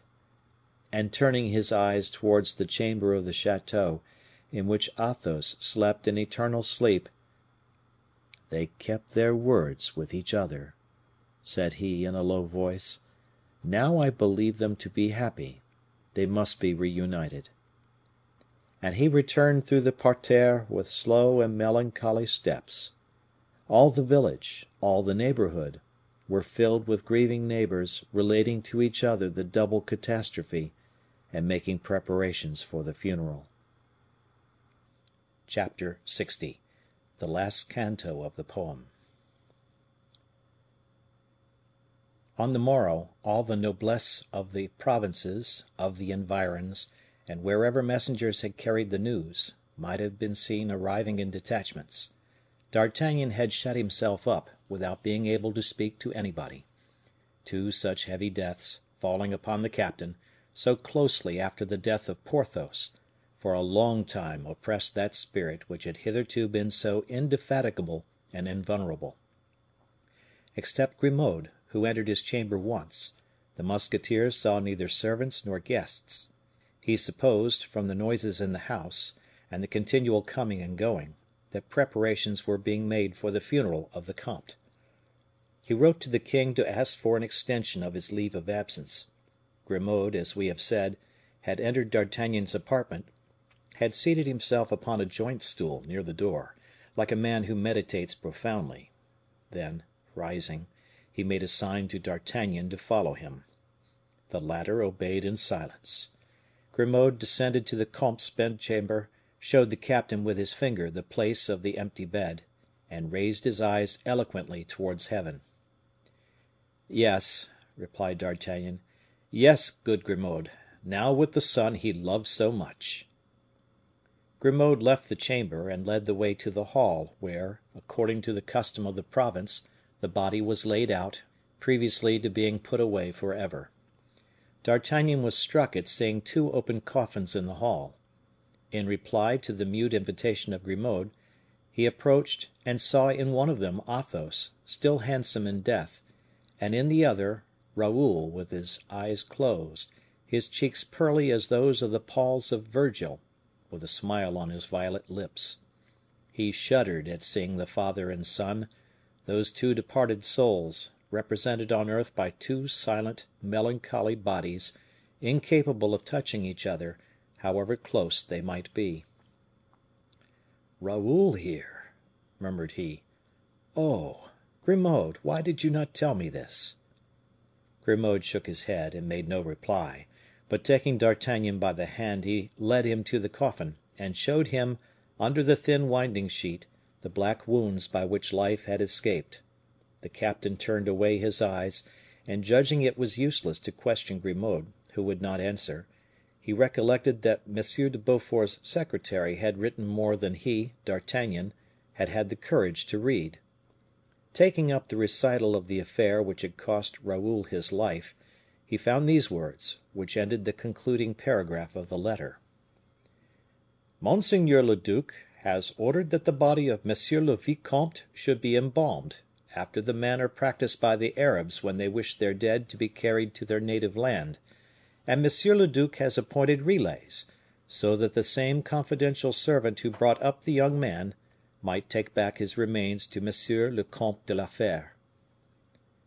"And so," thought D'Artagnan, "I shall follow thy funeral, my dear boy, I, already old, I who am of no value on earth, and I shall scatter dust upon that brow I kissed but 2 months since. God has willed it to be so. Thou hast willed it to be so thyself. I have no longer the right even to weep. Thou hast chosen death. It seemed to thee a preferable gift to life." At length arrived the moment when the chill remains of these two gentlemen were to be given back to Mother Earth. There was such an affluence of military and other people that up to the place of the sepulcher, which was a little chapel on the plain, the road from the city was filled with horsemen and pedestrians in mourning. Athos had chosen for his resting place the little enclosure of a chapel erected by himself near the boundary of his estates. He had had the stones, cut in 1550, brought from an old Gothic manor house in Berry, which had sheltered his early youth. The chapel, thus rebuilt, transported, was pleasing to the eye beneath its leafy curtains of poplars and sycamores. It was ministered in every Sunday by the cure of the neighboring bourg, to whom Athos paid an allowance of 200 francs for this service, and all the vassals of his domain, with their families, came thither to hear mass, without having any occasion to go to the city. Behind the chapel extended, surrounded by 2 high hedges of hazel, elder, and whitethorn, and a deep ditch, the little enclosure, uncultivated, though gay in its sterility, because the mosses there grew thick, wild heliotrope and ravenels there mingled perfumes, while from beneath an ancient chestnut issued a crystal spring, a prisoner in its marble cistern, and on the thyme all around alighted thousands of bees from the neighboring plants, whilst chaffinches and redthroats sang cheerfully among the flower-spangled hedges. It was to this place the somber coffins were carried, attended by a silent and respectful crowd. The office of the dead being celebrated, the last adieus paid to the noble departed, the assembly dispersed, talking, along the roads, of the virtues and mild death of the father, of the hopes the son had given, and of his melancholy end upon the arid coast of Africa. Little by little, all noises were extinguished, like the lamps illuminating the humble nave. The minister bowed for the last time to the altar and the still fresh graves; then, followed by his assistant, he slowly took the road back to the presbytery. D'Artagnan, left alone, perceived that night was coming on. He had forgotten the hour, thinking only of the dead. He arose from the oaken bench on which he was seated in the chapel, and wished, as the priest had done, to go and bid a last adieu to the double grave which contained his 2 lost friends. A woman was praying, kneeling on the moist earth. D'Artagnan stopped at the door of the chapel to avoid disturbing her, and also to endeavor to find out who was the pious friend who performed this sacred duty with so much zeal and perseverance. The unknown had hidden her face in her hands, which were white as alabaster. From the noble simplicity of her costume, she must be a woman of distinction. Outside the enclosure were several horses mounted by servants. A traveling carriage was in waiting for this lady. D'Artagnan in vain sought to make out what caused her delay. She continued praying, and frequently pressed her handkerchief to her face, by which D'Artagnan perceived she was weeping. He beheld her strike her breast with the compunction of a Christian woman. He heard her several times exclaim as from a wounded heart, "Pardon, pardon!" And as she appeared to abandon herself entirely to her grief, as she threw herself down, almost fainting, exhausted by complaints and prayers, D'Artagnan, touched by this love for his so much regretted friends, made a few steps towards the grave, in order to interrupt the melancholy colloquy of the penitent with the dead. But as soon as his step sounded on the gravel, the unknown raised her head, revealing to D'Artagnan a face aflood with tears, a well-known face. It was Mademoiselle de la Valliere. "Monsieur d'Artagnan," murmured she. "You," replied the captain, in a stern voice, "you here! Oh! madame, I should better have liked to see you decked with flowers in the mansion of the Comte de la Fere. You would have wept less, and they too, and I." "Monsieur," said she, sobbing. "For it was you," added this pitiless friend of the dead, "it was you who sped these 2 men to the grave." "Oh, spare me!" "God forbid, madame, that I should offend a woman, or that I should make her weep in vain, but I must say that the place of the murderer is not upon the grave of her victims." She wished to reply. "What I now tell you," added he, coldly, "I have already told the king." She clasped her hands. "I know," said she, "I have caused the death of the Vicomte de Bragelonne." "Ah, you know it?" "The news arrived at court yesterday. I have traveled during the night 40 leagues to come and ask pardon of the comte, whom I suppose to be still living, and to pray God, on the tomb of Raoul, that he would send me all the misfortunes I have merited, except a single one. Now, monsieur, I know that the death of the son has killed the father. I have 2 crimes to reproach myself with. I have 2 punishments to expect from Heaven." "I will repeat to you, mademoiselle," said D'Artagnan, "what M. de Bragelonne said of you at Antibes, when he had already meditated death. If pride and coquetry have misled her, I pardon her while despising her. If love has produced her error, I pardon her, but I swear that no one could have loved her as I have done." "You know," interrupted Louise, "that of my love I was about to sacrifice myself. You know whether I suffered when you met me lost, dying, abandoned. Well, never have I suffered so much as now, because then I hoped, desired.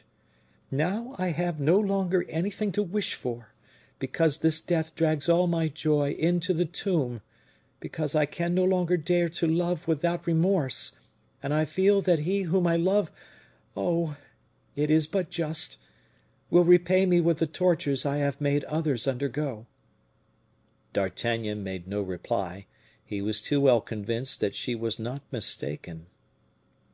"Well, then," added she, "dear Monsieur d'Artagnan, do not overwhelm me to day, I again implore you. I am like the branch torn from the trunk. I no longer hold to anything in this world. A current drags me on, I know not whither.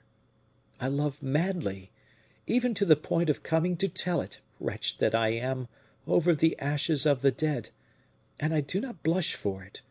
I have no remorse on this account. Such love is a religion.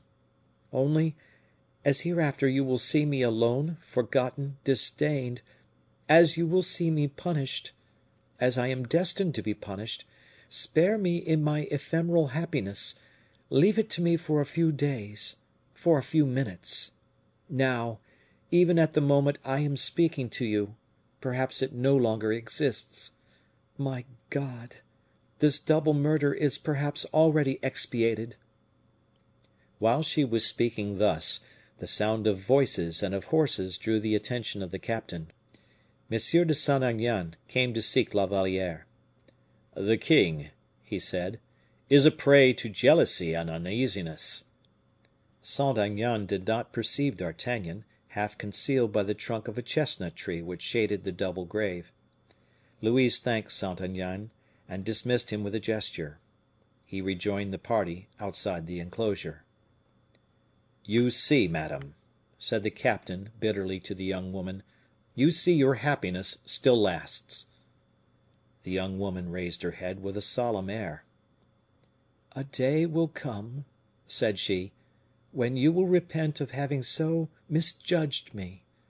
On that day, it is I who will pray God to forgive you for having been unjust towards me.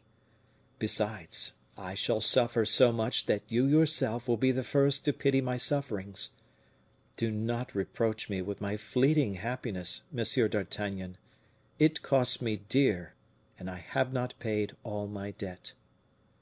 Saying these words, she again knelt down, softly and affectionately. "Pardon me the last time, my affianced Raoul," said she. "I have broken our chain. We are both destined to die of grief. It is thou who departest first. Fear nothing, I shall follow thee. See, only, that I have not been base, and that I have come to bid thee this last adieu. The Lord is my witness, Raoul, that if with my life I could have redeemed thine, I would have given that life without hesitation. I could not give my love. Once more, forgive me, dearest, kindest friend." She strewed a few sweet flowers on the freshly sodded earth; then, wiping the tears from her eyes, the heavily stricken lady bowed to D'Artagnan and disappeared.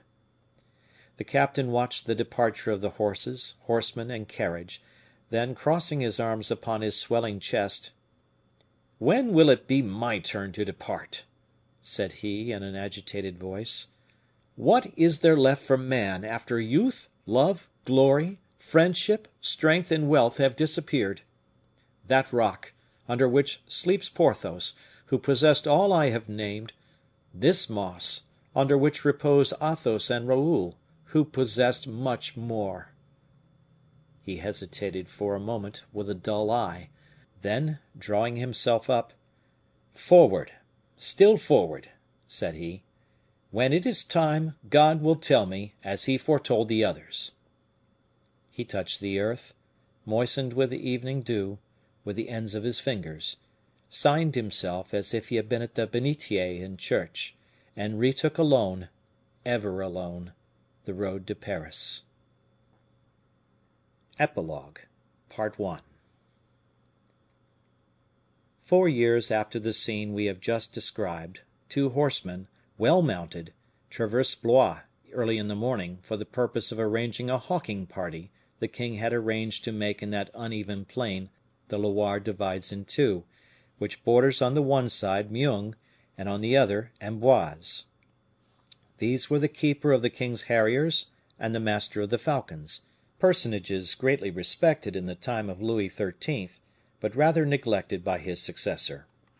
The horsemen, having reconnoitered the ground, were returning, their observations made, when they perceived certain little groups of soldiers, here and there, whom the sergeants were placing at distances at the openings of the enclosures. These were the king's musketeers. Behind them came, upon a splendid horse, the captain, known by his richly embroidered uniform. His hair was gray, his beard turning so. He seemed a little bent, although sitting and handling his horse gracefully. He was looking about him watchfully. "Monsieur d'Artagnan does not get any older," said the keeper of the harriers to his colleague the falconer. "With 10 years more to carry than either of us, he has the seat of a young man on horseback." "That is true," replied the falconer. "I don't see any change in him for the last 20 years."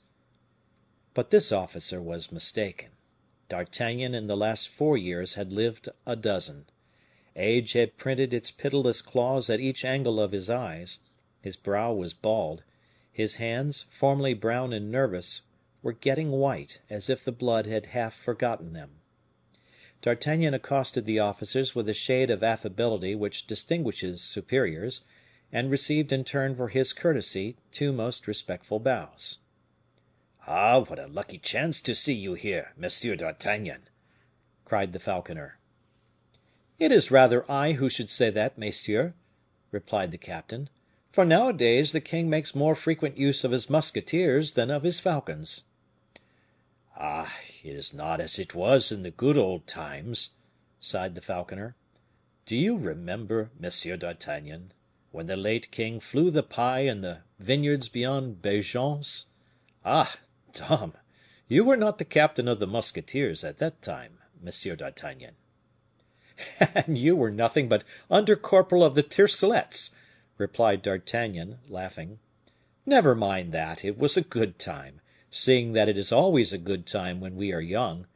Good day, monsieur le keeper of the harriers." "You do me honor, monsieur le comte," said the latter. D'Artagnan made no reply. The title of comte had hardly struck him. D'Artagnan had been a comte 4 years. "Are you not very much fatigued with the long journey you have taken, monsieur le capitaine?" continued the falconer. "It must be full 200 leagues from hence to Pignerol." "260 to go, and as many to return," said D'Artagnan, quietly. "And," said the falconer, "is he well?" "Who?" asked D'Artagnan. "Why, poor Monsieur Fouquet," continued the falconer, in a low voice. The keeper of the harriers had prudently withdrawn. "No," replied D'Artagnan, "the poor man frets terribly. He cannot comprehend how imprisonment can be a favor. He says that parliament absolved him by banishing him, and banishment is, or should be, liberty. He cannot imagine that they had sworn his death, and that to save his life from the claws of parliament was to be under too much obligation to Heaven." "Ah! yes, the poor man had a close chance of the scaffold," replied the falconer. "It is said that Monsieur Colbert had given orders to the governor of the Bastile, and that the execution was ordered." "Enough," said D'Artagnan, pensively, and with a view of cutting short the conversation. "Yes," said the keeper of the harriers, drawing towards them, "Monsieur Fouquet is now at Pignerol. He has richly deserved it. He had the good fortune to be conducted there by you. He robbed the king sufficiently."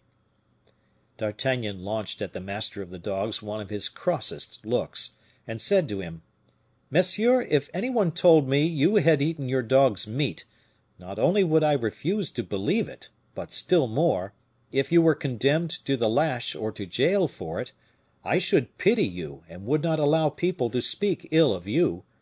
And yet, monsieur, honest man as you may be, I assure you that you are not more so than poor Monsieur Fouquet was." After having undergone this sharp rebuke, the keeper of the harriers hung his head, and allowed the falconer to get 2 steps in advance of him, nearer to D'Artagnan. "He is content," said the falconer in a low voice to the musketeer. "We all know that harriers are in fashion nowadays. If he were a falconer, he would not talk that way." D'Artagnan smiled in a melancholy manner at seeing this great political question resolved by the discontent of such humble interest. He for a moment ran over in his mind the glorious existence of the surintendant, the crumbling of his fortunes, and the melancholy death that awaited him, and to conclude, "Did Monsieur Fouquet love falconry?" said he. "Oh, passionately, monsieur!" repeated the falconer, with an accent of bitter regret, and a sigh that was the funeral oration of Fouquet. D'Artagnan allowed the ill humor of the one and the regret of the other to pass, and continued to advance. They could already catch glimpses of the huntsmen at the issue of the wood, the feathers of the outriders passing like shooting stars across the clearings, and the white horses skirting the bosky thickets looking like illuminated apparitions. "But," resumed D'Artagnan, "will the sport last long? Pray give us a good swift bird, for I am very tired. Is it a heron or swan?" "Both, Monsieur d'Artagnan," said the falconer; "but you need not be alarmed. The king is not much of a sportsman; he does not take the field on his own account; he only wishes to amuse the ladies." The words, "to amuse the ladies," were so strongly accented they set D'Artagnan thinking. "Ah!" said he, looking keenly at the falconer. The keeper of the harriers smiled, no doubt with a view of making it up with the musketeer. "Oh! you may safely laugh," said D'Artagnan. "I know nothing of current news. I only arrived yesterday, after a month's absence. I left the court mourning the death of the queen mother. The king was not willing to take any amusement after receiving the last sigh of Anne of Austria. But everything comes to an end in this world. Well, then he is no longer sad? So much the better." "And everything begins as well as ends," said the keeper with a coarse laugh. "Ah!" said D'Artagnan, a second time. He burned to know, but dignity would not allow him to interrogate people below him. "There is something beginning, then, it seems?" The keeper gave him a significant wink, but D'Artagnan was unwilling to learn anything from this man. "Shall we see the king early?" asked he of the falconer. "At 7 o'clock, monsieur, I shall fly the birds." "Who comes with the king? How is Madame? How is the queen?" "Better, monsieur." "Has she been ill, then?" "Monsieur, since the last chagrin she suffered, her majesty has been unwell." "What chagrin? You need not fancy your news is old. I have but just returned." "It appears that the queen, a little neglected since the death of her mother in law, complained to the king, who answered her, Do I not sleep at home every night, madame? What more do you expect?" "Ah!" said D'Artagnan, "poor woman! She must heartily hate Mademoiselle de la Valliere." "Oh, no, not Mademoiselle de la Valliere," replied the falconer. "Who then?" The blast of a hunting horn interrupted his conversation; it summoned the dogs and the hawks. The falconer and his companions set off immediately, leaving D'Artagnan alone in the midst of the suspended sentence. The king appeared at a distance, surrounded by ladies and horsemen. All the troop advanced in beautiful order, at a foot's pace, the horns of various sorts animating the dogs and horses. There was an animation in the scene, a mirage of light, of which nothing now can give an idea, unless it be the fictitious splendor of a theatric spectacle. D'Artagnan, with an eye a little, just a little, dimmed by age, distinguished behind the group three carriages. The first was intended for the queen. It was empty. D'Artagnan, who did not see Mademoiselle de la Valliere by the king's side, on looking about for her, saw her in the second carriage. She was alone with two of her women, who seemed as dull as their mistress. On the left hand of the king, upon a high spirited horse, restrained by a bold and skillful hand, shone a lady of most dazzling beauty. The king smiled upon her, and she smiled upon the king. Loud laughter followed every word she uttered. "I must know that woman," thought the musketeer. "Who can she be?" And he stooped towards his friend, the falconer, to whom he addressed the question he had put to himself. The falconer was about to reply, when the king, perceiving D'Artagnan, "Ah, comte!" said he, "you are among us once more, then. Why have I not seen you?" "Sire," replied the captain, "because your majesty was asleep when I arrived, and not awake when I resumed my duties this morning." "Still the same," said Louis, in a loud voice, denoting satisfaction. "Take some rest, comte; I command you to do so. You will dine with me to day." A murmur of admiration surrounded D'Artagnan like a caress. Every one was eager to salute him. Dining with the king was an honor his majesty was not so prodigal of as Henry IV. had been. The king passed a few steps in advance, and D'Artagnan found himself in the midst of a fresh group, among whom shone Colbert. "Good day, Monsieur d'Artagnan," said the minister, with marked affability. "Have you had a pleasant journey?" "Yes, monsieur," said D'Artagnan, bowing to the neck of his horse. "I heard the king invite you to his table for this evening," continued the minister. "You will meet an old friend there." "An old friend of mine?" asked D'Artagnan, plunging painfully into the dark waves of the past, which had swallowed up for him so many friendships and so many hatreds. "Monsieur le Duc d'Almeda, who is arrived this morning from Spain." "The Duc d'Almeda?" said D'Artagnan, reflecting in vain. "Here!" cried an old man, white as snow, sitting bent in his carriage, which he caused to be thrown open to make room for the musketeer. "Aramis!"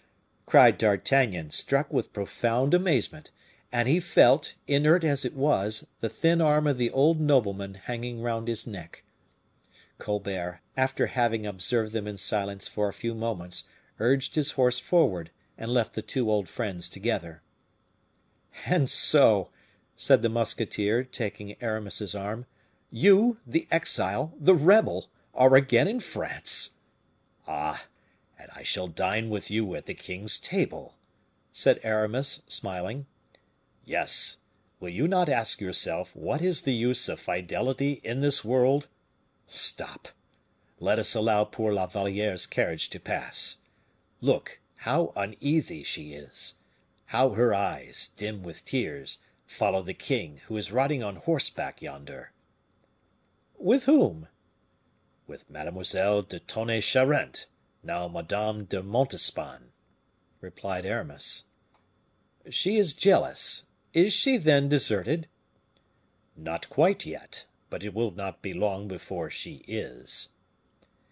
They chatted together, while following the sport, and Aramis's coachman drove them so cleverly that they arrived at the instant when the falcon, attacking the bird, beat him down and fell upon him. The king alighted, Madame de Montespan followed his example.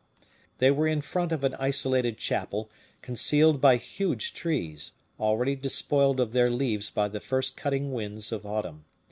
Behind this chapel was an enclosure, closed by a latticed gate.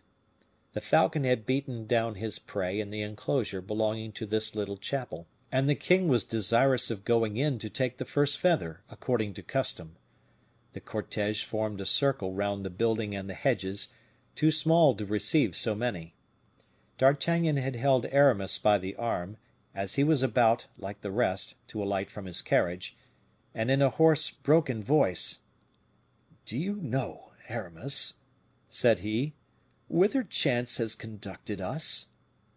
"No," replied the duke. "Here repose men that we knew well," said D'Artagnan, greatly agitated. Aramis, without divining anything, and with a trembling step, penetrated into the chapel by a little door which D'Artagnan opened for him. "Where are they buried?" said he. "There, in the enclosure. There is a cross, you see, beneath yon little cypress. The tree of grief is planted over their tomb. Don't go to it. The king is going that way. The heron has fallen just there." Aramis stopped, and concealed himself in the shade.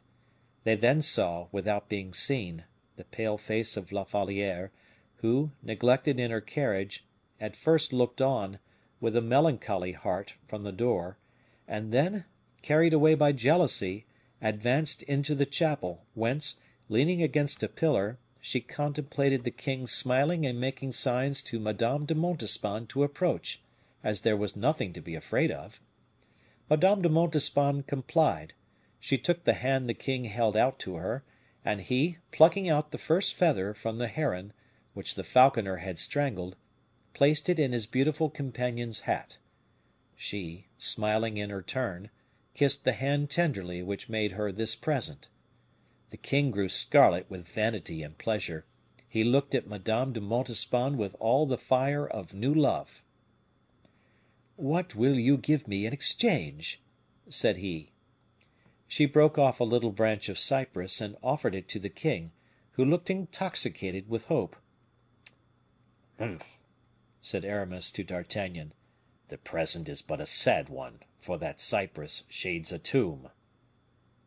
"Yes, and the tomb is that of Raoul de Bragelonne," said D'Artagnan aloud, "of Raoul, who sleeps under that cross with his father."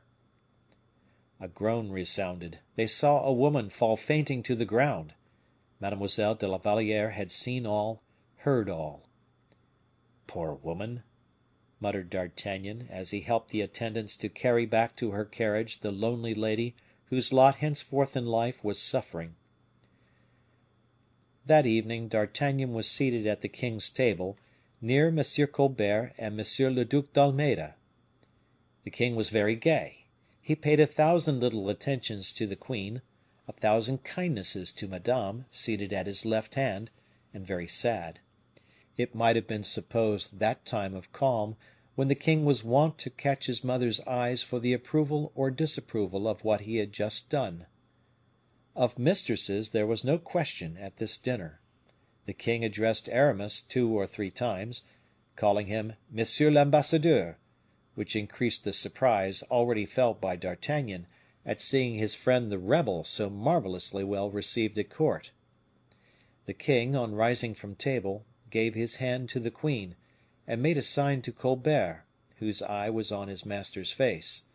Colbert took D'Artagnan and Aramis on one side. The king began to chat with his sister, whilst Monsieur, very uneasy, entertained the queen with a preoccupied air, without ceasing to watch his wife and brother from the corner of his eye. The conversation between Aramis, D'Artagnan, and Colbert turned upon indifferent subjects. They spoke of preceding ministers. Colbert related the successful tricks of Mazarin, and desired those of Richelieu to be related to him. D'Artagnan could not overcome his surprise at finding this man, with his heavy eyebrows and low forehead, display so much sound knowledge and cheerful spirits. Aramis was astonished at that lightness of character which permitted this serious man to retard with advantage the moment for more important conversation, to which nobody made any allusion, although all three interlocutors felt its imminence. It was very plain, from the embarrassed appearance of Monsieur, how much the conversation of the king and Madame annoyed him. Madame's eyes were almost red. Was she going to complain? Was she going to expose a little scandal in open court? The king took her on one side, and in a tone so tender that it must have reminded the princess of the time when she was loved for herself. "Sister," said he, "why do I see tears in those lovely eyes?" "Why, sire," said she, "Monsieur is jealous, is he not, sister?" She looked towards Monsieur, an infallible sign that they were talking about him. "Yes," said she. "Listen to me," said the king. "If your friends compromise you, it is not Monsieur's fault." He spoke these words with so much kindness that Madame, encouraged, having borne so many solitary griefs so long, was nearly bursting into tears, so full was her heart. "Come, come, dear little sister," said the king, "tell me your griefs; on the word of a brother, I pity them; on the word of a king, I will put an end to them." She raised her glorious eyes, and, in a melancholy tone, "It is not my friends who compromise me," said she; "they are either absent or concealed. They have been brought into disgrace with your majesty, they, so devoted, so good, so loyal." "You say this on account of De Guiche, whom I have exiled at Monsieur's desire?" "And who, since that unjust exile, has endeavored to get himself killed once every day." "Unjust, say you, sister?" "So unjust, that if I had not had the respect mixed with friendship that I have always entertained for your majesty." "Well?" "Well, I would have asked my brother Charles, upon whom I can always—" The king started. "What then?" "I would have asked him to have had it represented to you, that Monsieur and his favorite, Monsieur le Chevalier de Lorraine, ought not with impunity to constitute themselves the executioners of my honor and my happiness." "The Chevalier de Lorraine," said the king, "that dismal fellow?" "Is my mortal enemy. Whilst that man lives in my household, where Monsieur retains him and delegates his power to him, I shall be the most miserable woman in the kingdom." "So," said the king, slowly, "you call your brother of England a better friend than I am?" "Actions speak for themselves, sire." "And you would prefer going to ask assistance there?" "To my own country," said she with pride. "Yes, sire." "You are the grandchild of Henry IV., as well as myself, lady? Cousin and brother in law, does that not amount pretty well to the title of brother germain?" "Then," said Henrietta, "act." "Let us form an alliance." "Begin." "I have, you say, unjustly exiled De Guiche." "Oh, yes," said she, blushing. "De Guiche shall return." "So far, well." "And now you say that I do wrong in having in your household the Chevalier de Lorraine, who gives Monsieur ill advice respecting you?" "Remember well what I tell you, sire. The Chevalier de Lorraine some day. Observe, if ever I come to a dreadful end, I beforehand accuse the Chevalier de Lorraine. He has a spirit that is capable of any crime." The Chevalier de Lorraine shall no longer annoy you, I promise you that." "Then that will be a true preliminary of alliance, sire. I sign; but since you have done your part, tell me what shall be mine." "Instead of embroiling me with your brother Charles, you must make him a more intimate friend than ever." "That is very easy." "Oh! not quite so easy as you may suppose; for in ordinary friendship people embrace or exercise hospitality, and that only costs a kiss or a return, profitable expenses; but in political friendship " "Ah! It's a political friendship, is it?" "Yes, my sister. And then, instead of embraces and feasts, it is soldiers, all alive and well equipped, that we must serve up to our friends; vessels we must offer, all armed with cannons and stored with provisions. It hence results that we have not always coffers in a fit condition for such friendships." "Ah, you are quite right," said Madame. "The coffers of the king of England have been sonorous for some time." "But you, my sister, who have so much influence over your brother, you can secure more than an ambassador could ever get the promise of." "To effect that, I must go to London, my dear brother." "I have thought so," replied the king, eagerly, "and I have said to myself that such a voyage would do your health and spirits good." "Only," interrupted Madame, "it is possible I should fail. The king of England has dangerous counselors." "Counselors, do you say?" "Precisely. If, by chance, your majesty had any intention, I am only supposing so, of asking Charles II. his alliance in a war " "A war?"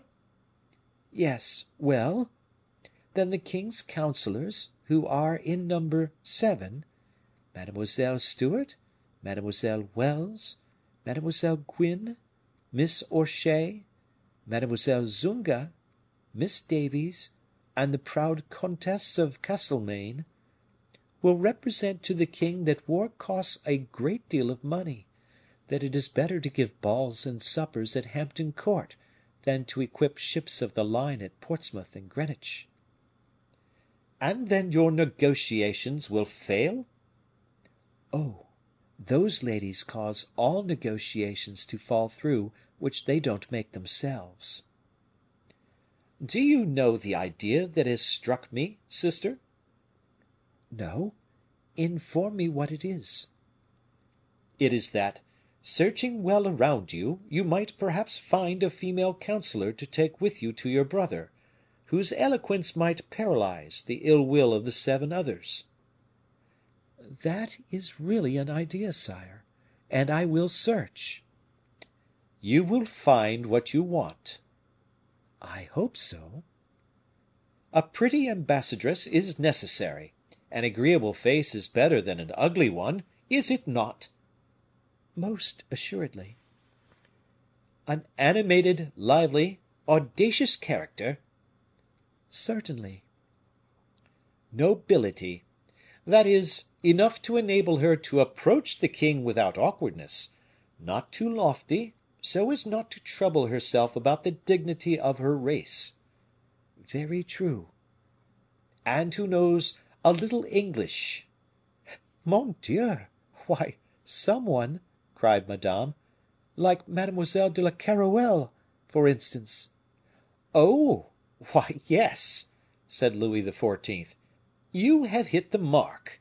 It is you who have found my sister." "I will take her. She will have no cause to complain, I suppose." "Oh! no, I will name her seductrice plenipotentiaire at once, and will add a dowry to the title." "That is well." "I fancy you already on your road, my dear little sister, consoled for all your griefs." "I will go, on 2 conditions. The first is, that I shall know what I am negotiating about." That is it. The Dutch, you know, insult me daily in their gazettes, and by their republican attitude. I do not like republics." "That may easily be imagined, sire." "I see with pain that these kings of the sea, they call themselves so, keep trade from France in the Indies, and that their vessels will soon occupy all the ports of Europe. Such a power is too near me, sister." "They are your allies, nevertheless." "That is why they were wrong in having the medal you have heard of struck, a medal which represents Holland stopping the sun, as Joshua did, with this legend, 'The sun had stopped before me.' There is not much fraternity in that, is there?" "I thought you had forgotten that miserable episode." "I never forget anything, sister. And if my true friends, such as your brother Charles, are willing to second me." The princess remained pensively silent. "Listen to me. There is the empire of the seas to be shared," said Louis XIV. "For this partition, which England submits to, could I not represent the second party as well as the Dutch?" "We have Mademoiselle de la Keroualle to treat that question," replied Madame. "Your second condition for going, if you please, sister?" "The consent of Monsieur, my husband." "You shall have it." "Then consider me already gone, brother." On hearing these words, Louis XIV. Turned round towards the corner of the room in which D'Artagnan, Colbert, and Aramis stood, and made an affirmative sign to his minister. Colbert then broke in on the conversation suddenly, and said to Aramis, "Monsieur l'ambassadeur, shall we talk about business?" Epilogue Part II. Colbert then broke in on the conversation suddenly, and said to Aramis, "Monsieur l'ambassadeur, shall we talk about business?" D'Artagnan immediately withdrew, from politeness. He directed his steps towards the fireplace, within hearing of what the king was about to say to Monsieur, who, evidently uneasy, had gone to him. The face of the king was animated; upon his brow was stamped a strength of will, the expression of which already met no further contradiction in France, and was soon to meet no more in Europe. "Monsieur," said the king to his brother, "I am not pleased with Monsieur le Chevalier de Lorraine. You, who do him the honor to protect him, must advise him to travel for a few months." These words fell with the crush of an avalanche upon Monsieur, who adored his favorite, and concentrated all his affections in him. "In what has the chevalier been inconsiderate enough to displease your majesty?"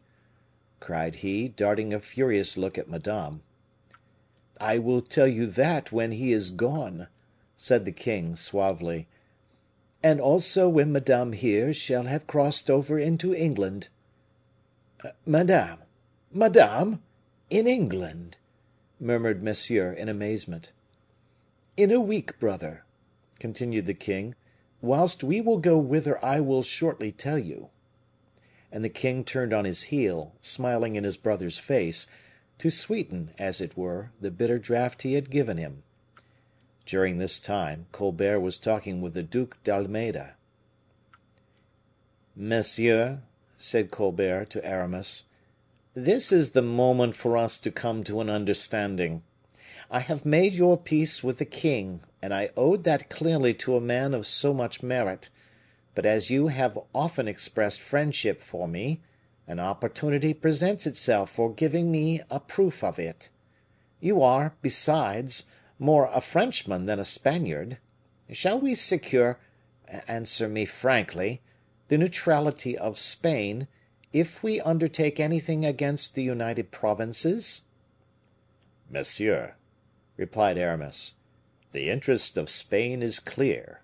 To embroil Europe with the provinces would doubtless be our policy; but the king of France is an ally of the United Provinces.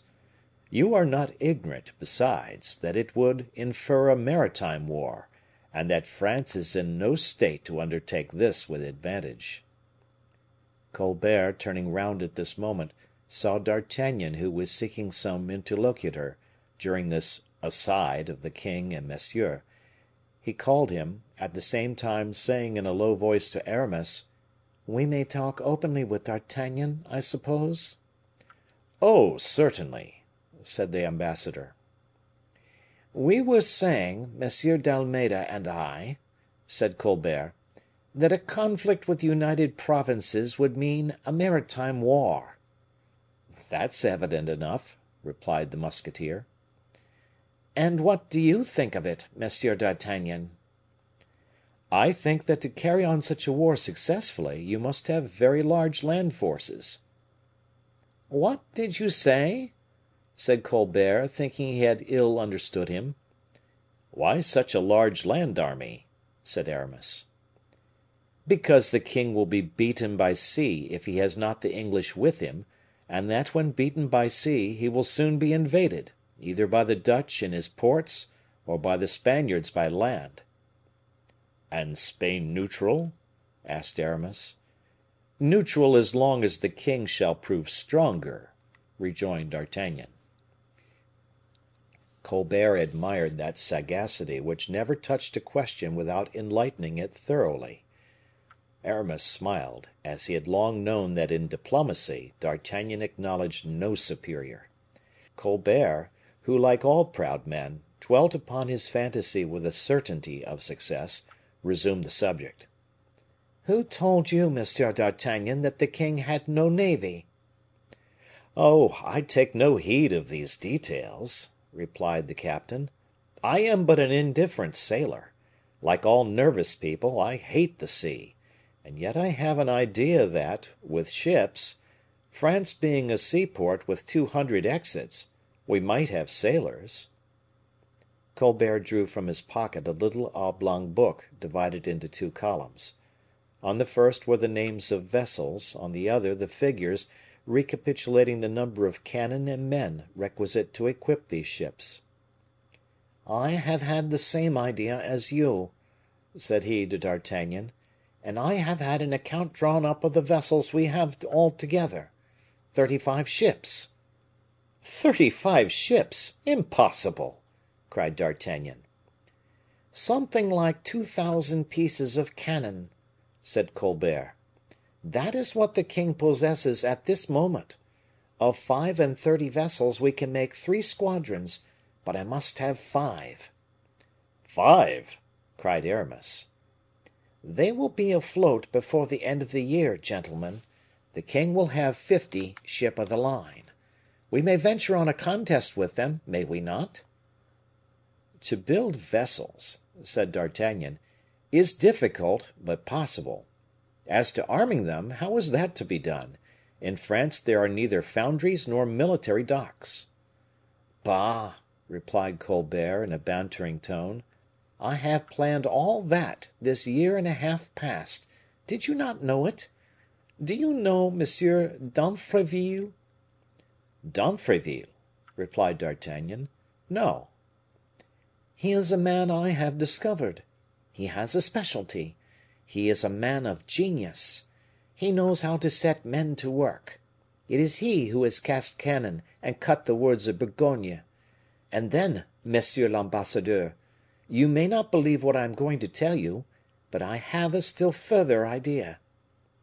"Oh, monsieur," said Aramis, civilly, "I always believe you." "Calculating upon the character of the Dutch, our allies, I said to myself, 'They are merchants, they are friendly with the king, they will be happy to sell to the king what they fabricate for themselves, then the more we buy. Ah! I must add this. I have Forant. Do you know Forant, D'Artagnan?" Colbert, in his warmth, forgot himself; he called the captain simply D'Artagnan, as the king did, but the captain only smiled at it. "No," replied he, "I do not know him."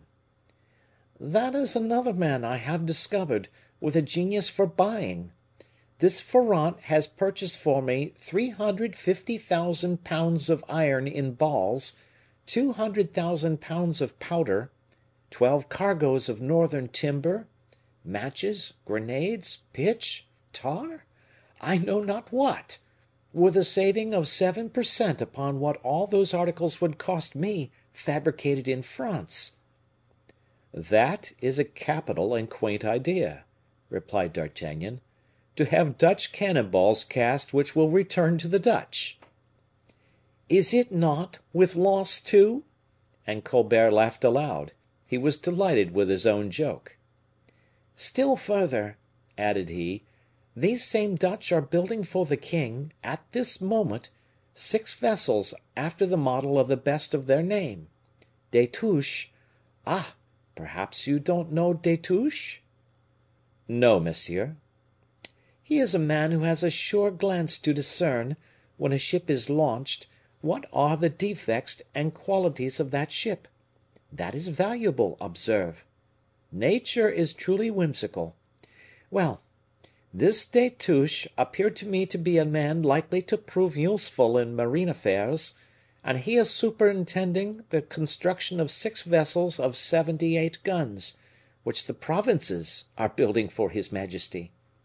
It results from this, my dear Monsieur d'Artagnan, that the king, if he wished to quarrel with the provinces, would have a very pretty fleet. Now, you know better than anybody else if the land army is efficient." D'Artagnan and Aramis looked at each other, wondering at the mysterious labors this man had undertaken in so short a time. Colbert understood them, and was touched by this best of flatteries.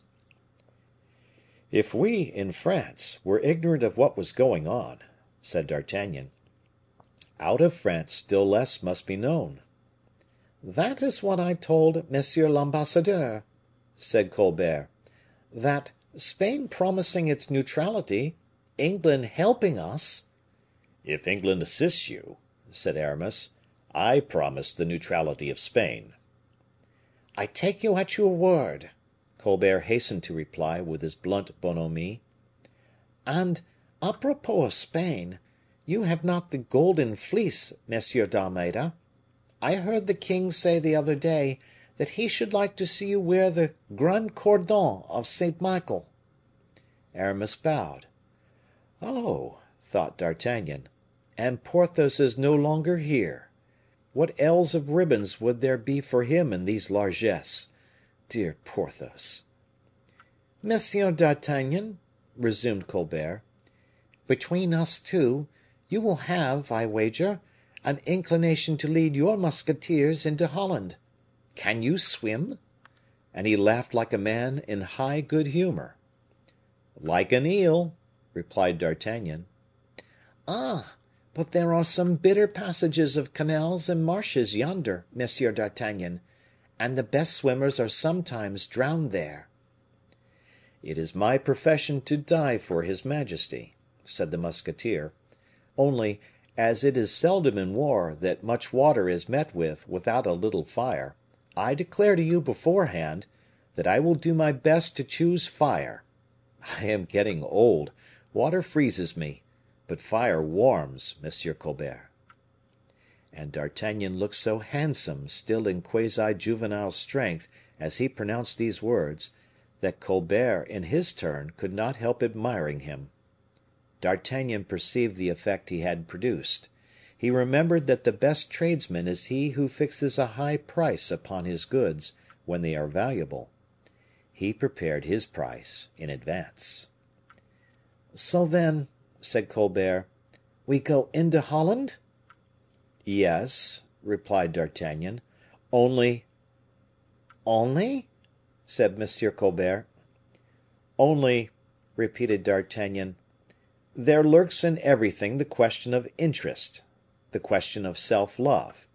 It is a very fine title, that of captain of the musketeers; but observe this: we have now the king's guards and the military household of the king. A captain of musketeers ought to command all that, and then he would absorb 100,000 livres a year for expenses." "Well, but do you suppose the king would haggle with you?" said Colbert. "Eh! monsieur, you have not understood me," replied D'Artagnan, sure of carrying his point. I was telling you that I, an old captain, formerly chief of the king's guard, having precedence of the marechal of France, I saw myself one day in the trenches with two other equals, the captain of the guards and the colonel commanding the Swiss. Now, at no price will I suffer that. I have old habits, and I will stand or fall by them." Colbert felt this blow, but he was prepared for it. "I have been thinking of what you said just now," replied he. "About what, monsieur?"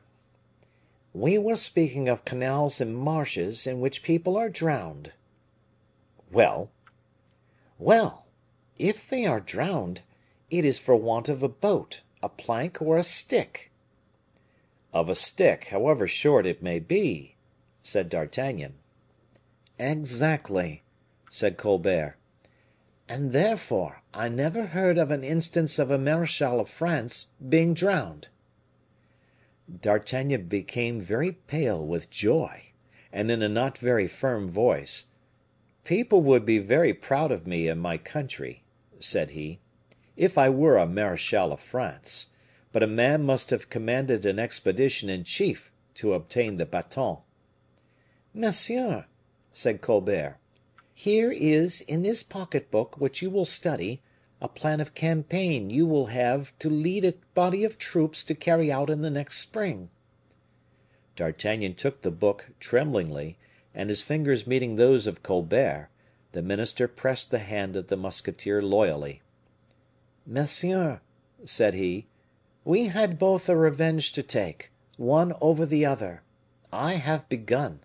It is now your turn."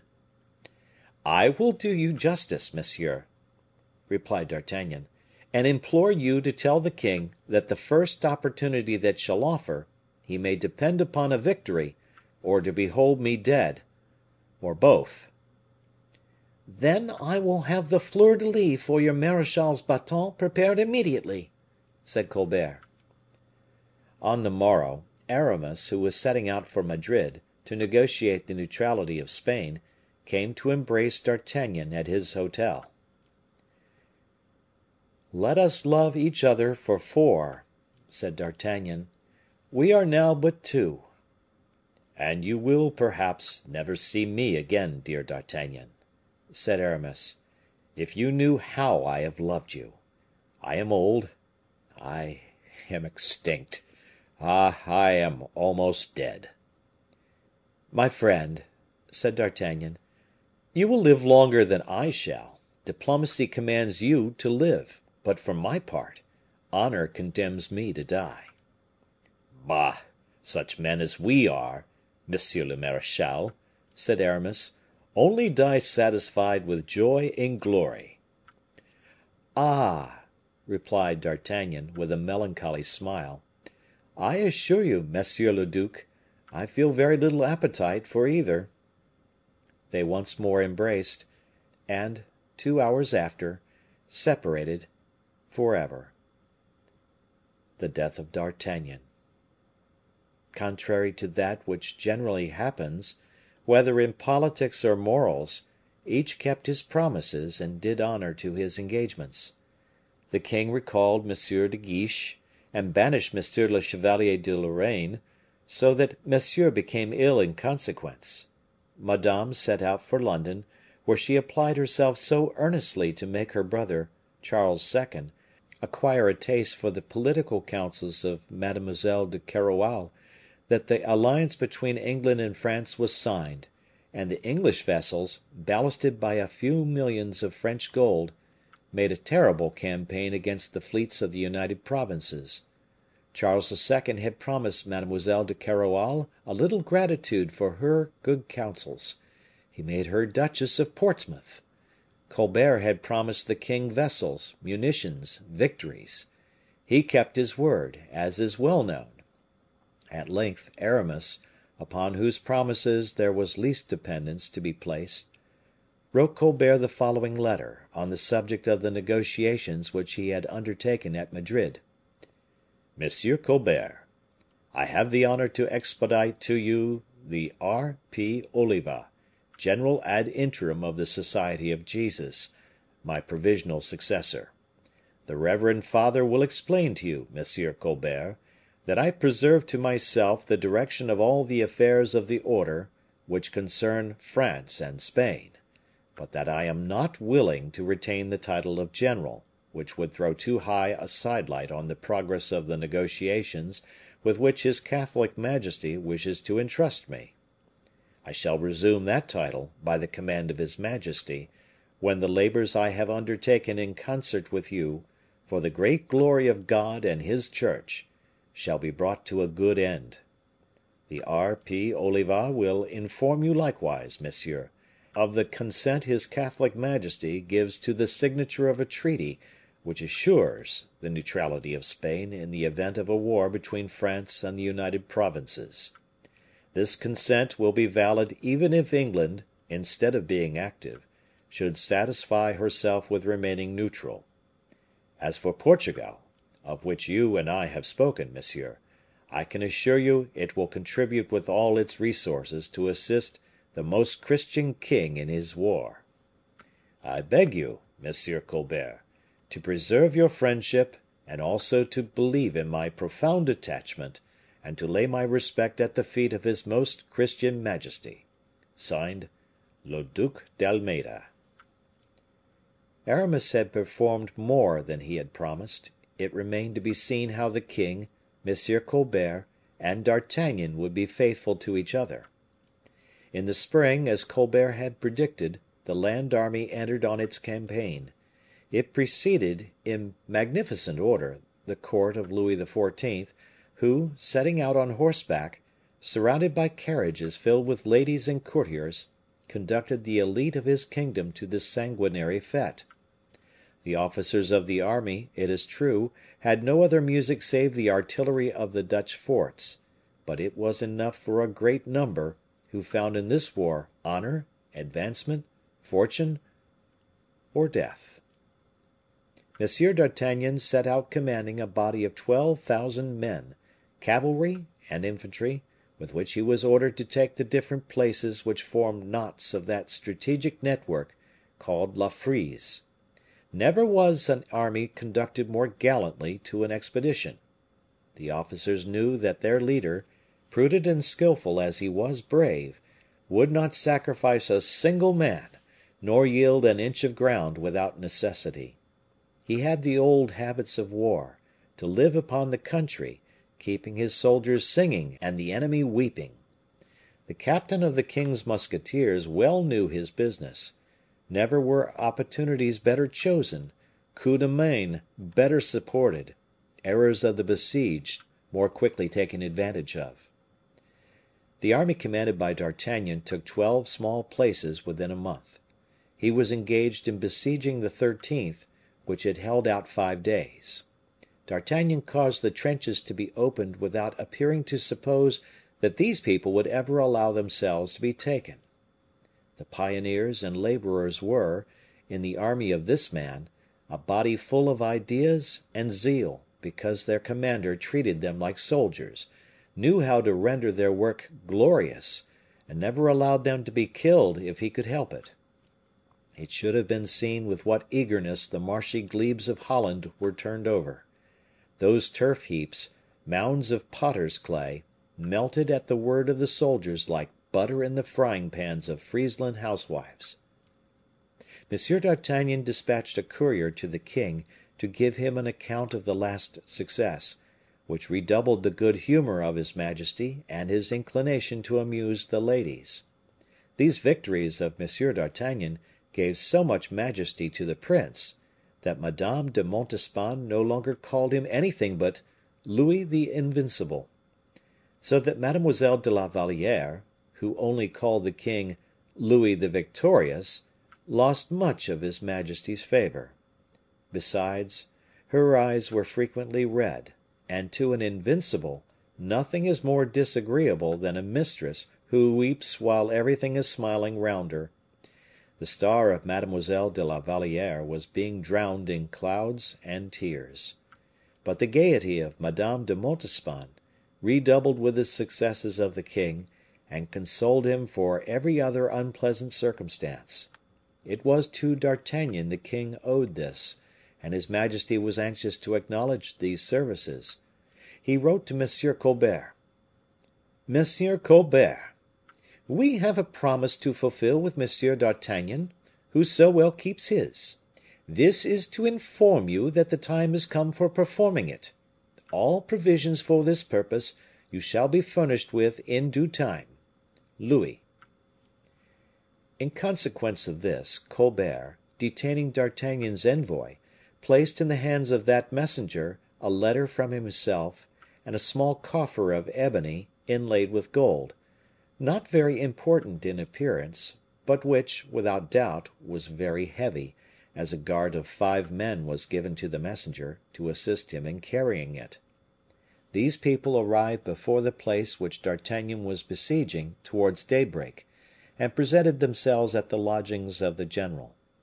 They were told that M. d'Artagnan, annoyed by a sortie which the governor, an artful man, had made the evening before, and in which the works had been destroyed and 77 men killed, and the reparation of the breaches commenced, had just gone with 20 companies of grenadiers to reconstruct the works.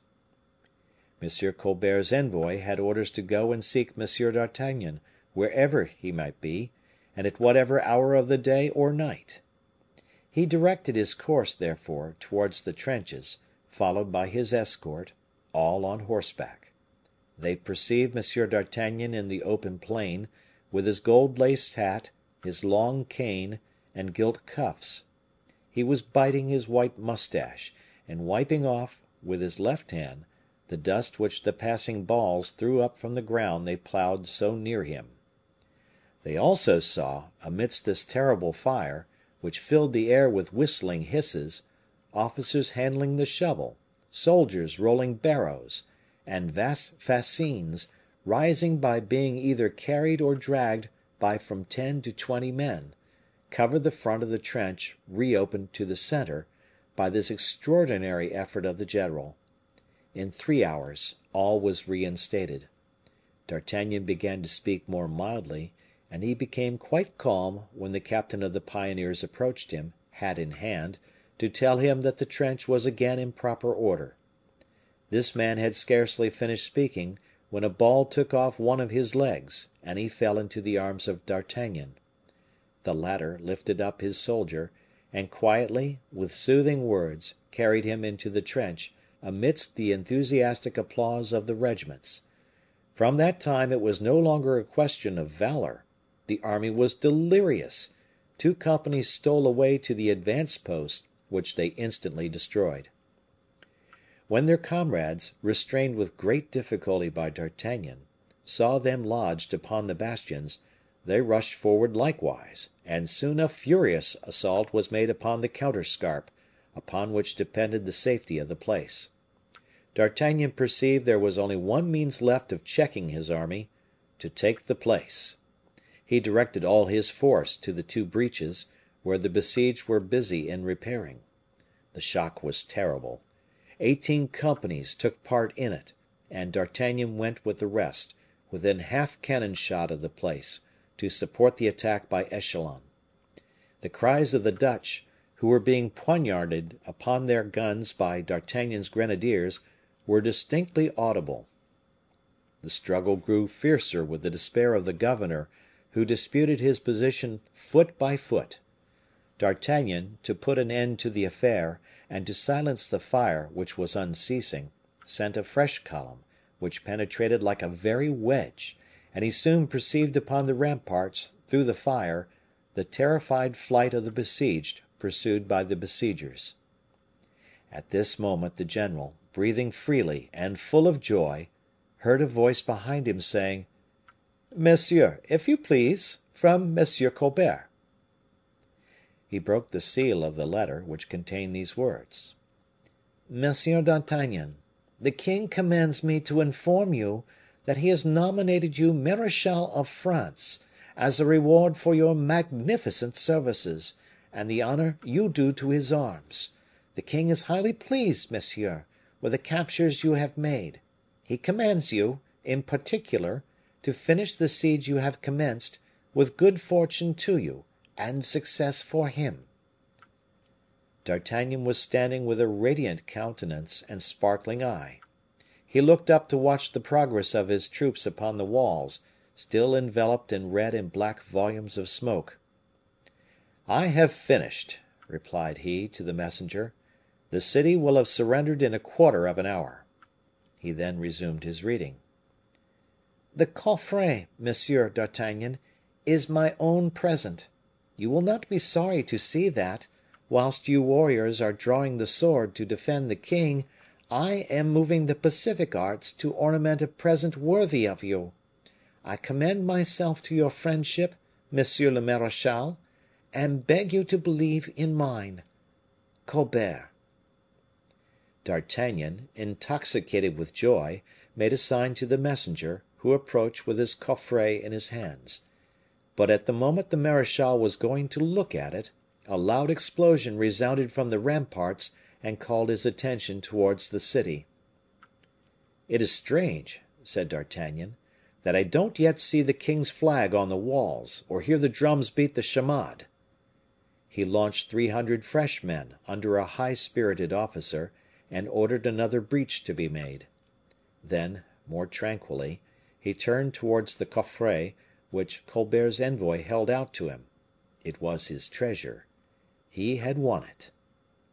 D'Artagnan was holding out his hand to open the coffret, when a ball from the city crushed the coffret in the arms of the officer, struck D'Artagnan full in the chest, and knocked him down upon a sloping heap of earth, whilst the fleur de lis baton, escaping from the broken box, came rolling under the powerless hand of the marechal. D'Artagnan endeavored to raise himself. It was thought he had been knocked down without being wounded. A terrible cry broke from the group of terrified officers. The marechal was covered with blood. The pallor of death ascended slowly to his noble countenance. Leaning upon the arms held out on all sides to receive him, he was able once more to turn his eyes toward the place, and to distinguish the white flag at the crest of the principal bastion. His ears, already deaf to the sounds of life, caught feebly the rolling of the drum which announced the victory. Then, clasping in his nerveless hand the baton, ornamented with its fleur de lis, he cast on it his eyes, which had no longer the power of looking upwards towards heaven, and fell back, murmuring strange words, which appeared to the soldiers cabalistic, words which had formerly represented so many things on earth, and which none but the dying man any longer comprehended. "Athos, Porthos, farewell till we meet again. Aramis, adieu forever." Of the 4 valiant men whose history we have related, there now remained but one. Heaven had taken to itself 3 noble souls. This is the end of The Man in the Iron Mask. Thank you for listening.